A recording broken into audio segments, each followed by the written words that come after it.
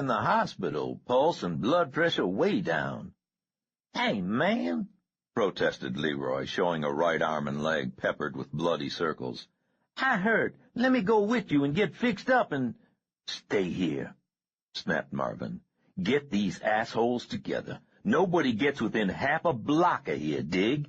Tell Sherman and Eduardo to get their asses over to Dogtown and give Manny the word. We want the troops he promised us last winter when we helped them out in the Pastorius thing. We want them now. Tell Squeeze that we want all the midgets and auxiliaries on the street now. I want to know where that fucking voodoo lady is." As he continued to snap orders, and while Jackson tenderly carried Kara downstairs, Gentry pulled Taylor to one side. "Where's Natalie?" The youth shook his head and then let out a gasp as Gentry closed his grip on an upper bicep. "Shit, man. Honky monster after her. Raji seen them going across that yard between the buildings, man. It was dark. We went after him, couldn't see nothing." "How long ago?" Gentry squeezed harder. "Hey, shit. 20 minutes, maybe 25. Gentry went quickly downstairs and caught Marvin before he left. "I want my gun." The gang leader stared with pale blue eyes that were as cold as sea ice. "That son of a bitch is after Natalie, and I'm going after him. Give me the Ruger." He held out his hand. Leroy let his shotgun slide into his right hand. The barrel moved toward Gentry, and he looked to Marvin for the word. Marvin tugged out the heavy Ruger and handed it to Gentry. "Kill him, man." "Yeah." Gentry went upstairs, dug out the extra box of cartridges, and reloaded. The heavy Magnum bullets slid in smooth and heavy to Gentry's touch. He realized that his hand was shaking. He leaned over and took deep breaths until the shaking stopped, went downstairs to find a flashlight, and went out into the night. Saul Lasky regained consciousness just as Jackson inspected the wound. "Somebody been working on you with a can opener, it looks like," said the ex-medic. "Give me your other arm. I'm going to give you an ampule morphine while I work on this." Saul put his head back against the mattress. His face and lips were white behind dark whiskers. "Thanks." "Thanks, nothing. You going to get my bill. There are brothers here that would kill for this morphine." He injected Saul with a swift, sure motion. "You white boys don't know how to take care of your bodies." Gentry talked quickly before the morphine put the psychiatrist out of touch. "What the hell are you doing here, Saul?" The older man shook his head.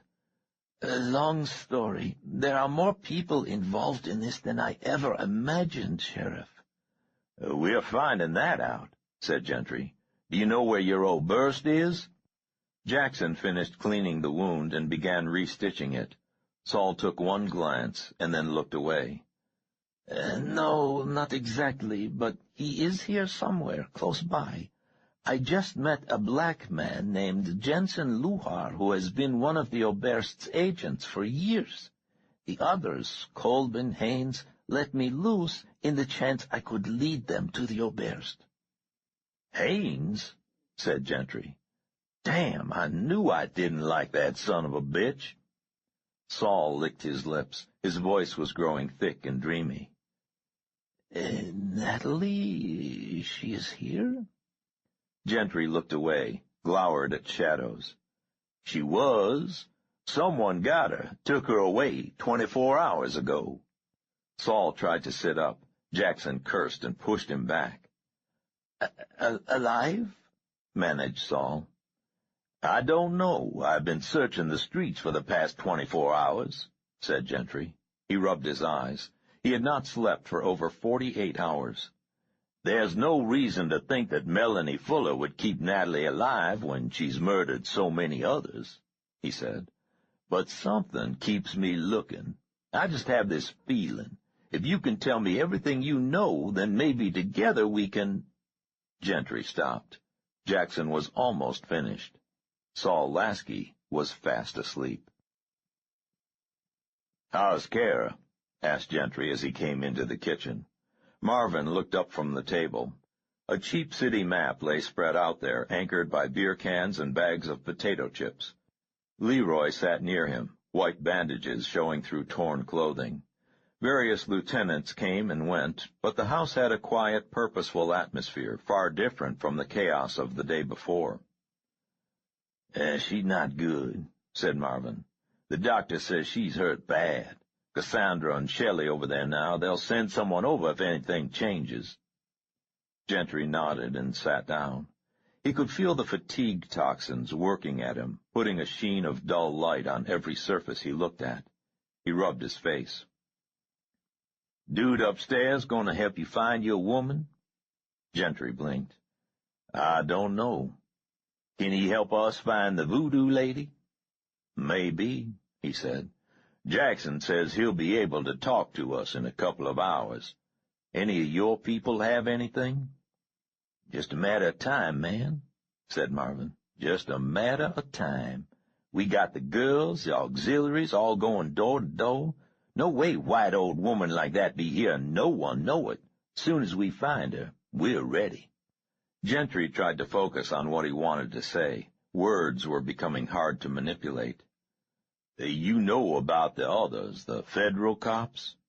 Marvin laughed. It was a thin, cold sound. Yeah, sure, they're all over the fucking place. But they're keeping the local pigs and TV people out of this, right? "Must be," said Gentry. "But my point is that they're as dangerous as the voodoo lady. Some of them have the same powers as she does, and they're hunting for a man who's even more dangerous." "You think they done any of the stuff to Soul Brickyard Man?" asked Marvin. "No." "They have anything to do with the honky monster?" "No." "Then we let them wait a while. They get in our way, we'll do them too." "You're talking about 40 or 50 plainclothes federal officers," said Gentry. "They're usually armed to the teeth." Marvin shrugged. Someone rushed in and spoke softly to him. The gang leader gave quick, sure orders in a calm voice. The other man went out. Gentry lifted a can, found there was some warm beer left, and took a drink. "Have you considered just walking away while you can?" he said. "I mean, just getting everyone under cover and letting all these vampires fight it out?" Marvin looked straight at Gentry. "Man," he said in a voice not much louder than a whisper, "you don't understand much. White folks, government, the pigs, the greasy white politicians around here, they all be fucking us over for a long time. Nothing new about what the honky monster's doing to black people, but he doing it to us on our turf, man. You and Natalie say the voodoo lady really doing it, and I think that's right. It feels right. But not just the voodoo lady either. Behind her be others ready to shit on us, be doing it a long, long time. But this is Soul Brickyard. The people they kill here, Muhammad, George, Calvin, maybe Kara. They're ours, man. We're going to kill that honky monster and the white bitch for that. We don't expect no one to help us. But if you want to be with us, you can be, man." "I want to be with you," said Gentry. His own voice sounded slowed down. A 45 RPM record played at 33 1/3. Marvin nodded and stood up. His hand was very strong on Gentry's arm as he pulled the lawman to his feet, moved him toward the stairway. "What you got to do now, my man, is go to sleep. We call you when something goes down." Jackson woke him at 5:30 the next morning. "Your friend's awake," said the ex-medic. Gentry thanked him and sat on the edge of his mattress for several minutes, holding his head and trying to get his mind to work. Before seeing Saul, he clumped downstairs, made coffee in an ancient percolator, and came back up with 2 steaming, chipped cups. A dozen or so gang members snored on mattresses in various rooms. There was no sight of Marvin or Leroy. Saul took the coffee cup with a heartfelt thanks. "I woke up and thought I had dreamed everything," he said. "I expected to find myself in my apartment with a class to teach at the university. Then I felt this." He held up his bandaged left arm. "Well, how did that happen?" asked Gentry. Saul sipped coffee and said, "I'll tell you what, Sheriff. We will do a deal. I will start with the most important information and talk a while. Then you will do the same.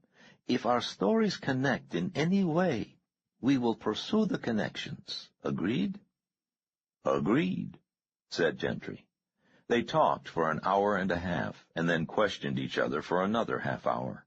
When they stopped, Gentry helped the older man up, and they walked to a barred window and looked out at the first grayings of dawn. "It's New Year's Eve day," said Gentry. Saul reached to adjust his glasses, realized that he did not have them on. "It is all too incredible, is it not?" "Yes," said Gentry. "But Natalie Preston is out there somewhere, and I'm not leaving this city until I find her." They went back to the alcove to pick up Saul's glasses, and then went downstairs together to see if they could find anything to eat. Marvin and Leroy were back by 10 a.m., talking earnestly with two tall Hispanics. 3 low-slung automobiles idled at the curb, each filled with Chicano youths, eyeing the blacks on Community House porch. The black gang members glowered back. The kitchen had become a command center, entered by invitation only, and 20 minutes after the Hispanics left, Saul and Gentry were summoned. Marvin, Leroy, one of the twins, and half a dozen others stared at them in silence. "How's Kara?" asked Gentry. "She died," said Marvin. He looked at Saul. "You told Jackson you wanted to talk to me." "Yes," said Saul. "I think you can help me find the place where I was held prisoner. It can't be very far from here." "Why should we do that?" "The place is a control center for the police that have the area staked out." "So? Fuck them." Saul tugged at his beard. "I think that the police, the federal people, know where Melanie Fuller is." Marvin's head came up. "You sure?" "No," said Saul, "but based on what I saw and overheard, it makes sense. I think the Auberts tipped them to her whereabouts for his own reasons." "This old Burst be your voodoo man?" "Yes." "A lot of the government pigs are on the street. Would one of them know about the voodoo lady?" "Perhaps," said Saul. "But if we could get at the control center, talk to someone there, I think we would have a better chance to find out." "Talk to me, man," said Marvin. "It's in an open area, about 8 minutes' drive from here," began Saul. "I think a helicopter has been landing and taking off from there regularly. The structures are temporary. Possibly mobile homes or the kind of trailers you find on construction sites." Saul wore a balaclava and gloves when he left the house with Gentry and 5 of the gang members. If Colburn and Haynes believed he was dead, Gentry had suggested they not disabuse them of the notion. They took Woods's panel truck for the short drive west on Germantown Avenue, south on Chelton, and then west on an unnamed street into a warehouse district. "Blue Ford following us," said Leroy at the wheel. "Do it," said Marvin. The panel truck bounced across a littered parking lot and down an alley, pausing by a sagging corrugated tin shed, only long enough for Marvin, Saul, Gentry, and one of the G-twins to jump out and hide in the shadows of the open doorway. The truck quickly accelerated down the alley and spun east onto the narrow street. 20 seconds later, a blue Ford with 3 white men in it roared past. "This way," said Marvin, and led them across a wasteland of oil drums and metal tailings to a small junkyard where flattened automobiles had been stacked 30 feet high. Marvin and the younger boy clambered up the stack in seconds. Gentry and Saul took quite a bit longer. "That it, man?" asked Marvin as Saul crawled the last 6 feet, finally resting on the precarious rusted summit and leaning against the panting sheriff for support. Marvin handed a small pair of binoculars to the psychiatrist. Saul cradled his left arm in his open jacket and peered through the lenses. A high wooden fence enclosed half a city block. To the south, a foundation had been excavated and concrete poured. 2 bulldozers, a backhoe, and smaller equipment sat idle. In the center of the remaining space, 3 mobile home units formed an E, with the middle segment missing. 7 government-issue cars and a Bell telephone van were parked nearby. Microwave antennae bristled from the center trailer segment. In the open field, a circle of red lights had been set in the ground, and a small windsock hung limply from a metal pole. "Has to be," said Saul Lasky. As they watched, a man in shirt-sleeves came out of the center trailer and briskly walked the 20 yards to one of the 3 porta-toilets set up near where the cars were parked. "One of those dudes be the one you like to talk to?" asked Marvin. "Probably," said Saul. They were almost certainly invisible amid the piles of rusted metal, but Gentry and the others found themselves crouching behind axles, wheels, and flattened hardtops. Marvin looked at his watch. "About 5 hours before it gets dark," he said. "Then we do it." "God damn it," snarled Gentry. "Do we have to wait that long?" As if in answer, a sleek helicopter came in from the north, circled the field once, and settled in the circle of lights. A man in a thick goose-down parka jumped out and ran to the command trailer. Saul took the binoculars back from Marvin and caught a glimpse of Charles Colbin's round face. "That is a man you do not want to encounter," he said. "Wait until he is gone." Marvin shrugged. "Well, let's get out of here," said Gentry. "I'm going to look for Natalie by myself." "No," said Saul, his voice muffled by the balaclava. "I will go too." "Are you looking for her body?"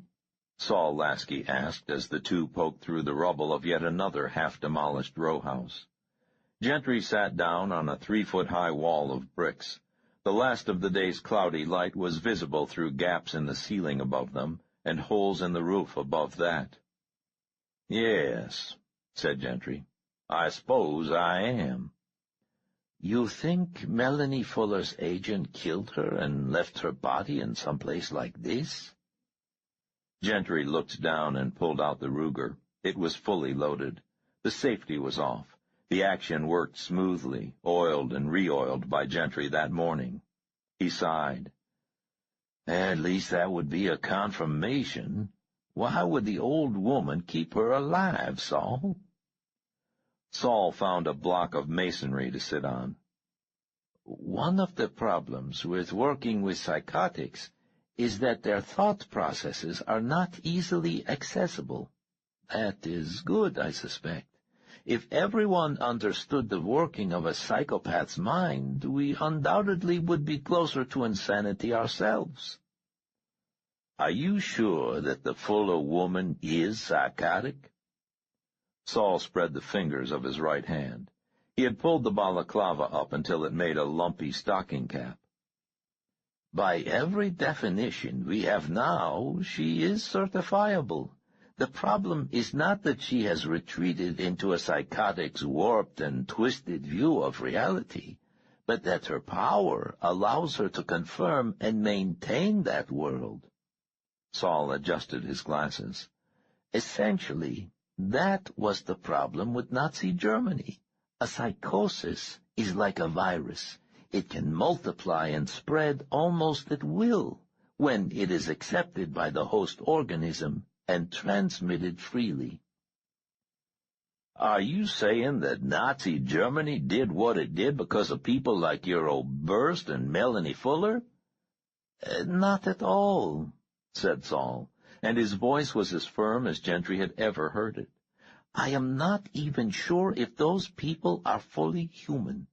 I regard them as faulty mutations, victims of an evolution that includes almost 1,000,000 years of breeding for interpersonal dominance along with other traits. It is not the Obersts or Melanie Fullers or even the Barents or Colbins who create violence-oriented fascist societies." "What is it, then?" Saul gestured toward the street, visible through shattered window panes. The gang members think there are dozens of federal agents involved in this operation. I would guess that Colvin is the only one among them who has even a touch of this bizarre mutant ability. The others allow the virus of violence to grow because they are only following orders or are part of a social machine. The Germans were experts at designing and building machines. The death camps were part of a larger death machine. It has not been destroyed, only rebuilt in a different form. Gentry stood up and walked toward a hole in the rear wall. Let's go. We can do the rest of this block before it gets dark. They found the scrap of material amid the ashes and charred rafters of 2 row houses that had burned but were never torn down. I'm sure it's from the shirt she was wearing Monday, said Gentry. He fingered the piece of cloth and used his flashlight to study the carpet of ashes. Lots of footprints here. It looks like they struggled there in the corner. This nail could have torn the sleeve of her shirt if she had been thrown up against the wall here. Or if she was being carried over someone's shoulder, said Saul. The psychiatrist cradled his left arm with his right hand. His face was very pale. Yeah, let's look for signs of blood or anything. The 2 men searched for 20 minutes in the failing light, but there was nothing else. They were outside, speculating on which way Natalie's abductor might have gone in the maze of alleys and empty buildings, when the youth named Taylor came running down the street waving at them. Gentry held the Ruger loosely at his side and waited. The boy stopped 10 feet from them. Hey, Marvin wants you 2 back at the house now. Leroy got one of the dudes from the trailer. He told Marvin where to find the voodoo lady.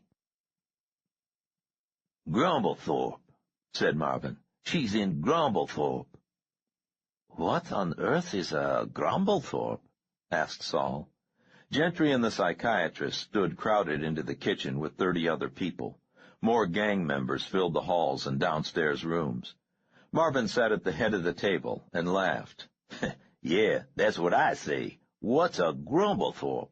Then this dude, he tells me where the fuck it is, and I say, yeah, I know that place. It's an old house on the avenue, said Leroy. Real old. It was built when the honkies wore them funny 3-sided hats. Whom did you interrogate? Asked Saul. Huh? Said Leroy. Which of the guys did you grab? Interpreted Gentry. Marvin grinned. Leroy, GB, and me, we went back when it was getting dark. The chopper was gone, man, so we wait by those toilets till dude comes out. He got his piece in this little bitty clip holster on his pants. GB and me, we let the dude drop his pants before we say hi. Leroy brought the truck up the side. We let the dude finish his business before we take him with us. Where is he now? Asked Gentry. Still in Rev Woods' truck. Why? I want to talk to him. Said Marvin. He's sleeping now. Dude says he a special agent, a video technician. Say he didn't know nothing about anything. Says he won't talk to us, and we in deep shit assaulting federal pig and all. Leroy and D.B. help him talk. Jackson say dude be all right, but he's asleep now. And the Fuller woman is in a place called Grumblethorpe on Germantown Avenue, said Gentry. The agent was sure? Yeah, said Marvin. Old voodoo lady been staying with another white broad on Queen Lane. Should have thought of that. Old white broads stick together. What's she doing at this Grumblethorpe place, then? Marvin shrugged. Federal pig said she'd been staying there more and more this week. We figure that's where the honky monster come from. Gentry shouldered his way through the crowd until he stood next to Marvin. All right, we know where she is. Let's go. Not yet, said Marvin. He turned to say something to Leroy, but Gentry grabbed his shoulder and turned him around. To hell with this not yet stuff, said Gentry. Natalie Preston may still be alive there. Let's go. Marvin looked up with cold blue eyes. Back off, man. When we do this, we're gonna do it right. Taylor out talking to Eduardo and his boys. GR and GB over at the Grumblethorpe place checking it out. Layla and the girls, they're making sure where all the federal pigs at.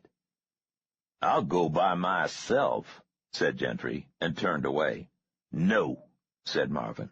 You get close to that place, all the federal pigs recognize you, and I'll surprise be shot to shit. You wait till we ready, or we leave you here, man. Gentry turned back. Marvin stood as the big white Southern sheriff loomed over him. You'd have to kill me to keep me from going, said Gentry. Yeah, said Marvin. That right. The tension in the room was palpable. Someone turned on a radio somewhere in the house, and in the few seconds before it was cut off, the sound of Motown filled the air. Few hours, man, said Marvin. I know where you coming from. Few hours. We do it together, man. Gentry's huge form relaxed slowly. He held up his right hand, and Marvin gripped it, fingers interlaced. A few hours, said Gentry. Right on, bro, said Marvin, and smiled.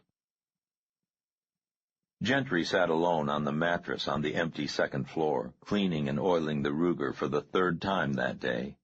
The only light came from the hanging lamp with the damaged Tiffany shade.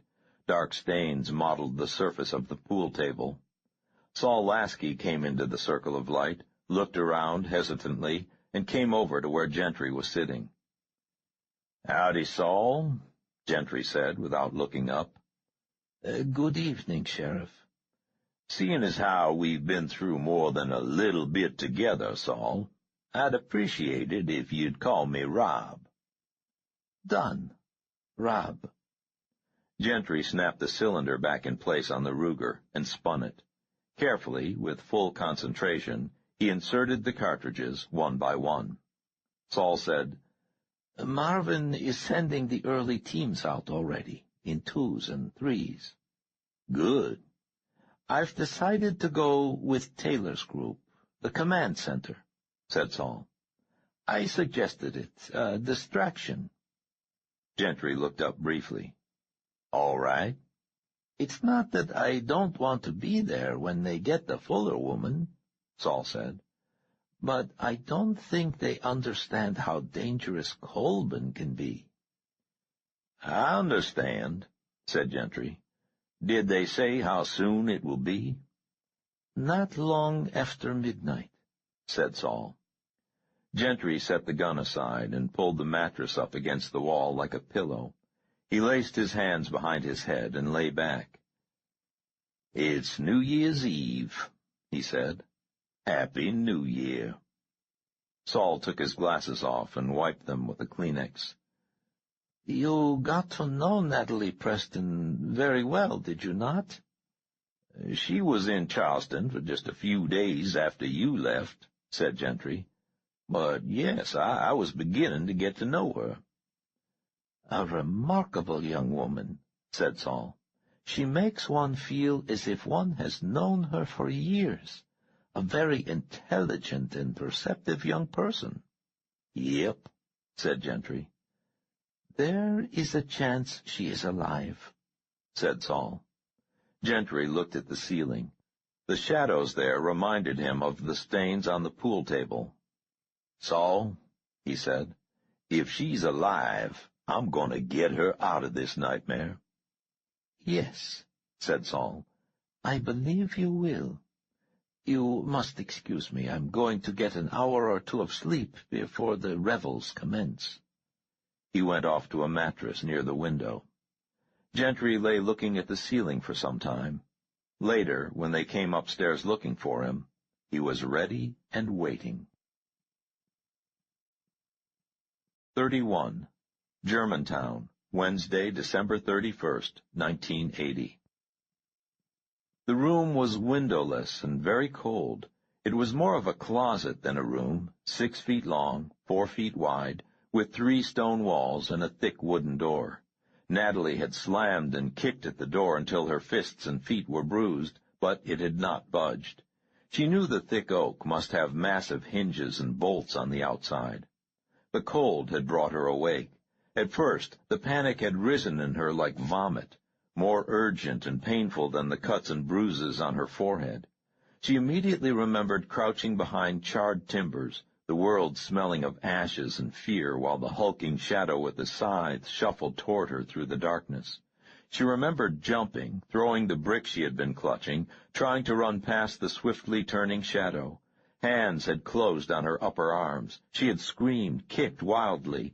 Then the heavy blow to her head, and another blow cutting across her temple and brow, blood flowing into her left eye, and the sensation of being lifted, carried, a glimpse of sky, snow, a tilting streetlight, then blackness. She had awakened to the cold and darkness severe enough to make her wonder for several minutes if she had been blinded.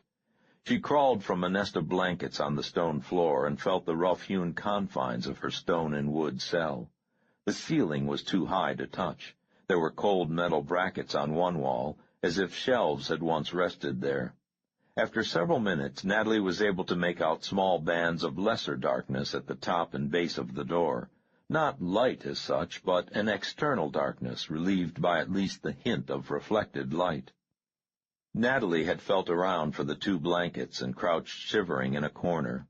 Her head hurt abysmally, and nausea combined with fear to keep her on the verge of being violently sick. All of her life, Natalie had admired courage and calmness in emergencies, had aspired to be like her father, quietly competent in situations that would have others babbling uselessly, and instead she crouched hopelessly in a corner, shaking violently, and praying to no deity in particular that the honky monster would not return. The room was cold, but not with the sub-freezing chill of the out-of-doors. It had the cold, steady clamminess of a cave. Natalie had no idea where she could be. Hours had passed, and she was close to dozing, still shivering, when light flickered under the doorway. There came the sound of multiple bolts slamming back, and Melanie Fuller stepped into the room. Natalie was sure it was Melanie Fuller, although the dancing light from the single candle the old lady held illuminated her face from below and showed a bizarre caricature of humanity, cheeks and eyes gullied with wrinkles, corded neck a mass of wattles, eyes like marbles staring from dark pits, the left eyelid drooping, thinning blue-white hair flying out from a mottled scalp like a nimbus of static electricity. Behind this apparition, Natalie could make out the lean form of the honky monster, hair hanging over a face streaked with dirt and blood. His broken teeth glinted yellowly in the light from the old woman's candle. His hands were empty, and the long white fingers twitched randomly, as if surges of current were passing through his body. "Good evening, my dear," said Melanie Fuller. She wore a long nightgown and a thick, cheap robe. Her feet were lost in pink, fluffy slippers. Natalie pulled the blanket tighter around her and said nothing. "Is it chilly in here, dear?" asked the old woman. "I am sorry. If it is any consolation, the entire house is rather cold. I don't know how people lived in the north before central heating." She smiled, and candlelight gleamed off slick, perfect dentures. "Would you speak with me a minute, dear?" Natalie considered attacking the woman while she was free to do so, then pushing past her into the dark room beyond. She caught a glimpse of a long wooden table, certainly an antique, and stone walls beyond that. But between her and the room stood the boy with the demon eyes. "You brought a picture of me all the way from Charleston to this city, didn't you, dear?" Natalie stared. Melanie Fuller shook her head sadly. "I have no wish to harm you, dear, but if you will not speak to me willingly, I will have to ask Vincent to remonstrate with you." Natalie's heart pounded as she watched the honky monster take a step forward and stop. "Where did you get the photograph, dear?" Natalie tried to find enough moisture in her mouth to allow her to speak. "Mr. Hodges." "Mr. Hodges gave it to you?" Melanie Fuller's tone was skeptical. No, Mr. Hodges let us go through his slides. Who is us, dear? The old woman smiled slightly. Candlelight illuminated cheekbones pressing against skin like knife blades under parchment. Natalie said nothing. I presume, then, that us includes you and the sheriff, Melanie Fuller said softly. Now why on earth would you and a Charleston policeman come all this way to harass an old woman who has done you no harm? Natalie felt the anger burning up through her, igniting her limbs with strength, banishing the weakness of terror. You killed my father, she screamed. Her back scraped against the rough stone as she tried to rise. The old woman looked puzzled. Your father? There must be some mistake, dear. Natalie shook her head, fighting back the hot tears. You used your goddamn servant to kill him for no reason. My servant? Mr. Thorne? I am afraid you are confused, dear. Natalie would have spit at the blue-haired monster then, but her mouth held no saliva. Who else is searching for me? Asked the old woman. Are you and the sheriff alone? How did you follow me here? Natalie forced a laugh. It sounded like seeds rattling in an empty tin. Everyone knows you're here. We know all about you and the old Nazi and your other friend. You can't kill people anymore. No matter what you do to me, you're finished. She stopped because her heart was beating hard enough to hurt her breast. The old woman looked alarmed for the first time. Nina, she said, did Nina send you? For a second, the name meant nothing to Natalie, and then she remembered the third member of the trio Saul Lasky had described.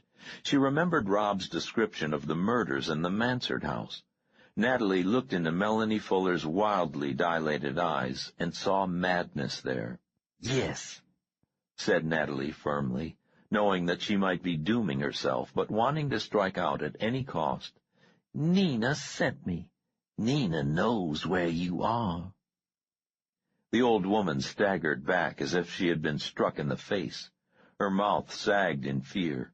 She grasped the doorway for support, looked at the thing she had called Vincent, found no help there, and gasped, I am tired. We will talk later. The door crashed shut. Bolts slid into place. Natalie crouched in the darkness and shivered. Daylight came as thin bands of gray above and below the thick door. Natalie dozed, feverish, her head aching. She awoke with a sense of urgency. She had to relieve herself, and there was no place to go, not even a pot. She pounded on the door and shouted until she was hoarse, but there was no response. Finally, she found a loose stone in the far corner, clawed at it until it tilted out of the dirt, and used the small niche as a latrine. Finished, she pulled her blankets closer to the door and lay there sobbing. It was dark again when she awoke with a start. The bolts slammed back, and the thick door squeaked open. Vincent stood there alone. Natalie scrambled backward, feeling for the loose stone to use as a weapon. But the youth was on her in a second, grabbing her hair and tugging her upright. His left arm went around her throat, cutting off her wind and will. Natalie closed her eyes. The honky monster roughly pulled her out of her cell, and half dragged, half pushed her to a steep, narrow stairway. Natalie had time to catch a glimpse of a dark kitchen out of colonial times, and a small parlor with a kerosene heater glowing in a tiny fireplace, before she was stumbling up the stairway. There was a short, dark hall at the top, and then Vincent shoved her into a room aglow with candlelight. Natalie stood in shock, staring. Melanie Fuller lay curled in a fetal position amid a tangle of quilts and blankets on a low rollaway. The room had high ceilings, a single shuttered and draped window, and was lit by at least 3 dozen candles set on floor, tables, moldings, windowsills, mantel, and in a square around the old lady's bed. Here and there were the rotting mementos of children long since dead, a broken dollhouse, a crib with metal bars making it look like the case for some small beast, ancient rag dolls, and a disturbing 4-foot-tall mannequin of a boy looking as if it had suffered prolonged exposure to radiation, patches of hair missing and molted, peeling paint on the face looking like pools of subcutaneous blood. Melanie Fuller rolled over and looked at her. "Do you hear them?" she whispered. Natalie turned her head. There was no sound but Vincent's heavy breathing and the pounding of her own heart. She said nothing.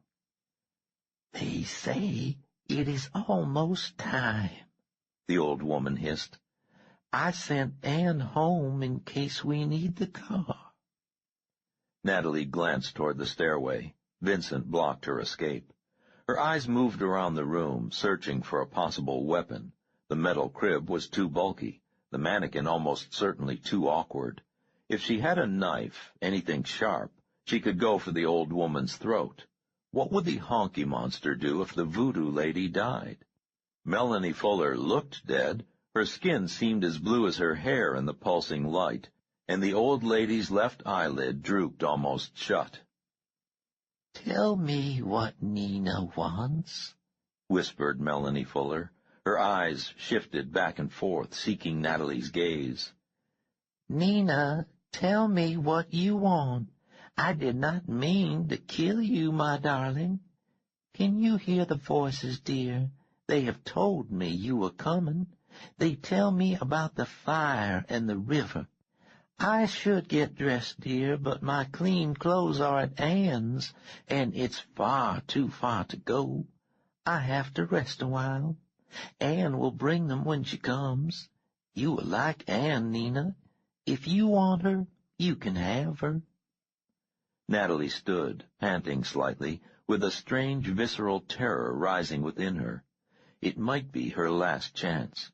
Should she make an effort to brush past Vincent, get down the stairs and find an exit, or go for the old woman? She looked at Melanie Fuller. The woman smelled of age and baby powder and old sweat. At that second, Natalie knew without a doubt that this was the thing responsible for her father's death. She remembered the last time she had seen her father, hugging a goodbye at the airport 2 days after Thanksgiving, the soap and tobacco smell of him, his sad eyes and kind smell. Natalie decided that Melanie Fuller had to die. She tensed her muscles to jump. "I'm tired of your impertinence, girl," screamed the old woman. "What are you doing up here? Get back to your duties. You know what Papa does to bad niggers." The old woman in the bed closed her eyes. Natalie felt something cleave her skull like an axe. Her mind was on fire. She pivoted, fell forward, tried to regain her balance. Synapses misfired as she staggered around in a palsied dance. She struck the wall, struck it again, and fell back against Vincent. The boy put streaked, filthy hands on her breasts. His breath smelled like carrion. He ripped Natalie's shirt down the front. "No, no," said the old woman from the bed. "Do it downstairs. Take the body back to the house when you're done." The hag sat up on her elbow and looked at Natalie with one eye open, the other showing only white under a heavy lid. "You lied to me, dear. You don't have a message from Nina after all." Natalie opened her mouth to say something, to scream, but Vincent grabbed her by the hair and clamped a powerful hand over her face. She was dragged from the room, shoved down the steep stairs. Stunned, she tried to crawl away, her hands scrabbling on rough boards. Vincent did not hurry. He took his time coming down the stairs, caught her as she got to her knees, and kicked her brutally in the side.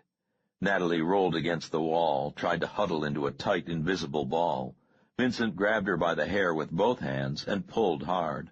She rose, screaming, and kicked as hard as she could at his testicles. He easily caught her foot and twisted sharply. Natalie spun, but not fast enough. She heard her ankle snap like a dry twig, and she fell hard on her hands and left shoulder.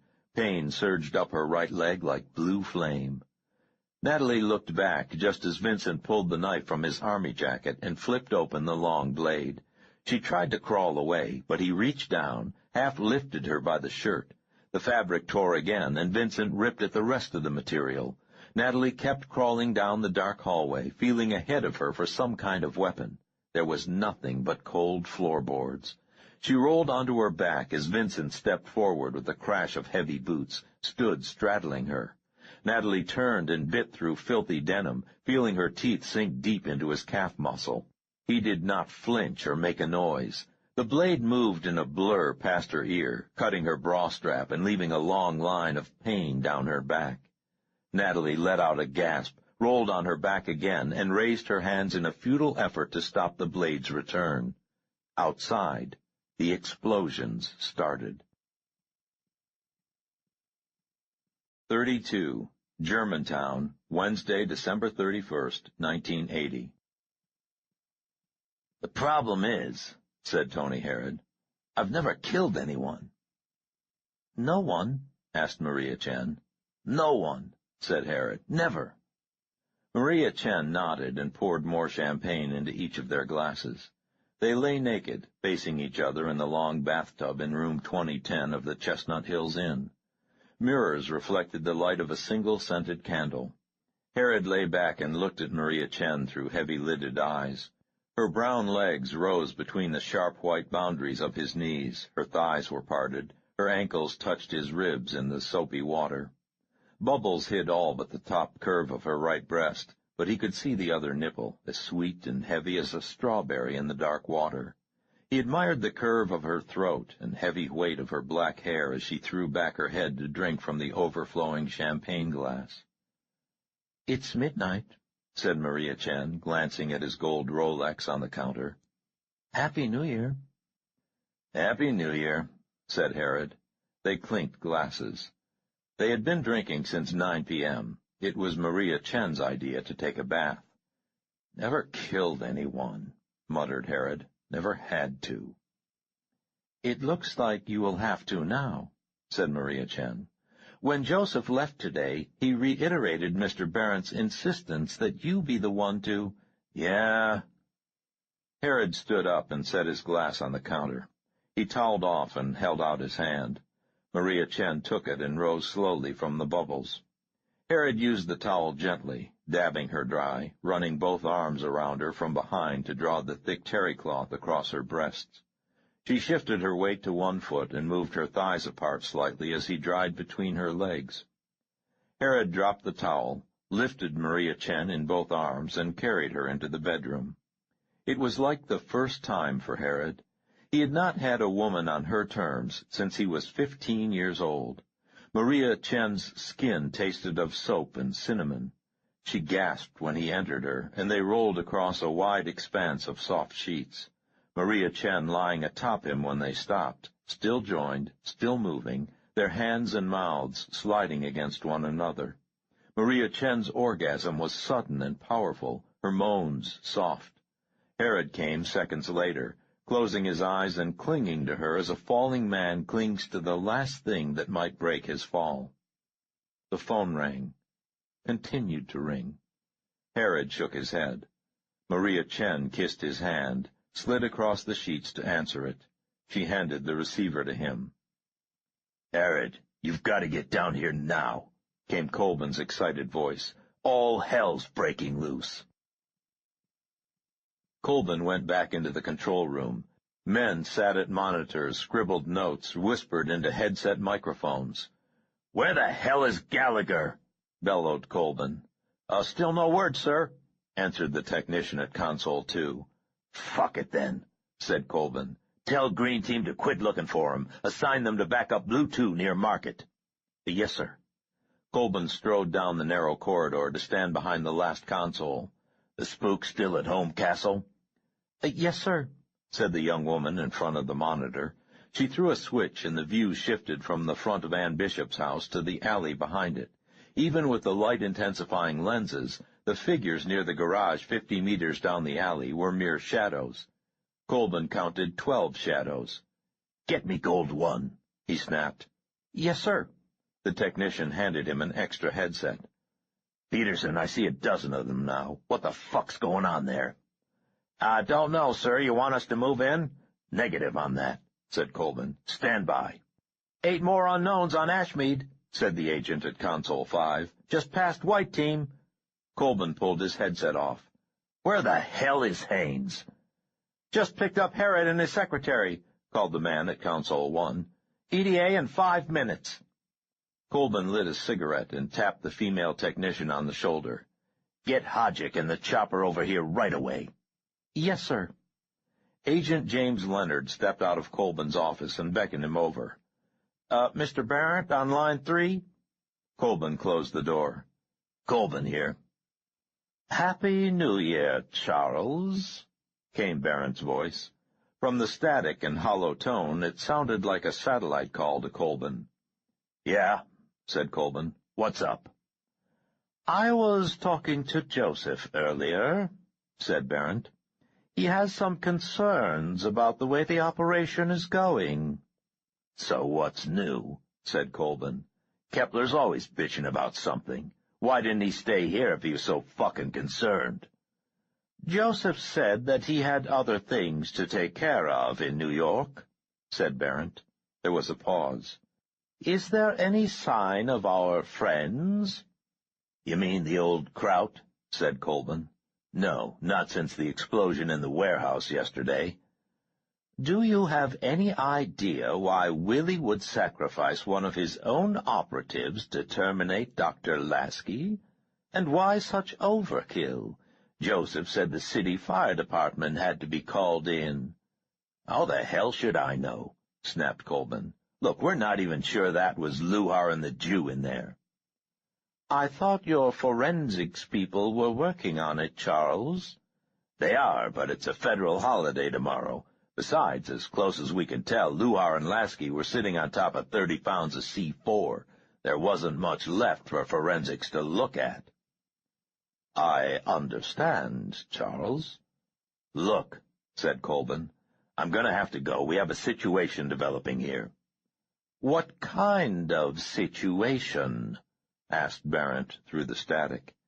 Nothing serious. Some of those goddamn kids from the gang are farting around in the secured zone." "This will not complicate the morning's business, will it?" asked Barrett. "Negative," snapped Colburn. "I've got Harrod on the way over here now. If need be, we can seal off the area in 10 minutes and take care of the Fuller woman ahead of schedule." "Do you think Mr. Harrod is up to the task, Charles?" Colburn stubbed out his cigarette and lit another one. "I don't think Harrod's up to the task of wiping his own ass," he said. "The question is, what do we do when he screws up?" "I presume you have considered the options," said Barrett. "Yeah, Haines is ready to step in to take care of the old woman. Once Harrod fucks up, I'd like to deal with that Hollywood phony myself."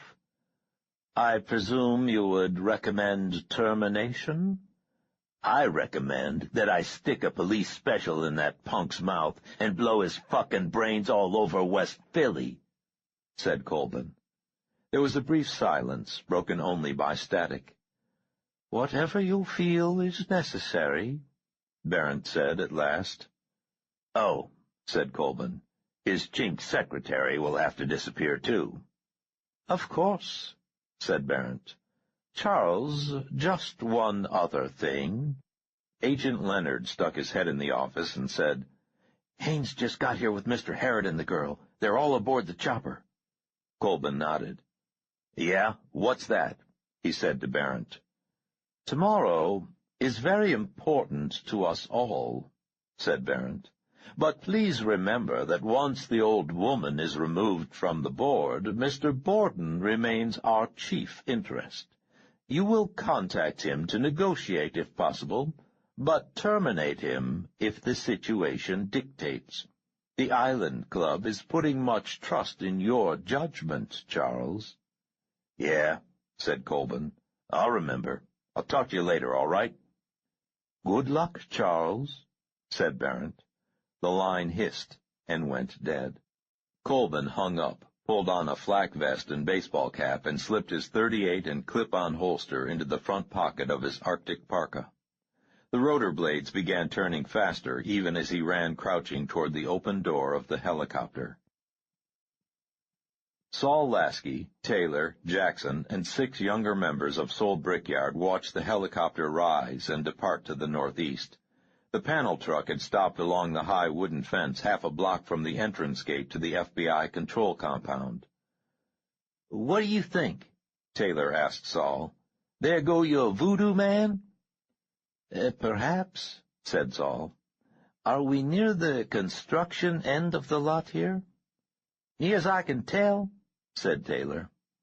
"Are you sure you can get the equipment started without keys?" Jackson spoke. "Shoot, man, 3 months in the motor pool of a construction battalion in Nam before I ended up out in the boonies. I could hotwire your mama." "The bulldozers will suffice," said Saul, knowing, as Jackson knew, that a bulldozer required more than a simple hot wiring to start it. "Hey," said Jackson, "I get 'em started. Are you going to be able to handle yours?"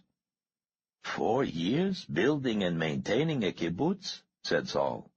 "I could bulldoze your mama." "Careful, man," said Jackson, grinning broadly. "Don't start playing no dozens with me, babe. White boys just don't have the knack for good insults." "In my cultural group," said Saul, "we make a habit of trading insults with God.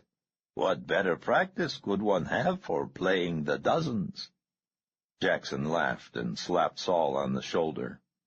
"You two cut the shit," said Taylor. "We're 2 minutes behind." "You sure your watch is correct?" said Saul. Taylor looked indignant. He held out his wrist to show an elegant Lady Elgin, complete with 24-karat gold trim and inlaid diamond chips. "This don't lose 5 seconds a year," he said. "We got to move." "Fine," said Saul. "How do we get in?" "Catfish," Taylor called, and one of the boys in back pushed open the rear door, swung himself onto the roof of the van, jumped to the top of the 10-foot-high wooden fence, and dropped out of sight on the other side. The other 5 in the rear followed. They carried heavy backpacks in which bottles clinked. Saul looked at his taped left arm. "Come on," hissed Taylor, pulling himself out of the cab. "That arm's gonna hurt," said Jackson. "You want a shot of something?" "No," said Saul. He followed the others up and over. "This can't be legal," said Tony Herod. He was watching streetlights, high-rises, and expressways pass under them as they roared along at only 300 feet of altitude. "Police helicopter," said Colbin. "Special clearance." Colbin had his jump seat swiveled so that he could almost lean out a window panel that had been opened on the starboard side. Cold air roared in and sliced at Herod and Maria Chen like invisible blades. Colbin held a Colt .30 caliber military sniper's rifle cradled in a special mount in the open window. The weapon looked clumsy with its bulky nightscope, a laser sighting device, and an oversized magazine clip. Colbin grinned and whispered into the headset mic just visible under his parka hood. The pilot banked hard right, circling above Germantown Avenue. Herod held on to the padded bench with both hands and closed his eyes. He was sure that only his seat belt kept him from tumbling out the open window and falling 30 stories to the brick street below. "Red leader to control," Colbin called. "Status report." "Control here," came Agent Leonard's voice. "Blue Team 2 reports incursion of 4 automobiles carrying Hispanic males into secured area at Shelton and Market. More unidentified groups in alley behind Castle 1 and Castle 2. Group of 15 unidentified black males just past White Team 1 on Ashmead. Over." Colbin turned and grinned at Herod. "I think it's just a fucking rumble. Spades versus greasers on New Year's Eve." "It's past midnight," said Maria Chen. "It is New Year's Day." "Whatever," said Colbin. "Well, what the fuck? Let them fight as long as they don't interrupt our sunrise operation. Right, Herod?" Tony Herod held on and said nothing. Sheriff Gentry was panting heavily as he ran to keep up with the leaders. Marvin and Leroy led a loose line of 10 gang members through a dark maze of alleys, backyards, junk-strewn empty lots, and abandoned buildings. They reached the entrance to an alley, and Marvin waved everyone down. Gentry could see a van parked 60 yards away, past dumpsters and sagging garages. "Federal pigs," whispered Leroy. The bearded youth glanced at his watch and grinned. "We a minute early." Gentry rested his arms on his knees and panted. His ribs hurt. He was cold. He wished he were home in Charleston, listening to the Dave Brubeck Quartet on the stereo and reading Bruce Catton. Gentry rested his head against cold brick and thought of something that had happened when they were leaving Community House, something that had changed the way he looked at Germantown and Soul Brickyard. A young boy, no older than 7 or 8, had come running in just as the last team was ready to leave. The youngster had run straight to Marvin. "Stevie," the gang leader said, "I told you not to come down here." The little boy had been crying, brushing away tears with his arm. "Mama say you should come straight home, Marvin. Mama say she and Marita need you at home, and you should come now." Marvin had taken the child into another room, his arm around him. Gentry had heard, "You tell Mama I'll be home first thing in the morning. Marita, she stays there and takes care of things. You tell them that, okay, Stevie?" It had disturbed Gentry. So far, the gang had been part of a 5-day nightmare he had been living. Germantown and its inhabitants had been perfectly consistent with the nightmarish sequence of pain, darkness, and seemingly unrelated events going on around Gentry. He had known that the gang members were young. Jackson was an exception, but he was a lost soul, a visitor, an alumnus returned to his old haunts because life had left him nowhere else to go. Gentry had seen few other adults on the cold streets.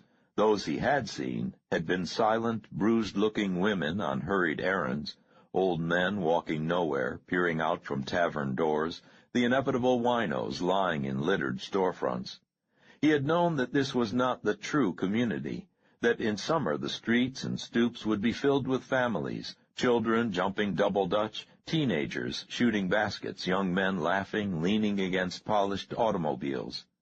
He had known that the nightmarish emptiness was a result of cold and new violence on the streets, and the presence of an invading army that thought itself invisible. But with Stevie's arrival, the knowledge had become reality. Gentry felt himself lost in a strange, cold place, fighting in the company of children against adult opponents who held all the power. "They're here, man," whispered Leroy. 3 loud automobiles, slung low, roared to a stop on the street at the opposite end of the alley. Young men poured out, laughing, singing, shouting in Spanish. Several of them went over to the van and began beating on its side with baseball bats and pipes. The vehicle's lights came on. Someone inside shouted. 3 men jumped out the side door of the van. One fired a shotgun into the air. "Come on," hissed Marvin. The line of gang members silently sprinted 20 yards down the alley, staying close to the sides of garages and fences. They paused in an empty area behind a shed, most leaning against a low metal fence. More shots rang out from the direction of the van. Gentry heard the lowriders accelerate away toward Germantown Avenue. "Grumblethorpe," Leroy said, and Gentry peered through the fence to see a small backyard, large bare tree, and the rear of a stone house. Marvin crawled near. "They got bars on the first-floor windows, 1 door in back, 2 in front. We going in both ways. Come on." Marvin, Leroy, GB, GR, and 2 others flowed over the fence like shadows. Gentry tried to follow, got hung up on torn wire, and landed heavily on one knee in frozen soil. He pulled the Ruger free of his pocket and ran to catch up. Marvin and GB beckoned him to the side of the house. Both carried pump shotguns, and Marvin had tied a red kerchief around his forehead and afro. "We gonna do the street doors." There was a 4-foot-high wooden fence between the stone house and the delicatessen next door. The 3 of them waited for an empty trolley to rumble past, and then Leroy kicked open the gate, and he and GB stepped out boldly, nonchalantly walking past shuttered windows to the 2 doors. Low railings stood on either side of each door like entrance stiles. There was a padlocked cellar door slanting almost to the sidewalk. Gentry stepped back and looked up at the front of the old house. No light was visible in any of the 9 windows. Germantown Avenue was empty except for the receding trolley 2 blocks to the west. Bright, anti-crime streetlights threw a yellow glare on storefronts and brick. The night had a late, cold smell to it. "Do it," said Marvin. GB stepped to the west door and kicked hard. The stout oak did not budge. Marvin nodded, and the 2 of them pumped their shotguns, stepped back, and fired at the locks. Splinters flew, and Gentry spun away, instinctively covering his eyes. The 2 fired again, and Gentry looked back in time to see the west door sag open. GB grinned at Marvin and held up a fist in a victory salute, just as a single small red dot appeared on his chest and moved upward to the side of his head. GB looked up, touched his forehead so that the circle of light appeared on the back of his hand, and glanced over at Marvin with a look of amused surprise. The sound of the shot was small and distant. GB's body was driven into the wooden door and then back onto the sidewalk. Gentry had time to notice that most of the youth's forehead was missing, and then he was running, falling on all fours, scrambling for the gate to the side yard. He was barely aware that Marvin had jumped the low railings and had dived for the open west door. Small red dots danced on the stone above Gentry. 2 shots kicked stone dust in his face, and he was through the gate, rolling to his right and coming up hard against something, even as several shots tore through the fence and slammed into frozen ground to his left. Gentry crawled blindly toward the rear of the yard. More shots came from the direction of the avenue, but nothing hit near him. Leroy ran up, panting, and dropped to one knee. "What the fuck?" "Shots from across the street," gasped Gentry, amazed to find that he was still holding the Ruger. "Second floor or rooftop. They're using some sort of laser sighting device." "Marvin?" "Inside, I think. GB's dead." Leroy stood up, motioned with his arm, and was gone. Half a dozen shadows ran by toward the front of the house. Gentry ran to the side of the stone building and peered into the backyard. The back door gaped open, and a faint light was visible from inside. Then a van slid to a stop in the alley. A door opened, the interior light briefly silhouetting a man stepping down from the driver's seat, and half a dozen shots rang out from dark areas near the shed. The man fell into the interior, and the door was pulled shut. Someone shouted from the direction of the shed, and Gentry saw shadows running quickly toward the large tree. From overhead there came the roar of a helicopter, and without warning, a brilliant searchlight stabbed down to illuminate most of the backyard in white glare. A boy Gentry did not know by name froze like a deer in a headlight and squinted up into the beam. Gentry saw a red dot dance on the boy's chest for a split second before his rib cage exploded. Gentry heard no shot. Gentry braced the Ruger with both hands and fired 3 times in the direction of the searchlight. The beam stayed on, but pivoted wildly, illuminating branches, rooftops, and the van as the helicopter spun away higher into the night. There was a riot of shots from the front of the house. Gentry heard someone screaming in a high, thin voice. There were more explosions and muzzle flashes from the direction of the van in the alley, and Gentry heard other cars nearby. He glanced at the Ruger, decided there was no time to reload, and ran for the open rear door of Grumblethorpe. Saul Lasky had not driven a bulldozer in years, but as soon as Jackson had replaced a magneto to get the thing roaring to life, Saul was in the padded seat and working to remember skills he had not used since he had helped to clear a kibbutz almost 2 decades earlier. Luckily, this was an American Caterpillar D7, direct descendant of his kibbutzim machines. Saul disengaged the flywheel clutch lever, set the speed selector level to neutral, pushed the governor control to the firewall, stood on the right steering brake, and locked it in position with a clamp, checked to make sure that important gears were in neutral, and then started searching for the starter engine controls. "Ah," he whispered when he found them. He set the transmission and compression levers to their proper settings, he hoped, pushed the starting engine clutch in, opened a fuel valve, set the choke, dropped the idling latch, and clicked on the ignition switch. Nothing happened. "Hey!" shouted the skinny youth named Catfish, who was crouching next to the seat. "You know what the fuck you doing, old man?" "Absolutely," Saul shouted back. He reached for a lever, decided it was the clutch, grasped a different one, and pulled it back. The electric starter whined, and the engine roared to life. He found the throttle, let the clutch out, gave too much traction to the right tread, and almost ran over Jackson as the man crouched to start the second bulldozer on Saul's left.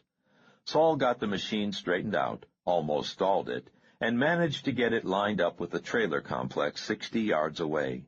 Diesel exhaust and black smoke blew back into their faces.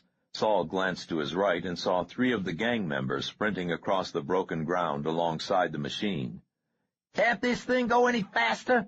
screamed Catfish. Saul heard a loud scraping noise and realized that he had not yet elevated the blade. He did so, and the machine moved forward with much more enthusiasm.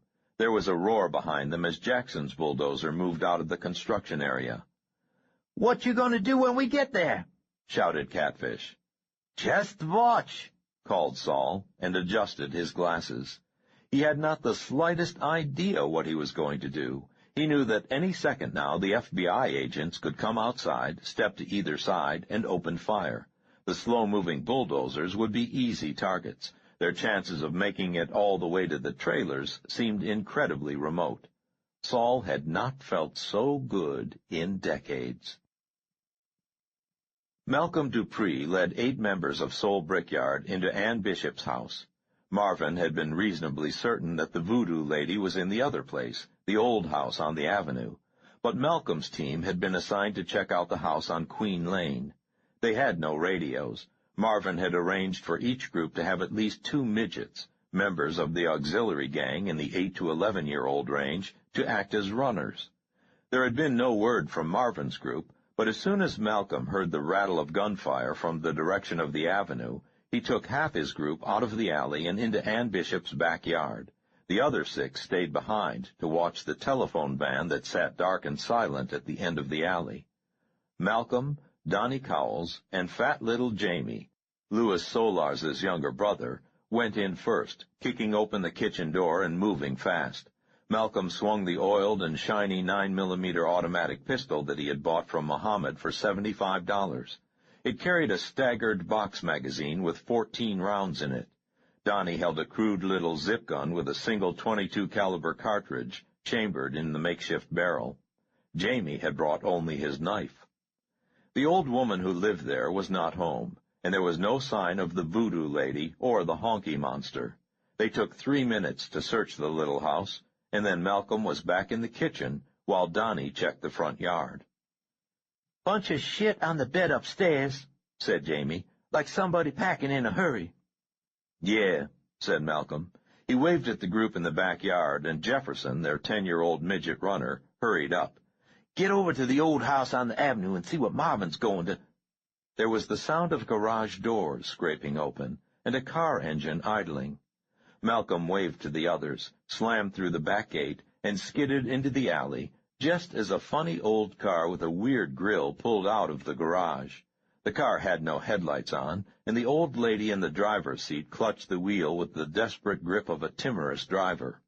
Malcolm recognized the white woman as Miss Bishop. He had seen her around the neighborhood his entire life, had even cut her tiny yard for her when he was a little kid. 5 of the gang members blocked the car's path while Malcolm stepped up to the driver's side. The frightened-looking woman looked around and then rolled down her window. Her voice had a strange, sleepwalking quality to it. "You boys will have to move. I must get by." Malcolm glanced into the car to make sure no one else was in it. There was only Miss Bishop. He lowered his automatic and leaned closer. "Sorry, but you can't go nowhere until—" Ann Bishop's hands shot straight out, fingers hooked into claws. Malcolm would have lost both eyes if he had not instinctively thrown his head back. As it was, the white woman's long nails left 8 bloody streaks on his cheeks and eyelids. Malcolm screamed, and the old car leaped ahead with a roar, knocking little Jefferson into the air and crushing Jamie under the left wheel. Malcolm cursed, felt around in the cinders for his pistol, dropped to one knee when he found it, and squeezed off 3 rounds at the disappearing car before someone shouted at him to look out. Malcolm whirled, still on one knee. The telephone van that had been parked at the end of the alley was roaring directly at him. Malcolm brought the pistol around and realized that in so doing he had wasted his few seconds on the wrong motion. He opened his mouth to scream. The FBI van was doing at least 60 miles per hour when the front bumper caught Malcolm in the face. "Let's get the hell out of here," shouted Tony Harrod as something struck the left skid of the helicopter with a thunk and a flash of sparks. They had been hovering 60 feet over a flat-roofed building, while Colburn blazed away with his Star Wars rifle, all the while keeping a huge stupid grin on his face. Hodgick, the pilot, obviously agreed with Harrod since he had the chopper banking right and clawing for altitude before Colburn turned away from the window to give a command. Richard Haines sat stoically in the co-pilot's left seat, watching out his window as if they were on a nocturnal sightseeing tour. Maria Chen sat on Harrod's right with her eyes tightly closed. "Red leader to control," called Colburn. Harrod and Maria Chen were wearing earphones and microphones for internal communication amid the roar of wind, engine, and rotors. "Red leader to control." "Control here," came a woman's voice. "Go ahead, Red leader." "What the hell's going on? We have spooks all over Castle 2. That's affirmative, Red leader. Green team confirms contact with an unknown number of armed blacks attempting a B&E at Castle 2. Gold team is in pursuit of Target 2 in a 1953 DeSoto heading north parallel to Queen Lane. Teams white, blue, gray, silver, and yellow all report contact with hostile unknowns. The mayor has called twice. Over. "The mayor," said Colburn. "Jesus Christ. Where's Leonard, for Christ's sakes? Over." "Agent Leonard is outside investigating a disturbance at the construction site. I'll have him get back to you as soon as he comes in, Red leader. Over." "God damn it," said Colburn. "Okay, listen. I'm going to put Haines on the ground to supervise things at Castle 2. Get teams blue and white to seal off the area from Market to Ashmead. Tell green and yellow that no one is to get in or out of Castle 2. Got that?" "Affirmative, Red leader. We have a—" There was a loud scraping noise, and the contact was broken. "Shit," said Colburn. Control! Control! Haines, switch to Tactical 2-5. Gold team, this is Red Leader. Peterson, do you copy?" "Affirmative, Red leader," came a man's voice under stress. "Where the hell are you? Over." "Going west on Germantown in pursuit of Target 2, Red leader. Over." "The Bishop woman? "Where is she?" We need assistance, Red leader," broke in the same voice. "2 vehicles, Hispanic males. We'll get back to you, Red leader. Over." Colburn leaned forward and shouted at the pilot. "Put it down." The cool man in the baseball cap was chewing gum. "No place open, sir. I'm holding it at 100. "Fuck that," said Colburn. "Put it down on Germantown Avenue if you have to. Now!" The pilot glanced to his right, rotated the helicopter, and nodded. Tony Harrod almost screamed as the machine dropped like a cableless elevator. Streetlights seemed to rush up at them. There was a glimpse of something burning a block to their left, and the helicopter flared out and settled gently onto brick and asphalt in the center of the street. Haines was out immediately, running toward the sidewalk in a graceful crouch. "Up!" shouted Colburn, and jerked his thumb at the pilot. "No!" shouted Harrod. He nodded to Maria Chen, and both of them fumbled at their lap straps. "We're getting out, too." "The hell you are," said Colburn over the intercom. Harrod pulled his headset off just as Maria Chen brought the Browning out of her purse and leveled it at Colburn's chest. "We're getting out now," shouted Harrod. "You're a dead man, Harrod," Colburn said softly. Tony Harrod shook his head. "Can't hear you, Chuck," he shouted. "Ciao." Harrod jumped out the left door and ran for an alley in a direction opposite of that Haines had gone. Maria Chen waited another 30 seconds and then slid toward the door. "You're both dead," said Colburn, and smiled. He glanced at the rifle set in clips on the starboard bulkhead and then relaxed. Maria Chen nodded, jumped out, and ran. 100 feet, Colburn said into the microphone. The helicopter cleared the wires and rooftops, rotated left, and hovered 10 stories above the avenue. Colburn slid the .30 caliber Colt rifle into the firing brace and swept the alleys with the nightscope. Nothing moved. Too many fucking overhangs, muttered Colvin. The tactical channel filled his earphones with urgent chatter. He heard Haynes's voice demanding a response from the sniper team at Green 1. Colvin shook his head. Back to Castle 2, he snapped. We'll deal with this shithead later. The helicopter spun and pitched forward as it gained altitude and headed east. 33. Germantown, Thursday, January 1st, 1981. Natalie Preston lay on her back, hands raised against Vincent's knife, when something exploded against Grumblethorpe's front door 6 feet down the hallway. Splinters flew into the confined corridor. There was a second explosion, and Natalie looked left through the doorway to the small parlor to see a street door shatter and fly open. In the sudden silence, Vincent's head went up and back, swiveling like a poorly programmed robot's. The knife glinted in his right hand. Natalie did not move or speak or breathe. There was a second series of explosions, more distant this time. Suddenly, a dark figure came hurtling into the parlor, rolling once into the wing chair by the fireplace. A shotgun skittered across bare boards and clattered against the legs of a table. Vincent stepped over her and strode into the parlor. Natalie caught a glimpse of Marvin Gaye's wide blue eyes as Vincent lifted him, and then she was scrabbling on her knees toward the rear of the house. She almost screamed at the pain in her ankle, but she bit her lip until she tasted blood and stayed quiet. There were more shots from outside the front of the house, and she heard crashes from the parlor as Marvin and the honky monster struggled. Natalie pulled herself up to stand on her left leg at the entrance to what must be the kitchen.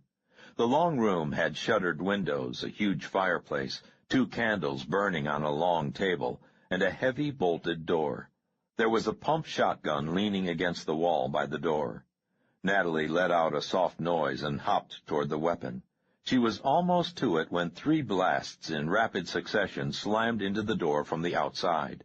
The 4th and 5th explosions shattered the iron lock and wooden bolt, sending splinters into her left leg and arm. Natalie jumped aside, put her weight down on her right foot, and tumbled into the table, pulling it over and hitting the stone floor hard. 2 more blasts hit the door, knocking it visibly inward.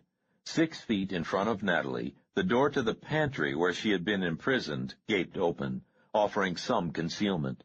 She scrabbled forward, tumbled into the darkness just as someone kicked the kitchen door in from the outside. A boy whom Natalie recognized as one of the twins in Marvin's gang came in fast, followed by another youth. Both carried shotguns. Both jumped behind the overturned table. "Don't shoot!" screamed Natalie. "It's me!" "Who's that?" shouted the twin.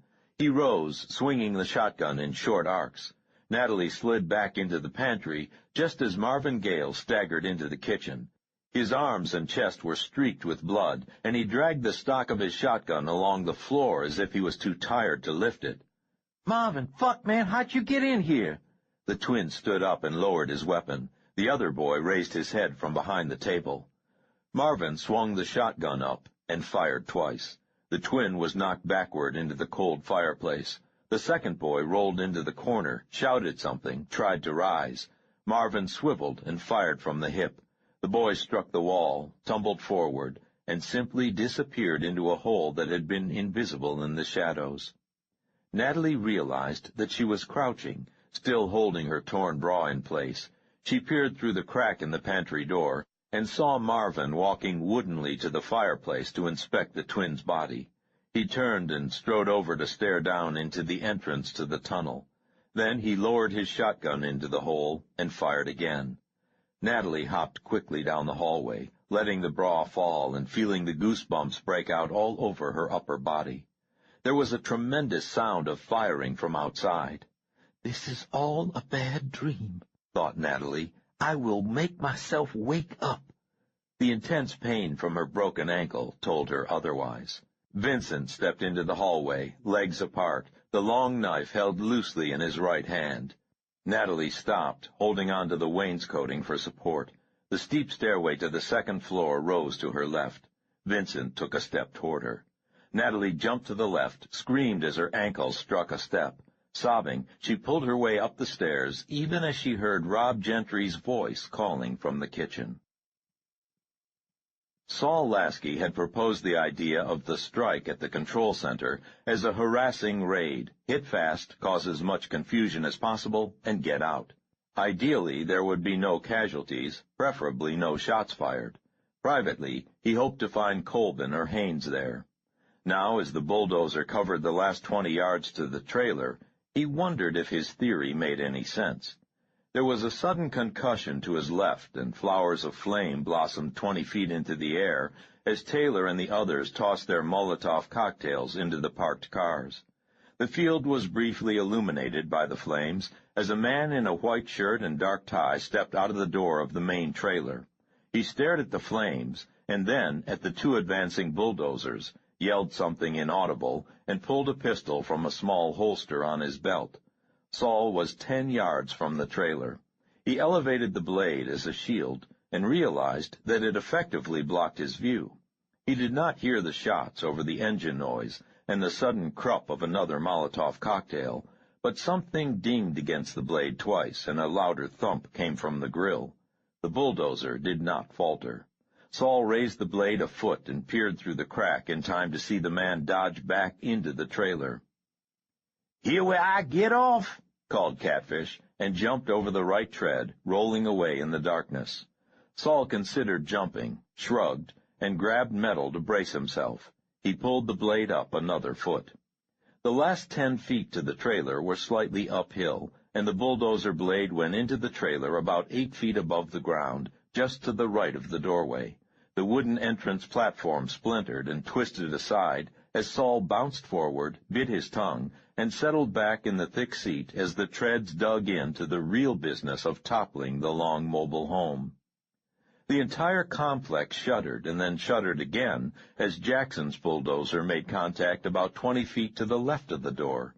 The thin aluminum twisted and tore away in strips.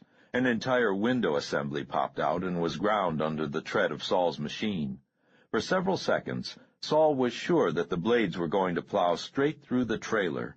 But then the steel blade contacted solid metal, both bulldozers strained, and the center trailer separated itself from the other two with a great screeching of flanges as the long box began to tip backward.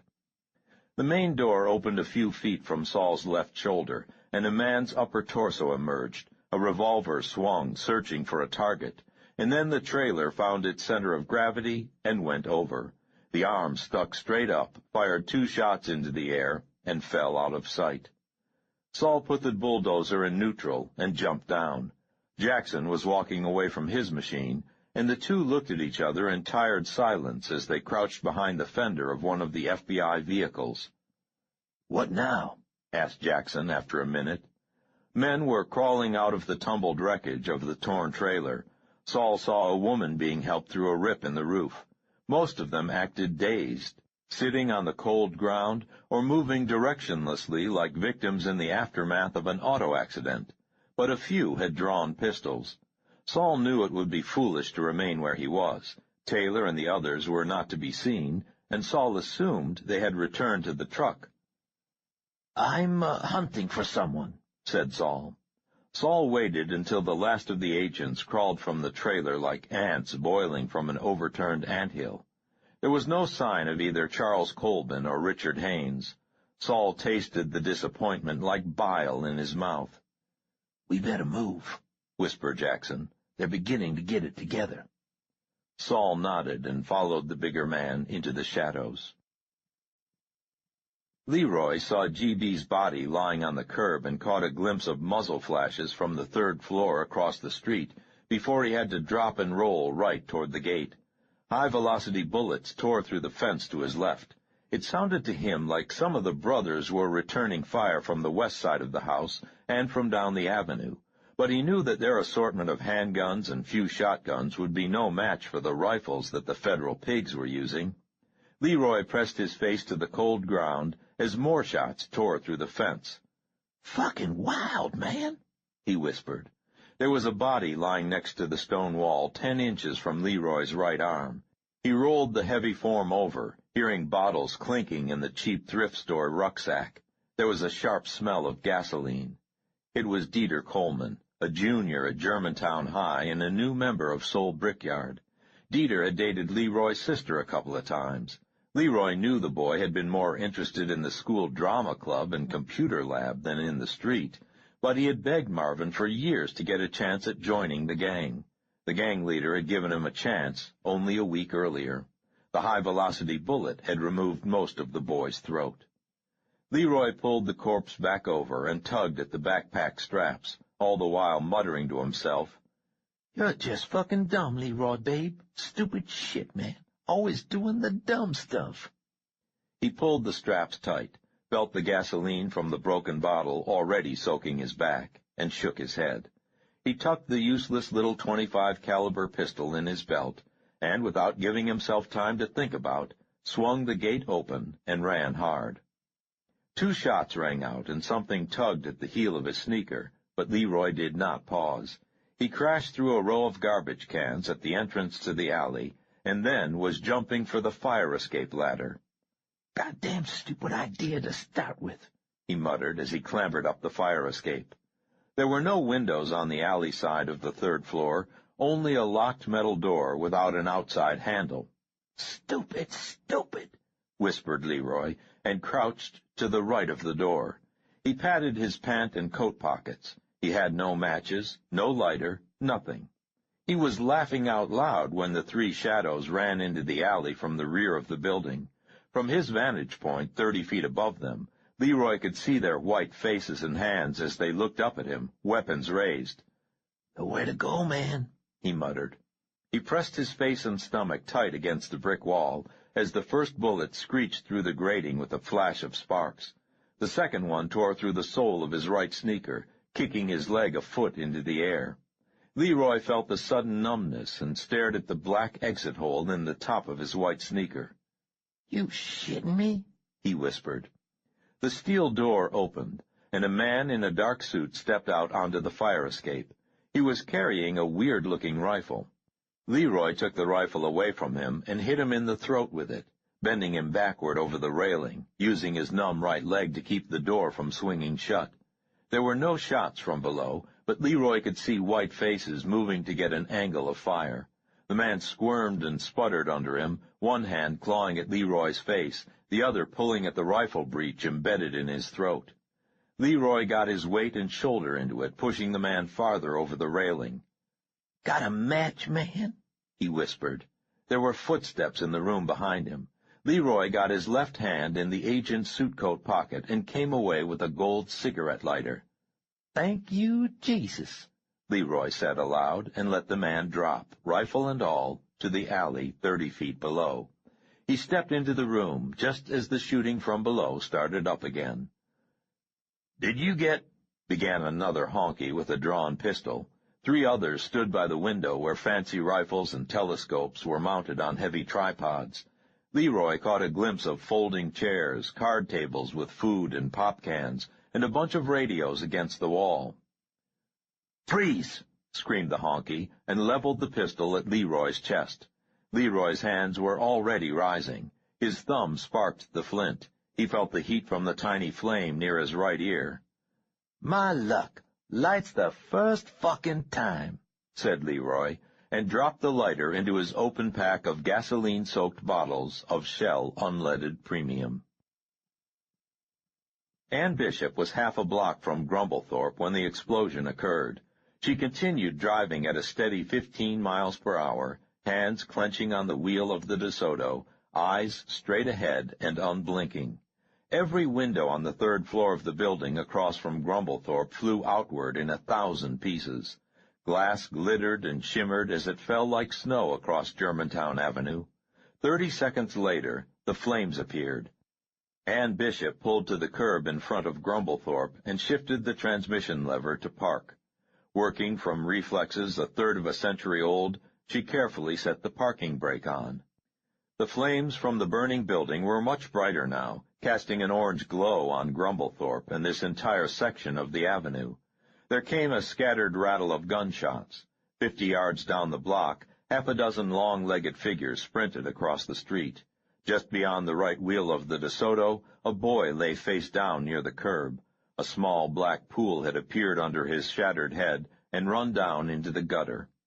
The burning building across the street made a loud crackling noise, as if hundreds of heavy twigs were being snapped. Occasionally, ammunition would go off, sounding amazingly like popcorn being popped. Someone screamed in the distance. There came the wail of sirens. Ann Bishop sat in her 1953 DeSoto with her eyes straight ahead, hands on the wheel, waiting. Gentry had come through the open rear door quickly, Ruger ahead of him. An overturned table offered shelter, and he took it, dropping heavily to one knee and looking around. The old kitchen was illuminated by a candle on a countertop, and another burning on its side on the floor. The twin named G.R. lay dead in a huge fireplace 6 feet behind Gentry, his goose-down coat shredded from throat to crotch. Feathers covered the face, torso, and legs of the corpse. The rest of the kitchen was empty. A narrow door to the pantry or small room hung open near the entrance to a hallway, obscuring the view. Gentry aimed the Ruger at the pantry door, hearing noises in the hall beyond it. He realized that he was breathing through his mouth, too rapidly, coming close to hyperventilating. He held his breath for 10 seconds. There was a pause in the rattle of gunfire outside, and in the momentary silence, Gentry heard a gentle scraping in the shadowy corner behind him. He swiveled on his knee and watched as Marvin Gale seemed to rise out of the stone floor, pulling himself up like a man coming out of a swimming pool. Even in the faint light, Gentry could see that the gang leader's face was absolutely expressionless, his eyes little more than white slits with only a hint of iris. "Marvin?" Gentry said aloud. At the same instant the boy raised a shotgun from whatever hole he was standing in, aimed it at Gentry's head, and squeezed the trigger. There was a click as the firing pin struck. Gentry brought the Ruger to bear even as Marvin pumped the shotgun and fired again. Again, the shotgun's hammer fell on emptiness. Gentry had squeezed the trigger hard enough to raise the Ruger's hammer. Now he caught it with his thumb and lowered it. "Shit," he said softly, and jumped forward even as the parody of Marvin Gale dropped the shotgun and scrambled out of the tunnel entrance. The boy was shorter and lighter than Rob Gentry, but he was also younger and faster and powered by a demon's energy. Gentry did not know what it would take to beat him in what might be called a fair fight. He did not wait to find out. He got to the corner while Marvin was still scrambling to his feet and swung the Ruger in a vicious arc, clipping the youth on the temple with the long barrel. Marvin went down, rolled once, and was still. Gentry crouched next to him, found a pulse, and looked up in time to see the honky monster standing at the pantry door. Gentry fired twice, the first shot striking stone where the apparition had been standing a second before, the second punching through the pantry door. There were heavy footsteps in the hallway. From outside came the muffled concussion of an explosion. "Natalie!" yelled Gentry. He waited a second, yelled again. "Here, Rob! Be careful, he's—" Natalie's voice was cut off. It sounded like she was just down the hall. Gentry stood, shoved the table aside, and ran in the direction of her voice. Natalie had crawled as high as she could on the stairway, hoping to be able to kick at Vincent's face, if nothing else, when she realized she was not alone. She forced herself to quit peering back over her shoulder and to look up. Melanie Fuller stood at the top of the stairs, 3 feet from Natalie's head. She was wearing a long flannel nightgown, a cheap pink robe, and fuzzy pink slippers. Candlelight from the nursery illuminated a face beyond years, wrinkles blending into folds, eroding to tendons, a skull straining to escape a mask of dead skin. Her spiky nimbus of blue hair seemed far too sparse, her mottled scalp showing in patches, as if chemotherapy or some drug had caused much of her hair to come out in ragged clumps. Melanie Fuller's left eye was closed and grotesquely swollen. Her right eye showed only as a yellow orb. She smiled, and Natalie saw that the woman's upper denture hung loose from her gums. Her tongue appeared black as dried blood in the candlelight. "Shame on you, dear," said Melanie Fuller. "Cover your nakedness." Natalie shivered and clutched the rags of her blouse to her breasts. The old woman's voice was a sibilant death rattle. Her breath fouled the stairway with the scent of decay. Natalie tried to crawl toward her, to get her hands on that corded neck. "Natalie!" Rob's voice. She clutched at the torn wooden steps and called back to him. Where was Vincent? She was trying to warn Rob when Melanie Fuller came down 3 steps and touched her shoulder with a pink slipper. "Hush, dear." Gentry came down the hall with a pistol raised. He looked up at Natalie, and his eyes grew wide. "Natalie, dear God!" "Rob!" she cried, using every second her mind remained free. "Be careful! The honky monster's right there!" "Shh, dear," said Melanie Fuller. The old woman cocked her head to one side and looked at Gentry with the intense scrutiny of the insane. "I know who you are," she whispered, the loose dentures causing saliva to spray with each word. "But I did not vote for you." Gentry glanced behind him down the hall toward the parlor and front room. He stepped onto the staircase, pressed his back against the wall, and raised the revolver until it aimed at Melanie Fuller's chest. The old woman shook her head slowly. The revolver dropped lower as if pulled by some powerful magnetic force, wavered, steadied, remained aimed directly at Natalie Preston's face. "Yes, now," whispered Melanie Fuller. Gentry's body spasmed, his eyes widened, and his face grew more and more red. His arms shook violently as if every nerve in his body were fighting the commands of his brain. His hand clenched on the pistol, his finger tightened on the trigger. "Yes," hissed Melanie Fuller. Her voice was impatient. Sweat broke out on Gentry's face and soaked the shirt visible through the open jacket. Tendons stood out in his neck and veins bulged on his temples. His face was drawn into the mask of effort and agony visited only on those engaged in some supreme effort, an impossible task of muscle, mind, and will. His finger tightened on the trigger, loosened, tightened, until the revolver's hammer rose, fell back. Natalie could not move. She stared at that mask of agony and saw the blue eyes of Rob Gentry, nothing else. "This takes too long," whispered Melanie Fuller. She brushed at her forehead as if tired. Gentry flew backward as if he had been engaged in a tug-of-war with titans, and his opponents had released their end of the rope. He stumbled backward across the hall and slid down the wall, dropped the revolver on the floor as he gasped for breath. Natalie saw the elation in Rob's face for the split second their eyes met. Vincent stepped out from the parlor and swung the knife twice in a waist-level blur. Gentry gasped and raised his hands to his throat as if he could seal the gaping wound with pressure. For 3 seconds it seemed to work, and then blood flowed between his fingers, poured in unimaginable quantities down over his hands and chest and torso. Gentry slid sideways down the wall until his head and left shoulder gently touched the floor. His gaze never left Natalie's face until his eyes slowly closed, a young boy sleepily closing his eyes for an afternoon nap. Gentry's body spasmed once and relaxed in death. "No!" Natalie screamed and jumped at the same instant. She had come up 8 steps, and now she went down those head first, striking the lowest step so hard with her left arm that she felt something break in her shoulder. She ignored it, ignored the pain, ignored the feeling of fingers pawing at her mind like moths against a window pane, ignored the second impact as she rolled across the hard wood, Rob's legs, the back of Vincent's legs. Natalie did not think. She let her body do what it had to do, what she had ordered it to do eons ago before she had leaped. Vincent teetered above her, waving his arms to keep his balance in the aftermath of her collision with him. He had to swivel his upper body around to bring the knife toward her.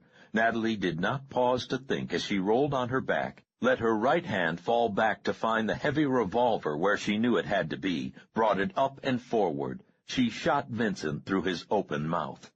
The recoil knocked her arm back to the floor, and the impact of the bullet lifted Vincent completely into the air. He struck the wall 7 feet above the floor and left a broad smear sliding down it. Melanie Fuller slowly shuffled down the stairs, her slippers making a soft scraping sound on the wood. Natalie tried to use her left arm to pull herself up, but fell sideways onto Rob's legs.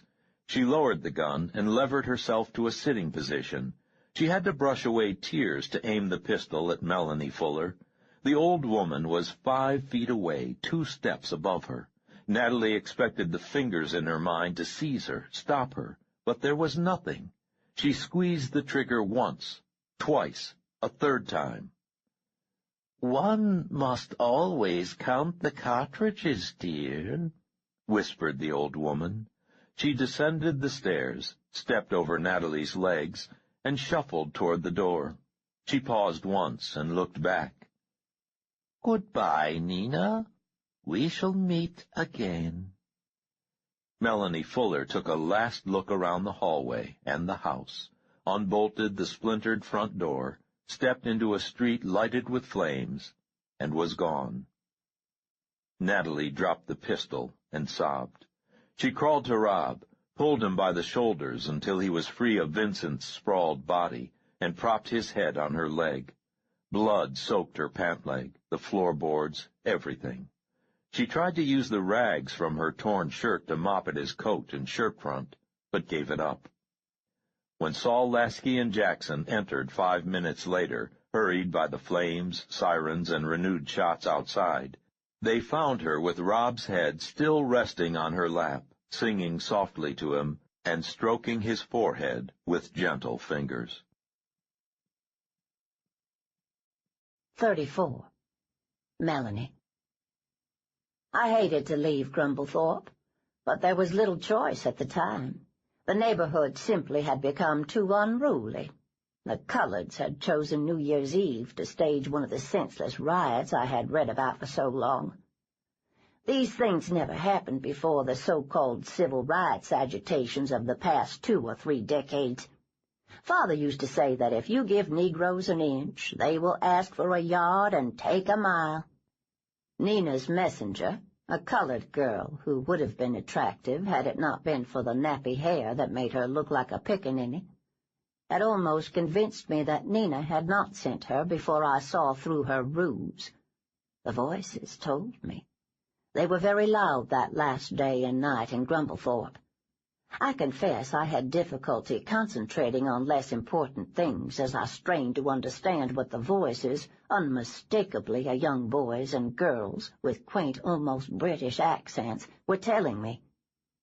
Some of it made little sense. They warned me about the fire, the bridge, the river, and the chessboard. I wondered if these were actually events in their own lives, perhaps the final disasters that claimed their young lives. But the warnings about Nina were clear enough. In the end, Nina's 2 emissaries, brought all the way from Charleston, were little more than nuisances. I was sorry to lose Vincent, but, if the truth be told, he had served his purpose. I do not clearly remember all of those last moments at Grumblethorpe. I do remember that I had a terrible headache on the right side of my head. When Anne had been packing prior to picking me up, I had her bring along a bottle of Dristan. It was little wonder that my sinuses were acting up in such a cold, damp, inhospitable northern climate. Anne slid across the front seat and opened the car door for me when I left Grumblethorpe. The building across the street was burning, undoubtedly the handiwork of Negro looters. When Mrs. Hodges used to visit and cluck about the most recent atrocities in the North, she rarely failed to point out that the supposedly poor, underfed, discriminated against minorities invariably stole expensive television sets and fancy clothes at the first opportunity. It was her feeling that the Collards had stolen whites blind when they were servants, and they continued to do so now that they were welfare dependents. It was one of the few opinions I shared with that nosy old woman. There were 3 suitcases in the back seat of Anne's DeSoto. One of the large ones held my clothes, the other contained the cash and remaining stocks Anne had accumulated, and the smaller one held some clothes and personal things of Anne's. My straw tote bag was also there. On the floor by the rear seat lay the 12-gauge shotgun Anne had been keeping at her house. "Let us go, dear," I said, and leaned back in the car seat. Anne Bishop drove like an old woman. We left Grumblethorpe and the burning building and drove slowly northwest along Germantown Avenue. I looked behind us and noticed that there had been some sort of collision or altercation near where Queen Lane comes into the avenue. A van and two low-slung, unattractive automobiles were tangled in the intersection. There was no sign of the police. We passed Penn Street and Coulter and were approaching Church Street when two commercial-looking vans pulled out across the street, blocking our way. I had Anne drive up onto the sidewalk on the left side and scrape by. Men jumped out of the truck and were brandishing weapons, but they were quickly distracted when the man I was watching turned his revolver in their direction and started firing at his colleagues. It was all nonsense.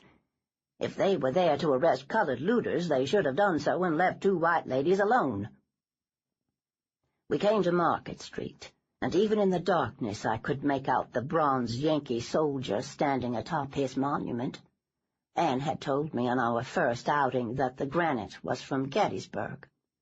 I thought of General Lee retreating in the rain, beaten that day but not defeated, carrying all the pride of the Confederacy away intact from that terrible carnage, and I felt better about my own temporary withdrawal from the field. Flashing lights of fire trucks, police cars, and other emergency vehicles rushed at us down Germantown Avenue. Behind us, one of the vans and a dark sedan were accelerating our way. I heard a strange noise and looked up to see flashing red and green lights above the rooftops. "Turn left," I said. As we did so, I was close enough to see the face of the helmeted driver of the fire engine. I closed my eyes and pushed. The long fire truck cut abruptly across the middle of the avenue, bounced over trolley tracks, and struck the van near the passenger door. The van rolled over several times and came to rest upside down in the center of Market Square. I caught a glimpse of the dark sedan skidding to avoid the red wall of the fire truck that now blocked the street, and then we were moving down Schoolhouse Lane and away from the commotion. Of all the things I had helped Anne to do, getting her to drive over 30 miles per hour was the hardest. I had to concentrate all of my will to have her operate the motor car the way I wanted. Eventually it was through her senses that I saw the streets flash by, heard the sound of rotors still overhead, and watched what little traffic was left on the street scurry to get out of our way. Schoolhouse Lane was a pleasant street, but had not been designed to accommodate a 1953 DeSoto traveling at 85 miles per hour. A green car skidded into the street to follow us. Occasionally I caught a glimpse of the helicopter roaring over rooftops parallel to us on our left or right. I had Anne brake to slide through a curve, then accelerate, and suddenly the right rear window starred and exploded glass inward. I looked back and saw two holes the size of my fist. A black man with no coat on stood weaving by the side of the road as we approached Ridge Avenue. He ran out as the green car approached and threw himself in front of the vehicle. I watched in the mirror as the green car swerved right, struck the curb at over 70 miles per hour, and did a complete spiral in the air before rolling through the glass front of a Gino's hamburger stand. I fumbled in the glove compartment for a street map of Philadelphia while simultaneously keeping control of the car through Anne. I wanted an expressway out of this nightmarish city, and although there was a plethora of green signs, arrows, and overpasses approaching, I did not know which road to take. There was an incredible noise through the broken window, and a large helicopter roared by 30 feet to our right.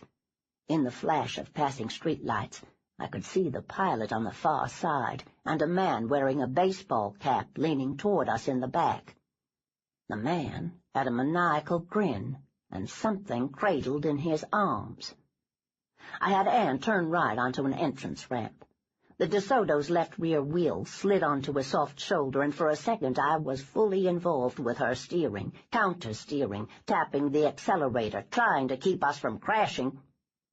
The helicopter roared to our left as we curved around the endless cloverleaf. A red dot danced for the briefest second on Anne's window and left cheek. Instantly I had her floor the accelerator. The old car leaped ahead. The dot disappeared, and something struck the rear left fender of the car with a solid thunk. We were suddenly on a bridge high over a river. I did not want to be on a bridge. I wanted an expressway. The helicopter was to our right now, at the same level as us. A red light shone in my eyes for a second, and then I had Anne swerve left and pull up next to a Volkswagen microbus, using it as a shield between the flying machine and ourselves. The driver of the Volkswagen suddenly slumped forward, and the car swerved right into the railing. The helicopter drifted closer, somehow managing to fly sideways at 80 miles per hour. We were off the bridge. Anne cut hard left, and we bounced across a median, barely missed a semi-trailer truck that blasted its air horn at us, and exited at a large sign that said Presidential Apartments. 4 empty lanes curved ahead of us, mercury vapor lamps creating an artificial daylight. There was a flash of red and green lights as the helicopter roared no more than 15 feet over our heads, circled, and hovered broadside 100 yards ahead of us. It was too bright, too bare, too easy. It was a long shooting gallery, and we were the little metal ducks. I had Anne turn sharp left. The DeSoto's tires made a terrible noise on the asphalt, and then found traction, catapulting us onto a narrow, unmarked access road not much wider than a driveway. The road ran southeast under the elevated section of what the map said was the Schuylkill Expressway. Road was too generous a term. It was little more than a rutted, graveled lane. Concrete pillars and supports flashed in our headlights and snapped by the windows. Anne's dress and sweater was soaked with sweat, and her face was very strange to look at. The helicopter appeared to our left, flying low above a railroad line paralleling the expressway. Pillars flashed between us and it, enhancing the sense of speed. Our old speedometer read 100 miles per hour. Ahead of us the gravel road ended, as a maze of clover leaves above generated hundreds of pillars, abutments, and cross braces.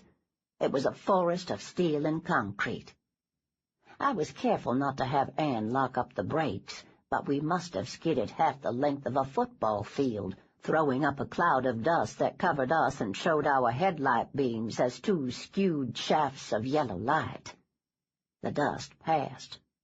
We had stopped less than a yard from an abutment the size of a small house.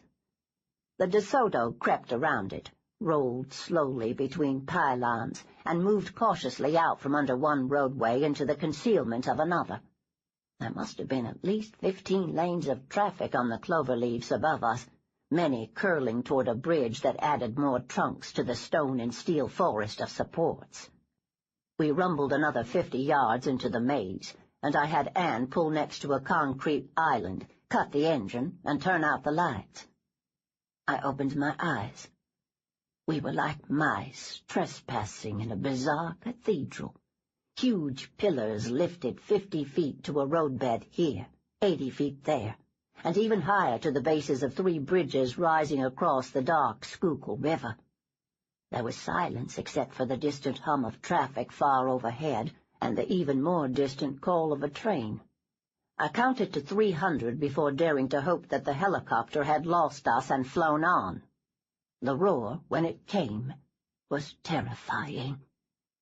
The infernal machine hovered 30 feet under the highest roadbed, the sound of its engine and rotors racketing off every surface, a searchlight stabbing ahead of it. The helicopter moved slowly, rotors never approaching pylon or embankment, the fuselage pivoting like the head of a watchful cat. The searchlight found us eventually and pinned us there in its relentless glare. I had Anne outside by that time. She held the shotgun awkwardly, bracing it on the roof of the DeSoto. I knew as soon as I had her fire that it was too soon, that the helicopter was too far away. The blast of the shotgun added to the already intolerable noise, but achieved nothing else. The recoil pushed her back 2 steps. The impact of a high-velocity bullet sent the shotgun flying and knocked her down. I was on the floorboards when the second shot shattered the windshield and scattered powdered glass onto the front seat. Anne was able to stand, stagger back to the car, and turn the ignition key with her left hand. Her right arm hung useless, almost separated at the shoulder. Bare bone gleamed through torn cloth and wool. We drove directly under the helicopter, the desperate mouse scurrying beneath the legs of the startled cat, and then we were roaring up a gravel road, temporarily heading away from the river, curving up a wooded bluff toward a dark bridge. The helicopter hurtled after us, but the bare trees on either side of the gravelled lanes overhung enough to shield us as long as we kept moving. We emerged on a wooded ridgeline, the lanes of the south-curving expressway to our right, the rail line and river to our left. I saw that our road hooked left to the southernmost of 2 dark bridges. We had no choice. The helicopter was behind us again. The trees were too sparse for cover here, and there was no way the DeSoto could get down the steep and wooded embankment to the expressway hundreds of yards below. We turned left and accelerated onto the dark bridge, and stopped.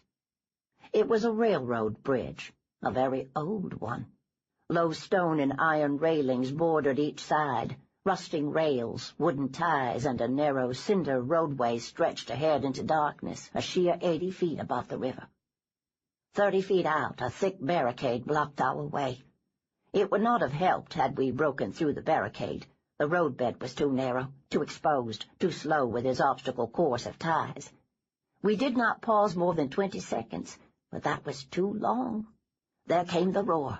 A rising cloud of dust and twigs enveloped us, and I ducked as a heavy mass occluded the sky.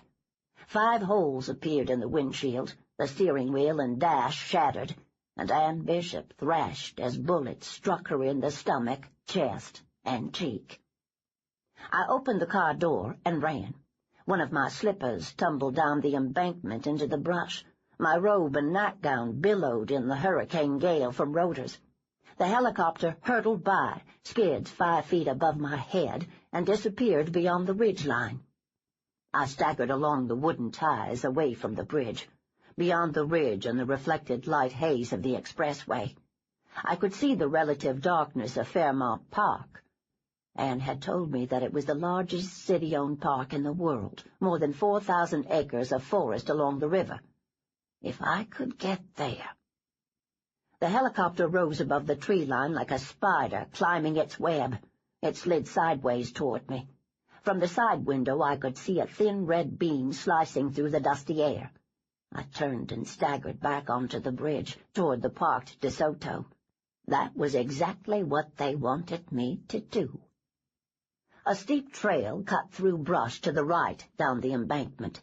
I slid down it, slipped, lost my other slipper, and sat down heavily on the cold, damp ground. The helicopter roared overhead, hovered 50 feet over the river, and set its searchlight stabbing along the bank. I stumbled along the trail, slid 20 feet down the steep hillside, feeling brushes and branches tearing at my skin. The searchlight pinned me again. I stood up, shielded my eyes, and squinted into the glare. If I could use the pilot... A bullet tugged at the hem of my robe.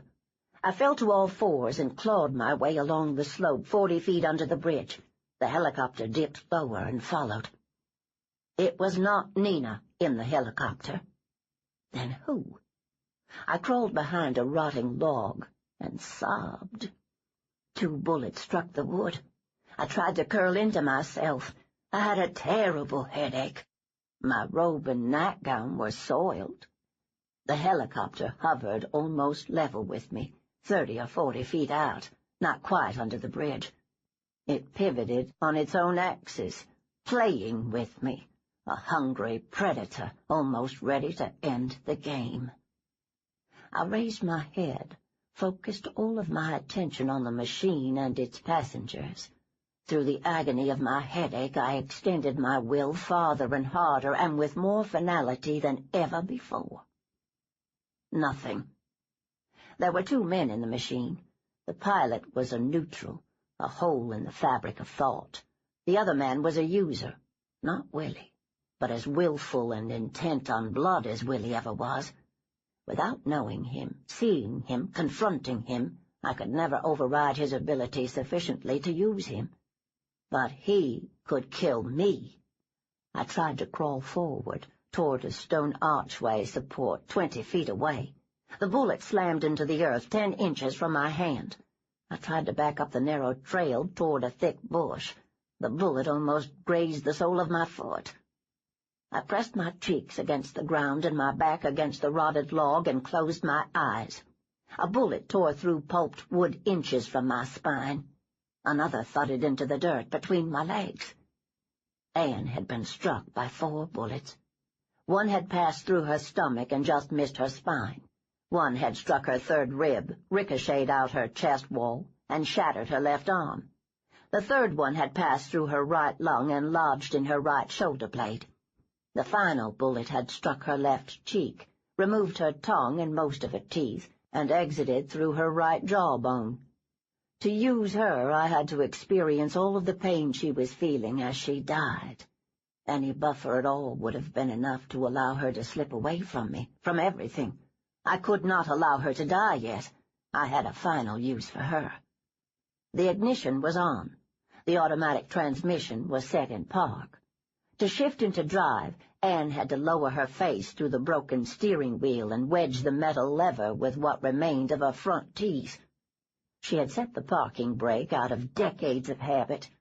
We used her knee to pull back and trip the brake release. Her vision grayed and faded to nothing. I forced it back through the strength of my will. Bone fragments from her jaw clouded her right eye. It did not matter. She levered her shattered arms onto the metal horn ring and hooked her clenched right hand onto the broken plastic of the wheel. I opened my own eyes. A red dot danced on the dead grass near me, found my arm, traveled to my face. A rotted log had been shot away to nothing. I tried to blink away the red beam. The sounds of the DeSoto accelerating and crashing through the railing high above was audible even over the rotor noise. I looked up in time to see the twin headlights stabbing out and then down. There was a glimpse of dark transmission and oil pan as the 1953 DeSoto fell almost vertically. The pilot was very, very good. He must have glimpsed something above him in his peripheral vision and reacted almost instantaneously. The helicopter's engine screamed and the fuselage pitched forward steeply even as it turned toward the open river. Only the tip of one rotor contacted the falling car. It was enough. The red beam was gone from my eye. There was an almost human scream of tortured metal. The helicopter seemed to transfer all of its rotational energy from the rotors to the fuselage as the sleek cabin whipped around counterclockwise once, 3, 5 times, before slamming into the stone arch of the railroad bridge. There was no fire, no explosion. The shattered mass of steel, plexiglass, and aluminum fell a silent 60 feet to splash in the water not 10 feet from where the DeSoto had disappeared not 3 seconds earlier. The current was very strong. For several bizarre seconds the helicopter's searchlight remained on, showing the dead machine sliding deeper underwater and farther downstream than one could imagine in so short a time. Then the light went out, and the dark waters closed over everything like a muddy shroud. It was a minute before I sat up, half an hour before I tried to stand. There was no sound except the soft lapping of the river and the distant, unchanging susurration of the unseen expressway. After a while I brushed the twigs and dust off my nightgown, tightened the belt of my robe, and began walking slowly up the trail. 35. Philadelphia, Thursday, January 1st, 1981. The children had been allowed to leave the house to play for an hour before breakfast.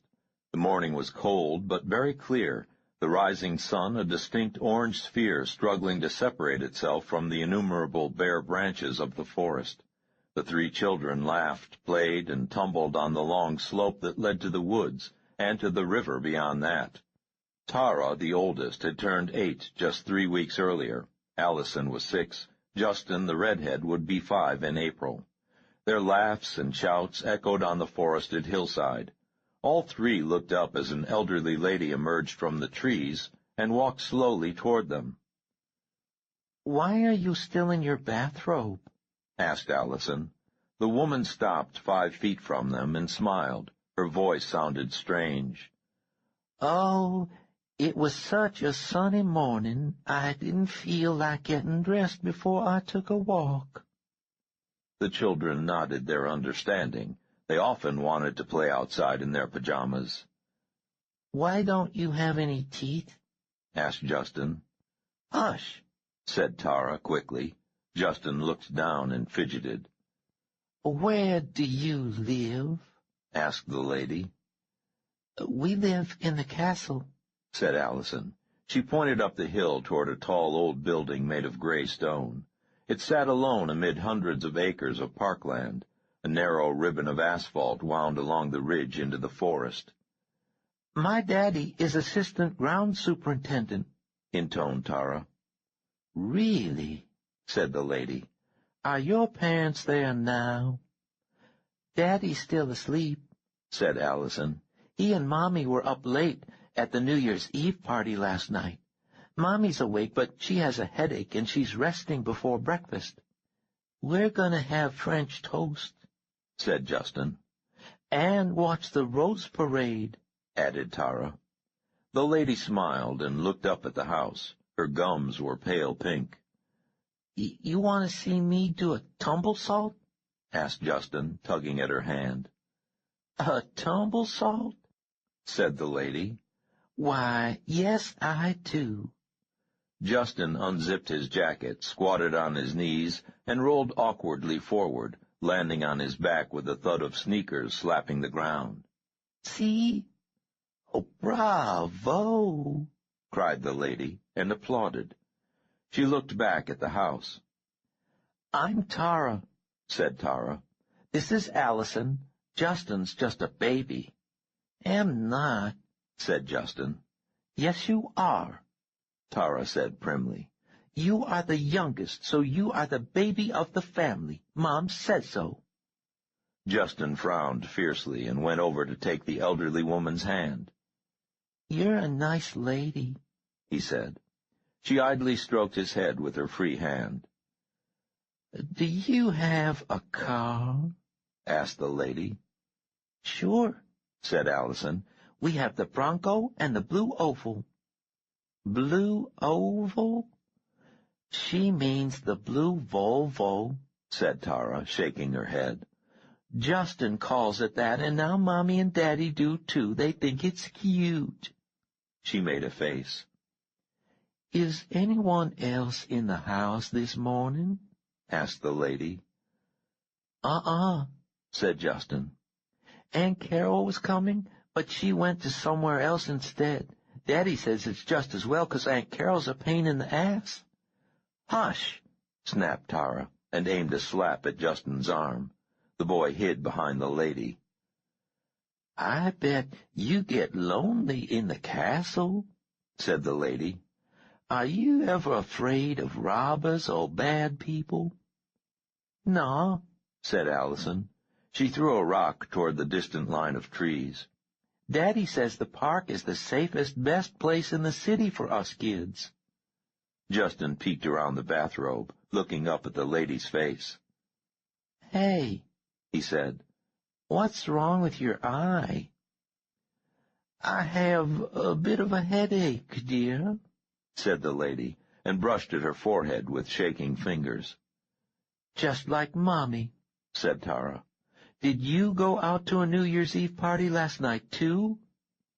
The lady showed her gums and looked up at the house. "Assistant ground superintendent sounds very important," she said. "It is," agreed Tara. The other two had lost interest in the conversation and were playing tag. "Does your father have to keep something to protect the park from bad people?" asked the lady.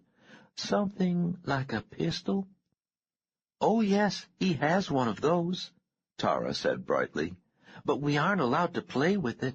He keeps it on the shelf in his closet. He has more bullets in the blue and yellow box in his desk." The lady smiled and nodded. "Do you want to hear me sing?" asked Allison, pausing in her hectic game of tag with Justin. "Of course, dear." The children sat cross-legged on the grass. The lady remained standing. Behind them, the orange sun fought free of morning haze and bare branches and floated into a cold azure sky. Allison sat upright, folded her hands, and sang the Beatles' Hey Jude, a cappella, 3 verses, each note and syllable as clear and sharp as the frost crystals on glass that caught the rich morning light. When she finished, she smiled, and the children sat in silence. Tears filled the lady's eyes. "I believe I would like to meet your father and mother now," she said softly. Allison took the lady's left hand, Justin took her right, and Tara led the way. Just as they reached the flagstone walk to the kitchen door, the lady put her hand to her temple and turned away. "Aren't you coming in?" asked Tara. Perhaps later," said the lady in a queer voice. "I suddenly have a terrible headache. Perhaps tomorrow." The children watched as the lady took several hesitant steps away from the house, let out a small cry, and fell into the rosebed. They ran to her, and Justin tugged at her shoulder. The old woman's face was gray and distorted in a terrible grimace.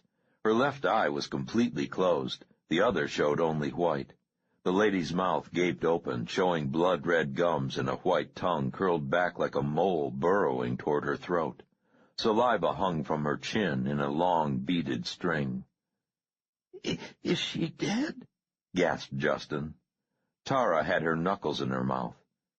"No, I don't think so. I don't know. I'll go and get Daddy." She turned and ran for the house.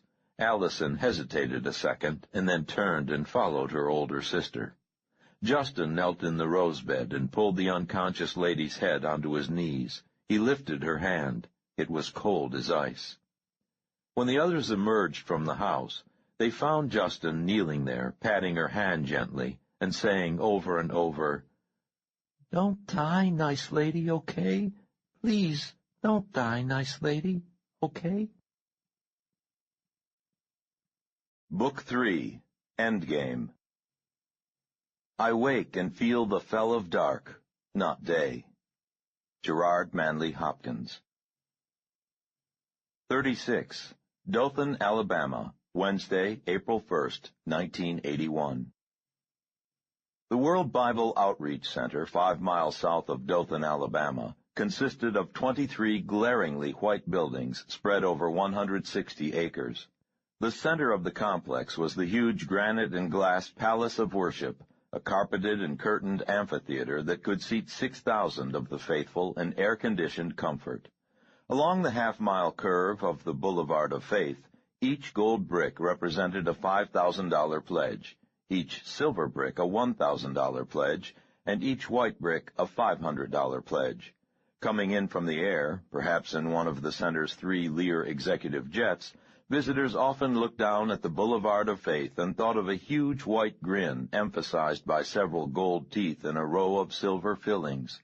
Each year the grin grew wider and more golden.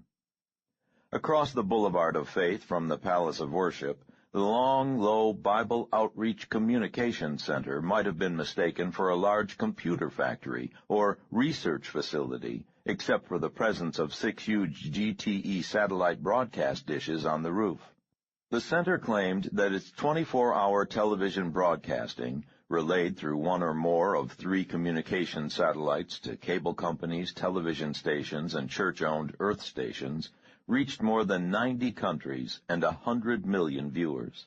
The Communications Center also contained a computerized printing plant, the press for records, recording studio, and 4 mainframe computers hooked into the worldwide Evangelist Information Network. Just where the white, gold, and silver grin ended, where the Boulevard of Faith passed out of the high-security area and became County Road 251, were the Jimmy Wayne Sutter Bible College and the Sutter School of Christian Business.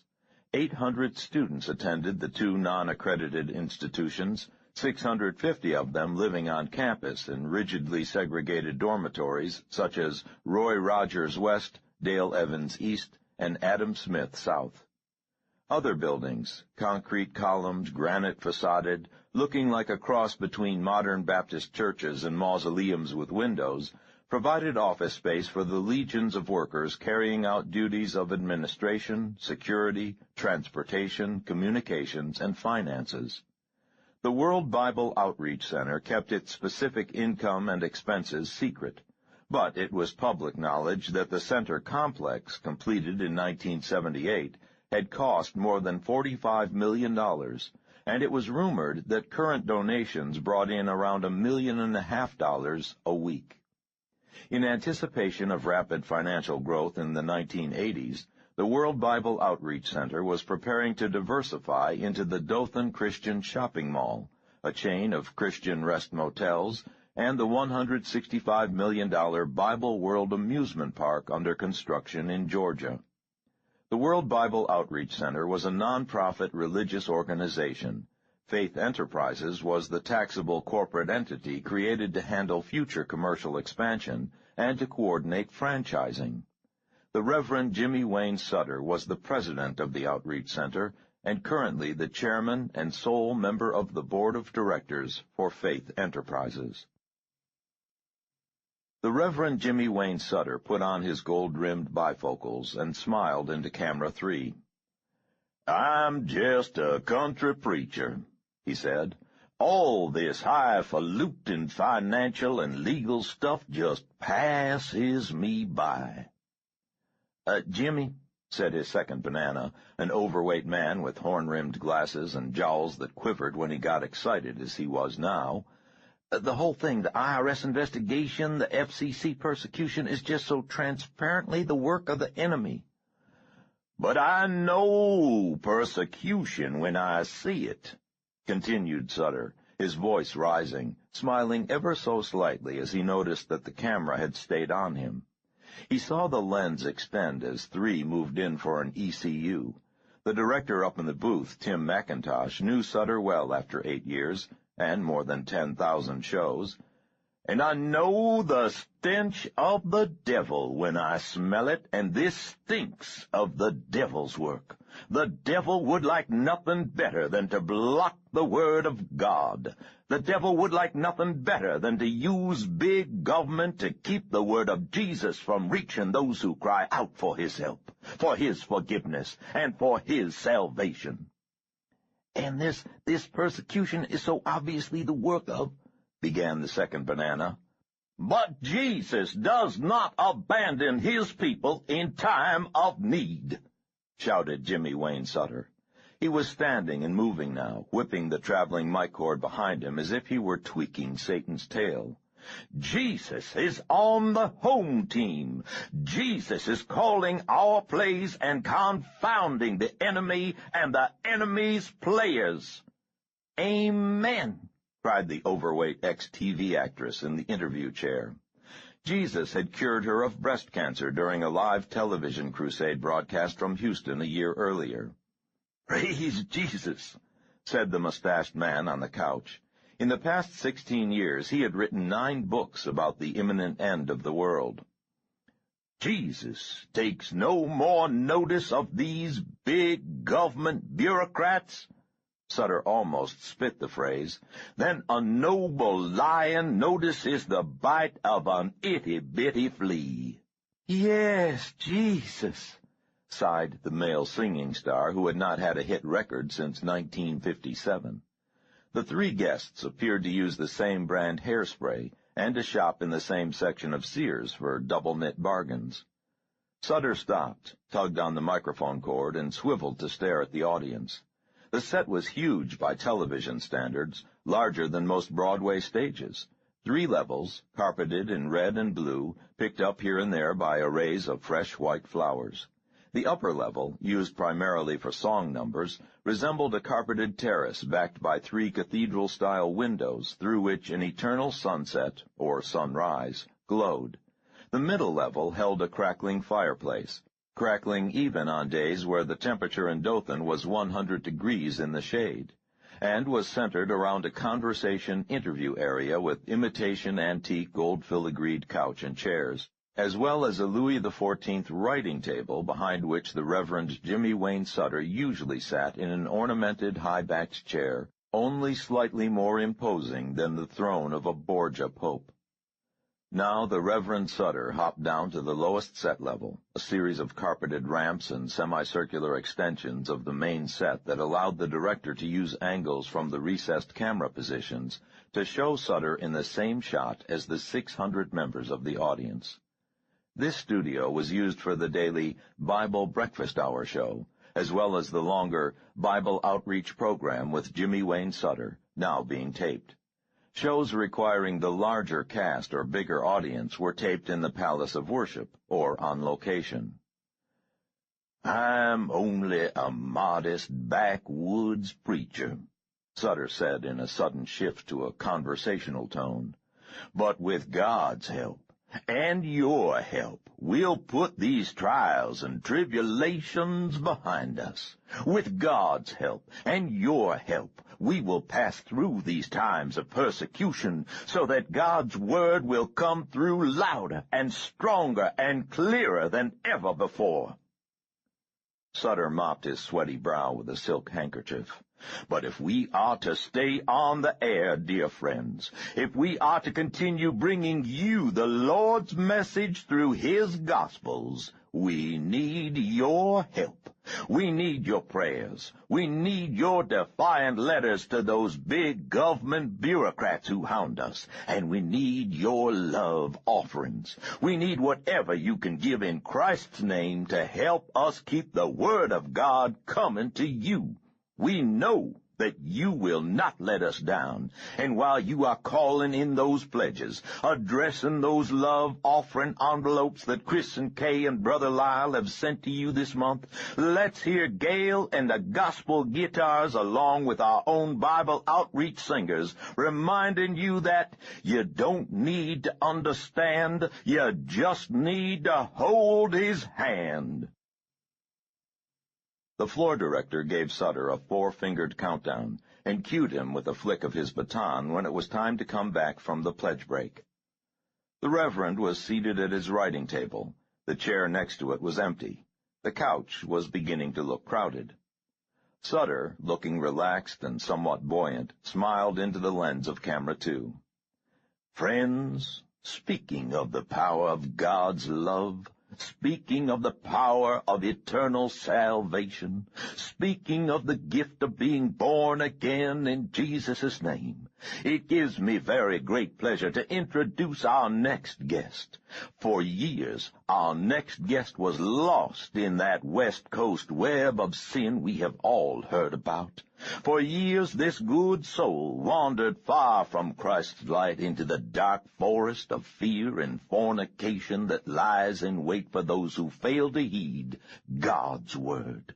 But here tonight, to witness to Jesus' infinite mercy and power, His infinite love that allows no one wishing to be found to remain lost, here is the famed filmmaker, Hollywood director and producer, Anthony Herod." Herod crossed the wide set to the sound of enthusiastic applause from 600 Christians who had not the faintest idea of who he was. He held out his hand, but Jimmy Wayne Sutter jumped to his feet, embraced Herod, and waved him to the guest's chair. Herod sat down and crossed his legs nervously. The singer grinned at him from his place on the couch, the apocalyptic writer looked coolly at him, and the overweight actress made a cute face and blew him a kiss. Herod was wearing jeans, his favorite snakeskin cowboy boots, an open red silk shirt, and his R2-D2 belt buckle. Jimmy Wayne Sutter leaned closer and folded his hands. Well, Anthony. Herod smiled uncertainly and squinted out toward the audience. Because of the bright television lights, only an occasional glint of glasses was visible. Anthony, you have been a fixture on the Tinseltown scene for how many years now? 16 years, said Herod, and cleared his throat. I started there in 1964. I was 19. Started as a screenwriter. And Anthony? Sutter leaned forward, his voice managing to be both jovial and conspiratorial. Is it true what we hear about the sinfulness of Hollywood? Not all of Hollywood, mind you, not everyone there. Kay and I have several good Christian friends there, yourself included, Anthony, but generally speaking, is it as sinful as they say? It's pretty sinful, said Herod, and uncrossed his legs. It's pretty bad. Divorce? Said Sutter. Everywhere. Drugs? Everyone does them. Hard stuff? Oh, yes. Cocaine? Common as candy. Heroin? Even the stars have track marks, Jimmy. People taking the name of the Lord God in vain? Constantly. Blaspheming? It's the in thing to do. Satan worship? So the rumors say. Worship of the almighty dollar? No doubt of that. And what about the seventh commandment, Anthony? Thou shalt not commit adultery? Ignored completely, I'd say. You've seen those wild Hollywood parties, Anthony? I've gone to my share.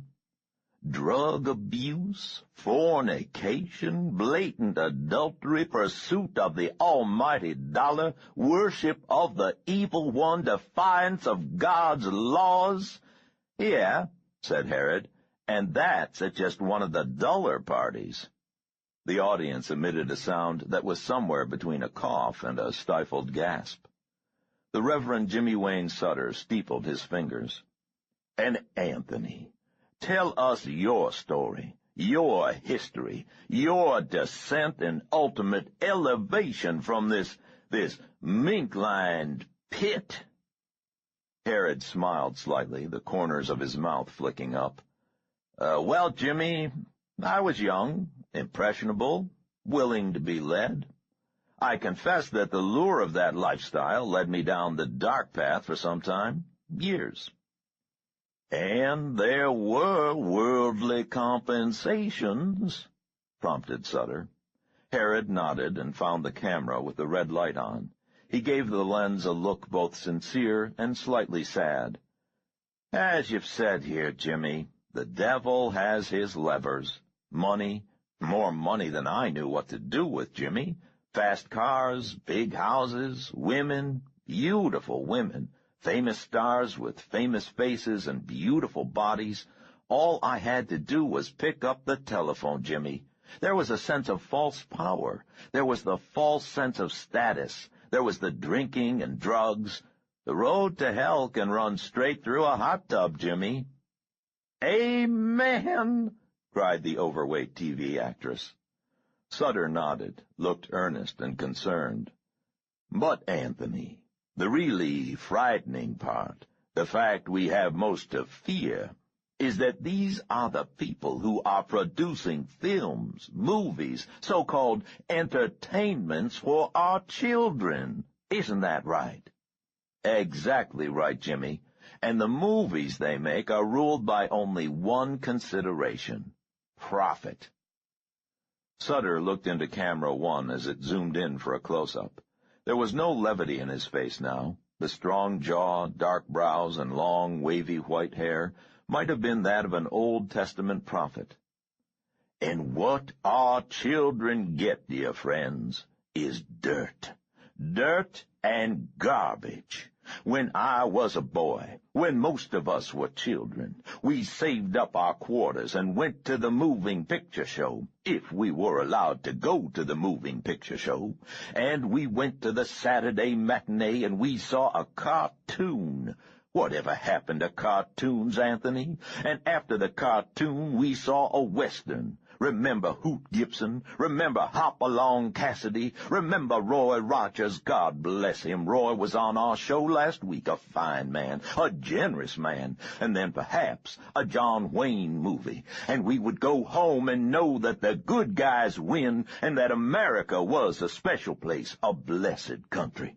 Remember John Wayne in the Fighting Seabees? And we would go home to our families. Remember Mickey Rooney and Andy Hardy? Go home to our families and know that the family was important, that our country was important, that goodness and respect and authority and loving one another was important, that restraint and discipline and self-control was important, that God was important.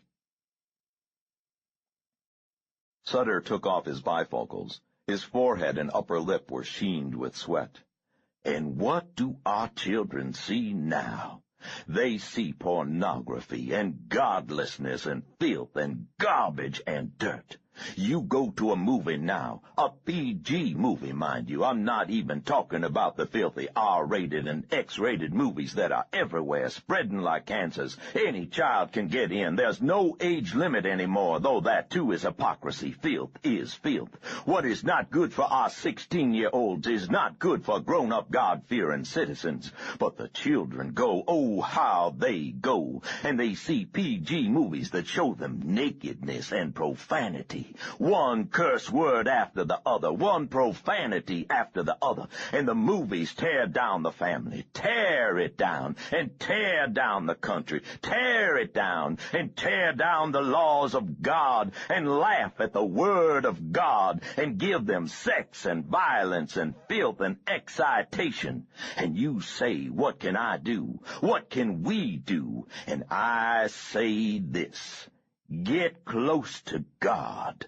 Get full of the Word. Get so full of Jesus Christ that this garbage, this trash holds no attraction. And get your children to accept Jesus into their hearts. Accept Jesus as their Savior, their personal Savior. And then the movie filth will have no attraction. This Hollywood version of Gomorrah will have no appeal. The Father hath committed all judgment unto the Son. The Father hath given him authority to execute judgment. The hour is coming. All that are in the graves shall hear his voice and shall come forth. They that have done good unto the resurrection of life, and they that have done evil, will rise to hear their doom. John 5:22, 26, 28. The crowd shouted hallelujahs. "Praise Jesus!" cried the singer. The apocalyptic writer closed his eyes and nodded. The overweight actress sobbed. "Anthony," Sutter said in a low voice that drew attention back to him, "you have accepted the Lord?" "I have, Jimmy. I found the Lord." "And accepted him as your personal Savior?" Yes, Jimmy, I took Jesus Christ into my life, and allowed him to lead you out of the forest of fear and fornication, out of the false glare of Hollywood sickness, into the healing light of God's Word." "I have, Jimmy. Christ has renewed the joy in my life, given me purpose to continue living and working in his name." "God's name be praised," breathed Sutter, and smiled beatifically. He shook his head as if overcome, and turned toward camera 3. The floor director was rolling his fingers in an urgent circle. "And our good news, in the near future, the very near future, I hope, Anthony will be bringing his skills and talents and expertise to a very special Bible outreach project. We can't say too much about it now, but be assured that we will be using all of the wonderful skills of Hollywood to bring God's word to millions of the good Christians who hunger for solid family entertainment." The audience and other guests responded with enthusiastic applause. Sutter leaned toward the microphone and spoke over the noise. "Tomorrow, a special Bible outreach service of sacred music. Our special guests, Pat Boone, Patsy Dillon, the Good News Singers, and our own Gail and the Gospel Guitars." The applause grew louder as electronic prompters flashed. Camera 3 came in for an extreme close-up of Sutter. The Reverend smiled. "Until next time, remember John chapter 3, verse 16. God so loved the world that he gave his only begotten Son. Whosoever believeth in him shall have everlasting life. Goodbye. God bless you all." Sutter and Herod left the set as soon as the red on-the-air lights went off, before the applause had ended, and walked quickly through carpeted and air-conditioned corridors.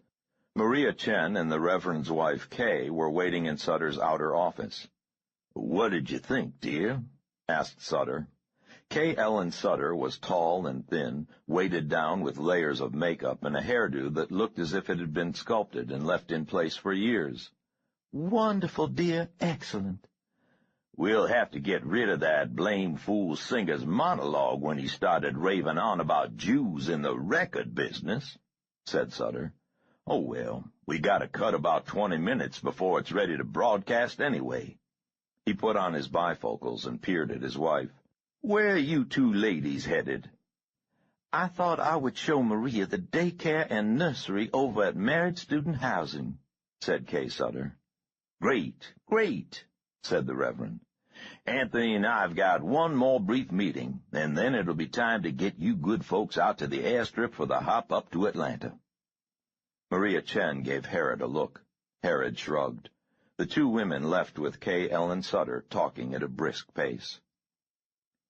The Reverend Jimmy Wayne Sutter's office was huge, thickly carpeted, and decorated in subtle beiges and earth tones, in great contrast to the red, white, and blue decor prevailing elsewhere in the complex.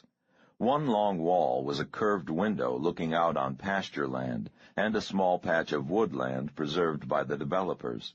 Behind Sutter's broad desk, 30 feet of teak wall space was literally covered with signed photographs of the famed and powerful, certificates of merit, service awards, plaques, and other documentation of the status and lasting power of Jimmy Wayne Sutter.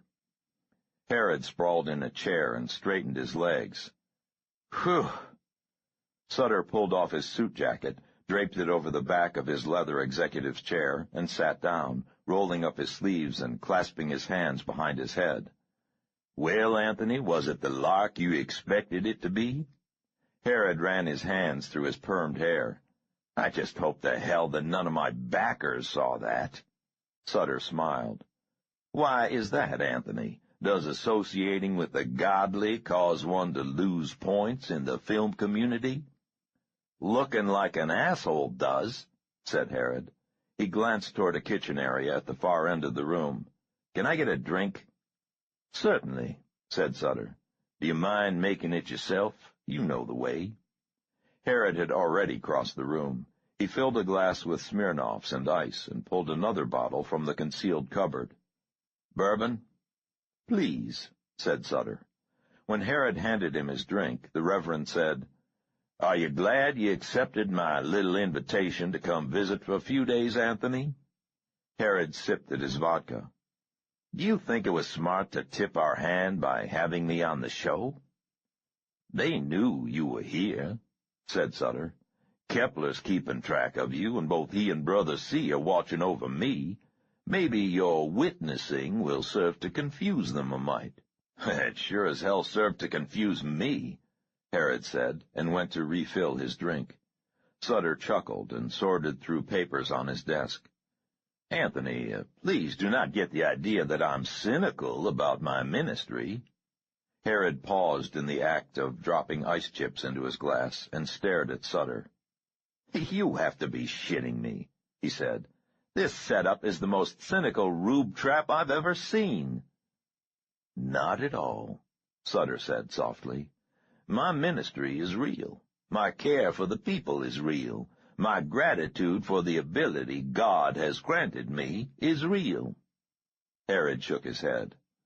"Jimmy Wayne, for 2 days you've been showing me around this fundamentalist Disneyland, and every goddamn thing I've seen is designed to separate some provincial moron's money from his genuine Kmart imitation cowhide wallet. You've got machines sorting the letters with checks from the empty ones. You've got computers scanning the letters and writing their own replies. You've got computerized phone banks, direct mail campaigns that'd make Dick Vigory want to cream his pants, and televised church services that make Mr. Ed reruns look like highbrow programming." Anthony, said Sutter and shook his head. "You must look beyond the superficial at the deeper truths. The faithful in my electronic congregation are, for the most part, simpletons, hicks, and the born-again brain-dead. But this does not make my ministry a sham, Anthony. It doesn't. Not at all. I love these people." Sutter pounded the desk with his huge fist. 50 years ago, when I was a young evangelist, 7 years old and filled with the Word, going from tent revival to tent revival with my daddy and Aunt Elle, I knew then that Jesus had given me the ability for a reason, and not just to make money. Sutter picked up a slip of paper and peered at it through his bifocals. "Anthony, tell me who you think wrote this. Preachers dread the advance of science as witches do the approach of daylight, and scowl on the fatal harbinger, announcing the subversion of the duperies on which they live." Sutter looked over the top of his bifocals at Herod. "Tell me who you think wrote that, Anthony." Herod shrugged. "H.L. Mencken? Madeline Murray O'Hare?" Sutter shook his head. "Jefferson, Anthony. Thomas Jefferson." "So?" Sutter pointed a large, blunt finger at Herod. "Don't you see, Anthony? For all the evangelicals talk about this nation being founded on religious principles, this being a Christian nation and all, most of the founding fathers were like Jefferson, atheists, pointy-headed intellectuals, Unitarians. So? So the country was founded by a flock of fuzzy-minded secular humanists, Anthony. That's why we can't have God in our schools anymore. That's why they're killing 1 million unborn babies a day. That's why the communists are growing stronger while we're talking arms reduction. God gave me the ability to stir the hearts and souls of common people so that we can make this country a Christian nation, Anthony. And that's why you want my help in exchange for your support and protection from the Island Club," said Herod. "Hey, you scratch my back, boy," said Sutter with a smile. "I'll keep 'em off'n yours." "It sounds like you want to be president someday," said Herod. "I thought that yesterday we were just talking about rearranging the pecking order in the Island Club a little bit." Sutter opened his hands, palms up. "What's wrong with thinking big, Anthony? Brother C., Kepler, Trask, and Colvin have all been fooling around with politics for decades. I met Brother C. 40 years ago at a political rally of conservative preachers at Baton Rouge. There's nothing wrong with the idea of putting a good Christian in the White House for a change." "I thought Jimmy Carter was supposed to have been a good Christian," said Herod. "Jimmy Carter was a born-again wimp," said Sutter. "A real Christian would have known just what to do with the Ayatollah when that pagan put his hands on American citizens. The Bible says, an eye for an eye, a tooth for a tooth. We should have left those Moslem Shiite bastards toothless. To hear NCPAC tell it, it's the Christians who just put Reagan in," said Herod. He got up to pour more vodka. Political discussions always bored him. "Bull hockey," said Jimmy Wayne Sutter. Brother C, Kepler, and that donkey's behind Trask put our friend Ronald where he is. Dolan and the NCPAC nitwits are premature. The country's taken a turn to the right, but there will be temporary reversals. By 1988 or 92, however, the way will be prepared for a real Christian candidate. You? Said Herod. Aren't there others in line before you? Sutter scowled. Who, for instance? What's his name? Said Herod. The moral majority guy, Falwell. Sutter laughed. Jerry was created by our right-wing friends in Washington. He's a golem. When his financing dries up, everybody may notice that he's a man-shaped heap of mud, and not very smart mud at that. What about some of those older guys? Said Herod, trying to remember the names of the faith healers and snake charmers he had flipped by on L.A. cable. Rex Hobart. Humbard, corrected Sutter. And Oral Roberts, I suppose. Are you out of your mind, Anthony? What do you mean? Sutter extracted a Havana cigar from a humidor and lit it. We're talking about people here with cow flops still sticking to their boots, said the Reverend Jimmy Wayne Sutter. We're talking about good old boys who go on TV and say, put your sick or ailing body part against the television screen, friends, and I will heal it. Can you imagine, Anthony, all the hemorrhoids and boils and sores and yeast infections, and the man who blesses all that biology meeting foreign dignitaries, sleeping in Lincoln's bedroom?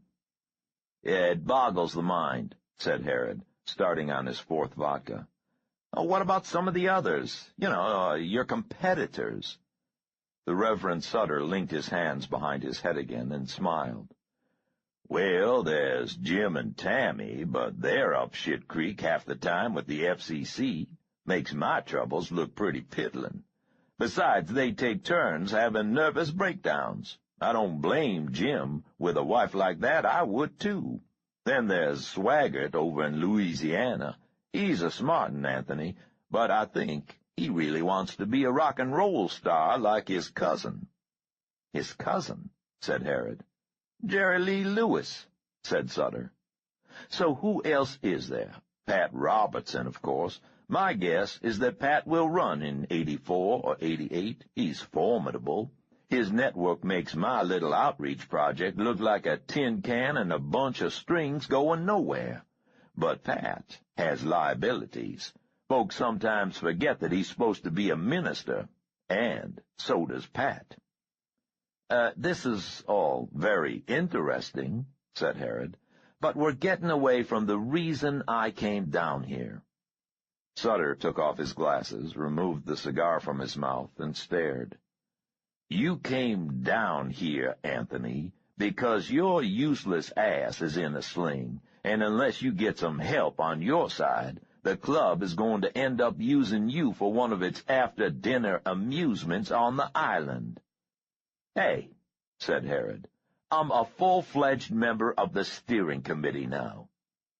Yes, said Sutter, and Trask is dead, Colburn is dead, Kepler's lying low, and Brother C was embarrassed by the fiasco in Philadelphia. Which I had nothing to do with, said Herod. Which you managed to extricate yourself from, said Sutter. Dear God, what a mess. 5 FBI agents and 6 of Colburn's special people dead, a dozen local blacks killed, a local minister murdered, fires, destruction of private and public property. The media still buys the gang warfare story, said Herod. The FBI was supposed to be there because of the black militant group of terrorists. Yes, and the repercussions are reaching all the way to the mayor's office and beyond, to Washington even. Did you know that Richard Haynes is now working privately and discreetly for Brother C? Who gives a shit? Said Herod. Precisely. Jimmy Wayne Sutter smiled. But you see why your addition to the steering committee comes at a sensitive time. "You're sure they want to use me to get to Willie?" said Herod. "Absolutely," said Sutter. "And then they'll dump me?" "Literally," said Sutter. "Why?" asked Herod. "Why would they take a murderous old psychopath like Willie?"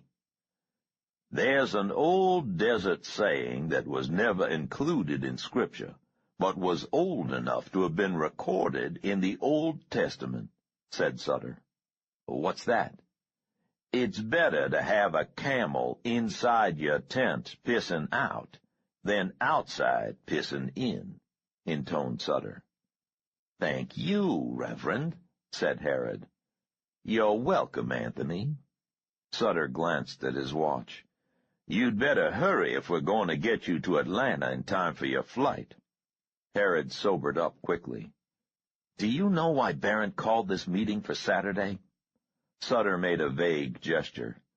"I presume Brother C. called it because of this Monday's events." "Reagan's shooting." "Yes," said Sutter. "But did you know who was with the president, 3 steps behind him when the shots rang out?" Herod raised his eyebrows. "Yes, Brother C. himself," said Sutter. "I imagine we will have lots to talk about." "Jesus," said Herod. Jimmy Wayne Sutter scowled. "You will not take the name of the Lord God in vain in this room," he snapped. "Nor would I advise that you do it in the presence of Brother C." Herod walked to the door, paused. "One thing, Jimmy. Why do you call Barron Brother C?" "Because C. Arnold does not care for it when I call him by his Christian name," said Sutter. Herod looked amazed. "You know it?" "Of course," said Sutter. "I have known Brother C. since the 1930s, when both of us were little more than children." "What is it?" "C. Arnold's Christian name is Christian," said Sutter with a smile. "Huh?" "Christian," repeated Sutter. "Christian Arnold Barron. His daddy believed, even if Brother C. does not." "Well, I'll be goddamned," said Herod, and hurried out of the room before Sutter could say a word. 37. Caesarea, Israel, Tuesday, April 2nd, 1981. Natalie Preston landed at the David Ben-Gurion Airport near Lod on the LL flight from Vienna at 10:30 a.m. local time. Israeli customs was calm and efficient, if not overly courteous. "Welcome back to Israel, Ms. Habshaw," said the man behind the counter as he checked her 2 bags. It was her 3rd entry into the country on the false passport, and her heart still pounded as she waited. It was only slightly reassuring that the Mossad, Israel's own intelligence agency, had forged the documents in the first place. Once through customs, she took the LL bus to Tel Aviv and walked from the bus station on Jaffa Road to the ITS Avis outlet on Hamas Ger Street. She paid the weekly rate and left a $400 deposit for a green 1975 Opel with brakes that pulled to the left every time she stopped. It was early afternoon by the time Natalie left the ugly suburbs of Tel Aviv and drove north along the coast on the Haifa Road. It was a sunny day, the temperature was in the high 50s, and Natalie pulled on her sunglasses as midday glare reflected off the highway and the Mediterranean. About 20 miles from Tel Aviv, she passed through Netanya, a cluttered little resort town set on cliffs above the beach. Some miles beyond that, she saw the sign for Or Akiva, and left the 4-lane highway for a narrower asphalt road that wound through sand dunes toward the beach. She caught a glimpse of the Roman aqueduct and the massive ramparts of the Crusader city, and then she was following the old coastal road past the Don Casaria Hotel with its 18-hole golf course secured behind a perimeter of high fence and concertina barbed wire.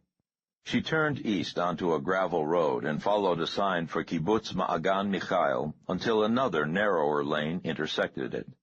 The Opel bounced its way a quarter of a mile uphill through stands of carob trees, around thick clusters of pistachio bushes, and past an occasional pine tree before stopping at a padlocked gate. Natalie got out of the car, stretched her legs, and waved at the white house on the hilltop. Saul Lasky came down the lane to let her in. He had lost weight and shaved his beard. His thin legs protruding from baggy khaki shorts and his narrow chest under a white T-shirt should have made him look like a parody of a prisoner from the bridge on the River Kwai, but the effect was more of deeply tanned skin over lean muscle.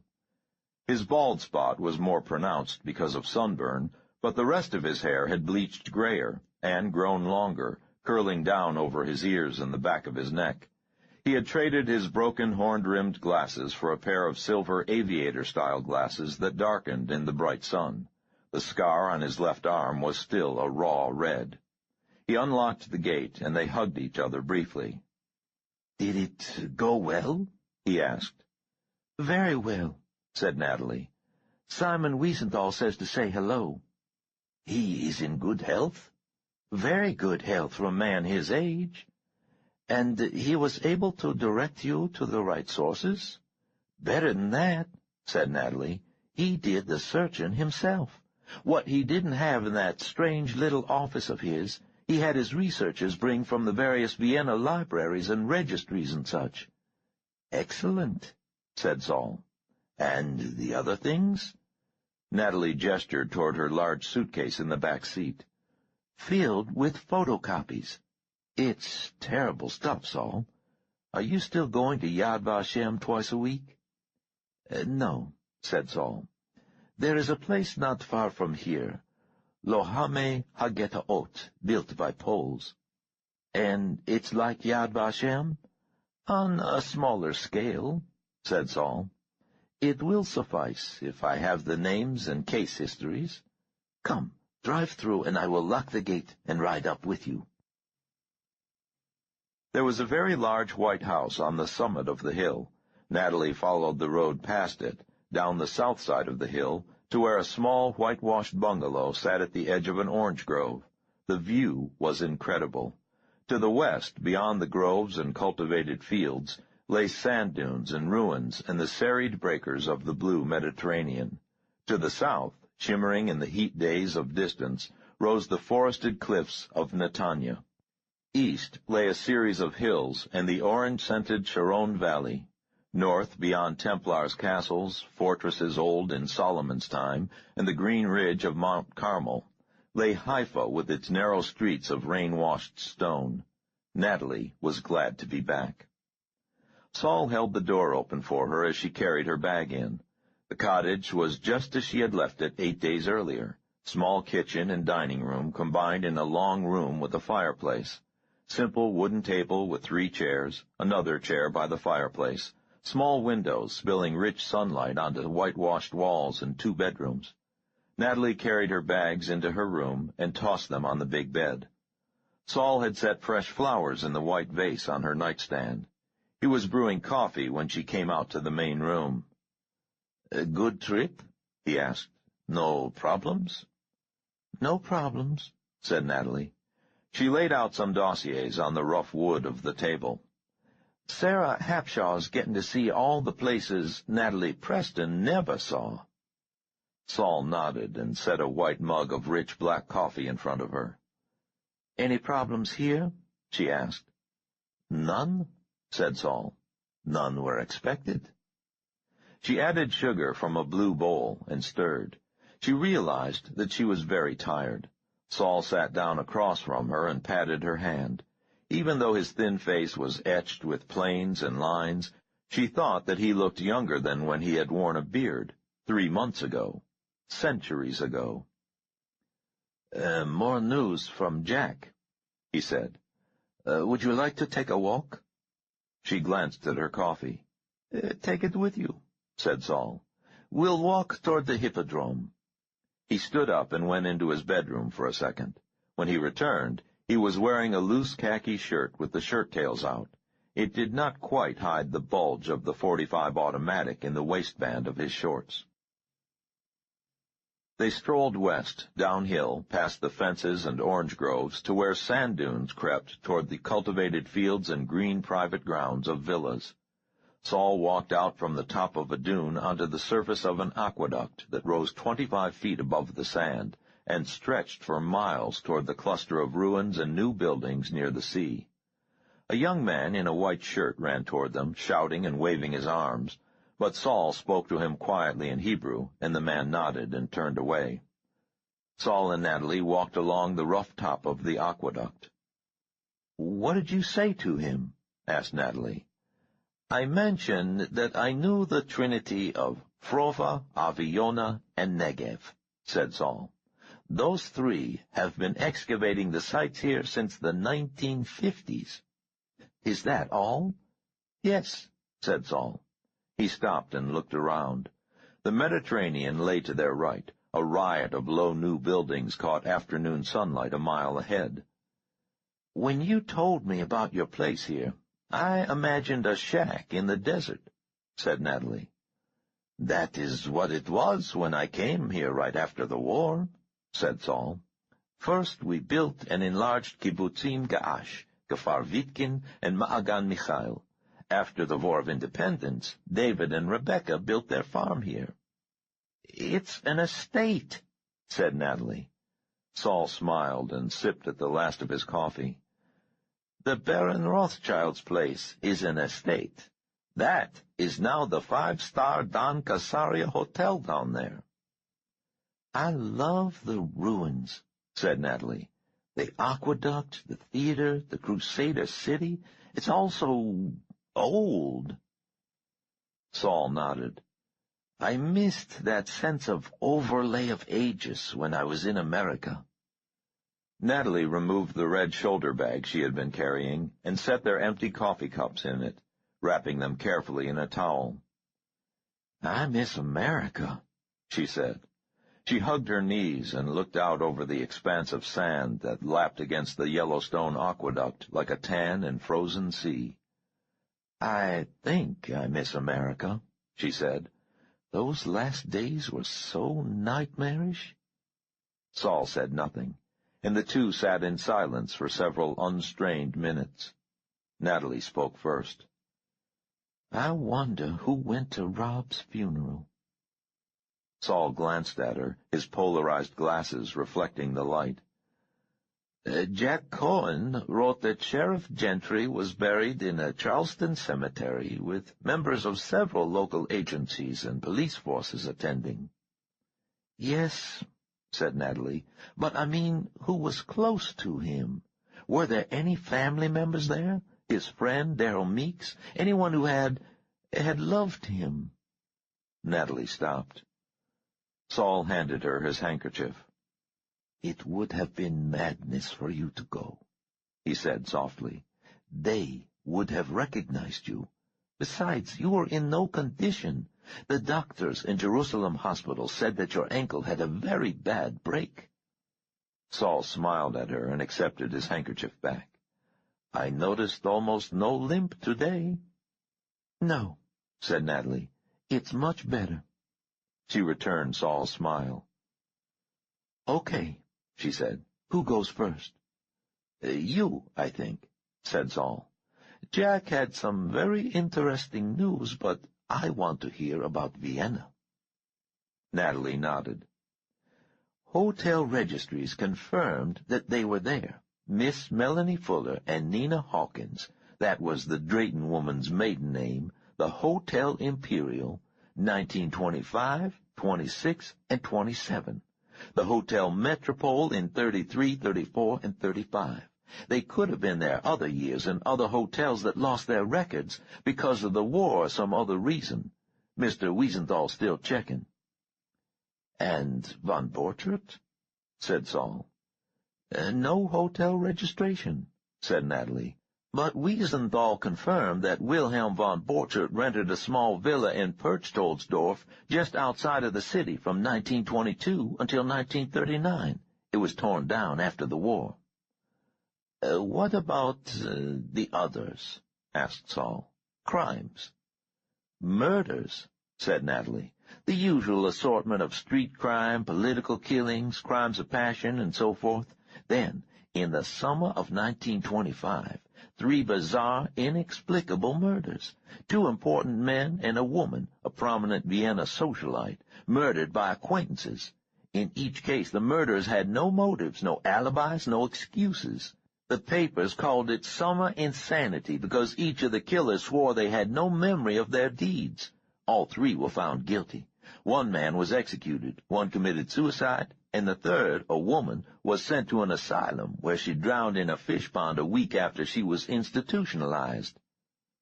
"Sounds like our young-mind vampires were beginning their game," said Saul, getting a taste for blood. "Mr. Wiesenthal couldn't understand the connections," said Natalie, "but he kept researching for us. 7 unexplained murders in the summer of 1926, 11 between June and August of 1927, but that was the summer of an abortive putsch. There were 80 workers killed in a demonstration that got out of hand. Vienna authorities had more to worry about than the deaths of some lower-class citizens." "So our trio changed their targets," said Saul. "Perhaps the deaths of members of their own social circle put too much pressure on them." "We couldn't find any crime reports that fit in the winter or summer of 1928, said Natalie. "But in 1929 there were 7 mysterious disappearances in the Austrian resort town of Bad Ischl. Vienna press talked about the Zorner werewolf because all the people who disappeared, several of them very important figures in Vienna or Berlin, had last been seen in the chic cafe Zorner on the Esplanade. But no confirmation that our young German and his 2 American ladies were there?" asked Saul. "Not yet," said Natalie. "But Mr. Wiesenthal points out that there were scores of private villas and hotels in the area that no longer exist." Saul nodded in satisfaction. Both of them looked up as a formation of 5 Israeli F-16s roared low over the Mediterranean, headed south. "It's a beginning," said Saul. "We will need more detail, much more detail, but it is a beginning." They sat in silence for several minutes. The sun was getting lower in the southwest, throwing the intricate shadows of their aqueduct farther across the dunes. The world seemed wrapped in a red and golden glow. Finally Saul said, "Herod the Great, a fawning sycophant, started this city in 22 B.C., dedicating it to Caesar Augustus. It was a center of power by 6 A.D., the theater, hippodrome, and aqueducts all gleaming white. For a decade, Pontius Pilate was prefect here." Natalie frowned at him. "You told me most of this when we first came here in February," she said. "Yes," said Saul. "Look." He pointed to the dunes lapping high on the stone arches. "Most of this has been buried for the last 1,500 years. The aqueduct we're sitting on was not excavated until the early 60s. "So?" asked Natalie. "So what of Caesar's power?" asked Saul. "What of Herod's ingratiating schemes? What of the Apostle Paul's fears and apprehensions when he was imprisoned here?" Saul waited several seconds. "All dead," he said. "Dead and covered with the sands of time. Power gone, the artifacts of power toppled and buried. Nothing left but stone and memories." "What are you saying, Saul?" asked Natalie. "The Oberst and the Fuller woman must be at least in their 70s by now," said Saul. "The photograph Aaron showed me was of a man in his 60s. As Rob Gentry once said, they are mortal. They will not rise with the next full moon." "So we just stay here?" snapped Natalie, her voice rising in anger. "We just hunker down here until these monsters die of old age or kill each other off?" "Here or somewhere else safe," said Saul. "You know what the alternative is. we too must take life. Natalie stood up and paced back and forth on the narrow stone wall. You forget, Saul, I've already taken life. I shot that awful boy, Vincent, the one whom the old lady was using. He was a thing by that time, said Saul. You did not take his life. Melanie Fuller did that. You released his body from her control.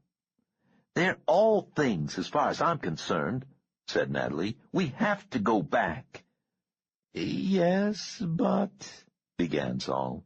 I can't believe you're serious about not going after them, said Natalie. All the risk that Jack Cohn has taken for us in Washington, using his computers to dig up all this information, my weeks of research in Toronto and France and Vienna, the hundreds of hours you've spent on Yad Vashem. Saul stood up. It was just a suggestion, he said. At the very least, it might not be necessary for both of us to— Ah, so that's it, said Natalie.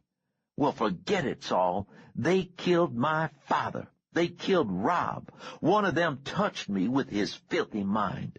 There are only the two of us, and I still don't know what we can do. But I am going back. With you or without you, Saul, I'm going back. All right, said Saul Lasky. He handed her the shoulder bag, and their hands touched. I just had to be sure. I'm sure, said Natalie. Tell me about the new stuff from Cohn. Later, said Saul. After dinner. Touching her lightly on the arm, they turned back for the long walk along the aqueduct, their shadows mingling, bending, and twisting along the high banks of encroaching sand. Saul prepared an excellent dinner of salad with fresh fruit, home-baked bread he called bagela, which looked and tasted nothing like a bagel, mutton cooked in the Oriental style, and sweet Turkish coffee. It was dark when they went into his room to work and turned up the hissing Coleman lantern. The long table was covered with folders, stacks of photocopied documents, piles of photographs, the top ones showing concentration camp victims staring passively out, and dozens of yellow pads filled with Saul's tight scribble.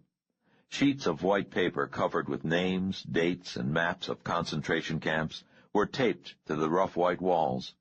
Natalie noticed the aging photocopy of the young Oberst and several SS officers smiling from their newspaper photograph next to an 8x10 color print of Melanie Fuller and her manservant crossing the courtyard of their Charleston house. They sat at heavy, comfortable chairs, and Saul pulled over a thick dossier. Jack thinks that they've located Melanie Fuller, he said. Natalie sat straight up. Where? Charleston, said Saul. Her old house. Natalie slowly shook her head. Impossible. She couldn't be that stupid. Saul opened the file and looked at the sheets typed on Israeli embassy stationery. The Fuller house had been closed pending final legal determination of the status of Melanie Fuller. It would have taken some time for the courts to declare her legally dead, much longer for the estate to be worked out. There seemed to be no surviving relations. In the meantime, a certain Howard Warden appeared claiming to be Melanie Fuller's grandnephew. He showed letters and documents, including a last will and testament dated January 8, 1978, deeding the house and its possessions to him as of that date, not in the case of her death, and giving him full power of attorney. Warden explained that the old lady had been concerned about failing health and the onset of senility. He said that it had been a technicality, that he fully expected his great-aunt to live out her life in the house, but with her disappearance and presumed death, he felt it was important that someone maintain the place. He is currently living there with his family. Could he really be a long-lost relative? Asked Natalie. It seems unlikely, said Saul. Jack managed to get some information about Warden. He grew up in Ohio and moved to Philadelphia about 14 years ago. He had been assistant grounds superintendent for the city park for the last 4 years, actually living in Fairmount Park the last 3. Fairmount Park, gasped Natalie. That's near where Melanie Fuller disappeared. Exactly, said Saul. According to sources in Philadelphia, Warden, who's 37, had a wife and 3 children, 2 girls and a boy. In Charleston, his wife fits the same description, but they have only 1 child, a 5-year-old boy named Justin. But, began Natalie. Wait, there's more, said Saul. The Hodges place next door was also sold in March. It was purchased by an M.D. named Stephen Hartman. Dr. Hartman lives there with his wife and their 23-year-old daughter. What's wrong with that? Asked Natalie. I can understand why Mrs. Hodges wouldn't want to return to that house. Yes, said Saul, and pushed his aviator's glasses higher on his nose. But it seems that Dr. Hartman is also from Philadelphia, a very successful neurologist who suddenly quit his practice, got married, and left the city in March, the same week that Howard Warden and family felt the need to move south. Dr. Hartman's new wife, his 3rd, and friends were amazed that he married again, is Susan Oldsmith, the former head nurse in the intensive care wing of Philadelphia General Hospital. There's nothing terribly unusual about a doctor marrying a nurse, is there? Asked Natalie. No, said Saul, but according to Jack Cohen's inquiries, Dr. Hartman's relationship with Nurse Oldsmith might have been described as coolly professional up to the week they both resigned and were married. Perhaps more interestingly, neither of the happy newlyweds had a 23-year-old daughter. Then who? The young lady whom Charleston now knows as Constance Hartman bears a strong resemblance to a certain Connie Sewell, a nurse in intensive care at Philadelphia General, who resigned the same week as Nurse Oldsmith. Jack hasn't been able to make a certain match, but Miss Sewell left her apartment and friends with no word of where she was going. Natalie stood up and paced back and forth in the small room, ignoring the hiss of the lantern and the dramatic shadows she threw on the wall. So we assume that Melanie Fuller was hurt or injured in the craziness in Philadelphia. Those newspaper stories talked about a car and body being found in the Schuylkill River near where the FBI helicopter crashed. It wasn't her. I knew she was alive somewhere. I could feel it. Okay, so she's hurt somehow. She gets this park guy to take her to a local hospital. Did Cohen check the hospital records? Of course, said Saul. He found that the FBI, or someone posing as the FBI, had been there before him. No record of a Melanie Fuller. Lots of old ladies in the hospitals, but none who fit the profile of Miss Fuller. That doesn't matter, said Natalie. The old monster covered her tracks somehow. We know what she can do.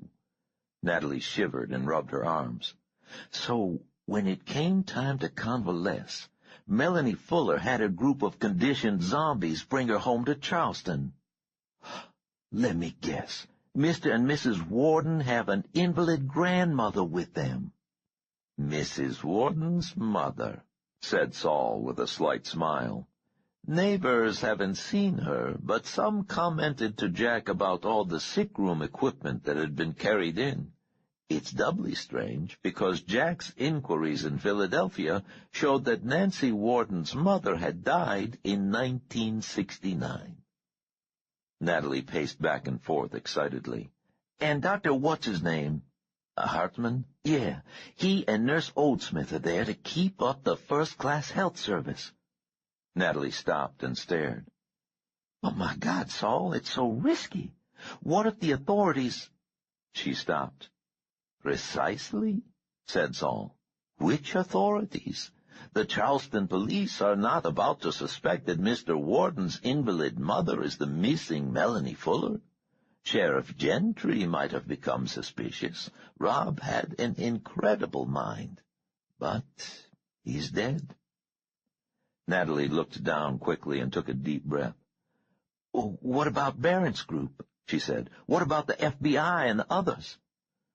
"Perhaps a truce has been called," said Saul. "Possibly Mr. Barrett and his surviving friends can tolerate no more publicity of the kind they received in December. If you were Melanie Fuller, Natalie, fleeing from fellow creatures of the night who wanted no more notice of their bloody doings, where would you go?" Natalie slowly nodded. "To a house that's received national attention because of a series of bizarre murders. Incredible." "Yes," said Saul, "incredible, and incredibly good luck for us. Jack Cohen has done all he can do without eliciting the wrath of his superiors. I've sent him a coded message thanking him and asking him to hold further investigations pending word from us." "If only the others had believed us," cried Natalie. Saul shook his head.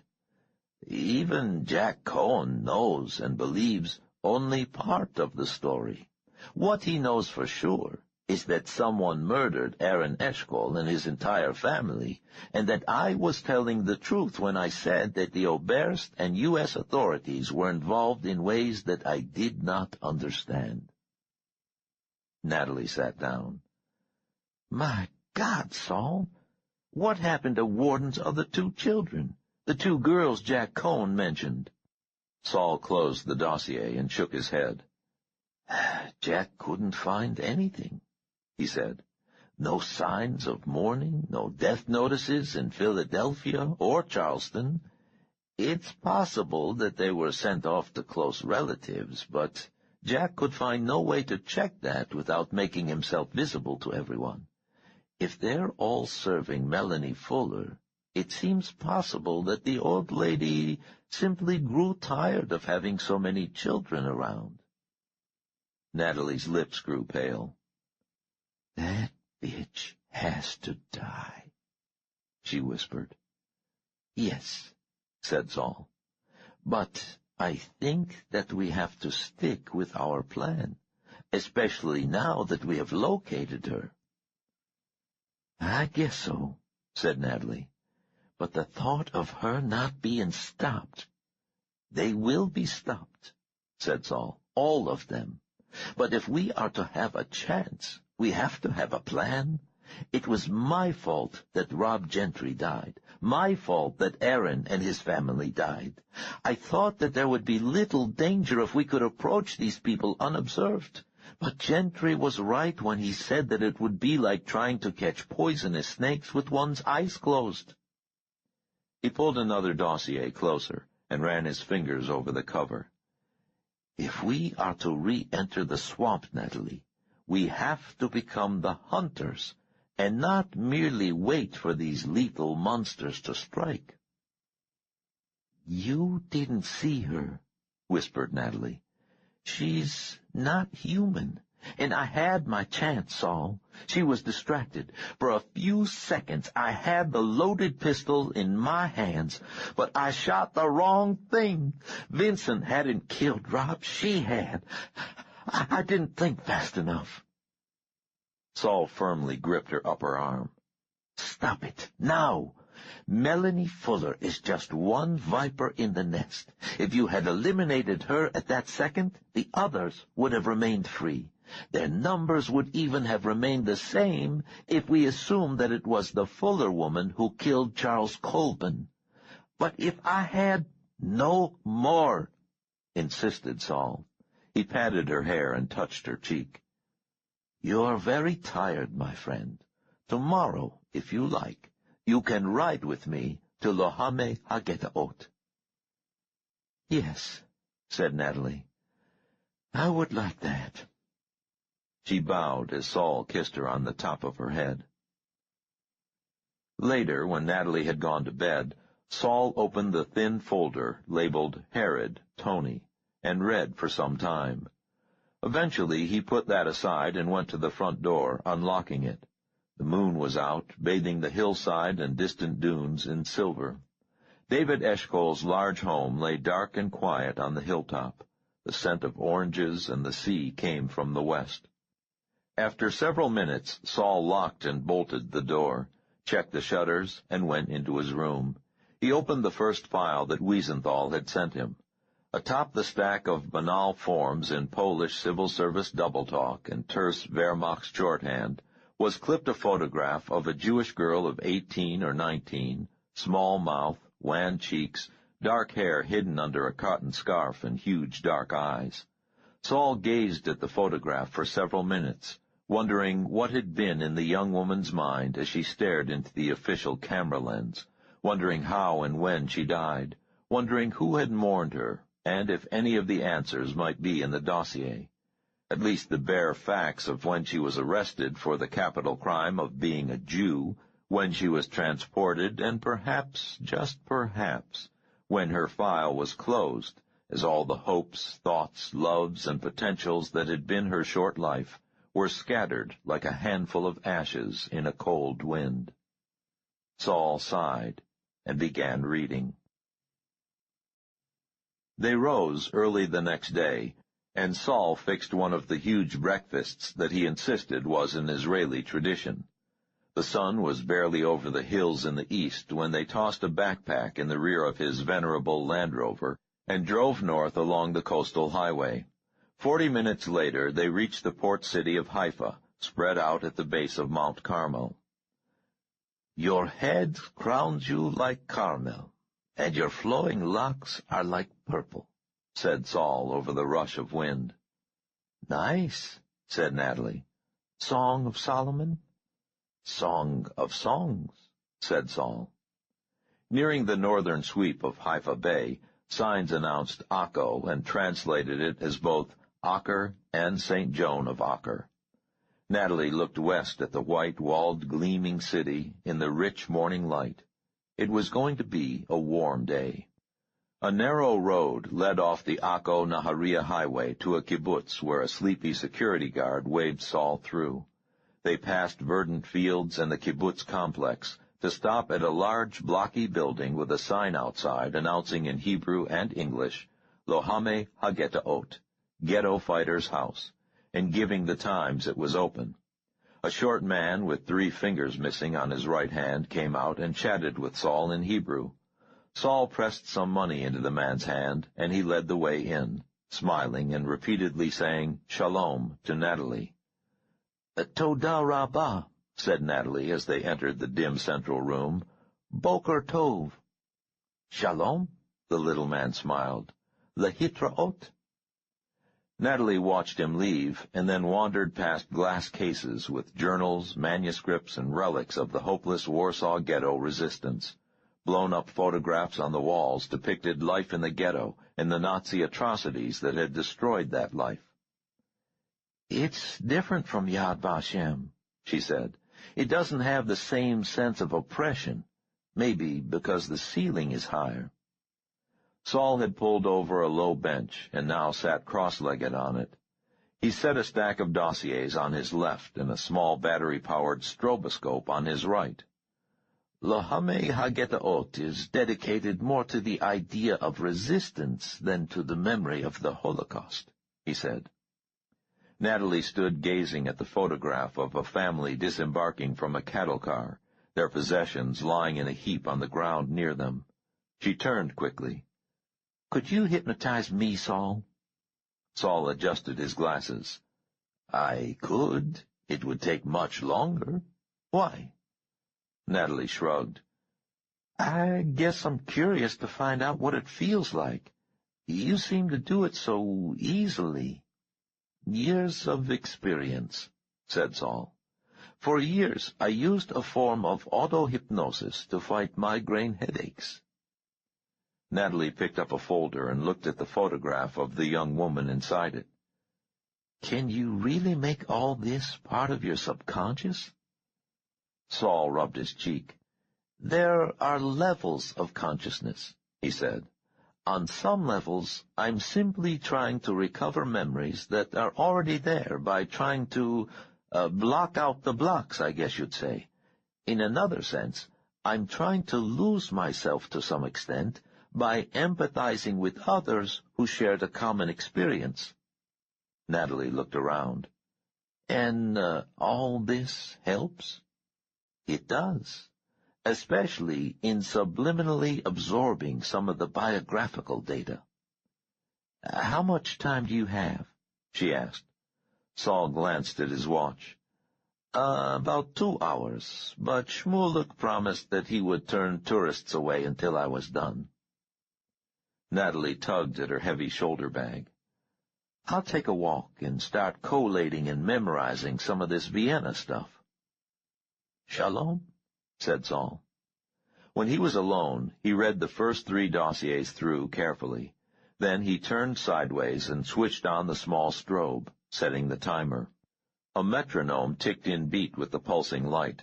Saul relaxed completely, emptied his mind of everything except the regular throb of light, and opened himself to another time and another place. On the walls around him, pale faces stared down through smoke and flames and years. Natalie stood outside the square building and watched the young kibbutzniks going about their business, a final truckload of workers heading out to the fields.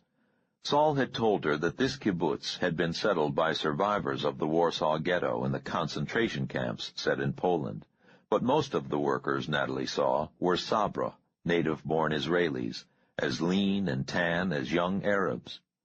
She walked slowly to the edge of the field and sat in the shade of a single eucalyptus tree as a tall sprinkler pulsed water toward the crops with a beat as hypnotic as Saul's metronome.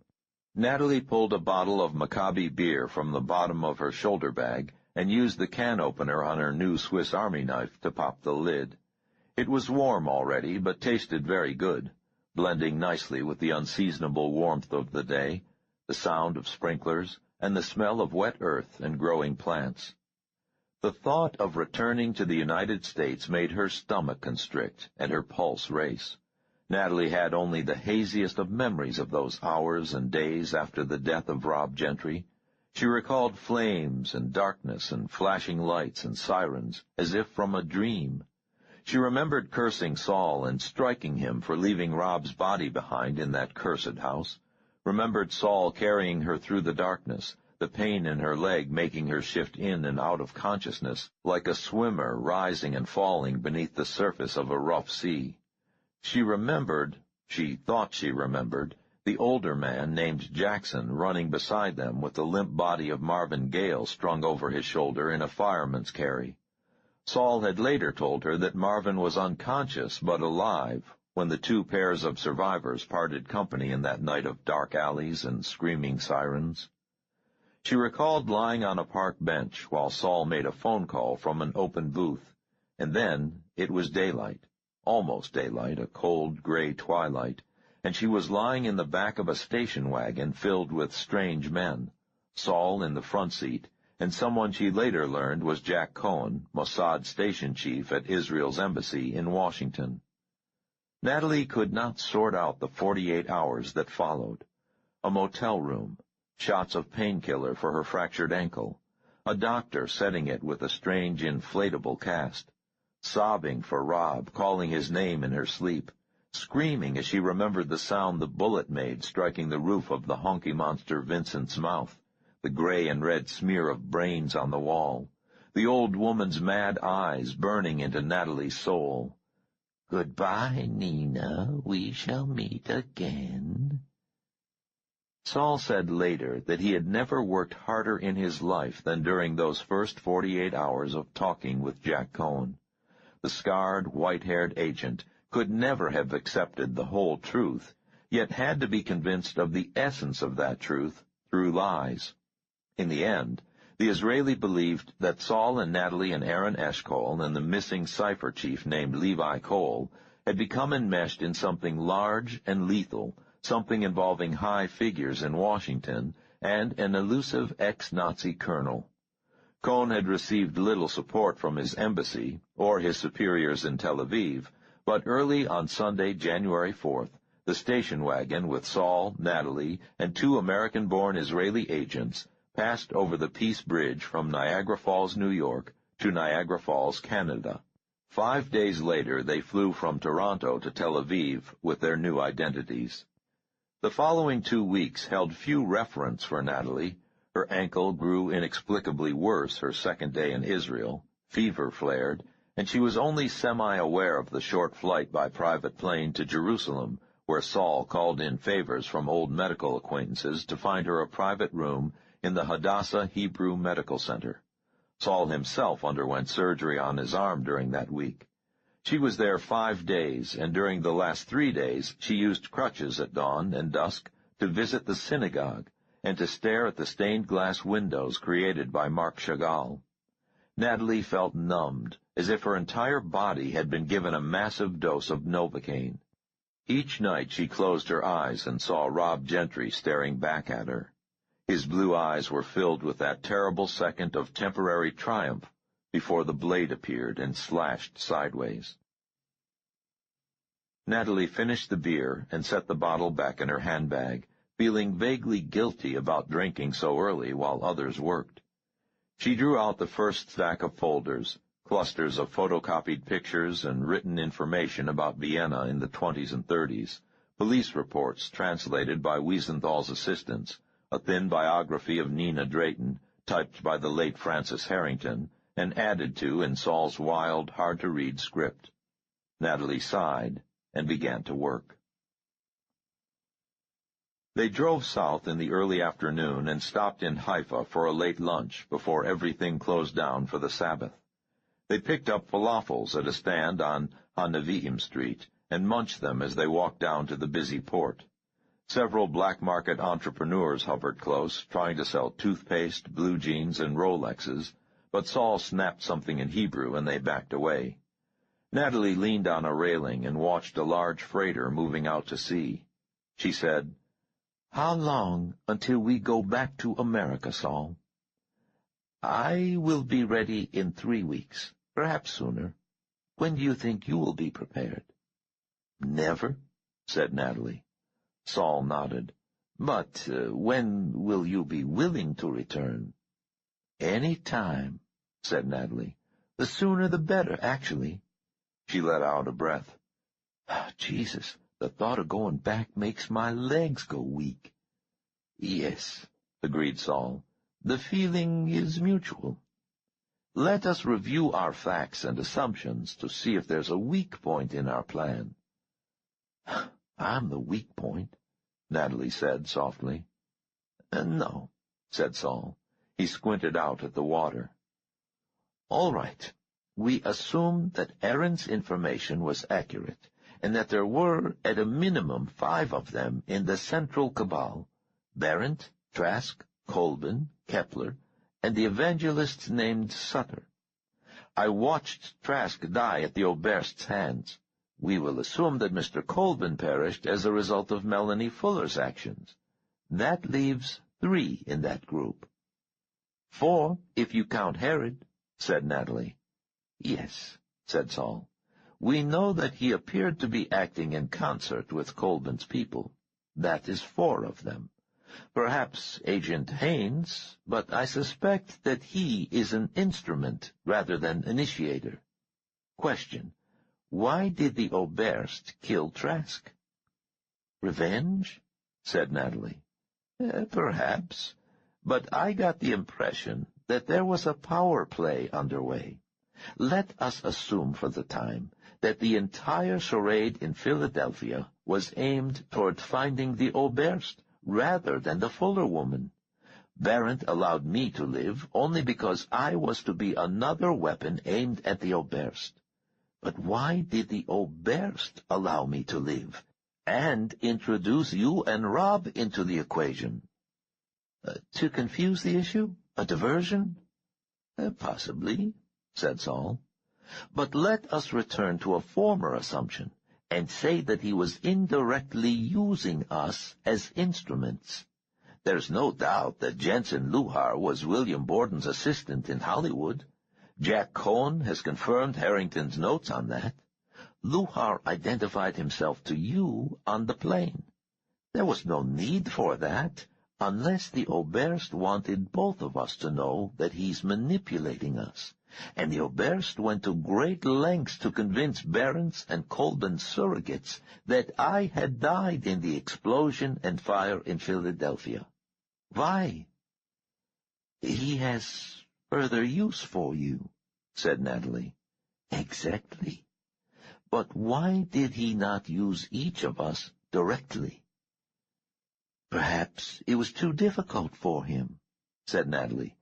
Proximity seems to be important for these mind vampires. Maybe he was never in Philadelphia at all. Only his conditioned proxies, agreed Saul. Luhar, poor Francis, and his white assistant, Tom Reynolds. It was Reynolds who attacked you outside the Fuller home on Christmas Eve. Natalie gasped. She had not heard this assumption before. Why do you say that? Saul took his glasses off and wiped them on his shirt-tail. What reason did the assault have except to set you and Rob back on the right track? The Oberst wanted both of you on the scene in Philadelphia when the final showdown with Colburn's people occurred. I don't understand, said Natalie. She shook her head. Where does Melanie Fuller come in? Let us continue with the assumption that Miss Fuller is in collaboration with neither the Oberst nor his enemies, said Saul. Did you get the impression that she was aware of either group? No, said Natalie. She mentioned only Nina. Nina Drayton, I assumed. Yes. Goodbye, Nina, we shall meet again. Yet, if we are to follow Rob's logic, and I see no reason not to, it was Melanie Fuller who shot and killed Nina Drayton in Charleston. Why would Fuller think you were the agent of a dead woman, Natalie? Because she's as crazy as a goddamned bedbug, said Natalie. You should have seen her, Saul. Her eyes were sick. We hope this is the case, said Saul. Even though Melanie Fuller may be the most deadly viper of all, her insanity might yet serve us. And what of our Mr. Herod? I wish he was dead, said Natalie, remembering his clammy, insistent presence in her mind. Saul nodded and put his glasses on. But Herod's control was interrupted, much as the Oberst's was with me 4 decades ago. As a result, each of us has some memory of the experience and an impression of the other's, thoughts? Not quite, said Natalie. Feelings, persona. Yes, said Saul. But whatever the transfer consists of, you came away with a clear sense that Tony Herod had an aversion to using his ability with males. I was sure of it, said Natalie. His feeling toward women was so sick, but I sensed that it was only women he assaulted. It was like I was his mother, and he had to have intercourse with me to prove something. Conveniently Freudian, said Saul. But we will take a leap and accept your feeling that Herod has the ability to influence only women. If this is true, then this particular nest of monsters has at least 2 weak points: a powerful female who's not part of the group, and who's as crazy as a goddamned bedbug, and a male figure who may or may not be part of their group, but who is unable or unwilling to use his ability on men. Great, said Natalie. Assuming all this is true, where does it leave us? With the same plan we first discussed in February, said Saul. Which will get us killed, said Natalie. Quite possibly, said Saul. But if we're going to remain in the swamp with these poisonous creatures, do you want to spend the rest of your life waiting for them to bite you, or risk being bitten while hunting them? Natalie laughed.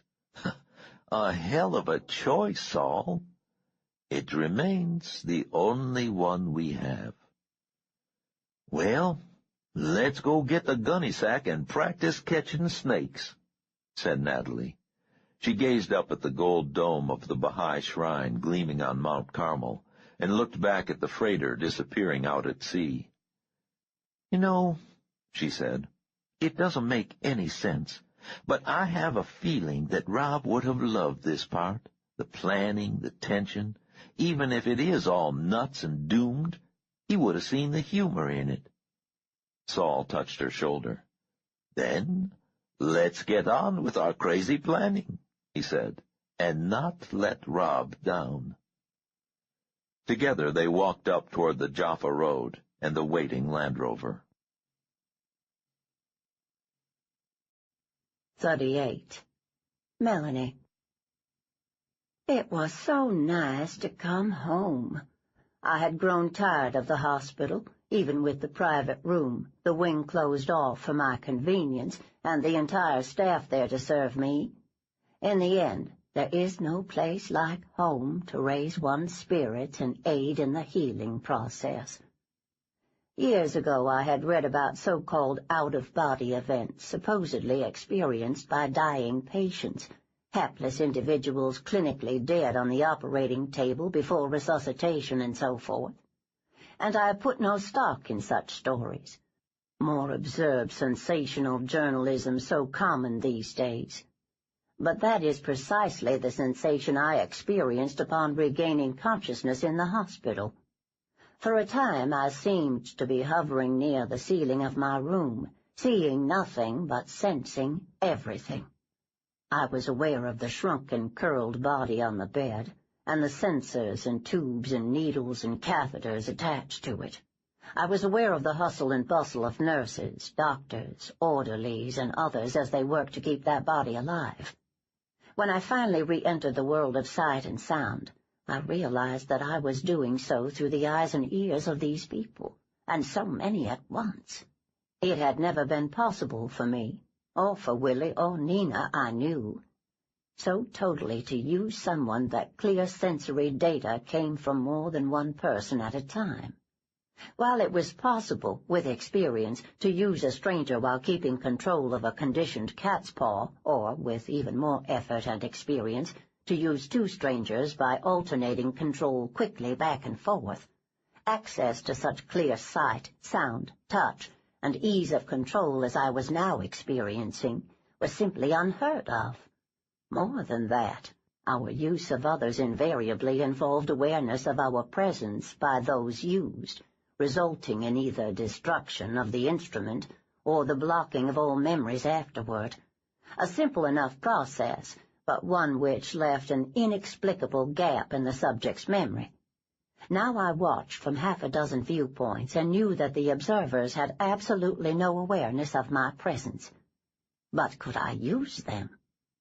Carefully I experimented with subtle exercises of control, having a nurse lift a glass here, an orderly close a door there, helping a doctor say a few words he would otherwise not have uttered. Never did I interfere so completely that their medical expertise was compromised. Never was my presence in their minds sensed by any of them. Days passed. I found that while my body lay in an apparent coma, kept alive by machines and constant vigilance, apparently confined to the smallest space imaginable, in reality I roamed and explored with an ease never before approached or dreamed of. I would leave the room behind the eyes of a young nurse, feeling the animal strength and vitality in her, tasting the spearmint gum she was chewing, and at the end of the corridor I would transfer an additional tendril of awareness, never losing contact with my young nurse, to the mind of the chief of surgery, ride down an elevator with him, start his Lincoln Continental and drive 6 miles toward suburban waiting wife, all the while still in intimate contact with my nurse, the candy striper in the hallway, the intern looking at x-rays on the floor below me, and the second doctor now standing in my room looking down at my comatose body. Distance had ceased to be a barrier to my ability. For decades, Nina and I had marveled at Willie's power to use his subjects over greater distances than we could, but now I was by far the more powerful. and each day my powers grew. On the second day, just as I was testing my new perceptions and abilities, the family returned. I did not recognize the tall red-headed man or his thin blonde wife, but I looked out at the lobby through the receptionist's eyes and saw the 3 children, and knew them at once, the children in the park. The red-headed man looked alarmed at my appearance. I was in the intensive care unit, a web of pie-shaped cubicles radiating from a central nurse's station. Within that web I was tied into an even tighter web of intravenous tubes and sensor wires. The doctor moved the red-headed man away from the clear partition, looking into what my nurse called IC. "Are you a member of the family?" asked the doctor. He was a skillful, precise man with a mane of graying hair. His name was Dr. Hartman, and I felt the nurse's pleasure, anxiety, and respect when they were in his presence. No," said the large redhead. "My name is Howard Warden. We found her. That is, my kids found her yesterday morning, wandering in our yard. She collapsed when—" Yes, said Dr. Hartman. "I read the report you gave the ER nurse. You have no idea who the lady is?" "No. She only had on the bathrobe and a nightgown. My kids said they saw her walking out of the woods when they—" "And no real idea of where she came from?"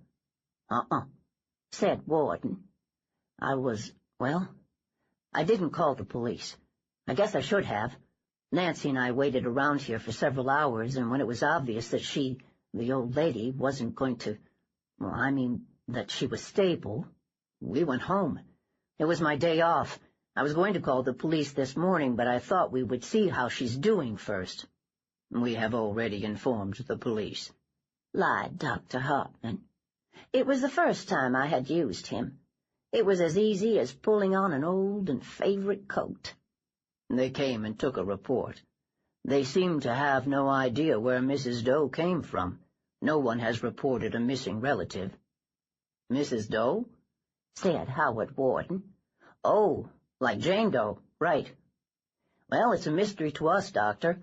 We live about 2 miles into the park, and from what the kids say, she wasn't even walking along the access drive." He glanced back toward the intensive care unit. "How is she, Doctor? She looks, terrible." "The lady has suffered a massive stroke," said Dr. Hartman. "Perhaps a series of them." At Howard's blank look, the doctor went on. "She's had what we call a CVA, a cerebrovascular accident, what used to be called a cerebral hemorrhage. There has been a temporary cut-off of oxygen to the brain. As far as we can tell, the incident seems to have been located in the right hemisphere of this patient's brain, resulting in disruption of cerebral and neurological function. Most of the effects are to be seen on her left side, drooping eyelid, limb paralysis. But in a sense this may be a welcome sign, since aphasia, speech problems, generally are associated with accidents in the left hemisphere. We've run both an EEG and a CAT scan, and to be honest, the results are somewhat confusing. While the CAT scan has confirmed infarction and probable obstruction of the middle cerebral artery, the EEG readings are not at all what we would expect following an episode of this nature." I lost interest in the medical double-talk and returned my primary awareness to the middle-aged receptionist in the lobby. I had her rise and walk over to the 3 children. "Hello," I had her say. "I bet I know who you're here to see." "We can't visit," said the 6-year-old one, the girl who had sung Hey Jude as the sun rose. "We're too young." "But I bet I know who you would like to see," the receptionist said with a smile. "I want to see the nice lady," said the little boy. There were tears in his eyes. "I don't," the oldest girl said adamantly. "I don't either," said her 6-year-old sister. "Why not?" I asked. I was hurt. "'Cause she's weird," said the oldest girl. "I thought I liked her, but when I touched her hand yesterday, it was all funny." "What do you mean, funny?" I asked. The receptionist wore thick glasses, and I found the view distorted. I had never needed glasses for anything besides reading. "Funny," said the girl. "Weird, like a snake skin or something. I let go real fast, even before she got sick, but it was like I knew she was real mean." "Yeah," said her sister. "Shut up, Allie," said the oldest girl, obviously sorry she had spoken to me. "I like the nice lady," said the 5-year-old boy. It looked as if he had been crying before he came to the hospital. I beckoned the 2 girls away from the boy toward the reception desk. "Come here, girls. I have something for you." I rummaged through the drawer and came up with 2 wrapped spheres of peppermint candy. When the oldest girl reached for one, I grasped her firmly by the wrist. "First, tell me your fortune," I had the receptionist whisper. "Let go," the girl whispered back. "Shut up," I hissed. "Your name is Terrell Warden. Your sister's name is Allison. Both of you live in a big stone house on the hill in the park, and you call it the castle. And some night soon a huge green boogeyman with sharp yellow teeth is going to come into your room when it is dark, and he is going to chop you into little pieces, both of you, and eat the pieces." The girls staggered backward, their faces pasty white, and their eyes huge as saucers. Their mouths hung slack with fear and shock. "And if you tell anyone, your father, mother, anyone," I had the receptionist hiss after them, "the boogeyman is going to come for you tonight." The girls staggered back to their seats, staring at the woman as if she were a snake. A minute later, an elderly couple arrived, asking directions to a room, and I let the receptionist return to being her sweet, simple, slightly officious self. Upstairs, Dr. Hartman had finished explaining my medical condition to Howard Warden. Down the hall, head nurse Oldsmith checked medication for the patients, taking great care in double-checking anything labeled for Mrs. Doe. In my room, the young nurse named Sewell was gently bathing me with cold compresses, massaging my skin almost reverently. The sensation was only a distant one at best, but I felt better knowing that all possible attention was being given to me. It was good to be back among family. On the 3rd day, the 3rd night, actually, I was resting. I never really slept anymore, merely allowed my consciousness to float, moving from recipient to recipient in a random, dreamlike way, when suddenly I became aware of a physical excitement I had not known for years. The presence of a man, his arms around me, loins thrusting against me. I felt my heart pounding, as the fullness of my young breasts pressed against him, my nipples erect. His tongue was in my mouth. I felt his hands fumbling at the buttons of my nurse's uniform, even as my own hands undid the clasp of his belt, tugged at his zipper, and grasped at his erect male member. It was disgusting. It was obscene. It was Nurse Connie Sewell in a supply closet with some intern. Since I could not sleep anyway, I allowed my consciousness to return to Nurse Sewell.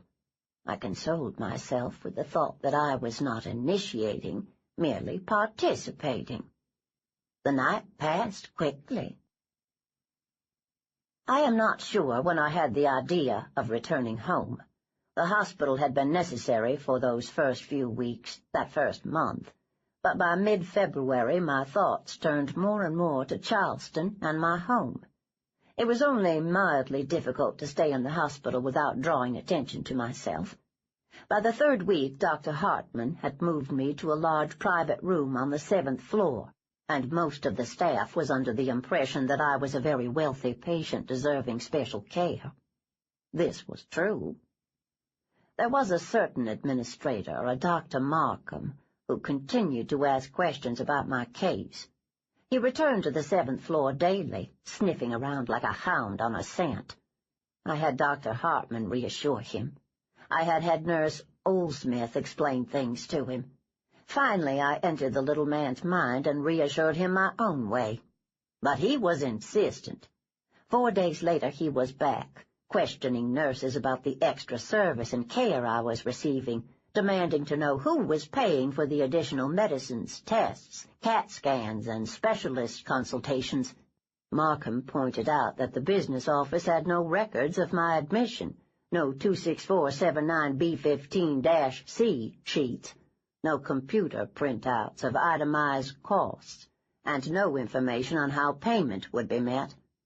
Nurse Oldsmith and Dr. Hartman agreed to be present at a meeting the next morning with our inquisitor, the head of the hospital board, the chief of the business office, and 3 other supernumeraries.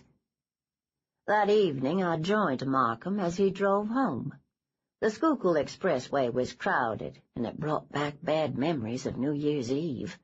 Just before we reached the junction with the Roosevelt Expressway, I had our friend pull his car into the narrow shoulder, turn on the blinking emergency lights, and step out to stand in front of the Chrysler. I helped him remain standing there for over a minute, scratching his balding head and wondering what was wrong with his car. When the time came, it was obvious. All 5 lanes filled with traffic moving at speed, a large truck on the inner lane. Our administrative friend jumped quickly in 3 long strides. There was time for me to record the roar of the air horns, to see the shocked expression on the truck driver's rapidly approaching face, and to sense the disbelieving scurry of Markham's thoughts before the impact sent me sliding back to other viewpoints. I sought out Nurse Sewell and shared her eagerness for the shift change and the arrival of her young intern. Time meant very little to me during this period. I would shift backward and forward in time as easily as I slipped from one viewpoint to the next. I especially enjoyed reliving those summers in Europe with Nina and our new friend Wilhelm. I remember the cool summer evenings, the 3 of us walking along the stylish Ringstrasse, where everyone who was anyone in Vienna could be found parading in their finest livery. Willie had loved going to the Coliseum Cinema on Nussdorferstrasse, but the films there were invariably those boring German propaganda things, and Nina and I usually prevailed in coaxing our young guide to the Kruger Kino, where the new American gangster films were coming. I remembered laughing until I cried one evening at the spectacle of Jimmy Cagney spitting words in ugly Austrian German in the first dubbed talkie I had ever seen. Afterward, we frequently would have drinks in the Rice Bar off Kantnerstrasse, greeting other groups of young merrymakers and relaxing in the chic comfort of the real leather chairs, while enjoying the play of light of mahogany, glass, chromium, and the gilt and marble tables. Sometimes a few of the more stylish prostitutes from the nearby Krugerstrasse would come in with their dates and add a daring illicit feel to the evening. Often we would end our nights out on the town with a visit to Zimpel, the finest cabaret in Vienna. The establishment's full name was Simplicissimus, and I can clearly recall that it was run by 2 Jews, Karl Fracas and Fritz Grunbaum. Even later, when the brown shirts and stormtroopers were raising havoc on the streets of the old city, these 2 comics would have the patrons pealing with laughter at their satirical sketches of Nazi stereotypes blundering their way through a social encounter, or arguing fine points of fascist doctrine while zig-heiling dogs, cats, and passers-by. I remember Willie roaring with laughter until tears ran down his red cheeks. Once he laughed so hard that he choked until Nina and I patted him resoundingly on the back and offered our glasses of champagne to him. Some years after the war, Willie idly mentioned during one of our reunions that either Fracas or Grunbaum, I cannot remember which one, died in one of the camps Willie had administered briefly before his transfer to the Eastern Front. Nina was very beautiful in those days. Her blonde hair had been cut and curled in the most current fashion, and because of her inheritance she could afford the finest silk dresses from Paris. I especially remember one green gown, cut very low in front, the soft material clinging to her small breasts, and how magnificently the green brought out the delicate blush of her peaches and cream complexion, while oddly complementing the blue of her eyes. I do not remember who formally proposed that we play the game that first summer, but I remember our excitement and the thrill of the vicarious chase.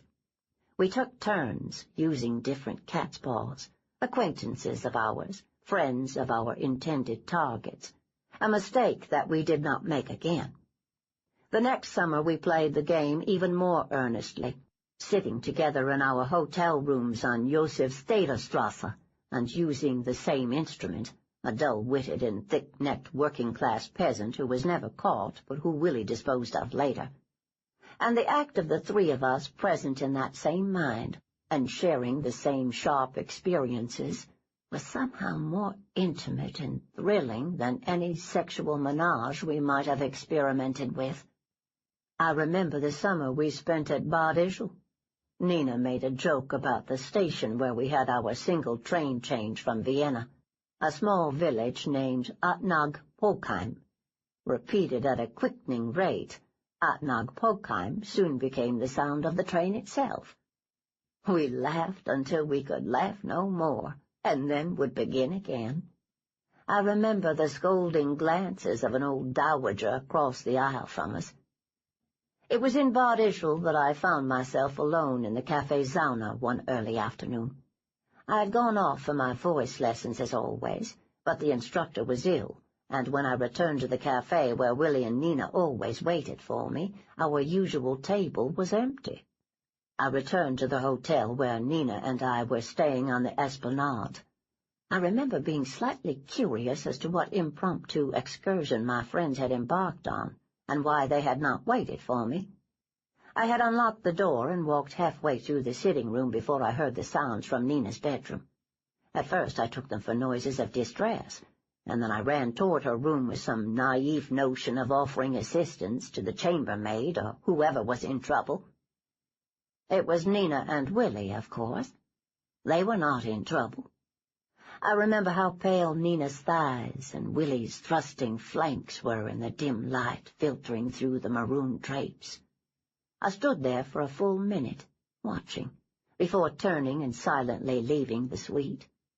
During that long minute, Willie's face remained turned away, hidden in Nina's shoulder and the eiderdown pillow. But Nina turned her face and clear blue eyes toward me almost at once. I am sure she saw me. She did not stop, however, nor did she cease the rhythmic grunt of animal sounds that came from her open, pink, and perfect mouth.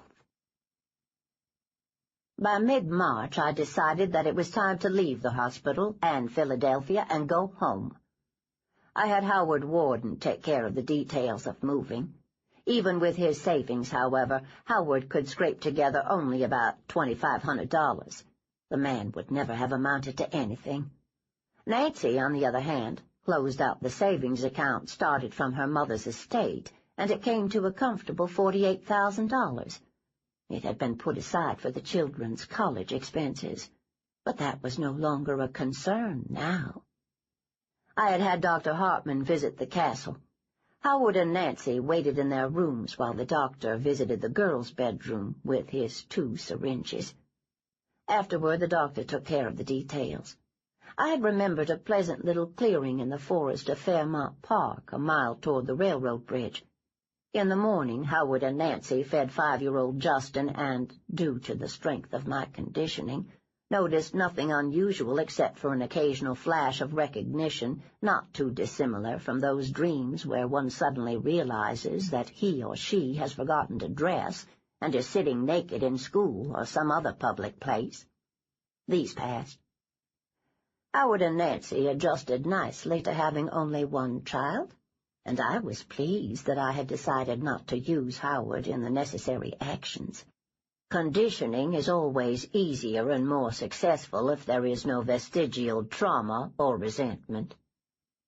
The wedding of Dr. Hartman and head nurse Oldsmith was a small affair, officiated by a Philadelphia justice of the peace and witnessed only by Nurse Sewell, Howard, Nancy, and Justin. I thought that they were a good-looking couple, although some say that Nurse Oldsmith has a harsh and humorless face. When the move was set, Dr. Hartman contributed to the collective fund.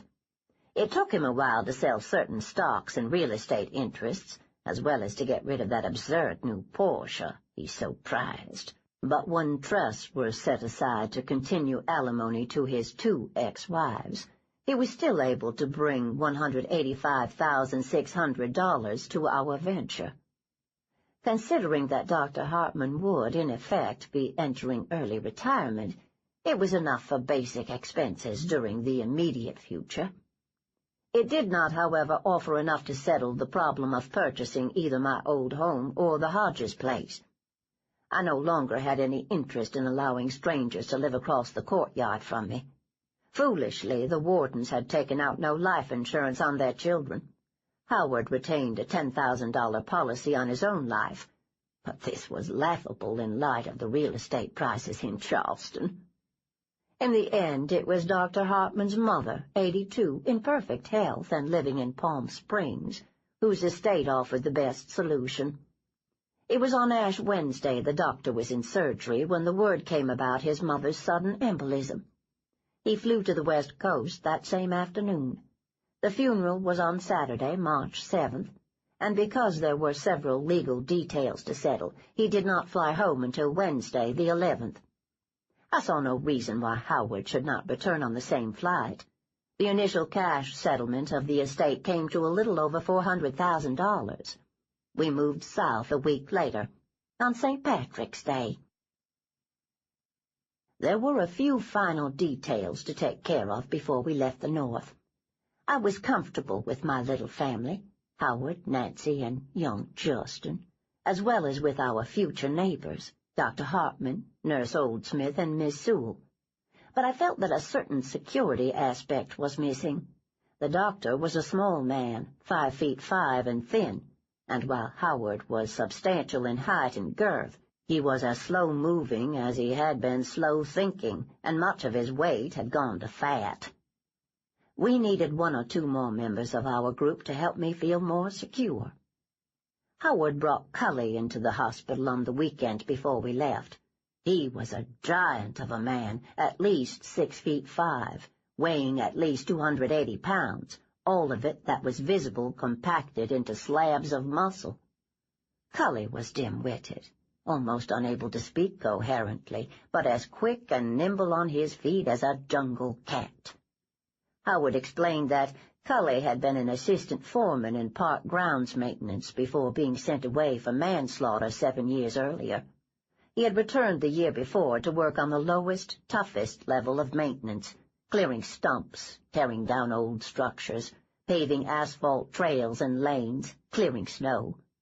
Cully had worked without complaint and was no longer on parole. Cully's head tapered from its broadest point at juncture of jaw and neck to its narrowest at the crest of an almost pointed skull, stubbled with a crew cut so short and rough it looked as if it had been administered by a blind sadist of a barber.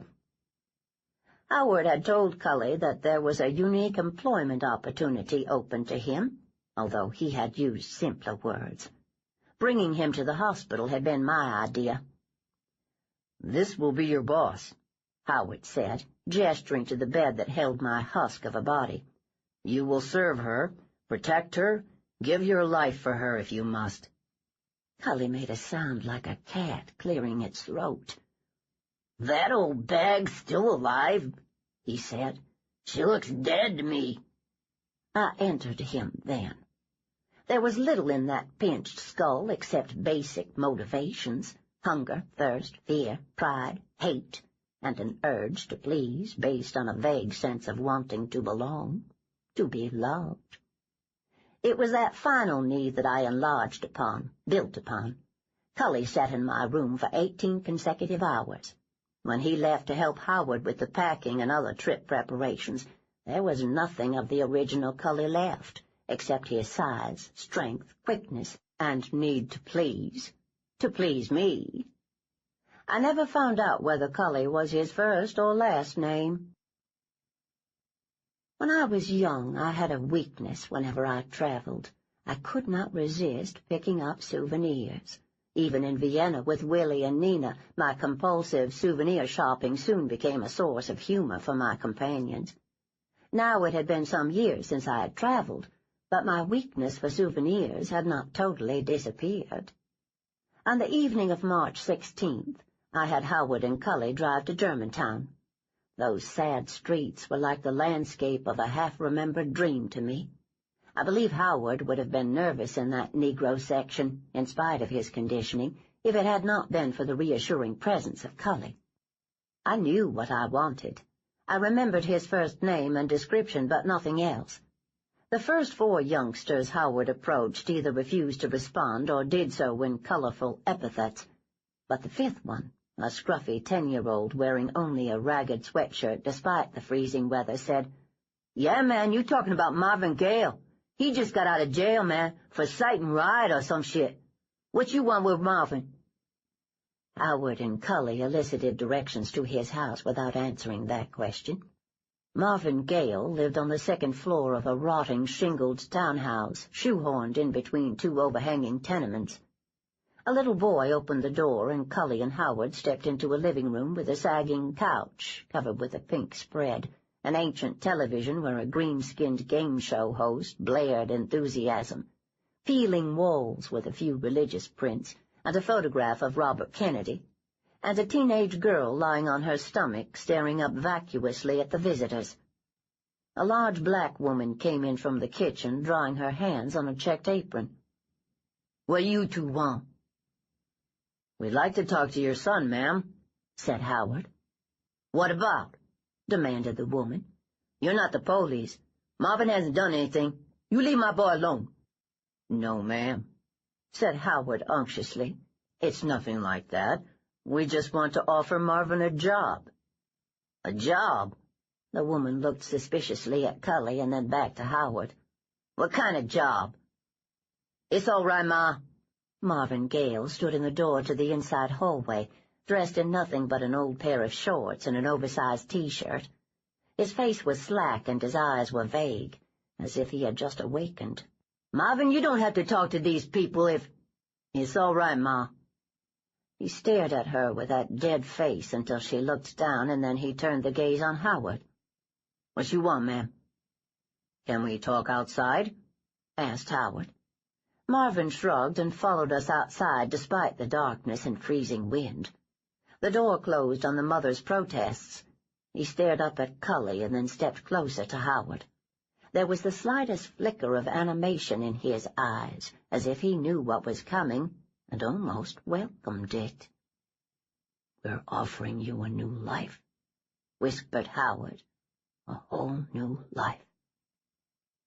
Marvin Gale started to speak then, but from 10 miles away I pushed, and the colored boy's mouth fell slack, and he did not finish the first word.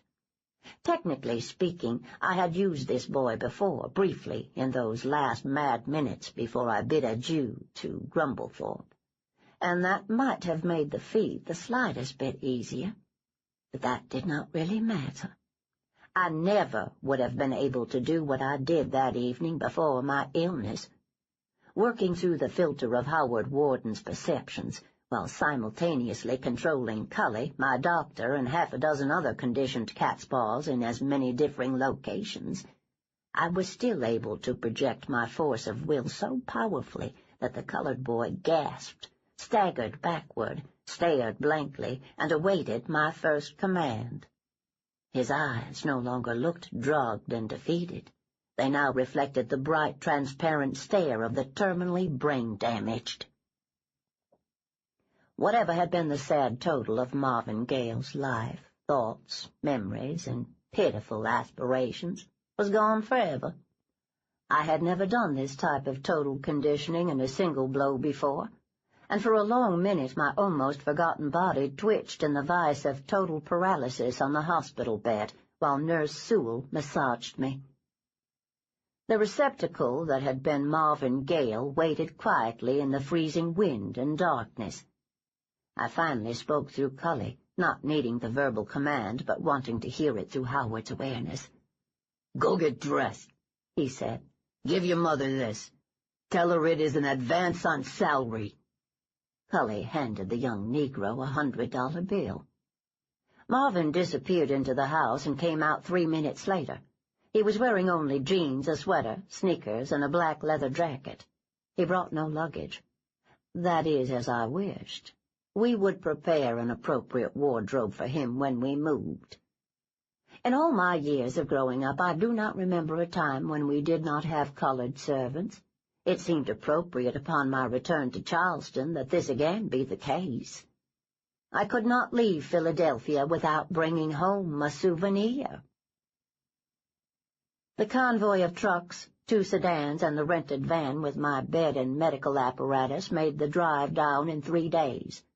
Howard had gone ahead in the family Volvo, which Justin called the Blue Oval, to make final arrangements, air the house out, and prepare the way for my homecoming.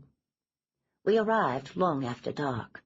Cully carried me upstairs, with Dr. Hartman attending and Nurse Oldsmith walking alongside with the intravenous bottle. My bedroom glowed in the lamplight. The comforter was turned down. The sheets were clean and fresh. The dark wood of the bed, bureau, and wardrobe smelled of lemon polish, and my hairbrushes lay in a perfect row on my dressing table. We all wept. Tears coursed down Cully's cheeks as he set me tenderly, almost reverently, in the long bed. The smell of palmetto fronds and mimosa came through the slightly opened window. Equipment was brought in and set up. It was odd to see the green glow of an oscilloscope in my familiar bedroom. For a minute everyone was there, Dr. Hartman and his new wife, Nurse Oldsmith, performing their final medical tasks, Howard and Nancy with little Justin between them as if they were posing for a family photograph, young Nurse Sewell smiling at me from near the window, and near the door, Cully standing there filling the doorway, looking no less massive for his white orderly's uniform, and just visible in the hallway, Marvin dressed in formal tails and tie, white gloves on his well-scrubbed hands.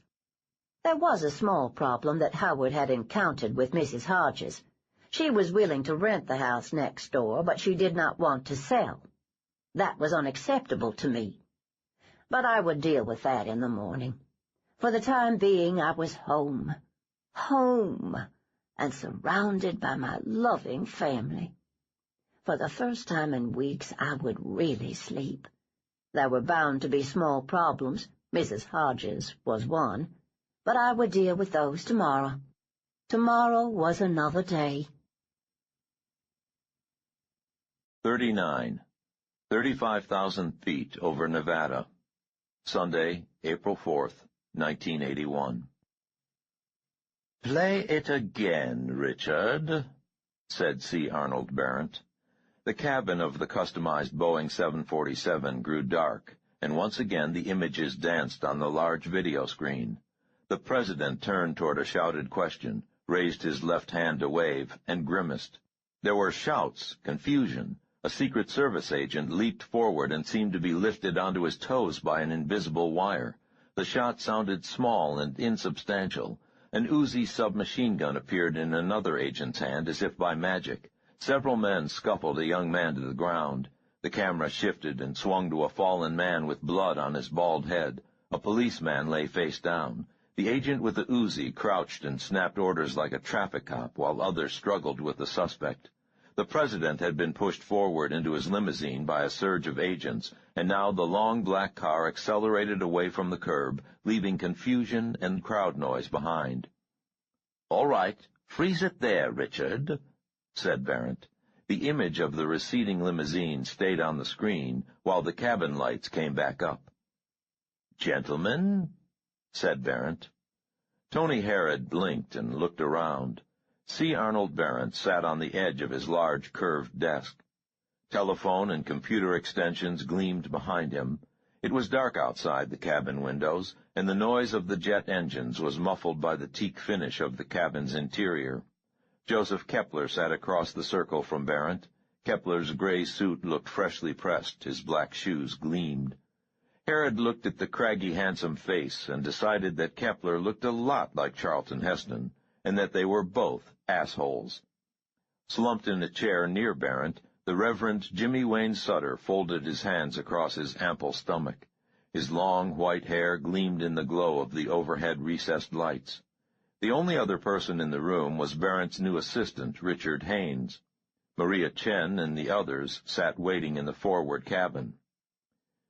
"It looks to me," said Jimmy Wayne Sutter, his pulpit-trained voice rolling and rising, "that someone tried to kill our beloved president."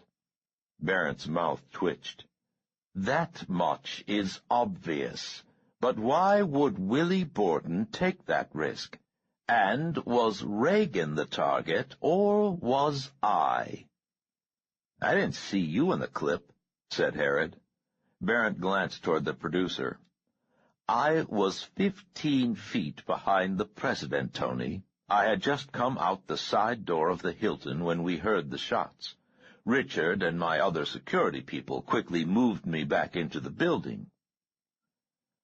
"I still can't believe that Willie Borden had anything to do with this," said Kepler. "We know more now than we did last week. The Hinckley kid had a long record of mental problems. He kept a journal. The whole thing hinged on an obsession he's had with Jodie Foster, for Christ's sake. It just doesn't fit the profile at all. The old man could have used one of Reagan's own Secret Service agents, or a Washington cop like the one who got shot. Also, the Kraut's an old Wehrmacht officer, right? He would have known enough to use something more solid than a .22 caliber pop gun." "Loaded with explosive bullets," Barrent reminded him. "It's only an accident that they did not explode." "It's only an accident that the one bullet ricocheted off the car door and got Reagan," said Kepler. "If Willie had been involved, he could have waited until you and the president were comfortably seated, and then had the agent with the Uzi or the MAC-10 or whatever it was hose you down with no risk of failure." "A comforting thought," Barrent said dryly. "Jimmy, what do you think?" Sutter mopped his brow with a silk handkerchief and shrugged. "Joseph has a point, Brother C. The boy is a certified Looney Tunes. It seems like an absurd amount of effort to create that much of a background story and then miss." "He didn't miss," Barrent said softly. "The president was shot in the left lung."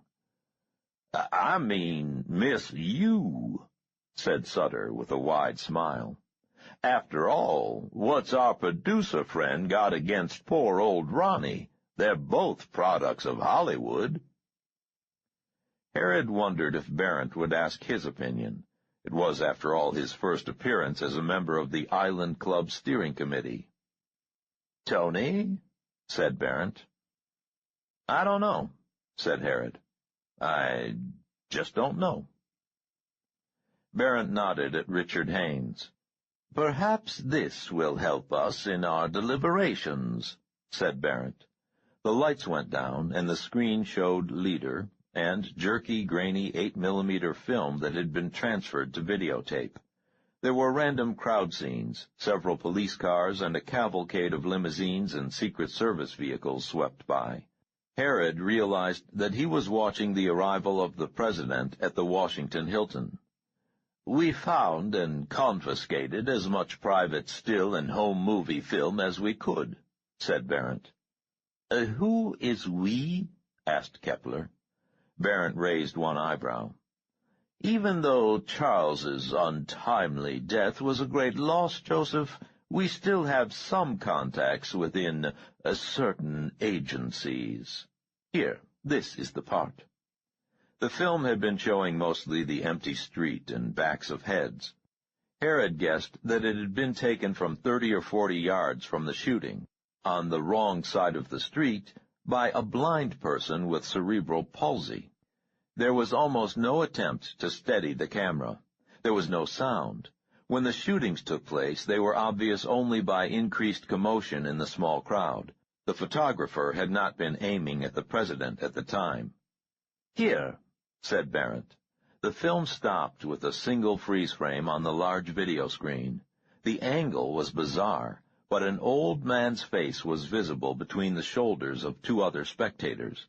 The man, who appeared to be in his early 70s, had white hair emerging from under a plaid sports car cap, and was intently watching the scene across the street. His eyes were small and cold. "Is that him?" asked Sutter. "Can you be sure?"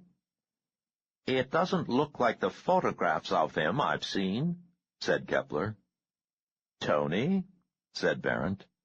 Herod felt beads of perspiration break out on his upper lip and forehead. The frozen image was grainy, distorted by the poor lens, odd angle, and cheap film. There was an octagon of light glare on the lower right third of the frame. Herod realized that he could say that the picture was too fuzzy, that he did not really know. He could stay the fuck out of it. "Yeah," said Herod. "That's Willie, all right." Barrett nodded, and Haynes killed the video image, brought the lights back up, and departed. For several seconds there was only the reassuring drone of the jet engines. "Just a coincidence, perhaps, Joseph?" said C. Arnold Barrett. He walked around and sat behind his low, curved desk. "No," said Kepler. "but it still doesn't make any sense. What's he trying to prove?" "That he's still out there, maybe," said Jimmy Wayne Sutter. "That he's waiting. That he can get to us, any of us, whenever he wants to." Sutter lowered his chin so that his jowls and chins furrowed, and he smiled at Barrett over his bifocals. "I presume that you will not be making any more personal appearances for a while, Brother C?" he said. Barrett steepled his fingers. "This will be our last meeting before the Island Club summer camp in June. I will be out of the country on business until then. I urge all of you to take appropriate precautions." "Precautions from what?" demanded Kepler. "What does he want? We've offered him membership in the club through every channel we can think of. We've even sent that Jew psychiatrist out with a message, and we're sure he was in touch with Luhar before the explosion killed them both." "The identification was incomplete," said Barrett. "Dr. Lasky's dental records were missing from his dentist's office in New York." "Yeah," said Kepler, "but so what? The message almost certainly got through. What does Willie want?" "Tony," said Barrett. All three men were staring at Herod. "How the hell should I know what he wants?" "Tony, said Barrett. "You were the gentleman's colleague for years. You ate with him, spoke with him, joked with him. What does he want?" "The game." "What?" said Sutter. "What game?" asked Kepler, leaning forward. "He wants to play the game on the island after summer camp?" Herod shook his head. He said. "He knows about your island games, but this is the game he likes. It's like the old days in Germany, I guess, when he and the two old broads were young. It's like chess. Willie's fucking crazy about chess. He told me once he dreams about it. He thinks we're all in a fucking chess game." "Chess," muttered Barrett, and tapped his fingertips together. "Yeah," said Herod. "Trask made a bad move, sent a couple of pawns too deep into Willie's territory. Bam. Trask gets removed from the board. Same with Colvin. Nothing personal, just chess." "And the old woman," said Barrett. Was she a willing queen, or just another of Willie's many pawns? How the fuck should I know? Snapped Herod. He stood up and paced, his boots making no noise in the thick carpeting. Knowing Willie, he said, he wouldn't trust anybody as an ally in this sort of thing. Maybe he was afraid of her. One thing's for sure. He led us to her because he knew we'd underestimate her. We did that, said Barrent. The woman had an extraordinary ability. Had? Asked Sutter. We have no proof that she is alive, said Joseph Kepler. What about the watch on her house in Charleston? Asked the Reverend. Did someone pick that up from Neiman and Charles's group? My people are there, said Kepler. Nothing to report. How about the airlines and such? Pressed Sutter. Colburn was sure she was trying to leave the country before something spooked her in Atlanta. The issue is not Melanie Fuller, interrupted Barrent. As Tony has so correctly pointed out, she was a diversion, a false track. If she is alive, we can ignore her, and otherwise it is irrelevant what her role was. The question now before us is how do we respond to this most recent gambit by our German friend? I suggest we ignore it, said Kepler. The incident on Monday was just the old man's way of showing us that he still has teeth. We've all agreed that if he'd meant to get to Mr. Barrent, he would have done so. Let the old fart have his fun. When he's done, we'll talk to him. If he understands the rules, he can have the 5th seat in the club. If not, God damn, gentlemen, between the 3 of us, excuse me, Tony, the 4 of us, we have hundreds of paid security people at our disposal. How many does Willie have, Tony? 2, when he left L.A., said Herod. Jensen Luhar and Tom Reynolds. They weren't paid, though. They were his personal pets. See, said Kepler, we wait until he gets tired of playing this one-sided game, and then we negotiate. If he doesn't negotiate, we send Haynes and some of your people out, or some of my plumbers. No, roared Jimmy Wayne Sutter. We have turned the other cheek too many times. The Lord avengeth and is full of wrath. Who can stand before his indignation, and who can abide by the fierceness of his anger? His fury is poured out like fire, and the rocks are broken asunder by him. He will pursue his enemies into darkness. Nahum chapter 1, verse 2. Joseph Kepler stifled a yawn. Who's talking about the Lord, Jimmy? We're talking about how to deal with the senile Nazi with a chess hang-up. Sutter's face grew red, and he leveled a blunt finger at Kepler. The large ruby in his ring caught the light. "Do not mock me," he warned in a bass growl. "The Lord has spoken to me and through me, and he will not be denied." Sutter looked around. "If any of you lacks wisdom, let him ask of God, who gives to all men generously and without reproaching, and it will be given him," he rumbled. James chapter 1, verse 5. "And what does God say on this issue?" Barrent asked quietly. "This man may well be the Antichrist," said Sutter, his voice drowning out the faint hum of the jet engines. "God says we must find him and root him out. We must smite him hip and thigh. We must find him and find his minions. The same shall drink the wine of the wrath of God, and he shall be tormented with fire and brimstone in the presence of the holy angels, and in the presence of the Lamb, and the smoke of their torments ascendeth up for ever and ever." Barrent smiled slightly. "Jimmy, I presume from what you say that you are not in favor of negotiating with Willie and offering him a membership in the club?" The Reverend Jimmy Wayne Sutter took a long sip of his bourbon and branch water. "No," he said so quietly that Herod had to lean forward to hear him. "I think we should kill him." Barrett nodded and swiveled his large leather chair. "Tie vote," he said.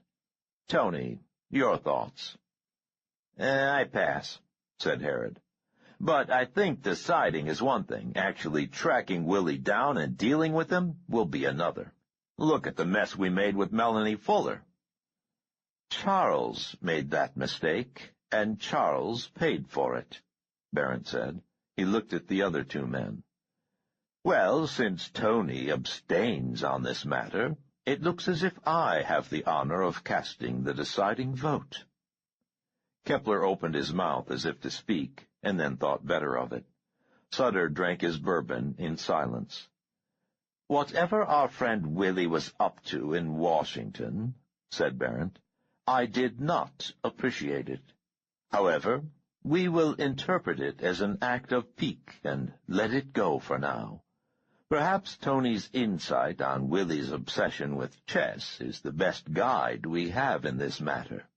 We have 2 months before summer camp on Dolman Island and our, ensuing activities there. We must keep our priorities clear. If Willie abstains from further harassment, we will consider negotiation at a later date. If he continues to be troublesome, so much as a single incident, we will use every resource, public and private, to find him and destroy him in a method not, inconsistent with Jimmy's advice from Revelation. It was Revelation, was it not, Brother J?" "Just so, Brother C." "Fine," said Barrett. "I think I will go forward and get some sleep. I have a meeting in London tomorrow. All of you will find your sleeping compartments made up and ready for you. Where would you like to be dropped off?" "L.A.," said Herod. "New Orleans," said Sutter. "New York," said Kepler. "Done," said Barrett. "Donald informed me a few minutes ago that we were then somewhere over Nevada, so we'll drop Tony first. I'm sorry you won't be able to enjoy the accommodations overnight, Tony, but you might want to catch 40 winks before we land." "Yeah," said Herod. Barrett rose, and Haines appeared, holding the door to the forward corridor open. "Until we meet again at the Island Club summer camp, gentlemen," said Barrett. "Ciao, and good fortune to each of you." A servant in a blue blazer showed Herod and Maria Chen forward to their stateroom. The rear part of the 747 had been turned into Barrett's large office, a lounge, and the billionaire's bedroom. Forward of the office, to the left of a corridor that reminded Herod of all the European trains he had ever traveled on, were the large staterooms, decorated in subtle shades of green and coral, consisting of a private bath, sleeping area with a queen-size bed, and couch and color TV. "Where's the fireplace?" Herod muttered to the servant in the blazer. "I believe that is Sheikh Muzad's aircraft that has a working fireplace," answered the handsome young man with no trace of a smile. Herod had poured another vodka on ice and joined Maria Chen on the couch when there was a soft knock at the door. A young woman in a blazer identical to the male aide's said, "Mr. Barrett wondered if you and Ms. Chen would care to join him in the Orion Lounge." "The Orion Lounge?" said Herod. "Sure, what the hell?" They followed the young woman down the corridor and through a security card-locked door to a spiral staircase. On a commercial 747, Herod knew, the staircase would lead up to the first-class lounge. As they stepped off the dark staircase at the top, both Herod and Maria Chen stopped in awe. The woman went back down the stairs, securing the door at the bottom and shutting off the last gleam of reflected light from below. The room was the same size as a normal 747 lounge, but it was as if someone had removed the top of the aircraft, leaving a platform open to the skies at 35,000 feet. Thousands of stars blazed overhead, seeming not to twinkle at all at this altitude, and Herod could look left and right at the dark wedge of wings, the blinking red and green navigation lights, and a carpet of starlit cloud tops a mile or more below them. There was absolutely no sound and no sense of separation between where they stood and an infinite expanse of night sky. Only low silhouettes suggested the presence of shadowy furniture and a single seated person in the lounge itself. Behind and below them receded the long metallic bulk of the airliner, the top of its fuselage glowing slightly in the starlight, a single bright beacon flashing on the tall tail. "Jesus Christ," whispered Herod. He heard Maria Chen's sudden intake of breath as she remembered to breathe. "I'm glad you like it," came Barrett's voice from the darkness. "Come and sit down." Herod and Maria Chen walked carefully to a cluster of low chairs around a circular table, their eyes adjusting to the starlight. Behind them, the entrance to the spiral staircase had a single warning strip of red light on the top step, and the bulkhead to the crew compartment was a black hemisphere against the western star field. They collapsed on soft cushions and continued to stare at the sky. "It's a translucent plastic compound," said Barrett. "More than 30 layers, actually, but almost perfectly transparent and much stronger than plexiglass. There are scores of support ribs, but they are fiber-thin and do not interfere with the view at night. The outer surface polarizes in the daylight and looks like a glossy black paint job from the outside. It took my engineers a year to develop it, and then it took me 2 years to convince the CAB that it was airworthy. If it was left to the engineers, aircraft would have no windows for passengers at all." "It is beautiful," said Maria Chen. Herod could see starlight reflected in her dark eyes. "Tony, I asked both of you here because this concerns both of you," said Barrett. "What does?" "The, dynamics of our group. You may have noticed a little tension in the air." "I noticed that everyone's on the verge of losing their fucking minds." "Just so," said Barrett. "The events of the past few months have been, troublesome." "I don't see why," said Herod. "Most people don't get worked up when their colleagues are blown to shit or dropped into the Schuylkill River." "The truth is," said C. Arnold Barrett, "that we had grown far too complacent.